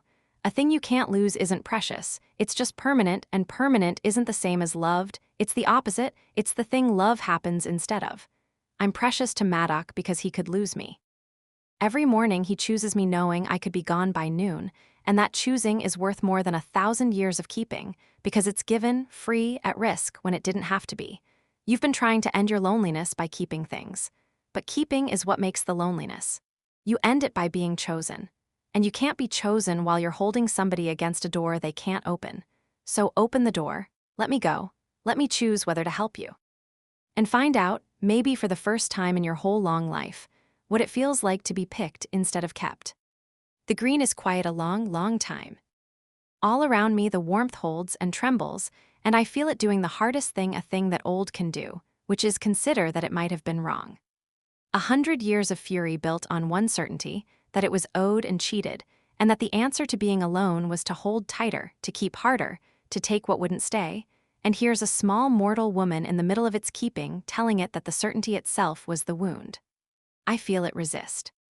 I feel the century of grief rear up against the idea, because if I'm right then all the fury was for nothing, all the souring and the frightening and the reaching for children, all of it, 100 years of a lonely God making itself lonelier by the only means it knew.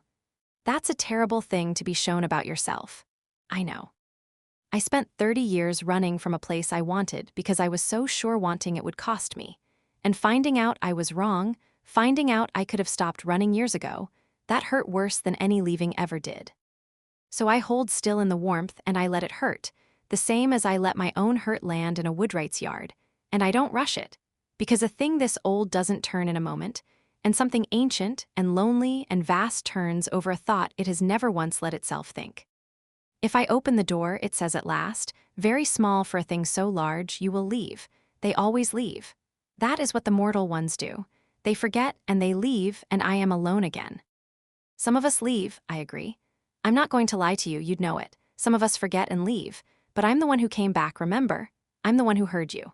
I got taken into the most beautiful keeping in the world, everything I ever wanted, and I'm asking you to open the door, and here's the thing, here's the whole miracle of it. I gather the last of myself, the choosing part, the part the green couldn't take because I never had it to lose until 3 weeks ago in a broken wagon. I'm not asking you to open the door so I can leave.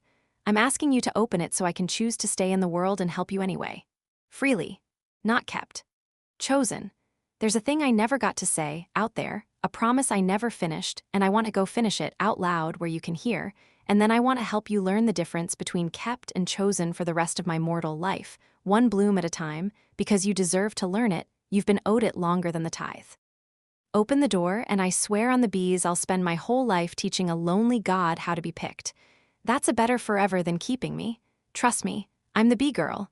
I know sweet from permanent. Open the door. You would come back, the green says, and its dry, vast, grieving voice does a thing I've never heard it do. It wavers, it hopes, an enormous ancient thing hoping like a child afraid to. Not kept, not owed. You would go back into the cold and the losing and the mortal dying, and you would still come back to me, of your own choosing, and teach me.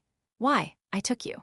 I frightened your town and soured your sweetness and reached for your children and stole you out of your own life. Why would you come back to a thing that did all that? Because you did all that out of the same hurt I've been running from my whole life. I tell it, and I mean it down to the floor of me. You're not a monster. You're the loneliest thing in the world, and nobody ever once showed you the way out of it. Everybody just paid you or feared you or forgot you. Nobody stayed to teach you. Well, I'm the bee girl who came back. I stay for the hard hurting things now. That's what I learned this month. I put my hand on the hurting thing and I don't leave. So yes, I'd come back. Not because you deserve keeping, but because you deserve teaching, and I'm the one who can. Open the door and find out what it's like to have somebody choose to come back to you. It's better than anything you can hold. I promise you on the bees. It's what everything alive is really reaching for, and you can have it, but only if you open your hand.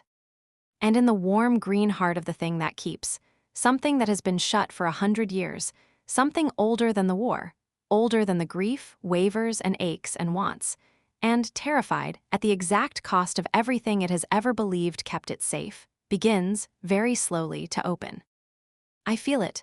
The warmth around me loosens by the smallest degree, the arms of the keeping unclenching a fraction, a thing 100 years locked learning, one trembling inch at a time, how to hold a thing without gripping it, how to want a thing without caging it, how to open a door not knowing if what you love will walk back through it. It's the bravest thing I have ever felt anything do. And it's only just begun, and it's already the beginning of the end of 100 years of grief, and I hold still in the loosening warmth, and I let a lonely God learn, by slow inches, in the dark, the first lesson of being chosen, which is that you have to risk the leaving to ever be worth the staying. My hand closes on nothing. I had her, that's what I can't get past, kneeling there in the wreck of the high bloom with my hand still shut around the shape of her ankle that isn't there. I had her. One hand, the whole of her weight, and the pull of a God against me, and I've held loads that would crush a wagon. I've braced strains that brought down siege walls, and I could not hold one small beekeeper against the thing that wanted her. My hand opened, the light took her, and she was gone between one breath and the next like she'd never been in my yard at all. I kneel in the high bloom with the smell of her still on my palm, smoke and wax and clover, and for a while I am not a builder or a soldier or a man. I'm just the empty shape where a woman was a breath ago, a hole in the world exactly her size. I don't know how long I kneel there, the bloom's still up, green gold and terrible over the meadow. The town still ringed at the anchor, holding the joint I abandoned and it held because someone always holds the thing when you can't, and the valley's saved, the tithes mending, the working did its work. We won. We won and she's gone, and I would burn the whole saved valley to the black ground this instant to have her back, and I mean that, God forgive me, I mean it with the whole of what's left of me. I don't care about the tithe, I don't care about the town. I don't care about a single thing under the bloom except the empty air my hand's still reaching into, and I would trade all of it, the valley and the peace and every soul in thistledown, for the weight of her back on my palm. That's not a thing a good man's supposed to feel. I feel it anyway. I've spent 5 years being useful to everyone and owing nothing to anyone, and it turns out that underneath the useful man there was only ever this, a man who'd let the world drown for one woman, and I never knew it until the world took her.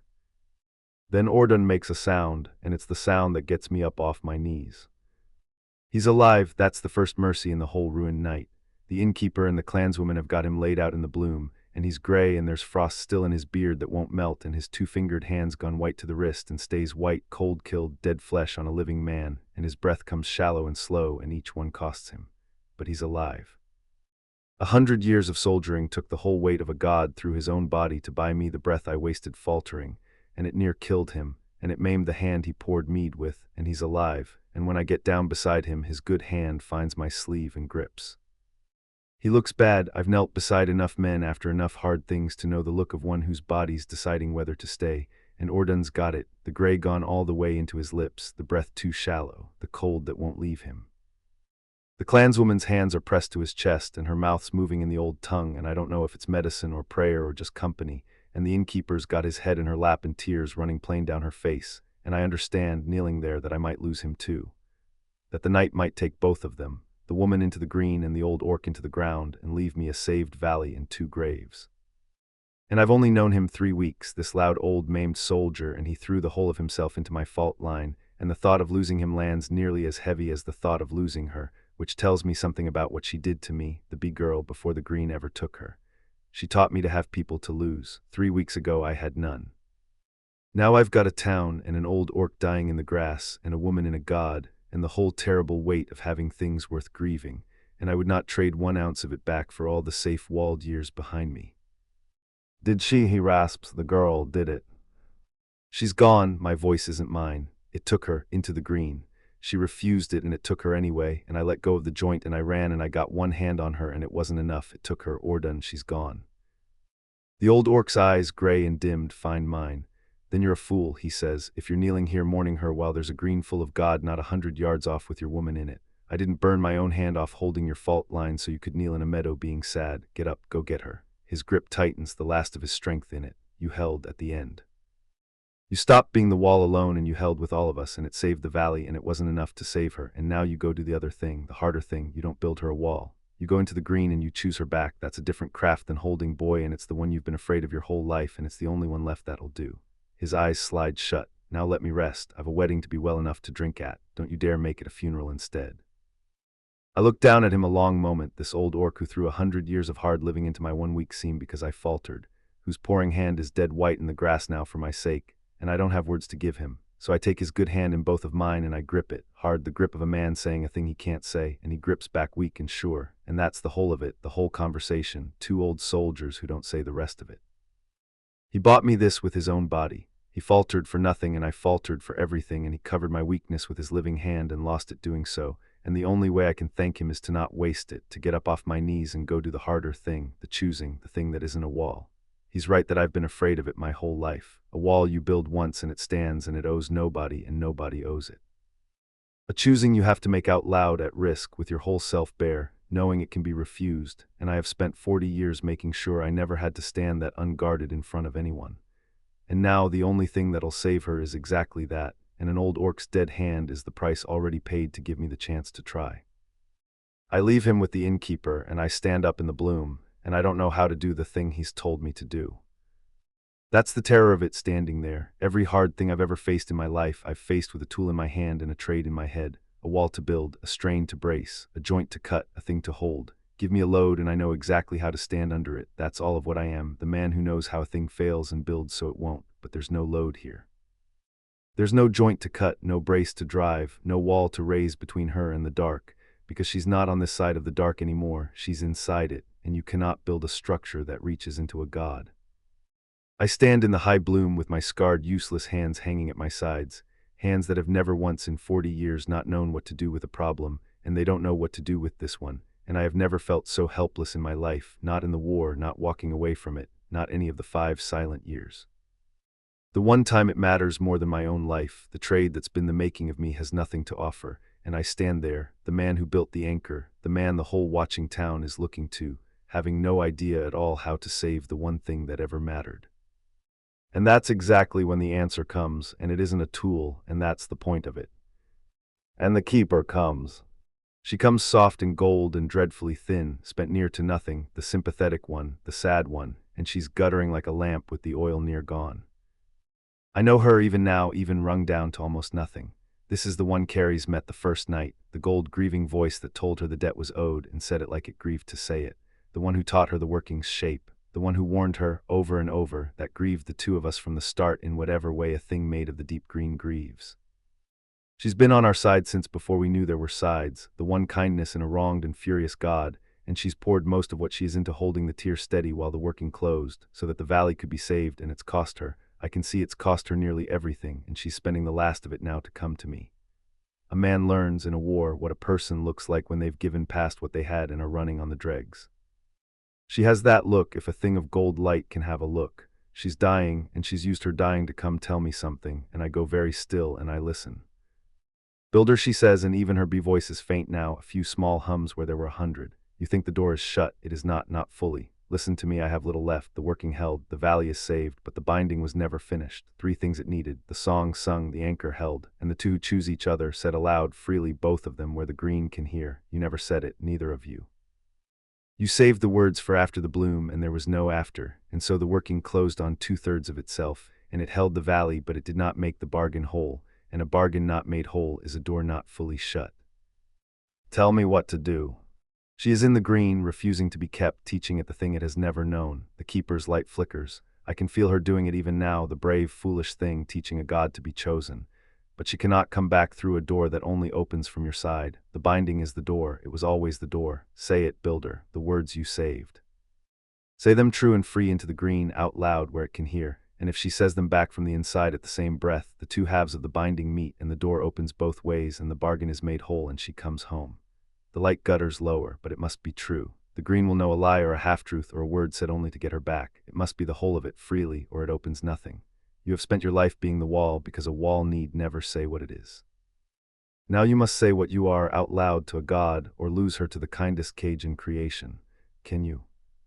And I understand standing there exactly how the constraint of it is built, because understanding how things are built is the one thing I've never lost.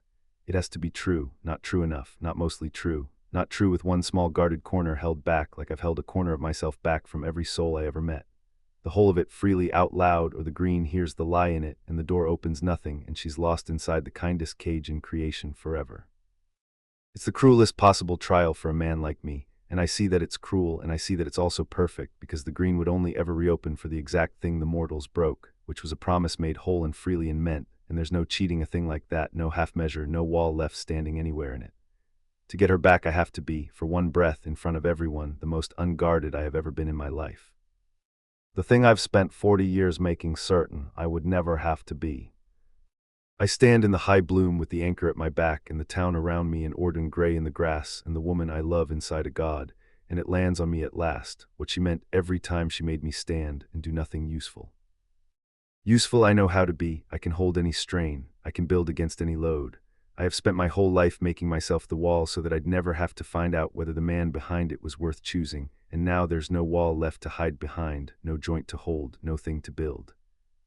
There's only the man and the words and a god listening, and the whole of whether I get to keep her comes down to whether I can finally say out loud the thing I've only ever said in carts and cold iron and saucers of honey.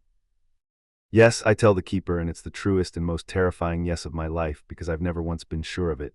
Never once in 40 years believed there was a thing under the wall worth choosing, and I'm still not sure. That's the awful part. I'm about to bet her whole life on a thing I don't believe about myself. But she believes it. She put her hands on my heart and told me so. And maybe that's what it is to be chosen in the end. You say the yes you can't quite believe out loud on the strength of someone else believing it for you until the saying makes it true. I can, I say, I will. Then say it, she breathes, the last of her light going soft, and say it now, while she is still teaching the green to listen before it learns and shuts the door out of its own new tenderness. Say it, builder, say what you are. I have spent the last of myself to give you the chance. Do not waste it being afraid.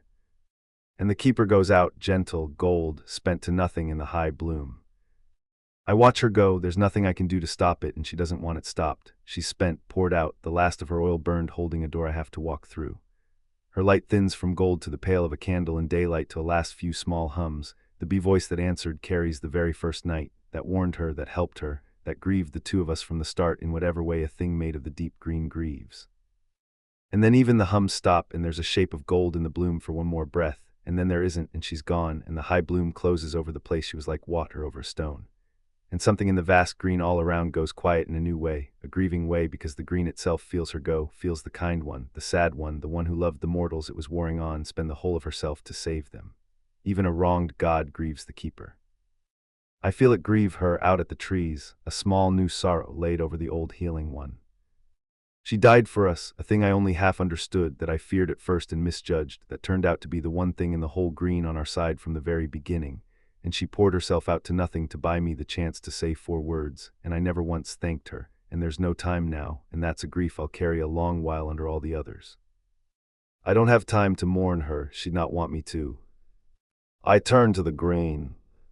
The whole town's watching me. I feel it, 40 faces in the guttering bloom light, the dairyman and the candle seller and the smith and the innkeeper kneeling by Orden. All of them turn to the big unclanned orc who built the anchor, waiting to see what he does now. And a month ago the weight of 40 people looking at me would have driven me behind the highest wall I owned. It doesn't now. Let them look. Let them all look. I'm done being the wall that stands where no one can see behind it. Because here's what I finally understand. Kneeling in the wreck of the bloom with a dead gold thing's grief in my chest and an old orc's ruined hand at my feet and the woman I love inside a god, the wall was never strength. I thought it was. 5 years I thought being the one who holds alone and owes nobody was the strong thing, the safe thing, the only thing a used-up man had left to be. It was the coward's thing. It was hiding. It was making sure no one ever got the chance to look at the whole of me and decide I wasn't worth choosing by never once letting anyone see it. And she knew it. She knew it the first week when she put her hands on my chest over the heart and said she kept the man who couldn't believe he was worth keeping. She's been trying to teach me this the whole time, gently over and over, and I was too afraid to learn it, and now there's no more time to be afraid, because the only thing that opens the door is the thing I've spent my whole life refusing to do, which is stand in front of everyone with no wall at all and say, out loud, what I am, and let it be chosen or refused. So I face the tear that isn't fully shut, and the warm, grieving, vast thing that has my whole heart held inside it, and I stop being the wall all at once, like you finally set down a weight you've carried so long your hands forgot they could open. And for the first time in my life, out loud, in front of a whole town and a wronged god, and the memory of a spent gold thing that died to buy me the breath, I get ready to say what I am. The green is trying to learn how to be chosen, and it's the hardest thing I've ever taught anyone. Harder than teaching a headstrong girl her letters, harder than teaching a whole town to say a promise out loud, because I'm teaching a thing that's been alone since before the war, the one lesson its whole nature was built to never need. Open the door, I tell it again, gentle, patient, the smoker and slow hand's voice, the one I use on a swarm that's frightened and could go either way. I know you're afraid I'll leave. Some do leave. But you can't learn chosen while you're holding me shut in. Trust is the whole of it. You have to let the door open not knowing if I'll walk out of it, because that not knowing is the exact thing that makes a staying mean something. Open it. Take the risk. That's what being chosen costs the one who wants to be chosen. It costs the fear. Pay the fear and open the door and find out. Nothing I've ever gentled had this much to lose by opening its hand, and I've asked a lot of frightened things to do hard things. Because everything in the green's whole ancient nature is built the other way. It keeps. That's what it is, that's what it's for. It has kept the living world alive since the world was young by holding on and never letting go. And I'm asking it to do the one thing it has never once done, which is loosen its grip on the thing it wants most in all the world on nothing, but my word that the loosening is the way to keep me. It doesn't believe me. Of course it doesn't. 100 years of grief and an age of loneliness before that are all screaming at it that if it opens the door I'll be gone like every mortal thing is always gone, forgotten and fled, and it will be alone again, and it cannot bear the alone is the whole wound. I feel it want to slam shut. I feel it want to grip tighter, to keep me the sure way, the only way it's ever known. And I hold still in the warmth, and I keep my voice slow and sure, and I don't push, because you cannot force a frightened thing to trust. You can only stand there being trustworthy until it decides to risk it. I came back once already, I remind it soft. Remember, I heard you and I came back when everyone else forgot. I'm not everyone. Open the door and let me show you what a chosen staying looks like. It's better than keeping. I swear it on the bees, just open your hand. And the green, shut 100 years, trembling, terrified, at the exact cost of everything it has ever believed kept it safe, begins to open. The warmth around me thins. A seam of ordinary dark appears in the green gold everything, the door, opening from the inside for the first time in an age, and through it comes cold, real cold, the ordinary cold of a summer night in a meadow, and I could weep at the plain sweetness of it, the cold I chose over forever. And through the opening door, faint, then clear, comes a voice I would know at the bottom of any green in any world. Maddock.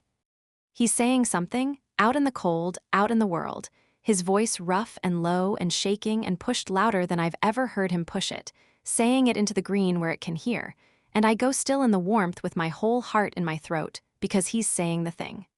The binding. The words we saved for after the bloom, that there was no after for, that he's saying now anyway. And I understand, hearing him, what it's costing him to say it, and it undoes me. Because this is the man who takes the long way round a sentence to avoid saying a soft thing out loud. The man who told me he loved me in a mended box and a sprung cart and a saucer of honey because he couldn't make his mouth do it in words. The man who built his whole self into a wall precisely so he'd never have to stand in front of anyone and be seen bare. And here he is, out in the cold dark in front of the whole town and a god, doing the one thing that frightens him more than any strain or siege, taking down the wall on purpose, in public, and saying the naked truth of himself out loud, because it's the only thing left that might bring me home. He's not doing the thing he's good at. He's doing the thing he's afraid of, for me. And that, more than any word of it, is how I know the whole of what he is, out loud, in front of a wronged God.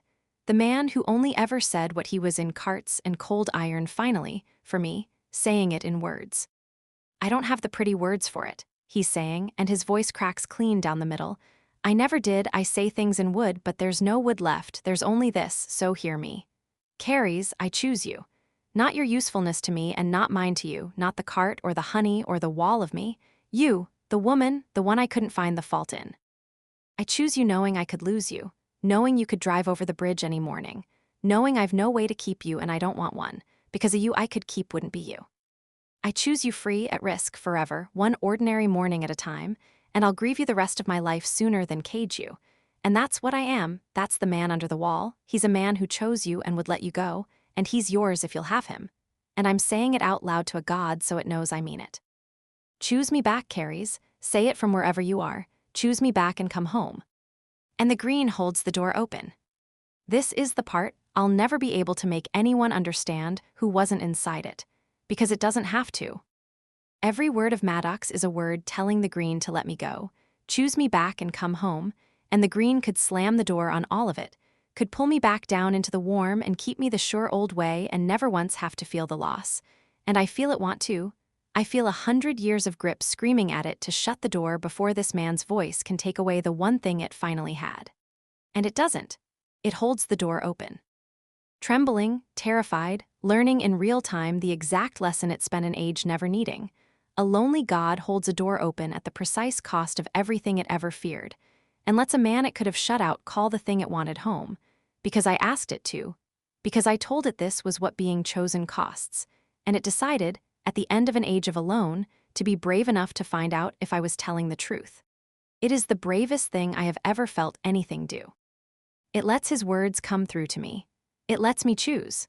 It opens its hand around the one thing it loved and holds it out, palm flat, like you offer a thing to a creature you want to come to you freely, and it waits, terrified, to see if I'll stay by choice now that I could go. So I choose him back. Maddock. I say it into the opening door, into the cold coming through, out toward the voice, and I put the whole of myself into it, the choosing part, the last thing that was ever only mine to give. I choose you. I hear you and I choose you. You beautiful, impossible man, I choose the cold mornings, and the road I get to leave and don't, and one ordinary hurting day after another that I pick on purpose. I choose the man under the wall. I found him my first week, and I never once wanted the wall. I wanted him, the one who cried over my dead bees and told a god no to my face, and built a whole town a place to be brave in.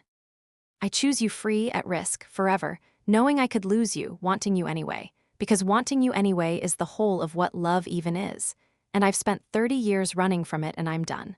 I'm done running, I choose to stay, I choose you, I choose the breakable thing over the kept thing, out loud, where a god can hear, and I am coming home. And the two halves meet. I feel it happen, the words, his and mine, said true and free at the same breath, meeting in the open door between the green and the world. And they lock. They join, clean as his own joinery, so clean you can't find the seam. Two things that decided to become one whole thing instead of two.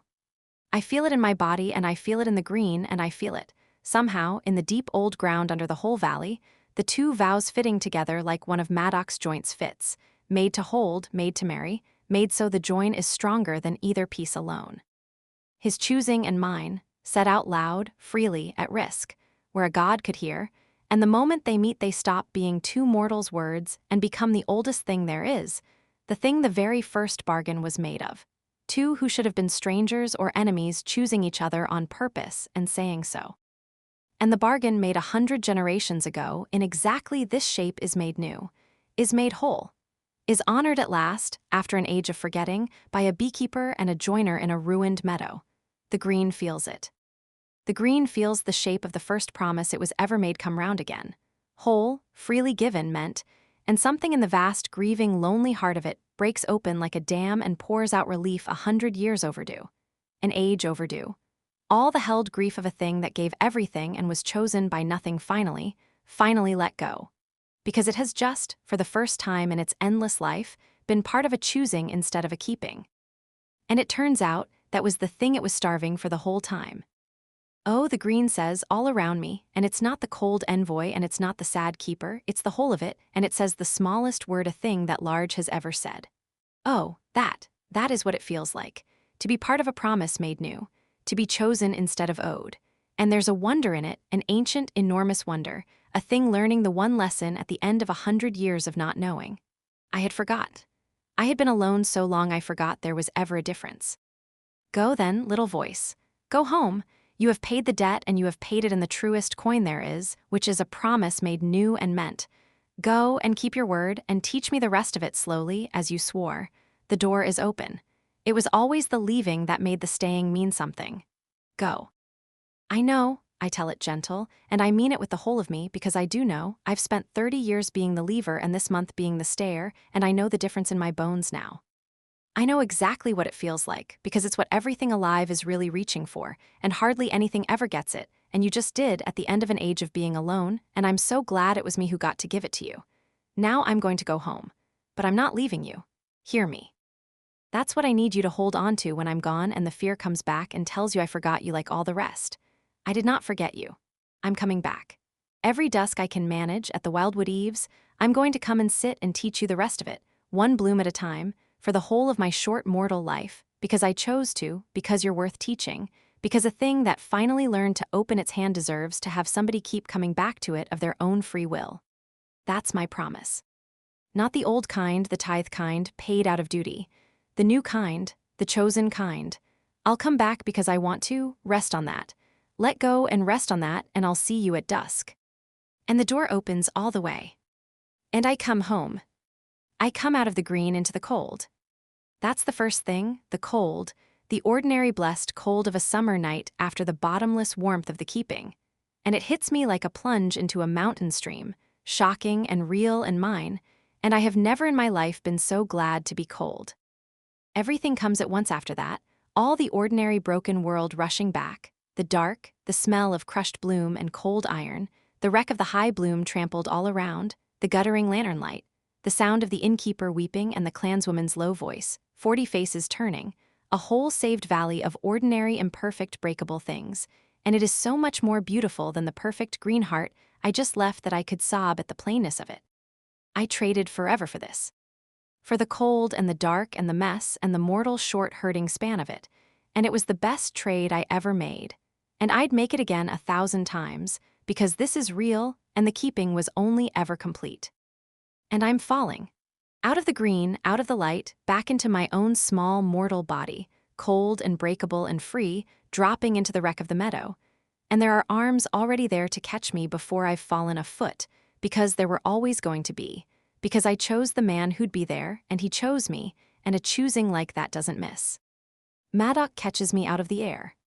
His arms are already there, exactly where they need to be, because he spent the whole working with his eyes on me, and he was never going to be anywhere else, and he catches the whole falling weight of me like it's nothing, like I'm made of feathers again, the impossible anchor weight the green made of me gone the second the green let go. And he doesn't stagger, and he doesn't set me down. He folds. He folds down into the crushed bloom with me held hard against the whole enormous shaking length of him, down onto his knees in the wreck of the meadow, his arms locked around me so tight I can barely breathe, and I don't want to breathe. I want to be held exactly this hard by exactly this man for the rest of my mortal life. He's shaking. The great steady wall of him, the man who holds any load without a tremor, is shaking against me like a struck bell. And he's saying my name over and over, my name and nothing else, into my hair, carries, carries, carries, like it's the only word he has left, like saying it is the only proof he'll believe that I'm real and back and here. And I've got both hands fisted in the front of his shirt, and my face jammed into the warm, cold-sweated skin of his neck.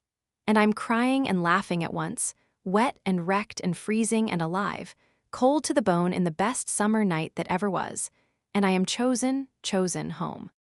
You came back, he says, wrecked into my hair. You set it back and you came back. I told you, I can barely get it out. I told you I'm no good at forever 3 days out, but I'm very good at coming home. Turns out that's the same thing said slow. One morning at a time, Maddock, that's my whole forever. I just have to say it one morning at a time. I pull back enough to find his face, wet as mine, the grumpiest man in 3 valleys undone in a ruined meadow. So, good morning, there. That's the first one. I choose you. See you at the next one. And then I see the rest of it, over his shoulder, the cost of it, and my laughing goes still. Ordun's down. The old orc's laid out in the trampled bloom with the innkeeper's hands on him and the clanswoman kneeling close. And even from here I can see the gray in him and the frost in his beard and the terrible stillness of the hand flung out white in the grass. And the whole saved night tilts, because he threw himself into the breach. I can read it plain on every face around him. He's the reason the anchor held. He's the reason there was a working left for me to come home to. I try to go to him and Maddock's arms tighten, not stopping me, just needing one more breath of holding me first, and over his shoulder Ordun's good hand lifts, weak, an inch, a wave, and his cracked old voice carries thin across the wreck of the meadow. Told you, he rasps to the both of us.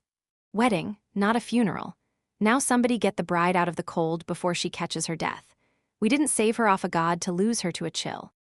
And the clanswoman huffs something that might be a laugh and the innkeeper sobs, and it's the most beautiful, terrible thing. An old maimed soldier gray in the grass making a joke to tell a frightened valley he means to live. And I understand, kneeling in Maddock's arms, that we won and it cost both at once. That a valley gets saved, and a keeper dies and an old orc's hand goes white for it.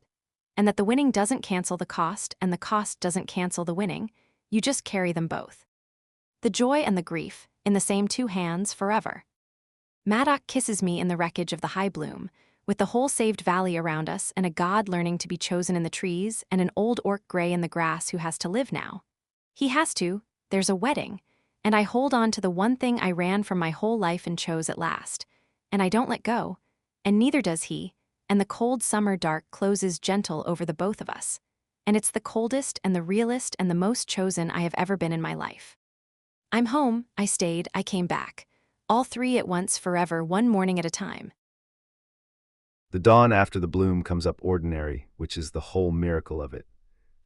There's birdsong, that's what stops me, standing in my yard in the gray gold with the world coming back. Ordinary birds arguing over ordinary roosts like they do every summer dawn and didn't last night when the green was up and the whole world held its breath. A cart creaks somewhere down in the town, early trade starting. A dog barks, smoke's rising off the skep's chimney where the innkeeper's up feeding the town's grief and relief with the same bread. It's the plainest morning that ever was, an ordinary summer dawn over a valley that isn't ending, and I stand in my yard with Carrie's asleep at last upstairs and the goose grumbling on his rack and the bee I carved her heavy in my pocket, and I let myself, for one long breath, feel the whole enormous size of what we kept. Not saved, kept. A valley of ordinary mornings going on because a beekeeper and a joiner and a town and a dying gold thing decided they were worth keeping. I've built a lot of things in my life. I never once built a morning before. This one, the plainest one, the one with the birds in it, is the finest work I'll ever have a hand in. The bloom's gone gentle, that's the first of it, out at the meadow when I go to see it. The green gold's still there in the deep of the trees, but there's no thorn in it now, no cold at the edges, no sour thread under the sweet. The wildwood stands where it's always stood at the north of my land, and for the first time since I built here it doesn't feel like a held breath waiting to let go. It feels like a neighbor. A strange, old, grieving neighbor, learning something new and late, but a neighbor, not a wound. I put my hand to a sapling at the tree line like I've done every day this month, and there's no cold in the ground. There's a warmth instead, faint, almost shy, and a small sound I've never heard the green make, not the grieving note and not the hunger, something lighter, something that might, in a thing 100 years lonely, be the very first note of gladness. It's learning. Carrie's promised that she'd teach it, slow and steady, and it's already started. It's already reaching for the lesson like a cold hand reaching for a fire. I stand at the tree line a long while in the gray gold dawn, my palm flat on the warm ground, and I make myself understand what I'm feeling, which takes some doing, because it's a thing I've not felt in so long I near forgot its shape. I built here 5 years ago because it was the edge, the last place, the ground nobody else wanted, up against a wood the whole town gave a wide berth without knowing why. A man who lives at the edge owes nobody and is owed nothing and can't be left, because he's already as far out as leaving goes. That was the whole of my plan for the rest of my life, and I called it peace, and it was a grave I dug for myself, one careful board at a time. And this morning the edge is gone. The wood at my back isn't a wall and isn't a threat, it's a neighbor. My yard isn't the last built thing before the wild, it's the first warm thing a whole valley climbed a hill to stand in. There's a woman asleep in my loft who chose me out loud in front of a god. There's an old orc down in the town who lost a hand holding my weakness so I wouldn't have to hold it alone. There's a criminal goose asleep on my boot track. A month ago I was a wall at the edge of the world, and this morning I'm a man in the middle of a life, with people to lose and a wood gone gentle and more to grieve and more to keep than I've had in 5 years of careful nothing, and I stand there in the dawn with my hand on the warm ground and I let it be true, the enormous frightening warm weight of it, a life. I have a life again. I stopped guarding against it long enough to look up, and it turns out it had been growing all around me the whole time, like green grows back over a battlefield once you finally stop salting the earth. We paid for it though, I won't pretend we didn't. A thing that big never comes free, and I of all men know exactly what a working costs when the load comes on. Ordun's alive, that's the mercy I'll thank God for the rest of my life. I went to him before the dawn was even gray, before I could let myself believe last night was over, because I had to see with my own eyes that he was breathing. He's abed at the skep with the innkeeper fussing over him and half the town drifting in and out to look at the old orc who stood in the breach, and he's gray still and slow, and each breath comes shallow, but he's there, and his eyes open when I come in, and he's got enough of himself back to be insufferable about it. The hand's the worst of it, the hand he poured 100 years of mead with his dead white to the wrist and won't warm no matter what we do, cold-killed, a soldier's last wound taken in a meadow at 70 for 2 people he decided to love in 3 weeks. It lies on the blanket like a thing that belongs to someone else. He catches me looking at it and he doesn't hide it, doesn't tuck it away, an old orc who's carried worse and knows the value of wearing a wound plain. Fair trade, he says before I can find a word. His voice is a ruin but the dry grin's the same. A hand for a valley and a wedding to drink at. I'd have given the other one too and thought it a bargain. He turns the dead hand over on the blanket with his good one, considering it. Poured my first cup with that hand 50 years gone. Poured the last with it last night on the anchor into your fault line. That's a fine last pour for a pouring hand, better than most soldiers get. He looks up at me and under the grin there's the real thing, the thing 2 old soldiers don't say. You held, boy, when it counted. You stopped being the wall and you held with all of us and it saved the whole of everything. Don't you go carrying my hand around in your chest like a debt. I chose it, same as she chose you. Let a man keep the one brave thing he did at the end without you being sad about it and ruining it. You'll have my hands for the pouring, I tell him, because it's the only thing I've got that's true and useful both. as long as you need them, every cask. I'll cut you a rig to hold a jug steady in the offhand if you'll let me, so you can pour one-handed and keep your pride, and you can curse at me while I fit it. Soft fool, he says, and grips my wrist with his good hand hard enough to bruise and holds it, and doesn't let go for a long moment, and neither of us says the rest of it because two old soldiers don't, but I feel the whole of it in the grip. He held my fault line with his own body and lost a hand for it, and he'd do it again, and I would spend the rest of my life owing him a debt he refuses to let me call a debt, and that's the shape of the thing between two men who have stood in the same breach, and there's no word for it, so we don't try. I just let him grip my wrist until his strength gives out and his eyes go heavy, and then I sit with him while he sleeps a while before I go home to the woman I kept. And the keeper's gone. That's the grief with no trade in it, the one that just costs. She spent the whole of herself holding the tear open so I could say the words, the sad gold grieving thing that took Carrie's part from the first night, that warned her, that helped her, that loved us both in whatever way a thing like that loves, and she poured herself out to nothing to buy us the chance, and she's gone, and there's no bringing her back, and the green itself grieves her. I can feel it grieve her out at the trees, a small new grief laid over the old healing one. Carrie's wept for her a long time last night, the good one, the one who was only ever sad, and I held her, and I grieved a thing I only half understood, because it died for us, and you grieve a thing that dies for you whether you understood it or not. There it is then, a valley saved, a god learning late to be chosen instead of owed, and the price, an old orc's hand, a gold grieving thing's whole self, and a beekeeper who'll keep bees till she dies and never again taste the honey. That last one is the one I turn over most, standing in the dawn, because it's the smallest and the cruelest and it's hers, and there's not a thing my hands can build to give it back. She gave the taste of sweet away for a dozen children she'll never meet, alone in a field, so I couldn't stop her or share it, and she did it before I even knew, and it's done, and no working and no wedding and no 40 years of a trade can put the sweet back on her tongue. She'll keep bees the rest of her life. She'll pull comb gold and perfect, and she'll never once taste it. Every good season she ever has, she'll owe to a hive she killed and a bargain she paid, and never get to taste the reward of any of it. And she doesn't complain. That's the part that near breaks me. She lost the one comfort she carried for herself through 30 hard years, and she doesn't hand herself the lie that it doesn't hurt. She just carries it plain like she carries everything. And I stand here a whole man with all my senses, and I would cut off my own tongue this morning if it'd give her back the taste of her own honey. And it wouldn't, so I can't, so instead I'll build her every other sweetness a man can build for the rest of my life, and it'll have to be enough because it's what there is. I'd not have paid a coin of any of it if there'd been another road. There wasn't. There's only ever the road there is, and you walk it, and you pay what it costs, and you carry the dead, and you hold the living, and you build the next thing anyway. Carrie sleeps till mid-morning, which I've never once seen her do, the woman who wakes at the gray hour with the road already in her head, and I let her, and I do the small, ordinary things around the quiet house so she can. I feed the goose, who accepts it as his due. I set the fire. I put out bread and a saucer of honey out of pure stubborn habit before I remember, and then I leave it out anyway, because I've decided I'll set that saucer out every morning of our lives whether she can taste it or not, a small daily arguing with the thing the green took from her, a way of saying it doesn't get to have even that, not really, not the ritual of it. She'll know what it means. She reads me like weather.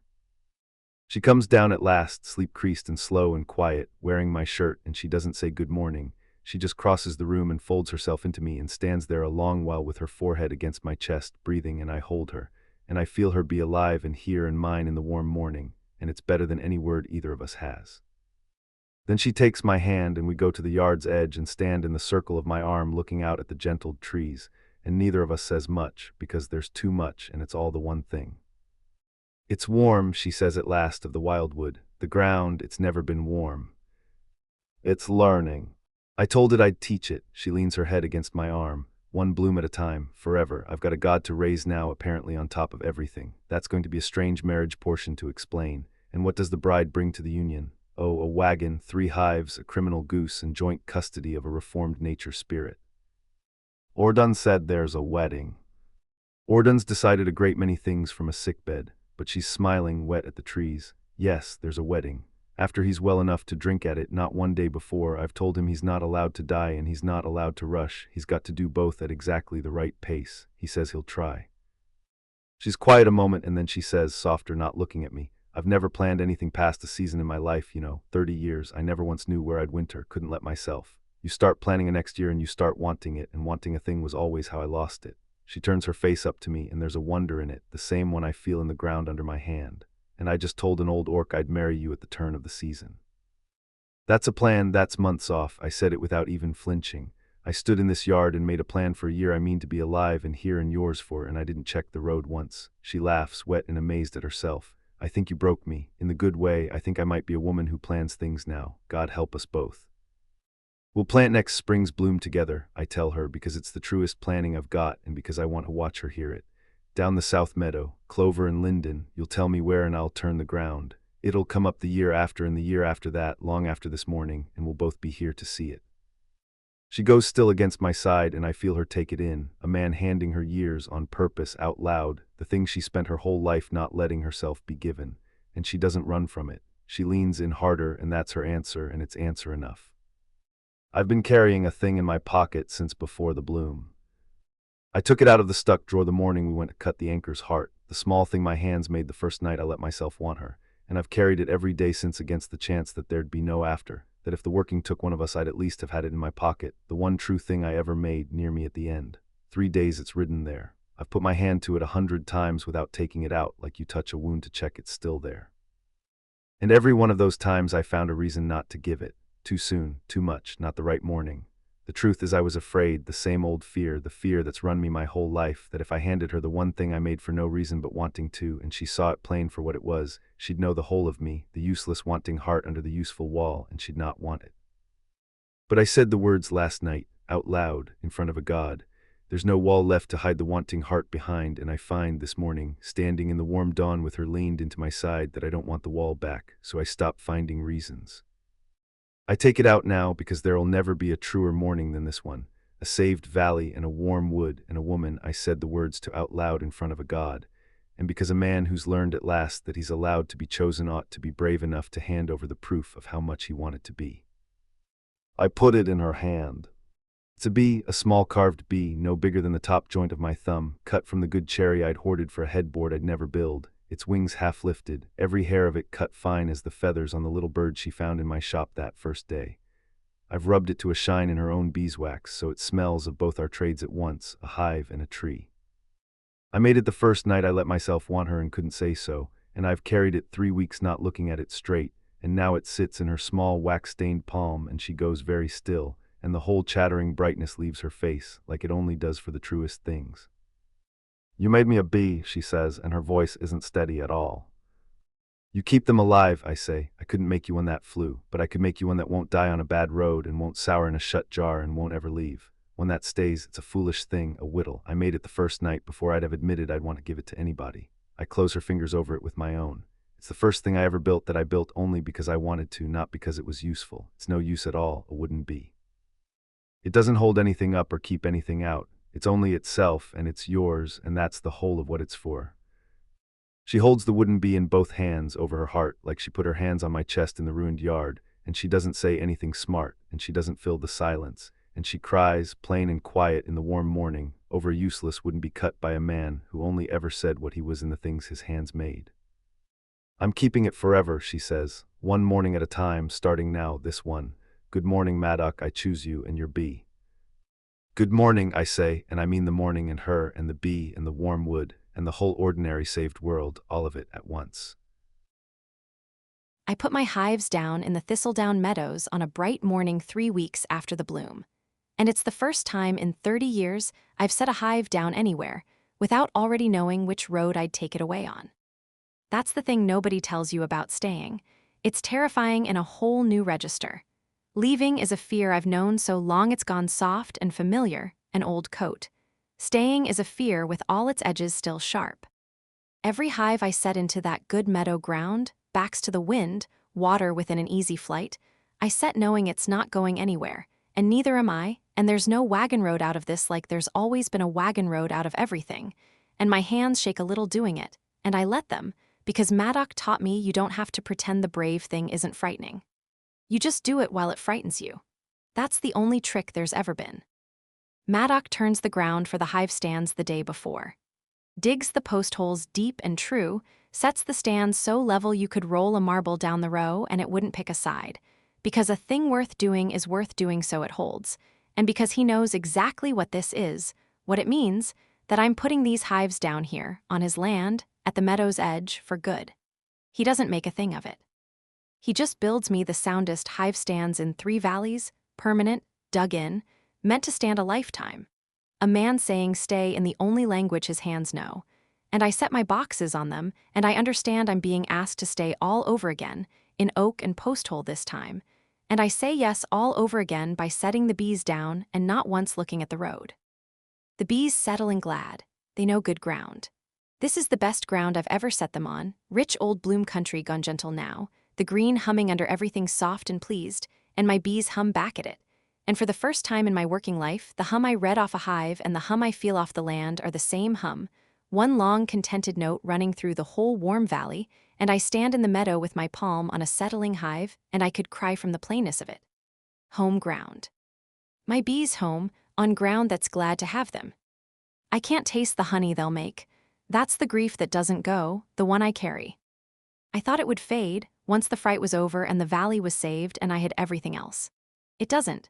Every morning Maddox sets out a spoon of comb, out of stubbornness, out of hope, and every morning I take it, and its texture and gold and the ghost of a thing I loved my whole life, and the sweet's just not there, a small clean silence where 30 years of comfort used to live. I don't make a thing of it. The children are safe. It was the best trade I ever made. But I'd be a liar if I said it didn't cost, and I promised a whole valley I'd stop handing people the comforting lie, so I don't hand myself one either. I lost the sweetness. I'd lose it again. Both are true. I carry them both. Maddox catches me quiet over the spoon one morning and doesn't say it'll be all right because it won't, and he's not a liar. He just takes the useless comb off my hands and sets a cup of the strong bitter tea in front of me instead and says, "You can still taste this." I checked. It's foul, but you can taste it. And I laugh, wet, into the foul tea I can taste, and it's a better comfort than any lie, a man who found the one sweet thing I've got left and made sure of it for me. He does more than the tea, too, though he'd never call it that. He learns, over those first 3 weeks, every single thing I can still taste, and he brings them home. Sharp cheese and salt bread and the bitter greens that grow at the wood's edge and a hard black mountain tea, a trader carries that so foul it makes the innkeeper gag, and he lays them out for me, quiet, no fuss, a man rebuilding a burned pantry board by board. He can't give me back the sweet. So he's giving me back every other flavor there is, one at a time, proving to me and to the green and to himself that the thing it took wasn't the whole of the world, only one lamp in a house still full of lamps. I never once told him that's what I needed. He read it off me, like he reads a joint before he cuts it, and he built the answer before I knew to ask. I've stopped grieving the honey clean. I've started being grateful for the tea, and the cheese, and the salt bread, and the man who found them for me. It turns out that's most of what a life is, once you're brave enough to stay in one and find out. Not the one perfect sweetness you lost. The 100 plain ones you still have, and somebody beside you who counts them out with you on the hard mornings until you can see them again yourself. The green and I have an arrangement now. I go out to the wildwood eaves at dusk, most evenings, and I sit at the edge of the trees, and I teach a god how to be chosen. It's the strangest schooling anyone ever kept.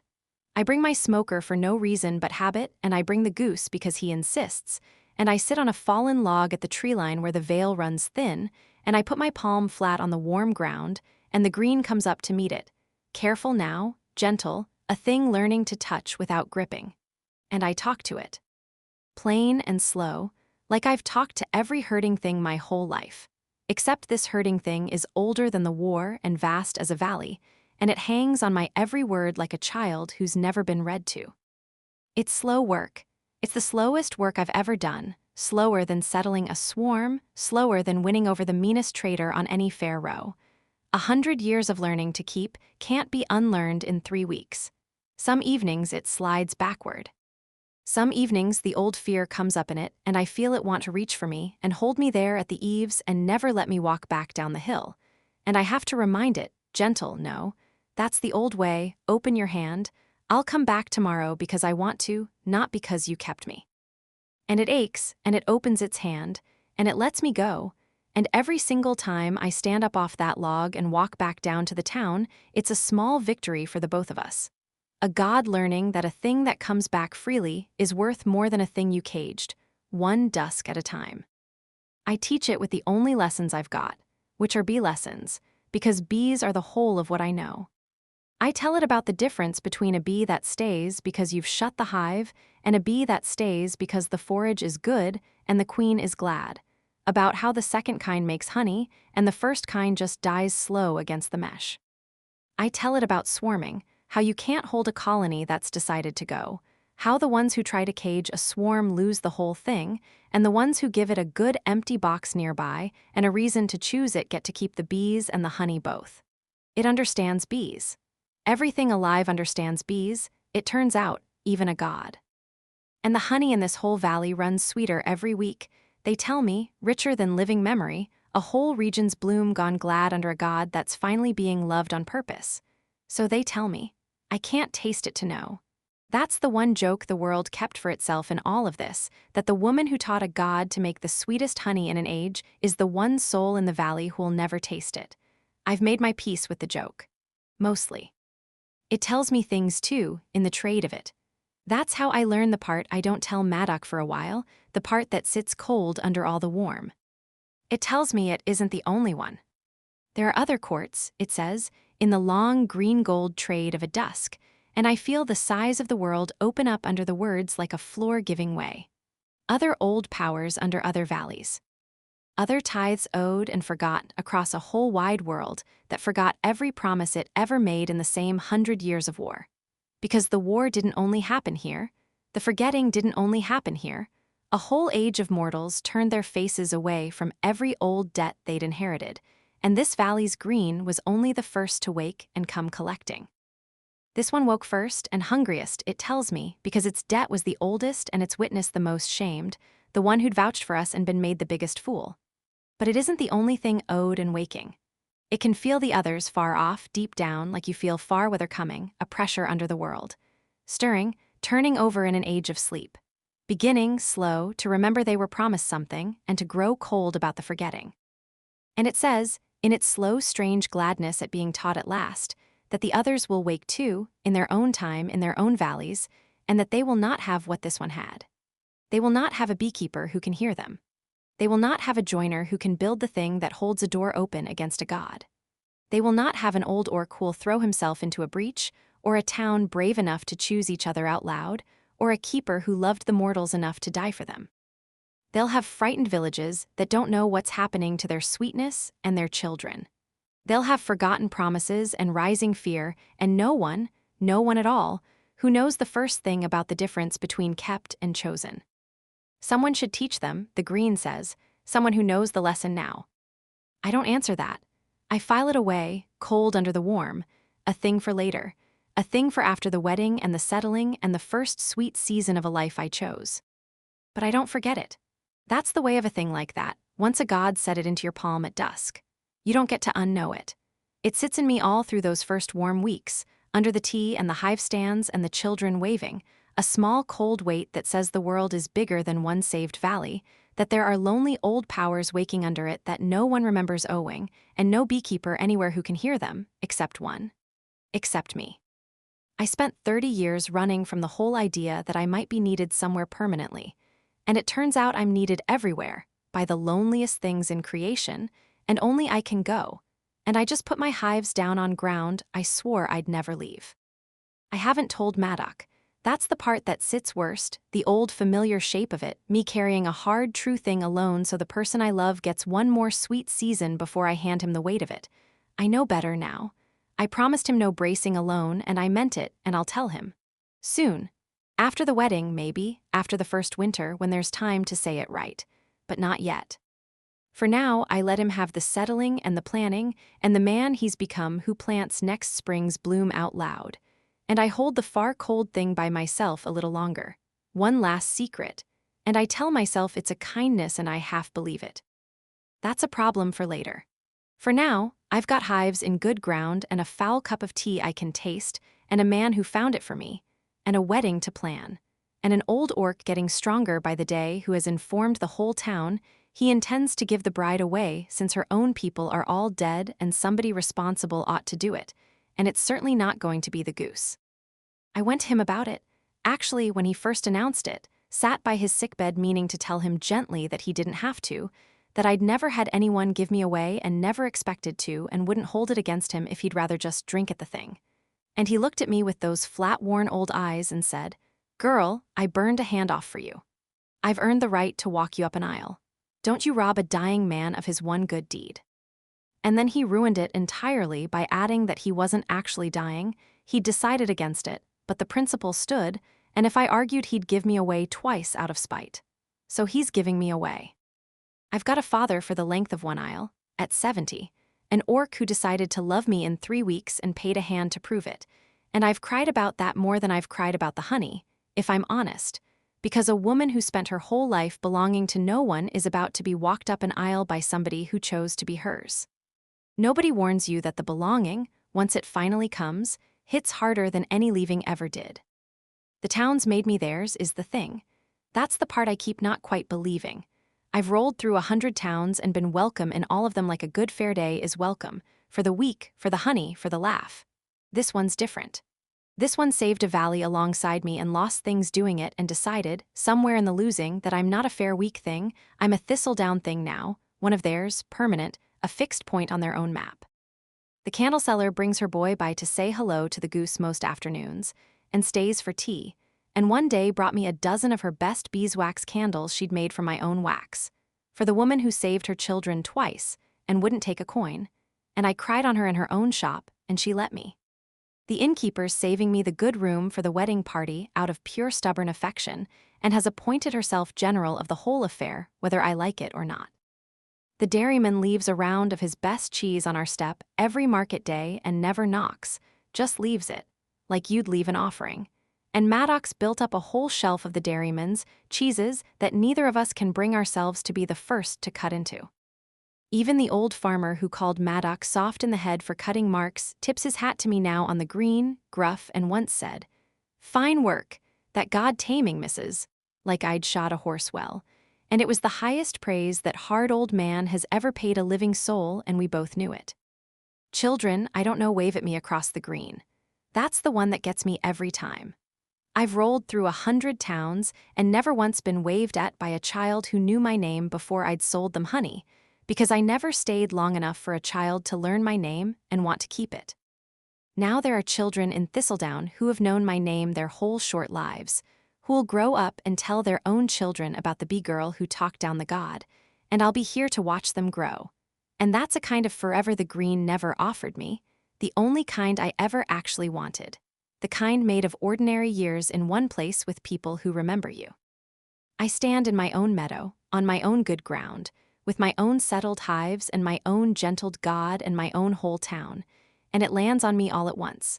The size of it, the thing I ran from my entire life because I was so sure it would never be offered and even surer I'd lose it if it were. I stayed, and it held, and nobody's decided they're done with me. That's the sentence I turn over most, standing in my own meadow 3 weeks in. Nobody's decided they're done with me. Every morning I wake braced for it, a little out of 30 years of habit, braced for the day the town gets tired of the bee girl or Maddox looks at me across the breakfast, and I see the beginning of the end of it in his face. And every morning it doesn't come. The candle seller still brings her boy. The dairyman still leaves his cheese. Maddox still reaches for me in the gray before he's even awake, his hand finding my hip like it's checking I'm real and staying. And every morning I am, and slowly, slower than the green learns its lesson, I'm learning mine, which is the same lesson, which is that a staying you're not braced to lose is the only kind worth having, and you only get it by staying long enough to stop bracing. I'm not there yet. But I'm closer than I've ever been, closer every morning nobody decides they're done with me, and I've started to understand how it'll go in the end. One of these mornings, years off, I'll wake and not brace at all, and I won't even notice the day it happened. That'll be the whole of the healing, for me and the god both. Not a moment you can point to. Just a fright that got quietly bored of me while I wasn't looking, the same as it did the morning I fed the goose instead of loading the wagon. I mean to tell Maddox that, one of these days, because he needs it worse than I do, the man who still can't quite believe he's allowed to be kept. But I'll get there first, I think. I'm the one who's had 30 years of practice at the not believing. I'll wake up unbraced before he does, and then I'll turn over and teach it to him, slow, the same as he taught me everything else. Turns out that was always going to be the bravest thing I ever did. Not talking down a god. Setting a hive on ground I'm not leaving, and letting the fright have its sharp edges, and staying anyway, morning after ordinary morning, and finding out slow that a place can want you to stay as much as you wanted staying, and that it's real, and that it holds, and that the sweetness the green took isn't the only sweet thing in a life. Most of it turns out, you can still taste. You just have to be brave enough to stop moving long enough to find out. I start building a home instead of a shop, and it's the strangest work my hands have ever done, because for the first time in my life, I'm building a thing I mean to be inside. 40 years I've built for other people. Hives for beekeepers, carts for carters, cradles for other men's children, siege works for generals, stalls for a fair, and anchor for a valley. Every board I ever cut, I cut for someone else's life and handed it off and went home to bed above a workshop that was never anything but a place to wait between jobs. A builder who builds for everyone but himself, there's a kind of hiding in it, I see that now. You can pour your whole heart into a thing and still keep yourself safe if the thing is always for someone else, because a gift can't be taken from you like a home can. And now, at last, I'm building the dangerous kind, the kind that's mine. The kind I mean to keep and can therefore lose, and I stand in the yard the first morning with the fresh-cut timber smelling of my own trade and my own future both, and I make the first mark for the first joint of the first thing I ever built to keep, and my hand is not quite steady doing it, and I let it not be. The loft was never a home. It was a place I slept above the place I worked, a bed I built too big for a life I didn't expect to fill. Now there's a beekeeper in it who's staying, and a criminal goose who's decided my hearth is his, and a whole life that needs somewhere to be lived, so I do the thing I've spent 5 years never letting myself do. I build for me, for us.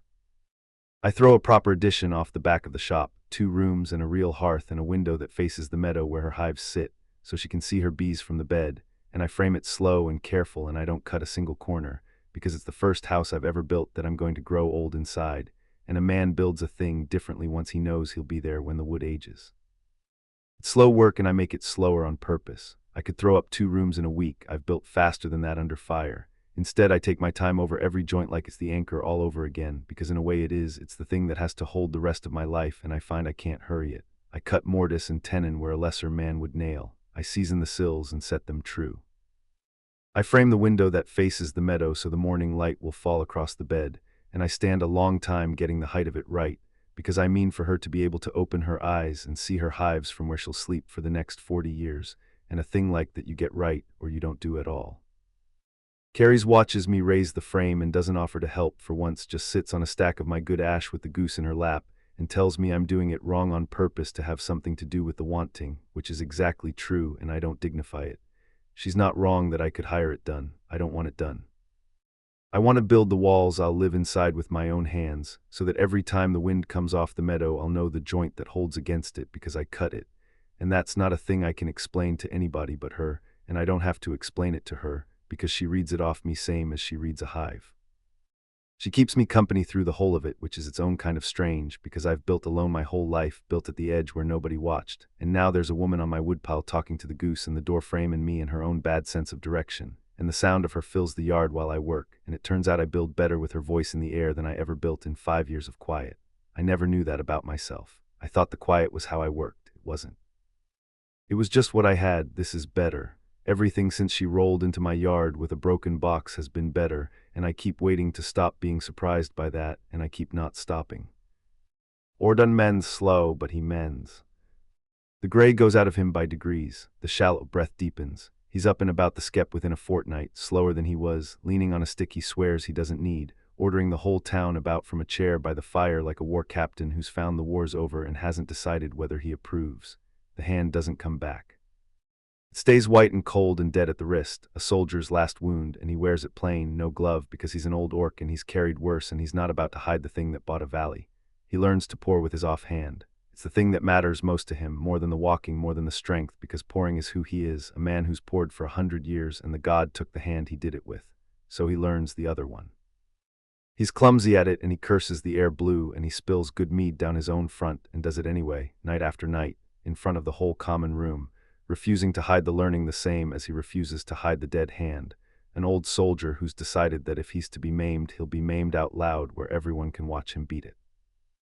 I fit him the rig in the end like I said I would, a jointed wooden cradle that clamps to the cask and holds a jug steady so he can tip it one-handed, and he curses me for a soft fool the whole time I'm fitting it, and uses it every night after and never once thanks me, which is how I know he's grateful. But the night that matters, he doesn't use the rig. The night that matters, he waves it off and takes up a full jug in his one good hand and pours a cup clean and steady, not a drop wasted, the first true freehand pour he's managed since the bloom, and he sets it down in front of a startled young farmer without a tremor. And the whole common room, which has spent 3 weeks pretending not to watch him practice, erupts. Cheers and stamping and someone banging the tables, a hole in full of people roaring for an old orc who poured a cup of mead, and Orden stands there in the middle of it and tells them all to mind their own business, and his eyes are bright, brighter than the maiming, brighter than the pain, because a man who thought the war was the last useful thing he'd ever do has just found out he can still learn a new thing at 70 with one hand in a town that loves him, and that, I think, watching from the corner, is a finer recovery than any that happens in the body. He's teaching himself to carve, too, one-handed, because he's decided the boy who's sweet on the candle seller's daughter needs a courting gift made, and there's nobody else to teach the fool. It started as something to do with the long evenings, and it become the thing that's healing him faster than any of the innkeeper's broths, because it turns out a man who spent his life pouring for others needs, more than he needs his hand back, to find a new way to be useful to somebody young and scared and in love.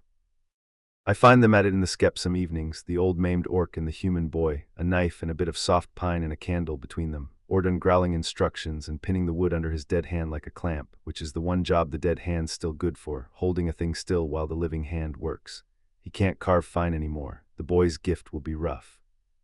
But Orden knows what a courting gift is for, which isn't to be fine, it's to say a thing the boy hasn't the words for, and he teaches the boy to put the not having the words into the wood, and I stand in the doorway watching an old orc teach a human boy to speak love in pine, and I think about how a thing can be broken and still make things, how a hand can be dead and still hold the work steady while the rest of you learns a new way to give. And I go home and I hold the woman I'm marrying a little tighter for it. Because we're marrying, that's what still stops my breath when it lands, some ordinary moment, hammering a peg or banking the fire.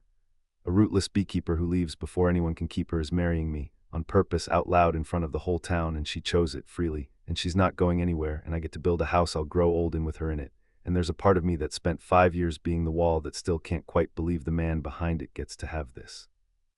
It catches me at odd moments. I'll be planing a board and the thought will just arrive unannounced, she's marrying me, and I'll have to set the plane down and stand there a breath while it goes through me.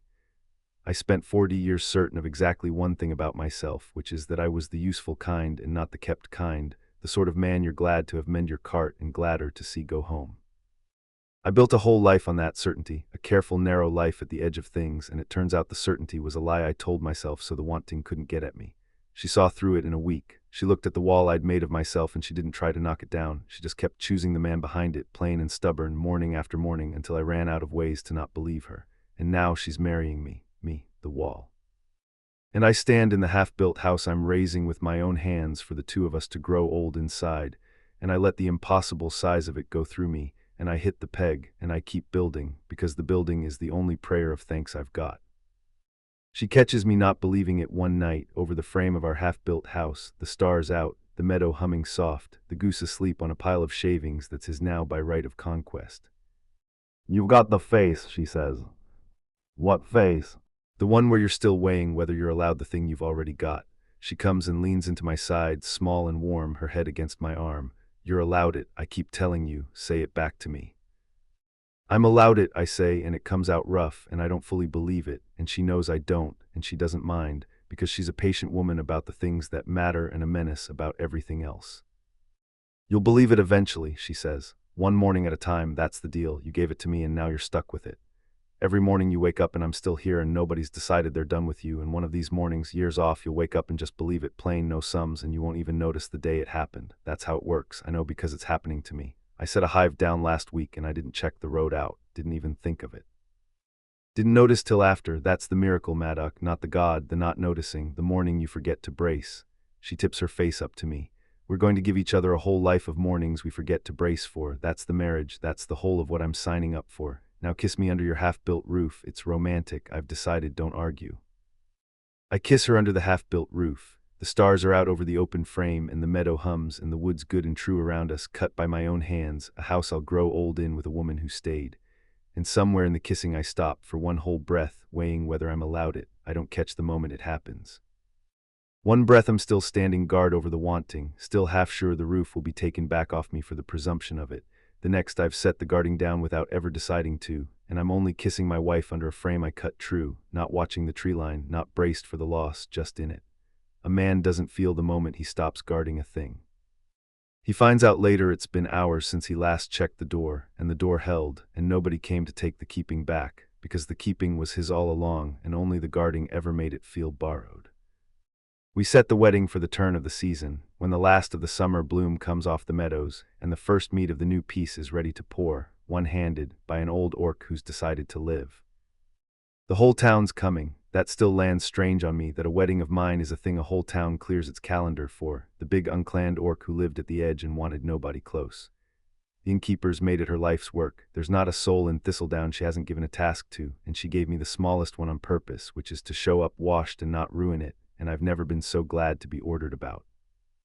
The candle seller's making the lights, my own beeswax carries bees, a whole church of soft gold light for the woman who saved her children. The Stonefang camp's staying past their season for it, and the young clansman whose wheel I called sent word up the hills, and there'll be orcs and humans at the same wedding board, which this border hasn't seen in living memory, and which is, when you think on it, the whole of what we fought the Green to keep.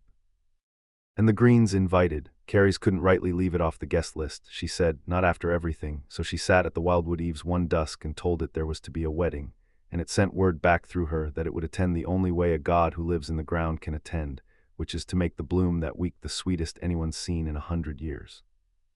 A whole valley of blossom brought to its glad, perfect height for one wedding, a wedding gift from a god learning, late and grieved and glad all at once, how to give a thing freely instead of taking it.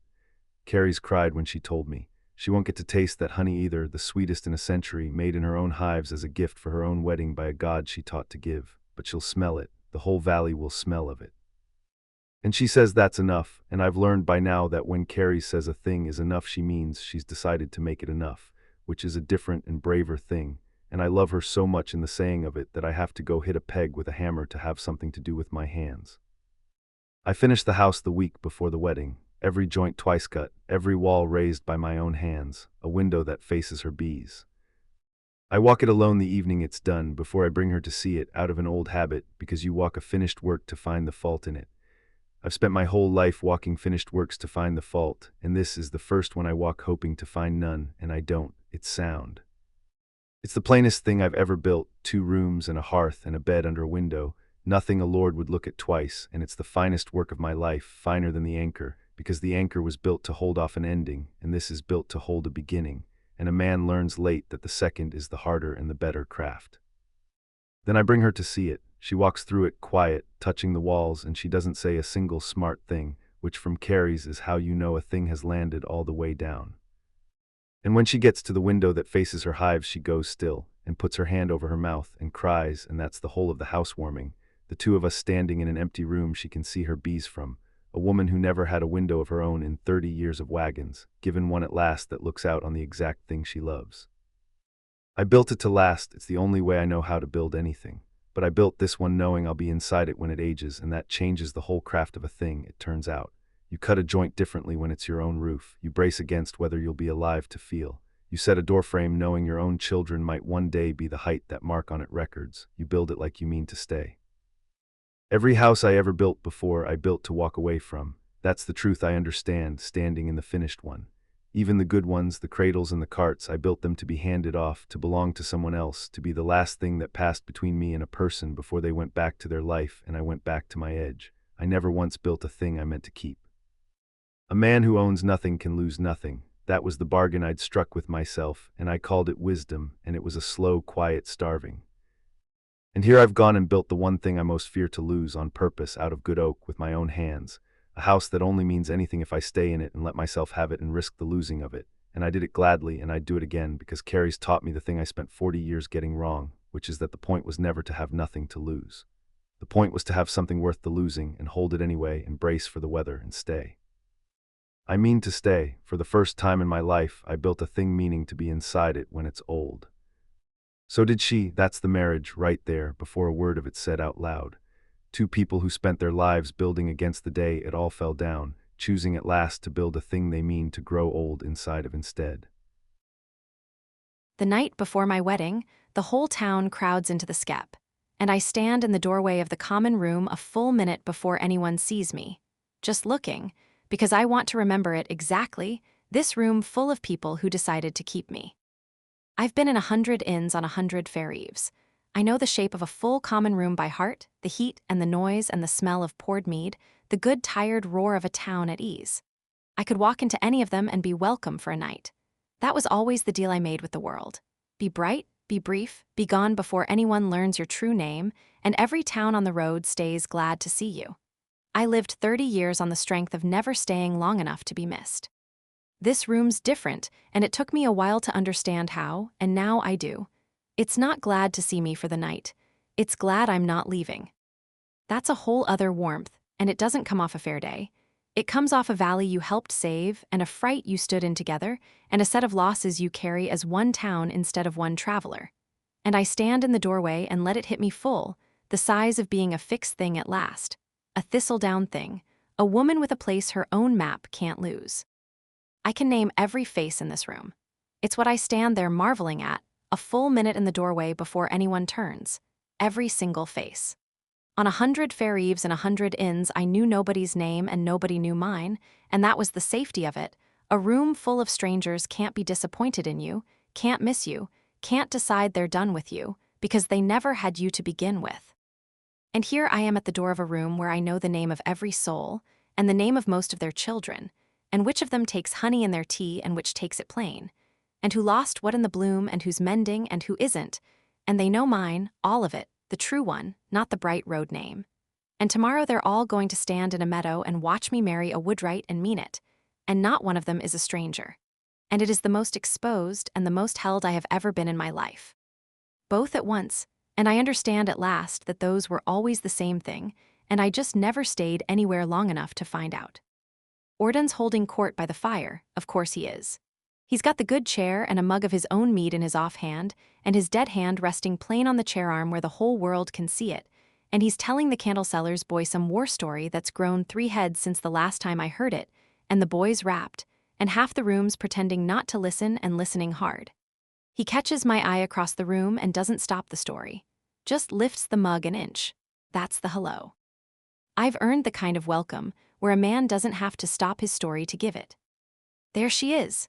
Maddox's mother of the town, the innkeeper, comes at me with both arms and a cloth still over her shoulder, and folds me into a hug that smells of yeast and wood smoke, and holds me out at arm's length to look at me like you look at a girl the night before her wedding, and her eyes go bright. Look at you. Not a bit of the road left on you. You've gone and grown roots, girl, right through my floorboards, and I couldn't be gladder to have to sweep around you. I'm keeping you all up, I say. It's bad luck to see me the night before, isn't it? Some rule. The rule's for the groom, and he's banished to his own shop with the men, sulking, I expect, since sulking's most of what that boy does when he's happy. She steers me toward the fire, toward the chair they've saved me next to Orden, toward the middle of the warm. The rule for the bride is she sits down and lets a town love on her one whole night before it has to share her with a husband. Sit, somebody bring her the sweet cup. Oh, her face falls, just a flicker, catching herself. Oh, love, I forgot. I clean forgot you can't. Bring it anyway, I say, and I mean it, and I sit. I can't taste the sweet, but I can hold a warm cup in a warm room full of people who remembered I liked it. That's most of the comfort. Turns out the honey was never really the point. The point was somebody warming a cup because they wanted you glad. I can still have all of that. Bring the cup. And she does, and I hold it, and it's warm in my hands, and the sweet's a silence I've made my peace with, and around me the room goes on being loud and glad and mine, and I think, this is the thing. This is the thing I ran from my whole life because I was so certain it would cost more than I could bear to lose. And it does cost. It cost me the taste of honey, and it cost this town an old orc's hand and a gold grieving thing's whole self, and it'll cost more before we're done, because love in a place you can't leave always costs. That's the toll on the staying road.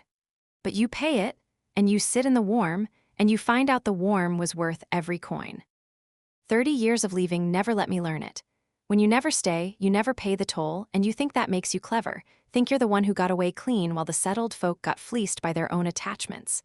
And you're right that you paid nothing. That's exactly the trouble. You paid nothing and you got nothing. A whole life of warm rooms you passed through and never once sat down in, 100 towns glad to see you, and not one that would have grieved you gone. I called that freedom. It was just poverty with the lights on. The settled folk I pitied were rich the whole time. rich in the exact coin I refused to spend. And I finally spent it, this season. Spent it on a town and a man and an old orc and a criminal goose. Spent it knowing it could all be taken and grieved and paid for again in worse coin than honey. And it turns out that spending is the only thing that ever bought a single warm thing worth having. I'm the richest I've ever been, and I've never had more that I could bear to lose.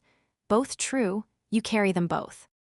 They come to me through the evening, one by one, like you come to say a thing to someone before a day that changes them. The dairyman gruff, pressing a jar of clotted cream into my hands, for the morning, so there's summat sweet on the table you can stand. And it takes me a moment to understand he means summat I can taste, that he's thought about it, that a hard, red-faced dairyman lay awake working out what the bee girl who can't taste sweet could have on her own wedding morning, and I have to blink hard and thank him twice. The candle seller comes with her girl and her boy both, and the girl, the one the god reached for, presses a fistful of wilting meadow flowers on me solemn as a coronation. The old farmer who called Maddock soft nods at me from across the room and lifts his cup, which from him is a speech. Even the young Stonefang trader down from the camp comes and stands awkward and orc-shy at the edge of the human crowd, and tells me, formal, that his people don't often drink at human weddings, but that they'll drink at this one, and that it's a fine thing, an orc and a human wed on this border, and his grandmother says it's the first good omen the hills have had in 100 years, and would I take it as an honor? And I say I would, because I would, and he goes back to the camp lighter than he came. Every one of them. A whole town, come to a wedding eve to lay a small kindness at the feet of a woman who 3 months ago they'd never met, and I sit in the middle of it in the chair they saved me, and I hold my untastable warm cup, and I let it fill me all the way up. The belonging, the thing I ran from 30 years. And I understand that I've been starving my whole life at a table I refuse to sit down at, and here it is, and I'm sitting, and it's mine. Ordun leans over, mid-story, without breaking stride for the boy, and says low just to me, "You'll not bolt then. Come morning." I thought about it, I tell him honest, because he's earned honest and he'd smell a lie. This morning, woke up at the gray hour with my whole body telling me to load the wagon and take the north road and never look back, same as it's told me every morning of my life. Old habit, old fright. I turn the warm cup in my hands. And then I lay there and I let it be frightening, and I stayed in the bed, and after a while the fright got bored and went to sleep, and I got up and fed the goose. That's the trick, you don't wait to stop being scared. You just outlast it, hour by gray hour, till it's the staying that's the habit and the leaving that feels strange. He looks at his dead hand a moment, then back at the boy, ready to pick the story up. That's soldiering too, outlast the fright. You'd have made a fair captain, honey girl, if you weren't a menace. He's quiet a beat, and then he adds lower, not looking at me, in the voice a gruff man uses for the thing he means most. I'm glad you stayed. For what it's worth, from an old fool who's known you 3 months. Never had a daughter to give away. Turns out I'd have liked one. You'll do. And before I can so much as get my breath, before the sting behind my eyes can turn into anything he'd have to witness, he takes up the war story exactly where he dropped it. Loud again, insufferable again, and the boy never knew it stopped. And I sit in the warm with my heart cracked wide open and drink from a cup I can't taste and let a town keep me one last night before I get a husband to keep me the rest of them. Later, when the room's thinned and the fire's banked low, and it's just the stubborn few who won't go home, the door opens on a cold draft and a face I don't know. A traveler. A woman, road-worn, a pack on her back and mud to the knee, and that particular hunted brightness I know from the inside. The look of someone who's been moving so long she's forgotten a room can hold still around her. She stops in the doorway the exact way I stopped in it hours ago, taking the measure of the warm, working out the price of it. The innkeeper's up before the draft's even settled, because that's what she does, and there's a bed found and a bowl pressed into cold hands, and I watch the stranger take it wary, ready to bolt, ready to be gone before anyone learns her name. And she looks at me, across the low fire, one road woman to another, and something passes. "You've the look," she says to me low when the innkeeper's gone for bread. "Of the road, you've walked it." 30 years, I lift my untastable cup to her, set it down last month, first time in my life. How? Just the one word, and it's not really a question about me, it's a question about herself. It's the question under every mile she's walked to get to this cold doorway, and I know it because I carried it the same 30 years. How do you stop? How do you let a place hold still around you without it feeling like a cage closing? Slowly, I tell her, and badly at first, and with a lot of help from a man who builds things to last. I nod at the chair beside me, the warm one, the middle of the room one. Sit down. You don't have to decide anything tonight. Nobody here needs your true name before you're ready to give it. Sit in the warm a while. That's all staying is at the start. Just sitting in one warm room a little longer than the fright wants you to. She sits, on the very edge of the chair, mind, both feet under her, ready to be up and gone in a heartbeat, like I sat on the edge of every chair for 30 years. But she sits. And that's everything, the sitting, the first tiny yes, and I know better than anyone in this room not to make a thing of it. She doesn't give her name. She tells me a little anyway in pieces, sideways and guarded, testing whether the telling costs like road people do. Widowed young, I gather, or something near it, and been walking ever since, mending pots and knives town to town, never a winter twice in one place. I don't ask the hard questions because I know exactly how they land. I just listen and refill her bowl when the innkeeper brings the bread, and let the warm room do the work I can't do with words. Her eyes go around it, the banked fire, the old orc asleep now in the good chair with his dead hand plain in his lap, the goose glaring from the hearthstones, the wedding flowers still in my fist, the whole strange warm-keeping shape of a town that keeps people. And I see the exact moment the wanting cracks through the fright in her. The same crack that opened in me my first week here, the terrible, dangerous hope that maybe a place could want you to stay as much as you've spent your life, not letting yourself want to. There's a valley of us now, I say, quiet, mostly to myself, watching her watch the fire. There's going to be more. Turns out the world's full of people who have been moving so long they forgot a room can hold still. And it's full of old, lonely things that forgot they were ever owed a promise. I think of the green out at the dark eaves, learning its slow lesson one bloom at a time. I think of what it told me, the part I've told no one, the other courts under the other valleys, waking, owed, unremembered. Someone should teach them, someone who knows the lesson now. I look at the road woman in the warm chair, not bolting, deciding slowly to stay a night, and I think maybe teaching isn't a thing you do to a god at the edge of the trees. Maybe it's a thing you do one cold doorway at a time, one road woman at a time, one warm cup pressed into hunted hands. Maybe that's the work after this, the real work, bigger than a wedding, bigger than a valley. Because it's the same work, I understand, watching the stranger decide by inches to stay a night. The lonely gods under the far valleys and the lonely road people in the far doorways, they're the same wound wearing two sizes. Both of them have been giving and never once been chosen.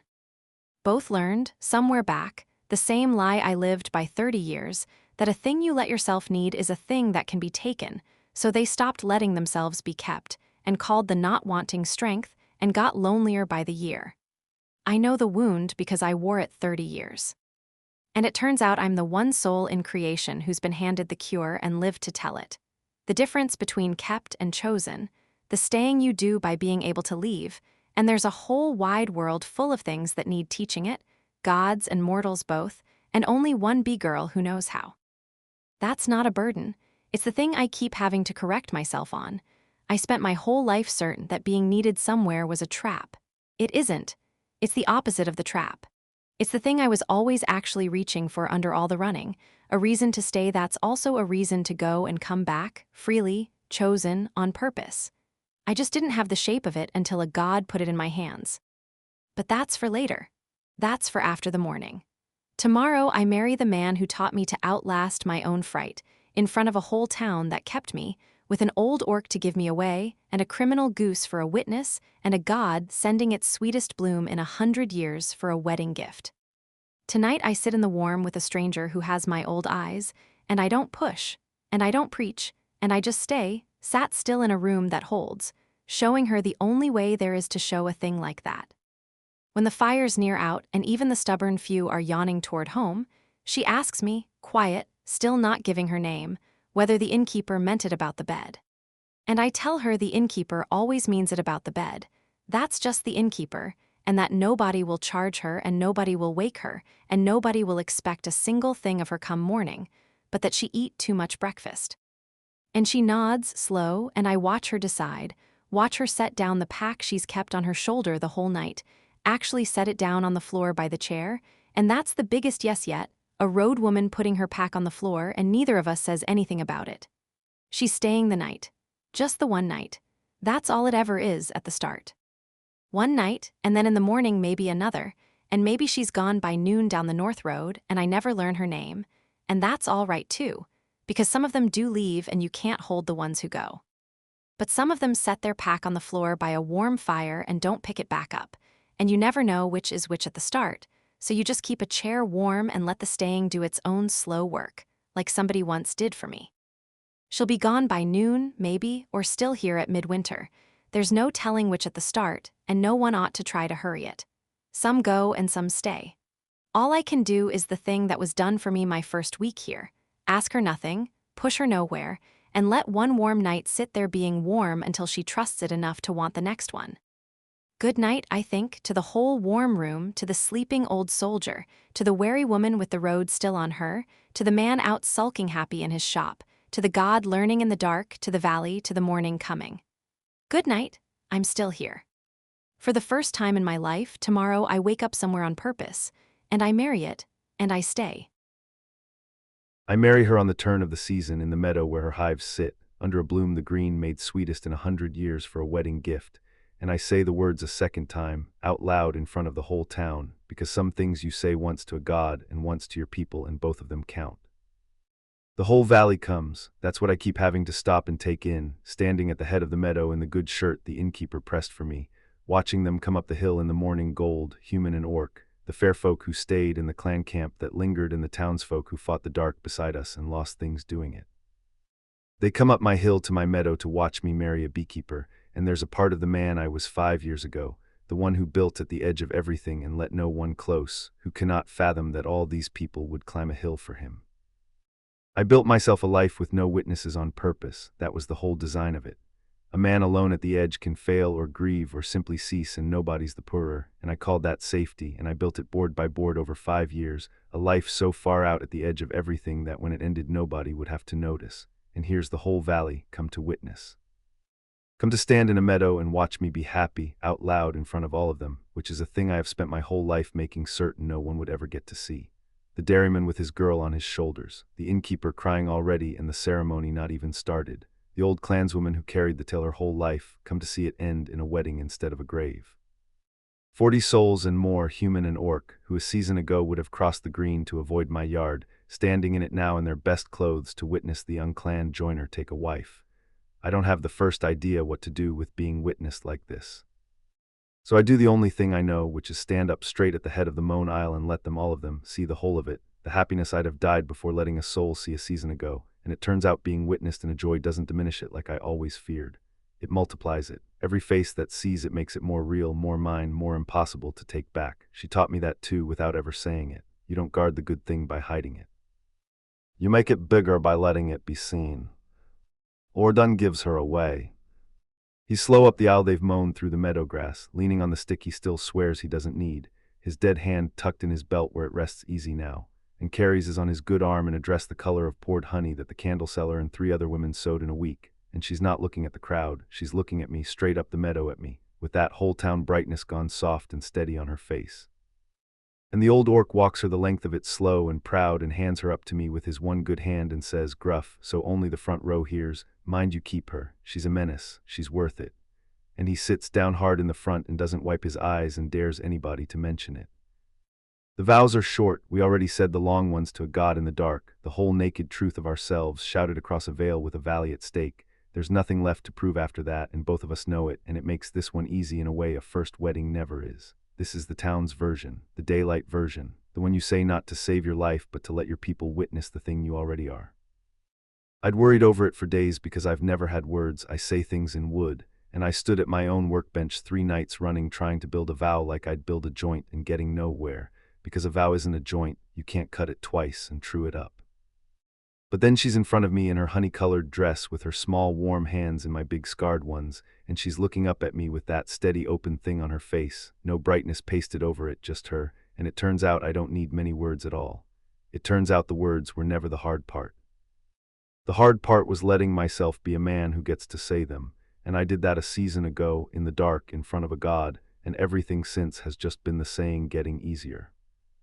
I couldn't find the fault in you, I tell her, which isn't traditional, and the town doesn't know it's the truest thing I've ever said, but she does. I looked, it's my whole trade, finding where a thing will break. I looked at you every day for a season, and there's no bad board in you anywhere. So I'm going to stop looking for the break and spend the rest of my life building the thing instead. You, us, this. My voice goes rough, and I let it. I choose you, Carries. In the daylight, in front of everyone, one morning at a time, forever. That's the vow.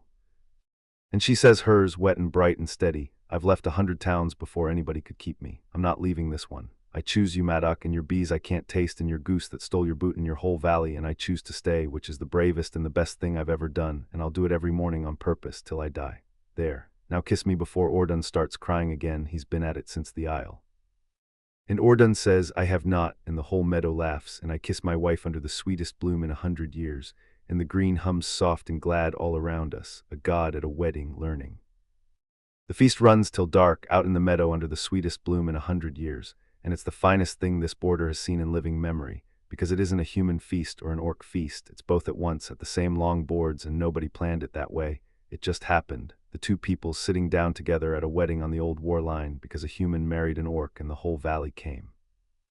Ordun pours the first mead of the new peace with his offhand, clean, no spill, standing at the head of the boards where a father stands, and the whole town cheers him louder than they cheered the vows, and he tells them all to sit down and drink it before it warms, and his eyes are wet and bright, and he doesn't care who sees now.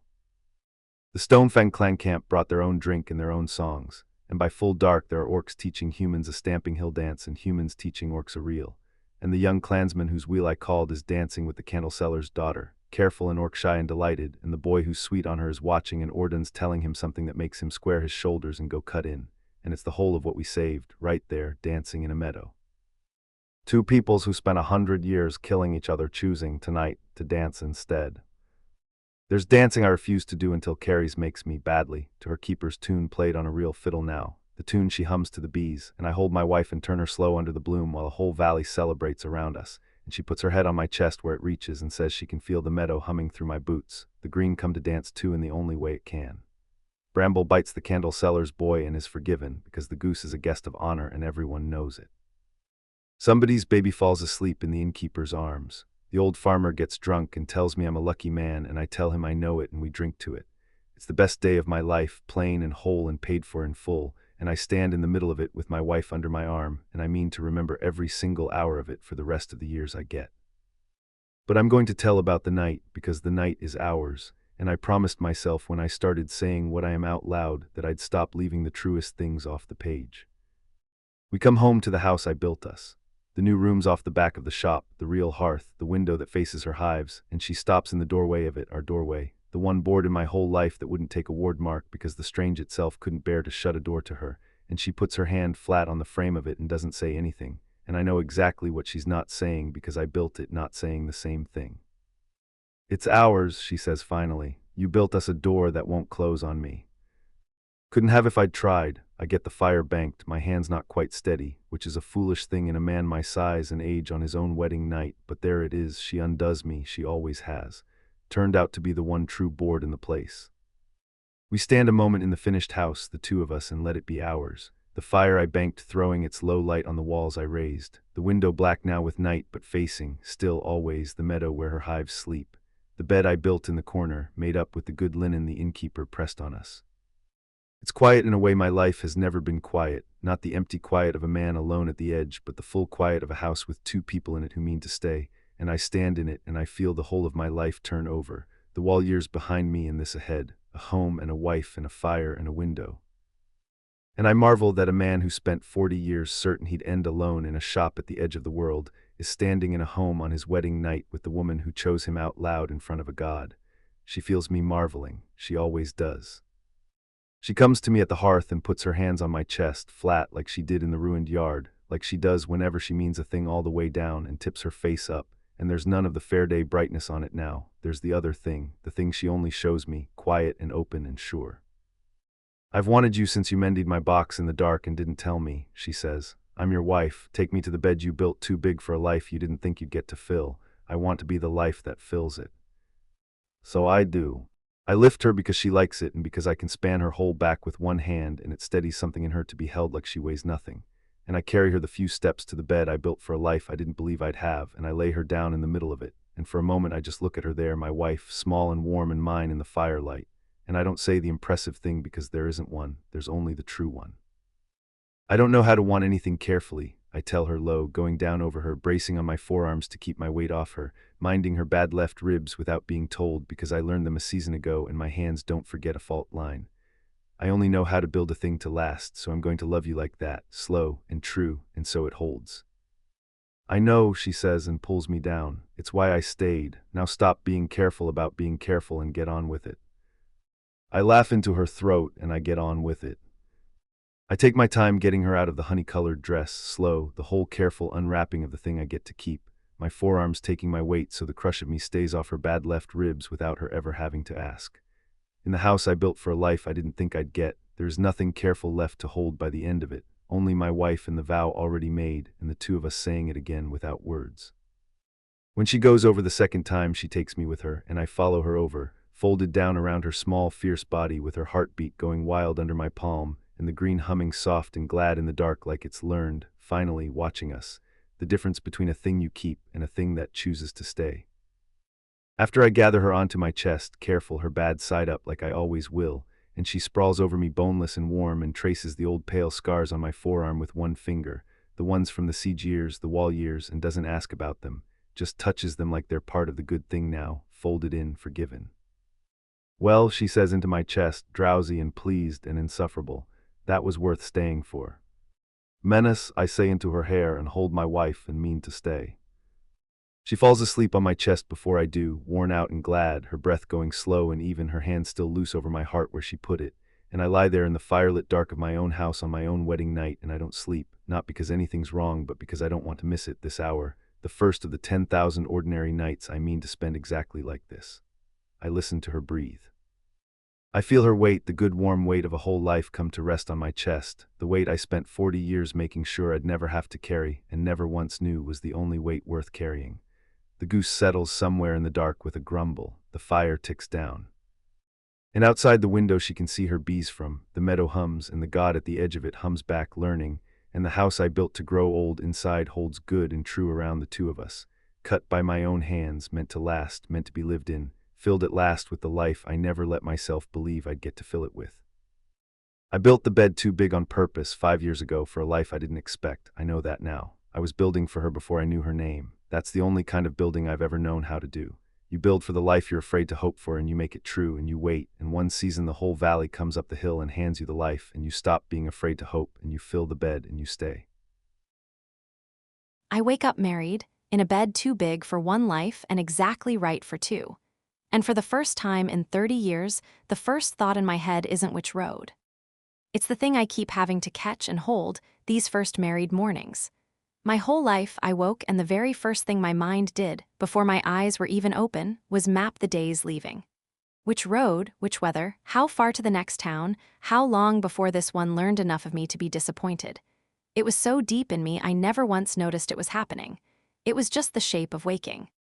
And now I wake, and there's a great warm orc breathing slow behind me with one enormous arm heavy over my middle and his hand open flat where it can feel my heart. And my mind reaches for the road out of habit, like a tongue goes to a pulled tooth and finds nothing there.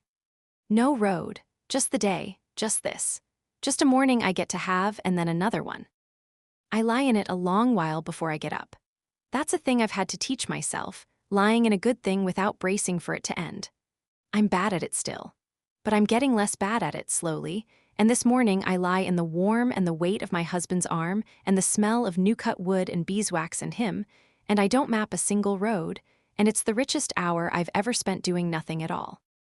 I let the whole size of it pass through me once quietly while he sleeps, and then I make myself stop, because dwelling on it is the old habit in a new dress and I know it.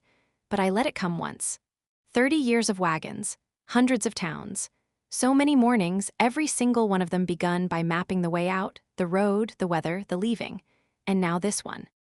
This one morning, the first of however many I get, begun instead by lying still in a warm bed I'm not leaving, next to a man I chose, in a house that's mine, in a town that keeps me, and doing the unthinkable thing, the thing I'd have called a trap my whole life, which is nothing at all. Just lying there. Just being kept and not caged, held and not held down, home and free at once, the two words I spent 30 years believing couldn't both be true. They can. they are.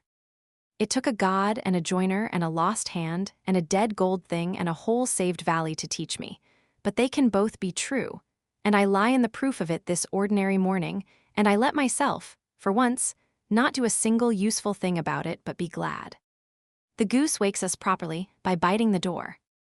Bramble has opinions about breakfast and no patience for newlyweds, and he makes them known against the good ash door Maddock hung last week. And Maddock groans awake behind me and says something into my hair about goose stew, and doesn't mean it. And we both know he doesn't mean it, because that criminal bird sleeps on his boots and he'd fight the whole valley for it. Your goose is up, I tell him. My goose, he tightens the arm.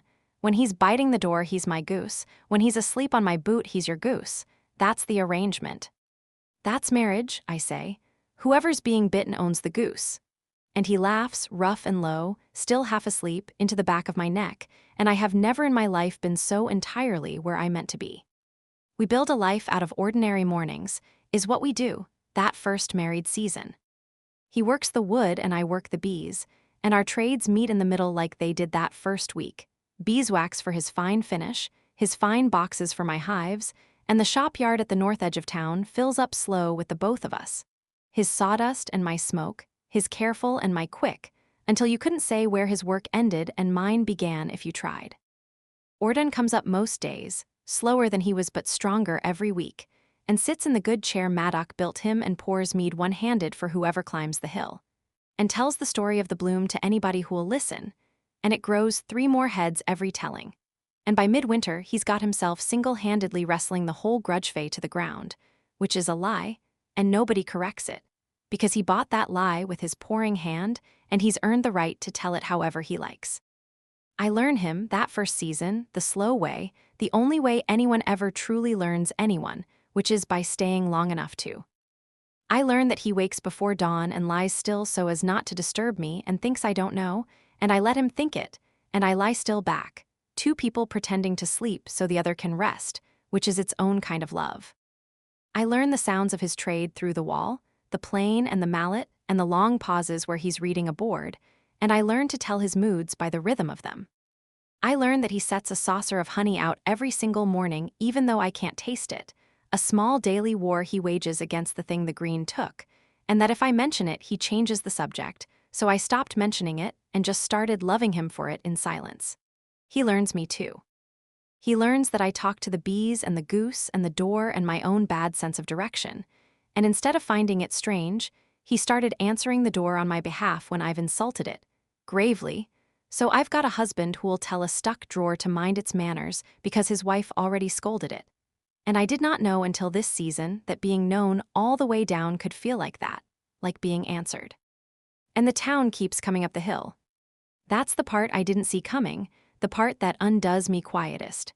The house Maddock built for the 2 of us turns into a place the whole valley drifts to.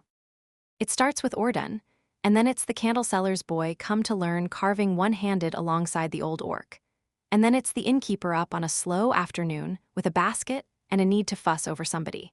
And then it's children I'm still learning the names of, chasing the goose around the meadow while their mothers sit in my kitchen and drink the bitter tea I can taste. And somewhere in that first season, without anyone deciding it, the woodwright's yard at the edge of everything becomes the warm middle of the town. Which is a strange thing to happen to a man who built at the edge on purpose so no one would come close, and a stranger thing to happen to a woman who never stayed anywhere long enough to have a kitchen for anyone to sit in. We made each other a middle. 2 people who spent their whole lives at the edges of things built one warm center, and the whole valley moved toward it like bees to good forage. There was an afternoon in the deep of that first winter I'll keep the whole of my life. Snow coming down soft outside the window that faces my hives, all 3 of them sleeping under their winter wraps, the fire high, and the house full. Orden in the good chair by the hearth telling the candle seller's boy the bloom story with a fresh head grown on it. The boy carving badly at a bit of pine under the old orc's dead hand, which holds the wood steady while the boy's knife works, the 2 of them arguing about the courting gift. Wren at my table mending a pot for the innkeeper, who's fussing over a stew nobody asked her to make. 2 children I'm still learning the names of chasing the goose in circles round the table while their mothers pretend to scold and drink my bitter tea. Maddox saw going steady through the wall, the sound of him working, the sound I've learned to live inside. And me in the middle of it with a rag in my hand and nothing at all that needed doing. Just standing there in the warm and the noise and the whole impossible fullness of it. And I had to put my hand flat on my own kitchen table and just breathe. Because it's so much more than I ever once let myself want that having it feels like a thing I got away with. Like the world's going to notice any moment that a rootless woman who leaves before she can be kept is standing in a kitchen full of people who love her. And come to take it back. It doesn't. That's the miracle I'm still learning. Nobody comes to take it back. You just get to keep it, one warm afternoon at a time, for as long as you're brave enough to stay and have it. The road woman stays. The one from the wedding eve, the one with my old hunted eyes, who came in on a cold draft ready to bolt and gave no name. She meant to be gone by morning. She wasn't. She took the slow room at the Skep for a night, and then for a week, and then the innkeeper stopped charging her and put her to work instead, and she's still here at midwinter, and her name is Wren, it turns out, which she gave up on a night 3 weeks in when she finally believed the giving wouldn't cost her anything. She's got the look about her still, the road look, the readiness to leave, but it's fading the same as mine faded, slow, with every morning she stays. I don't push her. I just keep a chair for her at my table and let the staying do its slow work, because that's the only way it was ever done to me, and it's the only way I know how to do it to anyone else. I catch her sometimes at the edge of a room, standing just like I used to, working out the price of the warmth, ready to bolt if it turns out to cost too much. And I don't tell her it's free because it isn't, nothing worth having is, and she'd know a lie. I just let her watch me pay the price gladly, the losses and the fear and the staying anyway, and let her see that a woman can pay it and still be standing, still glad, still here. That's the teaching I've come to think. Not words, not advice. Just staying visibly in front of a frightened thing until it works out that staying's survivable. Wren watches me be married and be scared of it and be married anyway, watches me set a hive down and not check the road, watches me love an orc and grieve a lost sweetness and keep a whole town in my kitchen, and slowly, from watching me do it, she starts to believe a thing could hold her too, same as she watched me start to believe it. She fixed the innkeeper's cracked kettle last week without being asked. Small thing. But you don't fix a thing in a place you mean to leave. I saw it, and I didn't say a word, just like nobody said a word when I planted my first hive here. Some things you have to be let arrive at yourself. I told Maddox about the green in the end, all of it, the thing I'd filed away cold under all the warm. I'd meant to do it after the wedding, and then after the first snow, and then I caught myself finding a next reason and a next, the same as I've found reasons to leave a thing my whole life, except now I was finding reasons to keep a hard truth to myself, which is the same coward dressed in different clothes. And I'd promised him. No bracing alone. He'd said it back to me across a veil with a god listening, a man who could have lost me and chose to trust me instead, and here I was hoarding the one thing that might take me from him someday because I couldn't bear to watch his face while he heard it. That's not protecting him. That's protecting me from the risk of it, and I know the difference now, she taught me, the woman I used to be, back when I thought carrying it alone was strength. So one night I stopped finding reasons. I told him one night by our own fire, the arm around me, the goose asleep on his boot, and I told him what the green let slip in those dusk lessons out at the wildwood eaves. That this valley's court isn't the only one. That others are owed to, far off and deep down, and they'll wake in their own time, hungry and grieving and alone, and they won't have a beekeeper who can hear them, or the rest of what this valley somehow scraped together in time. That someone should teach them. That I'm apparently the one soul alive who's learned the lesson. He was quiet a long time. He's a quiet man. I've learned to wait through his quiet, it's where he does his best building. You want to go to them, he said finally. Not a question. Not afraid either, which is the thing that undid me. A man who spent his whole life terrified of being left, and he said it plain, without a wall in it. When they wake, you want to be the one who goes. Not yet.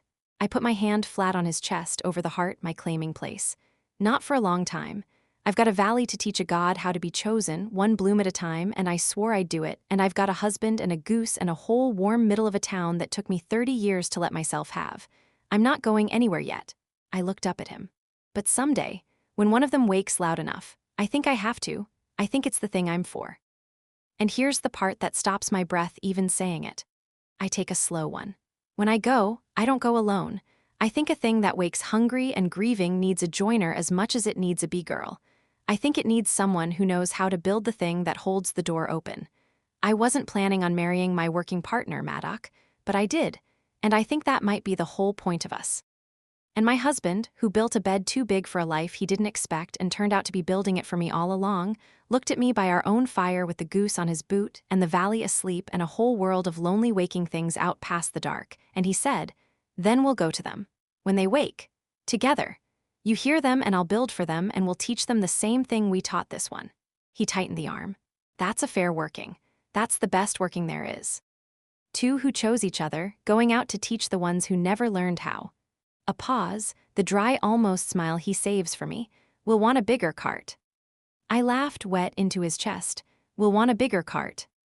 And that was the whole of it, the biggest thing either of us will ever decide. Settled by our own fire with a goose on his boot, not with fear and not with a wall but with an old joke about a cart, because we'd already done the hard part, the choosing, and everything after the choosing is just working out the shape of a shared life. He didn't try to keep me home. I didn't try to go alone. We just looked at the far dark together and agreed to walk into it when it called, side by side, and come home after. And I lay there against his heart understanding that this was the thing I'd been looking for my whole running life and never once had the words for. Not a place that would hold me still, and not a road that would take me away, but a person who was both. A home that moved, a staying you could carry with you and set down anywhere it was needed. I married my road. I just didn't know that's what I was doing until he said we'll want a bigger cart. So that's the shape of it, the life we're building at the warm middle of a saved valley. A woodwright and a beekeeper and a criminal goose and an old maimed orc who won't die and a road woman learning to stay and a whole town that comes up the hill, and a god at the tree line learning its slow lesson, and out past all of it, out under the far valleys, the other old grieving things. Sleeping, owed, unremembered, waiting for the day one of them wakes loud enough to bring the bee girl and her joiner out onto the road again. Not yet, not for a long time. There are years in front of us first, and I mean to have every one of them. Years of ordinary mornings in the bed under the window. Years of the trades meeting in the middle, his sawdust and my smoke. Years of dusk lessons at the wildwood eaves teaching a lonely god to be less lonely, dusk after dusk, until the whole valley runs so sweet with the honey I'll never taste that travelers come from 3 counties to buy it. Years of Orden getting older and louder and giving away, I've no doubt, every child in Thistledown Hool let an old orc walk them up an aisle. Years of Wren maybe staying and maybe going, and other Wrens after her, other road people at the cold doorway learning by watching me that a room can hold still. A whole life of it. That's what's first. That's what the road to come has to wait behind, and it'll wait, because a thing that's owed can be owed a while longer, and I've earned a season or 2 of just being kept. For now there's this. The ordinary mornings, the meeting trades, the tea I can taste, the man I chose, the staying that finally became the thing I can't imagine leaving. I woke up married this morning and didn't map a single road. That's the miracle. Not the god at the trees, not the valley saved. The morning I woke up somewhere on purpose, and my mind reached for the road out of habit and there wasn't one, and I wasn't sorry, and I got up and fed the goose and started the ordinary glad work of another day I get to keep. There's a whole life of those mornings coming. I mean to wake up in every one of them on purpose. And when the road comes back, someday, it'll be a road I choose to take with a man beside me, out toward the lonely things that need what only the 2 of us learned how to give. That's not leaving, I know the difference now. That's 2 people who chose each other, choosing together to go be brave somewhere new. Turns out that was always the road I was looking for. I just had to stop running long enough to find out it had a person on it. A stranger comes up my hill at dusk on the last warm evening of the year, lost, with a broken thing in her arms and no idea she's arrived somewhere, and I know exactly what's about to happen to her because it happened to me. I'm in the yard when she comes. That's where I mostly am now, the yard, though it's a different yard than it was a year ago. A year ago it was the last built thing at the edge of the world, a workshop and a loft and a wall of a man who let nobody close, set down deliberate at the north edge where the town thinned out to nothing and the wildwood started. Now it's the middle of everything. There's a proper house grown off the back of it with a window facing the hives. There's an old orc dozing in a good chair by the door with a mug balanced on his knee. There's a criminal goose asleep on my boot. There's smoke coming off my wife's meadow and light coming out of my wife's kitchen and the sound of children who aren't mine but might as well be, chasing something through the long grass in the last of the gold. The edge of the world turned into the center of a town while I wasn't watching, and it did it because I stopped building walls and let a beekeeper build a middle. I couldn't tell you the day it happened. There was no morning I woke and decided the yard would be the heart of thistledown. It just filled in around me like a footpath wears itself into a hill, one crossing at a time until you look up and there's a road where there was only grass. First it was Ordon up every day for the company and the good chair I built him. Then the candle seller's boy for the carving lessons.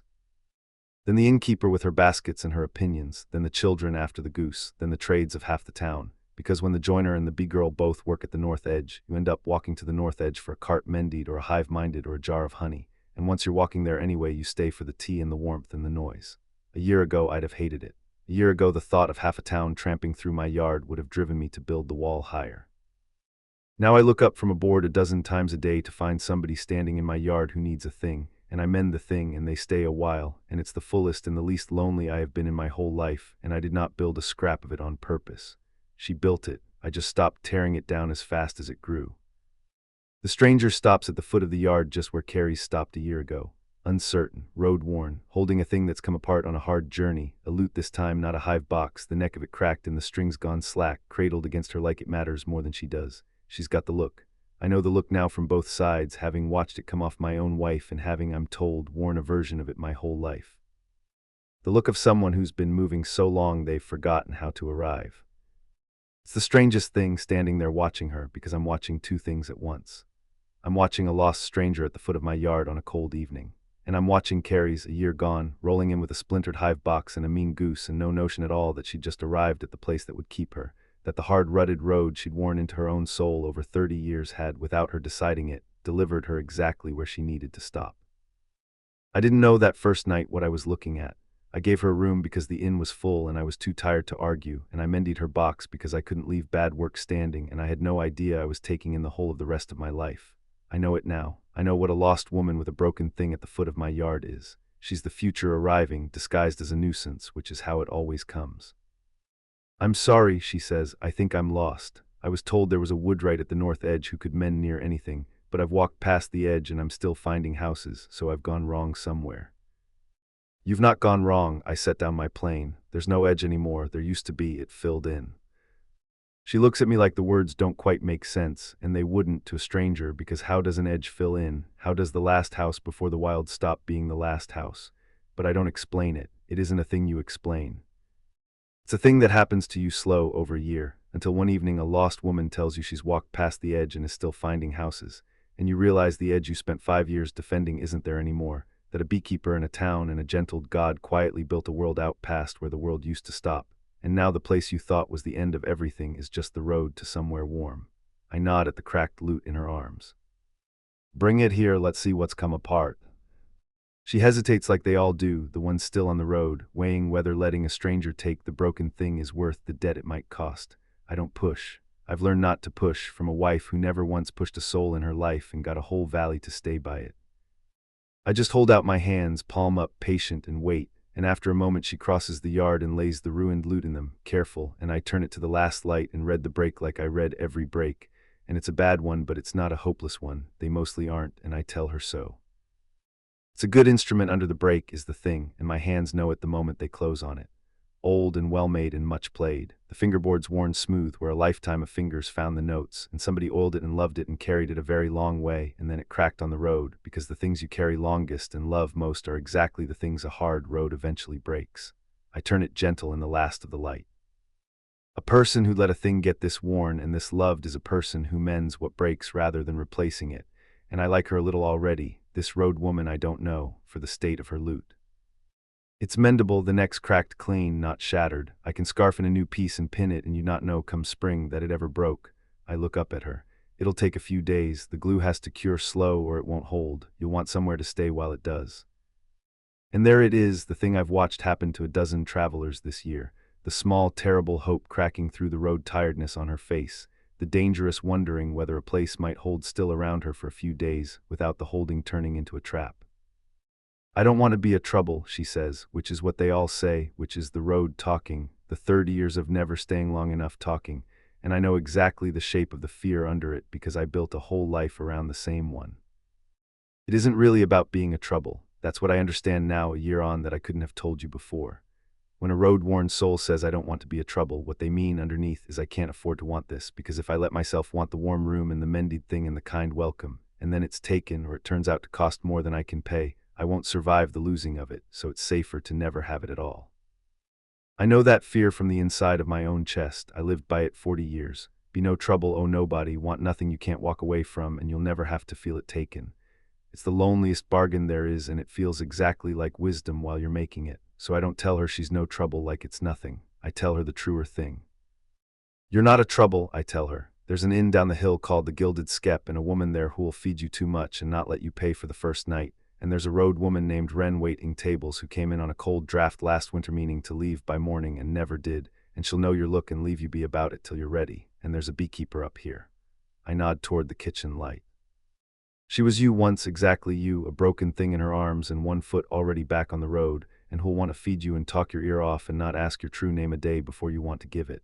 Stay while I mend your loot, that's all. Just stay the few days it takes. You don't have to decide anything past that. She stares at me a moment, the stranger, like she can't quite work out what she's being offered, because it's too much and too easy, and everything on the road teaches you that too easy is a trap with a cost hidden in it somewhere. I know the look, I wore it my whole life, and I don't try to argue her out of it, because you can't argue a person out of a lifetime of learning that warmth costs. I just let the offer stand, plain and open, no hook in it, and watch her turn it over. A woodwright who'll mend her broken thing and ask nothing, an inn that won't charge the first night, a road woman who'll leave her be, a beekeeper who won't ask her name. I can see her waiting for the catch, the moment I name the price, the moment the warmth turns out to want something from her she can't pay. And I don't name it because there isn't one, because a year of being kept by this valley burned the last of that suspicion out of me, and I know now what I'm holding out to her isn't a trap. It's the opposite. It's the one thing on the whole road she's actually been looking for and been too scared to stop long enough to find. She doesn't believe it yet. That's all right. She doesn't have to believe it tonight. She just has to stay the night and then maybe another, and let the not being a trap prove itself out slow, and that's exactly what I told her, and that's exactly when Carrie's arrives to make sure of it.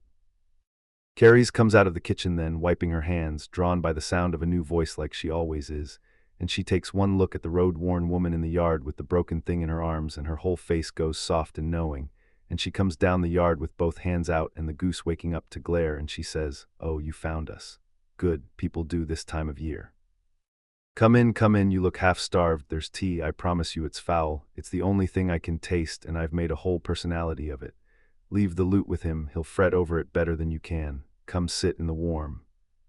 And I watch the stranger get gathered up into the warm like I got gathered up, like the whole valley gets gathered up now. Into the middle we made out of two edges, and I stand in my own yard with a broken lute in my hands and my wife herding a lost woman toward the light and my old orc waking to pour. And I think about how a year ago I'd have mended the thing and sent her on and never learned her name, and how that was the whole of me once, useful at the edge and closed to everything. And how I'd have called it peace. It wasn't peace, it was a wall. I know the difference now. My wife taught it to me out loud in front of a god.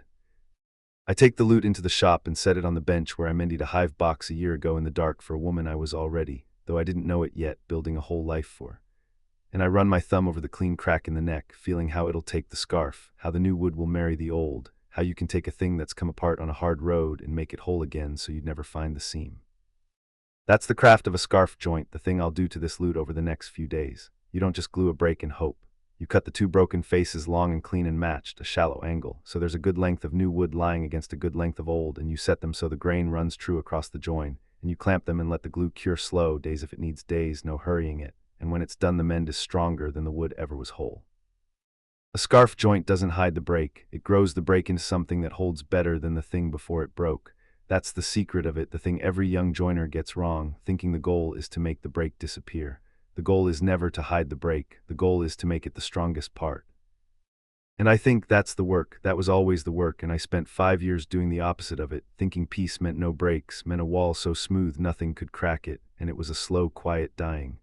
It's not the wall, it never was, it's the mending. Taking the broken things that come up the hill, cutting the break clean, matching the grain, giving them somewhere warm to cure slow, and letting them stay long enough to grow whole again along the seam. Stronger for having broken if somebody's patient enough to hold them while they set.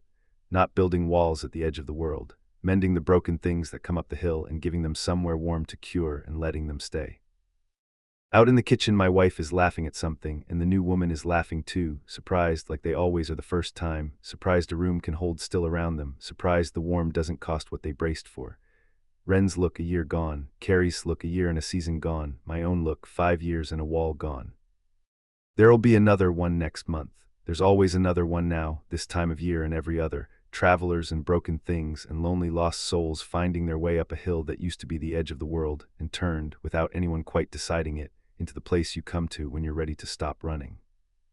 There've been a dozen this year already. A tinker who stayed the summer and took the road again in autumn, and that's all right, some of them go, you can't keep the ones who aren't ready. A widowed shepherd who came to sell wool and never left, courting the innkeeper now gently, the two of them too old and too careful to rush it. A boy running from something up north he wouldn't name, who Ordun took one look at and put to hauling casks, and who's filling out and standing straighter every month. And Wren, of course, Wren first of all, who came in on a cold draft the night before my wedding and is waiting tables at the skep a year later and mending every cracked pot in the valley, a road woman who set her pack on the floor and hasn't picked it back up. Some of them stay and some of them go, and we don't push either way, because Carrie's taught the whole town the thing she taught me, which is that you leave the fire lit and the latch off and let the staying do its own slow work, and never once make a frightened thing feel the door's locked. A door that's locked is a cage even when the room is kind. A door that's open is a home even when it's cold outside it. We keep the doors open. That's what this hill does now. I light the lamp in the shop and settle in to mend the lute slow, so it holds. Through the window I can see the wildwood at the north of my land, gentle now, humming its soft learned note in the dark, and out there at the eaves most dusks my wife sits on a fallen log and teaches a god the very thing I'm sitting here doing to a broken lute, which is how to hold a thing without gripping it, how to mend a break so it grows stronger along the seam, how to keep a thing by opening your hand and letting it choose to stay. Same work, hers and mine. She mends a god at the edge of the world, and I mend a lute at the edge of a wood, and I'm glad tonight to have the plain end of it, the end with sawdust in it and a clamp to tighten. There's a thing under a drop cloth in the far corner of the shop that I don't look at straight when there's company in the yard. A cart, mostly built, sprung and true, cut for hive boxes and a workbench both, and made to hold together over roads worse than any around here. I've been at it the better part of a year now, an evening here and an evening there, and I couldn't yet tell a soul the whole of what it's for. Carrie said a thing to me once by our own fire, a winter ago, about the far valleys and the other old grieving things waking under them, and I went out to the shed that same night and started measuring boards. A man builds toward a thing before he's ready to say it out loud. I built her a bee that way once. I'll build this the same, quiet, and have it sound and waiting under its cloth, so that whatever the day someday asks of the two of us, we'll not have to go and meet it in something I threw together scared. The glue's warming by the hearth and the clamps are laid out ready, and there's no hurrying a scarf joint, nor any wishing me to hurry this one. Some mends you want to take slow, for the plain pleasure of doing them right. I mend the lute out in the kitchen, the warm goes on without me and waits for me and isn't going anywhere. I take my time, it'll hold, I built it too. A year and a season after my wedding, on the first cold morning of the autumn, I feel the far tremor come up through the ground. And I know before I've had my tea that somewhere out past the last valley we know, another old grieving thing has started to wake. I'm in the meadow when it comes. I'm out with the hives most mornings now, first thing, before the house is up, because the bees like the cold still hour, and so, it turns out, a year of staying has taught me things about mornings I ran past my whole life. This one's ordinary. Frost on the grass, my breath white, the goose complaining behind me, the green humming its soft learned note at the tree line like it has every morning since the night it chose to open the door. I've got my palm flat on a settling hive, reading the low content hum I still can't taste the fruit of and have stopped grieving mostly, when the ground under my knees goes strange. Not our green. Ours is glad now, gentled, a year into its slow lesson and running the whole valley's blooms sweeter than living memory. This is something else. A pull, faint and far and cold and old, coming up from underneath the whole world like water moving under stone, and it's not aimed at me, not yet, it doesn't know I exist. But I know it. I've spent a year learning the exact shape of a lonely old thing that's been owed a promise and forgotten. And this is that shape, far off, stirring, hungry, starting the long, slow climb up toward waking. Somewhere out there, under some other valley, another court is turning over in its 100-year sleep. Another tithe nobody remembers owing. Another town that doesn't know what's coming, that has no beekeeper who can hear it and no joiner who can build for it, and no idea that the sour honey and the cold thresholds and the child who goes still at the tree line are the first notes of an old debt come due. I can almost see it kneeling there, not with my eyes, with the other sense, the one the green woke in me and taught all this last year at the dusk lessons. A far valley I've never walked, west past the drift hills, its bloom just beginning to go strange. A frightened people who'll do what frightened people always do, which is call it a bad season, a curse, a sickness, anything but the truth, because the truth was forgotten so long ago there's no one left who'd believe it. And under them, in the deep ground, a thing as old and lonely and wronged as ours was, waking hungry into a world that broke its promise and doesn't even remember making one. It'll frighten them. It'll sour their sweetness and cold their thresholds and reach for their children, not because it's a monster, but because it's in agony and can't speak any other language, the same as ours couldn't. And they'll have no one, no bee girl who can hear it true. No joiner who knows how to build a thing that holds a pull from below. No keeper to grieve them, no old orc to stand in the breach, no town brave enough to choose each other out loud. They'll have only the fear, and the forgetting, and a slow, cold dying of a valley, unless somebody comes who knows the lesson. Somebody knows the lesson. I take my hand off the hive and sit back on my heels in the frost, and I let myself feel it, the far cold pull, and the thing I feel most is not fear. It's the old thing, the road thing, the lift under the ribs I spent 30 years mistaking for restlessness and calling a curse. That's the part that stops my breath, kneeling in the frost with a far god waking under a far valley, because I know this feeling. I've known it my whole life. It's the exact thing that got me up before dawn in 100 towns and put me on the road with the wagon loaded before anyone woke, the thing I thought was a sickness in me, a rootlessness, a flaw I was born with that meant I could never stay anywhere or want anything or belong to a single soul. I hated it. I grieved it. I was so sure it was the broken thing in me, the reason I'd die alone on some road with a wagon full of bees. And it was never broken at all. It was this. It was a pull toward the places that need exactly what I carry, a calling with no name and no destination that I ran out on empty roads for 30 years because nobody ever told me what it was for. I thought I was running from things. I was reaching toward them the whole time. I just couldn't see the far end of the reach until a god took me into itself and showed me the shape of my own life from the inside. The curse was a calling. I know that now, cold morning, palm in the frost, a far thing waking.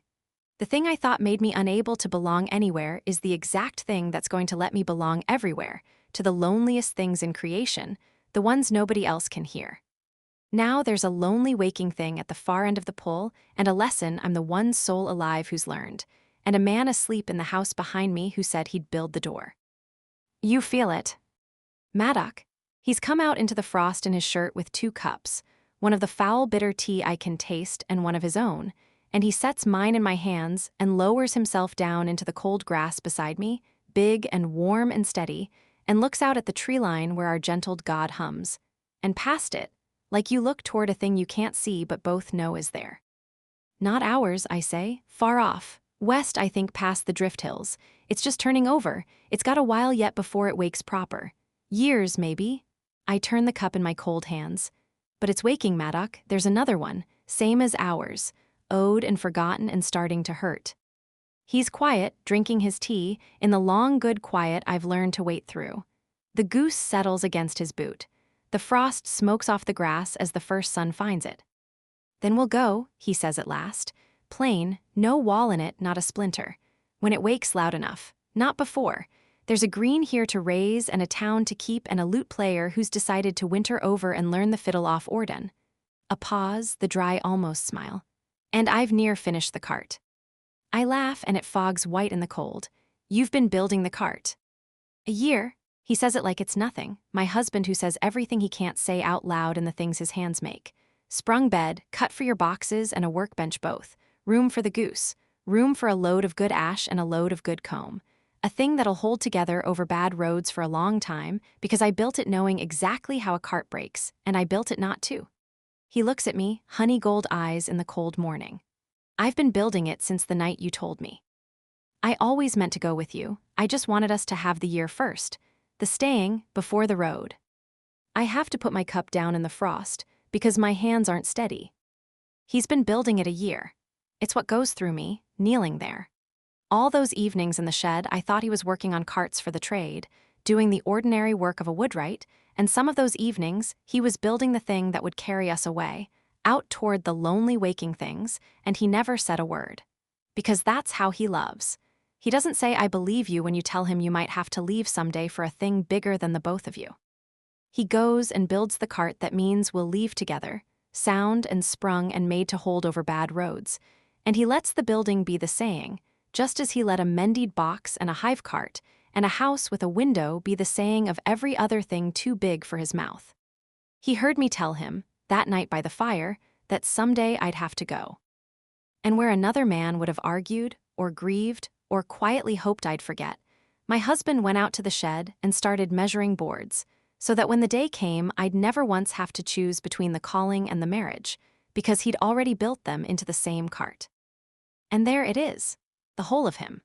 A man who spent his life terrified of being left, who married a woman who spent hers leaving, and who spent our first married year quietly building the cart that would carry us both out toward the lonely things, because he understood before I fully did that the two of us together were never going to be a thing that stayed put in one saved valley while the rest of the world woke up hurting and alone. We're going to spend our lives on the road after all, I say. You know that, not this year, not the next, but that's the shape of it, isn't it?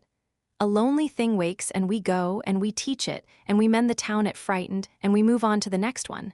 That's the marriage. It's what I'm signing us up for.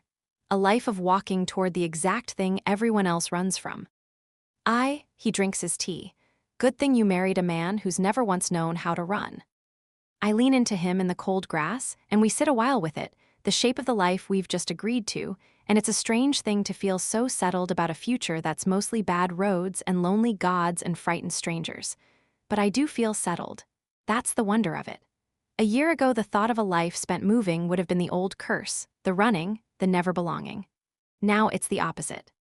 Now it's a purpose with a person in it and a home at the back of it, and every hard mile of it is a mile I'll drive on purpose, toward a thing that needs me, with a man beside me who chose it too, and then back home to a warm valley that kept the fire lit. We'll grow old doing it, I expect.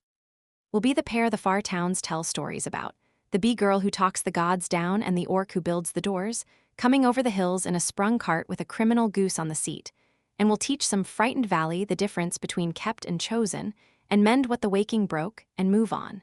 And every winter we'll come home to Thistledown and put our feet up by Orden's fire and tell him the tale so he can grow it 3 heads. It's a good life. It's the best life. It's the exact life I ran from for 30 years, because I couldn't see that the running was the reaching. And now I can, and I mean to reach with my whole heart until I'm too old to climb onto the cart. Behind us, the house is waking. There's smoke starting from the chimney, which means Wren's up and has the fire going, and there's Orden's voice already raised at somebody about something, and there's the lute player tuning badly in the cold, mended lute in hand, the one who came up the hill last autumn with one foot on the road and set her pack on the floor and never picked it back up. And there's the whole warm middle of the town we made stirring into another ordinary glad day. And that's what makes the going possible, I understand, kneeling in the frost with a far god waking and a cart half finished in the shed. Not the leaving I did for 30 years, which was running from empty toward emptier. This, a home to leave and come back to, a hearth that'll be warm when we drive back down the Drift Hills Road, bone-tired from teaching some far valley its own salvation. Orden by the fire, older, still insufferable, waiting to hear the tale so he can grow it 3 heads. Wren keeping the chair warm for the next lost soul, same as I keep it now. The green at the eaves, glad, tended, running the valley sweet. A place that holds while we're gone and is still there when we come back, still ours, still glad we're home. You can't go anywhere worth going unless you've got somewhere worth coming back to. I spent 30 years with nowhere, and I called the nowhere freedom, and it was just untethered falling. Now I've got a tether, a good strong one, a whole valley of it, and it's the tether that lets me fly. Our valley. Our people. The green we gentled. The life I stopped running long enough to build and get to keep and will come home to between every road. Because that's the difference, the one I know in my bones now, the one the green learned and the one I learned and the one I mean to carry out west someday to teach a thing that's forgotten it. There's leaving and there's going. Leaving is what you do when nowhere holds you and you run before it can. Going is what you do when somewhere holds you so well you can carry it with you, out toward the places that need it, and come back, and it's still there, still warm, still glad you're home. I spent 30 years leaving. I mean to spend the rest of my life going, and coming home, and going again, with a joiner beside me and a foul cup of tea I can taste, and a cart built not to break, out toward every lonely waking thing in a world full of forgotten promises, teaching them the only lesson worth the road. You stay, and it holds. And once you know it holds, you can go anywhere and take the holding with you and give it away and never once run out. The far cold thing turns over in its sleep, out past the drift hills, and doesn't know yet that it's owed a promise, and doesn't know yet that the promise is coming, on a sprung cart built not to break, driven by two people who chose each other out loud in front of a god and learned, together, the whole of what a kept word is worth. Not yet. There's tea to finish first in the frost, beside my husband in the meadow at home. But someday will come, we always will now. That's the promise, I mean to keep it.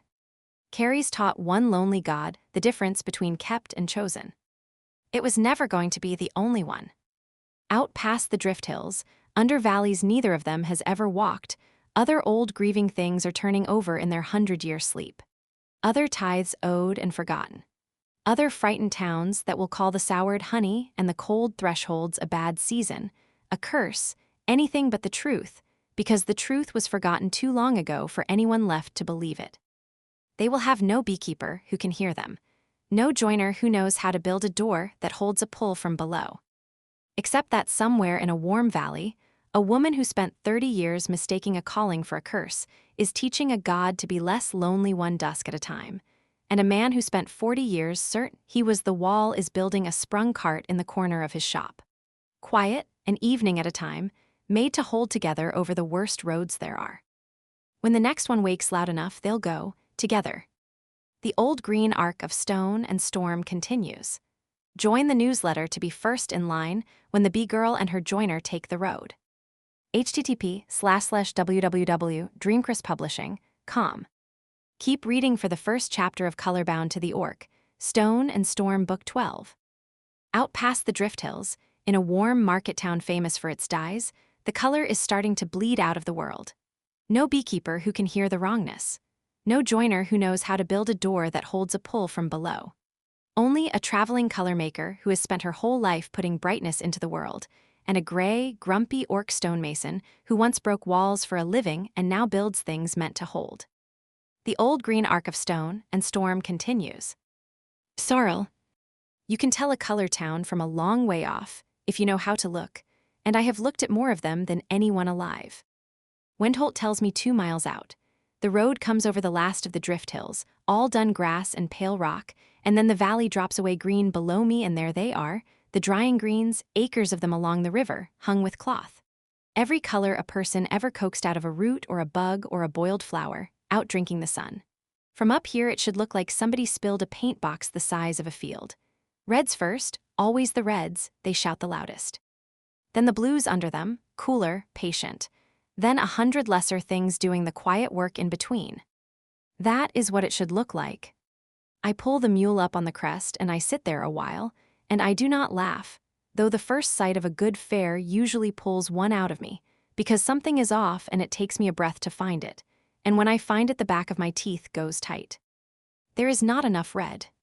A color town in high summer, the week of its own fair, and the reds have gone thin. I can see the frames from here, whole runs of madder cloth that ought to be blaring like a trumpet, and they are hanging there the tired pink of a thing washed 100 times. Fade I would have understood. Fade is honest, sun and years and a fair price paid. This is something else.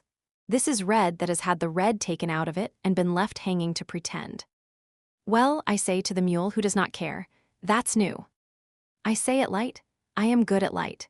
30 years on the road teaches you to say the wrong thing in a bright voice until your hands stop shaking, and mine have gone the littlest bit unsteady on the reins, which is foolish, because a bad batch is a bad batch and no business of mine.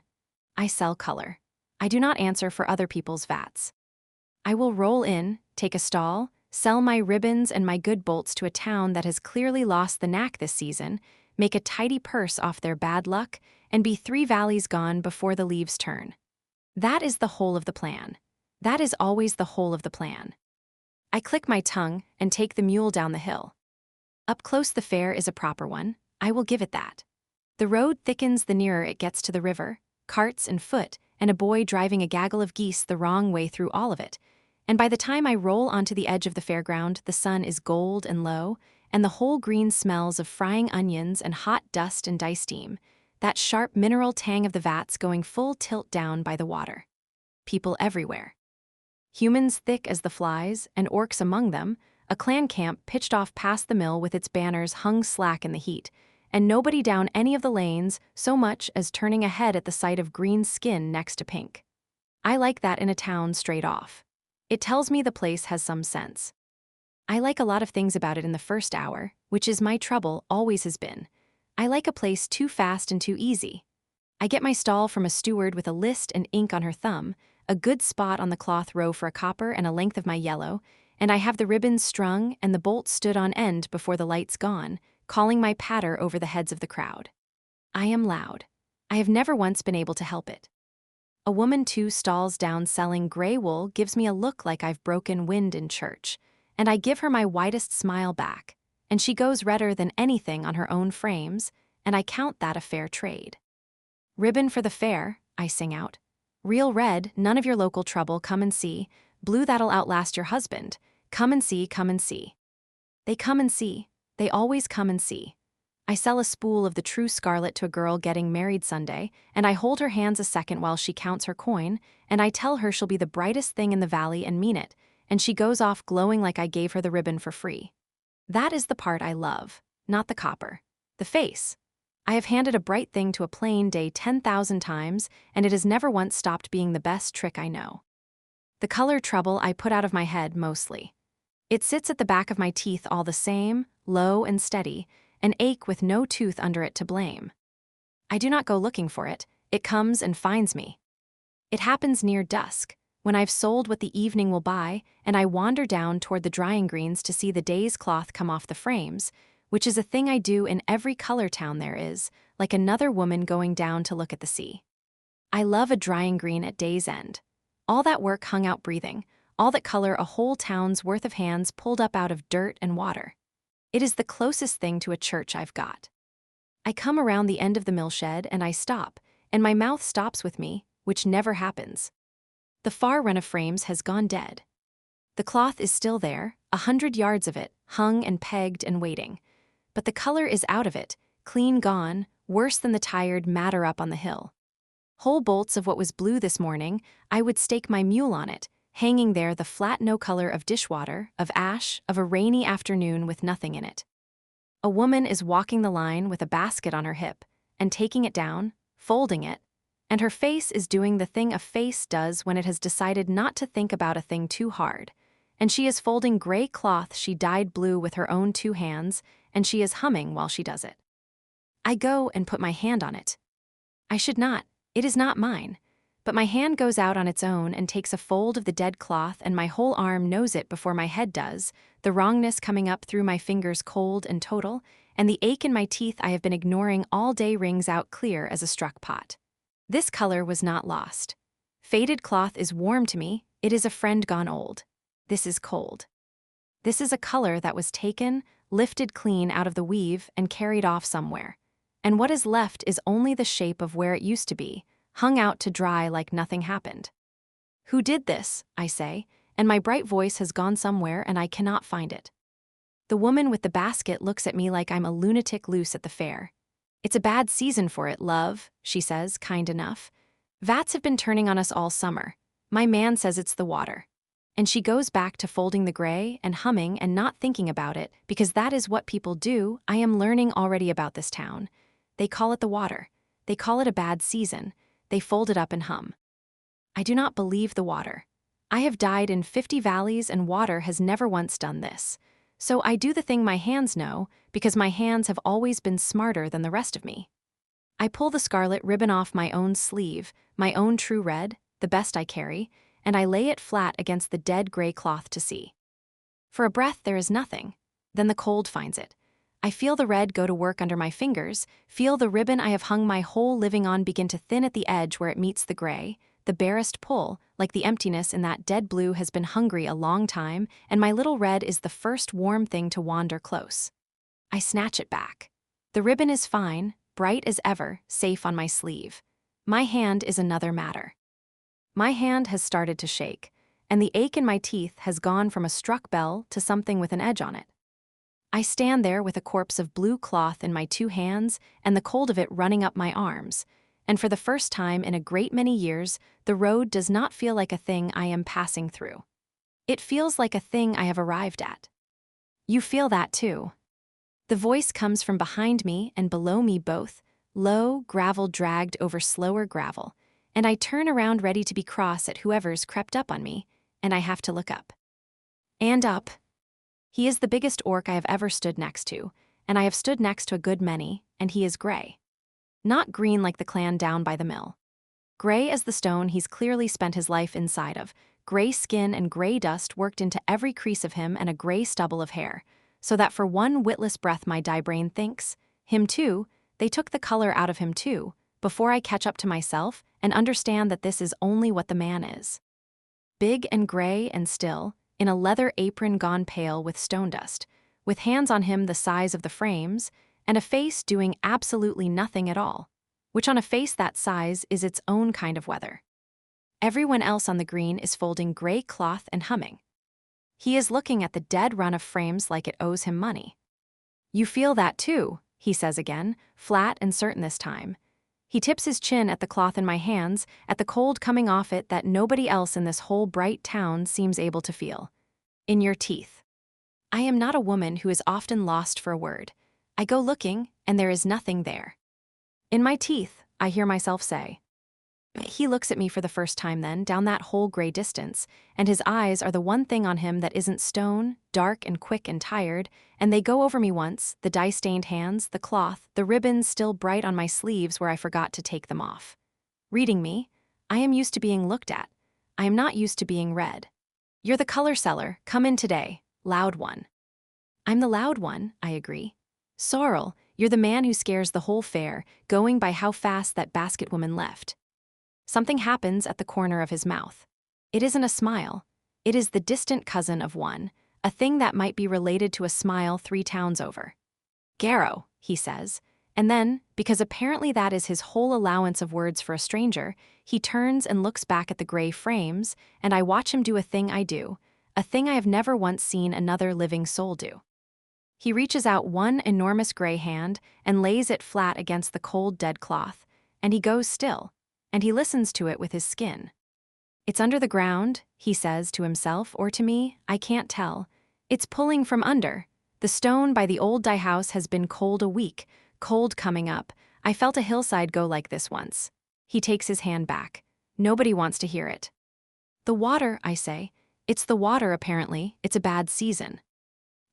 That mouth corner thing again, with no humor in it now. It's a bad season.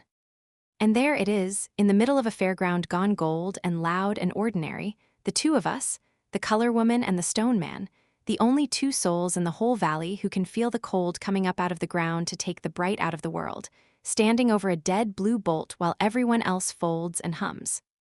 I do not have a word for what goes through me. There's fear in it, sure, but that's not the half of it.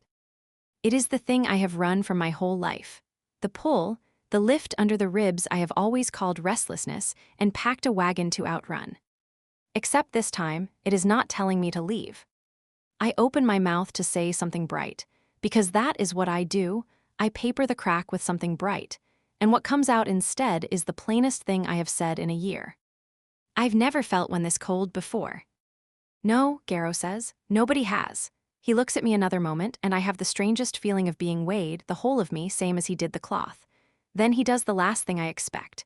He picks up the fold of dead blue I'm still holding out of my hands, gentle for a man built like a wall, and folds it and sets it in the basket woman's abandoned basket, tidy, so it isn't lying in the dirt. You'll want a bed, he says. Fair week. There's not one to be had in this town. Inn's been full since the frames went up. I've slept under my wagon before. Not with this coming, you won't. He says it flat, no drama in it, which is worse than drama.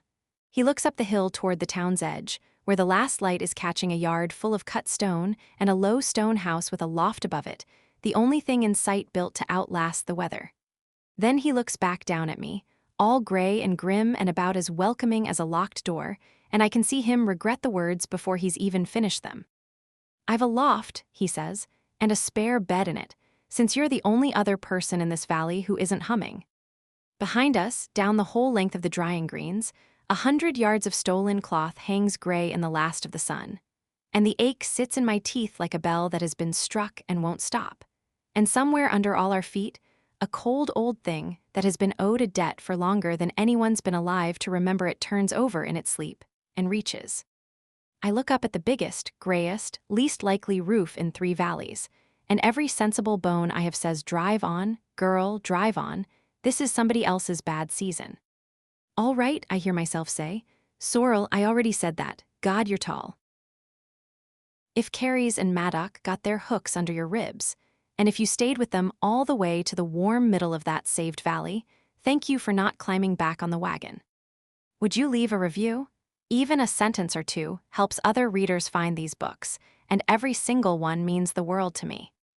https://www.amazon.com/review/create-review-b0h6y3m78r. Start at the beginning. Soulbound to the Orc, Book 0 of Stone and Storm, is free. A merchant guard who braids flowers into her hair, a disgraced orc scout, one blood moon night, and the ancient ritual that takes the blood of enemies turned allies and a word spoken out loud. https://dlbookfunnel.com/gffit8ou8u. Browse the whole series on Amazon. https://www.amazon.com/stores/author/b0fsid6kq5. 11 couples in, and the world of Stone and Storm is still growing. New valleys, new clans, old grieving things waking under the ground, and always the same promise: a love worth the risk of it and brave enough to say so out loud. Luna Draven writes orc romance for readers who want the fantasy and the feelings. Big worlds, bigger warriors, and the soft, stubborn women who refuse to flinch from either. Her heroes are gentle where it counts and dangerous where it matters, and they always say the brave thing out loud in the end. Her heroines keep their hope like a blade, sharpened, carried, and never once apologized for. Join the newsletter and be first in line for every new release. http://www.dreamcrestpublishing.com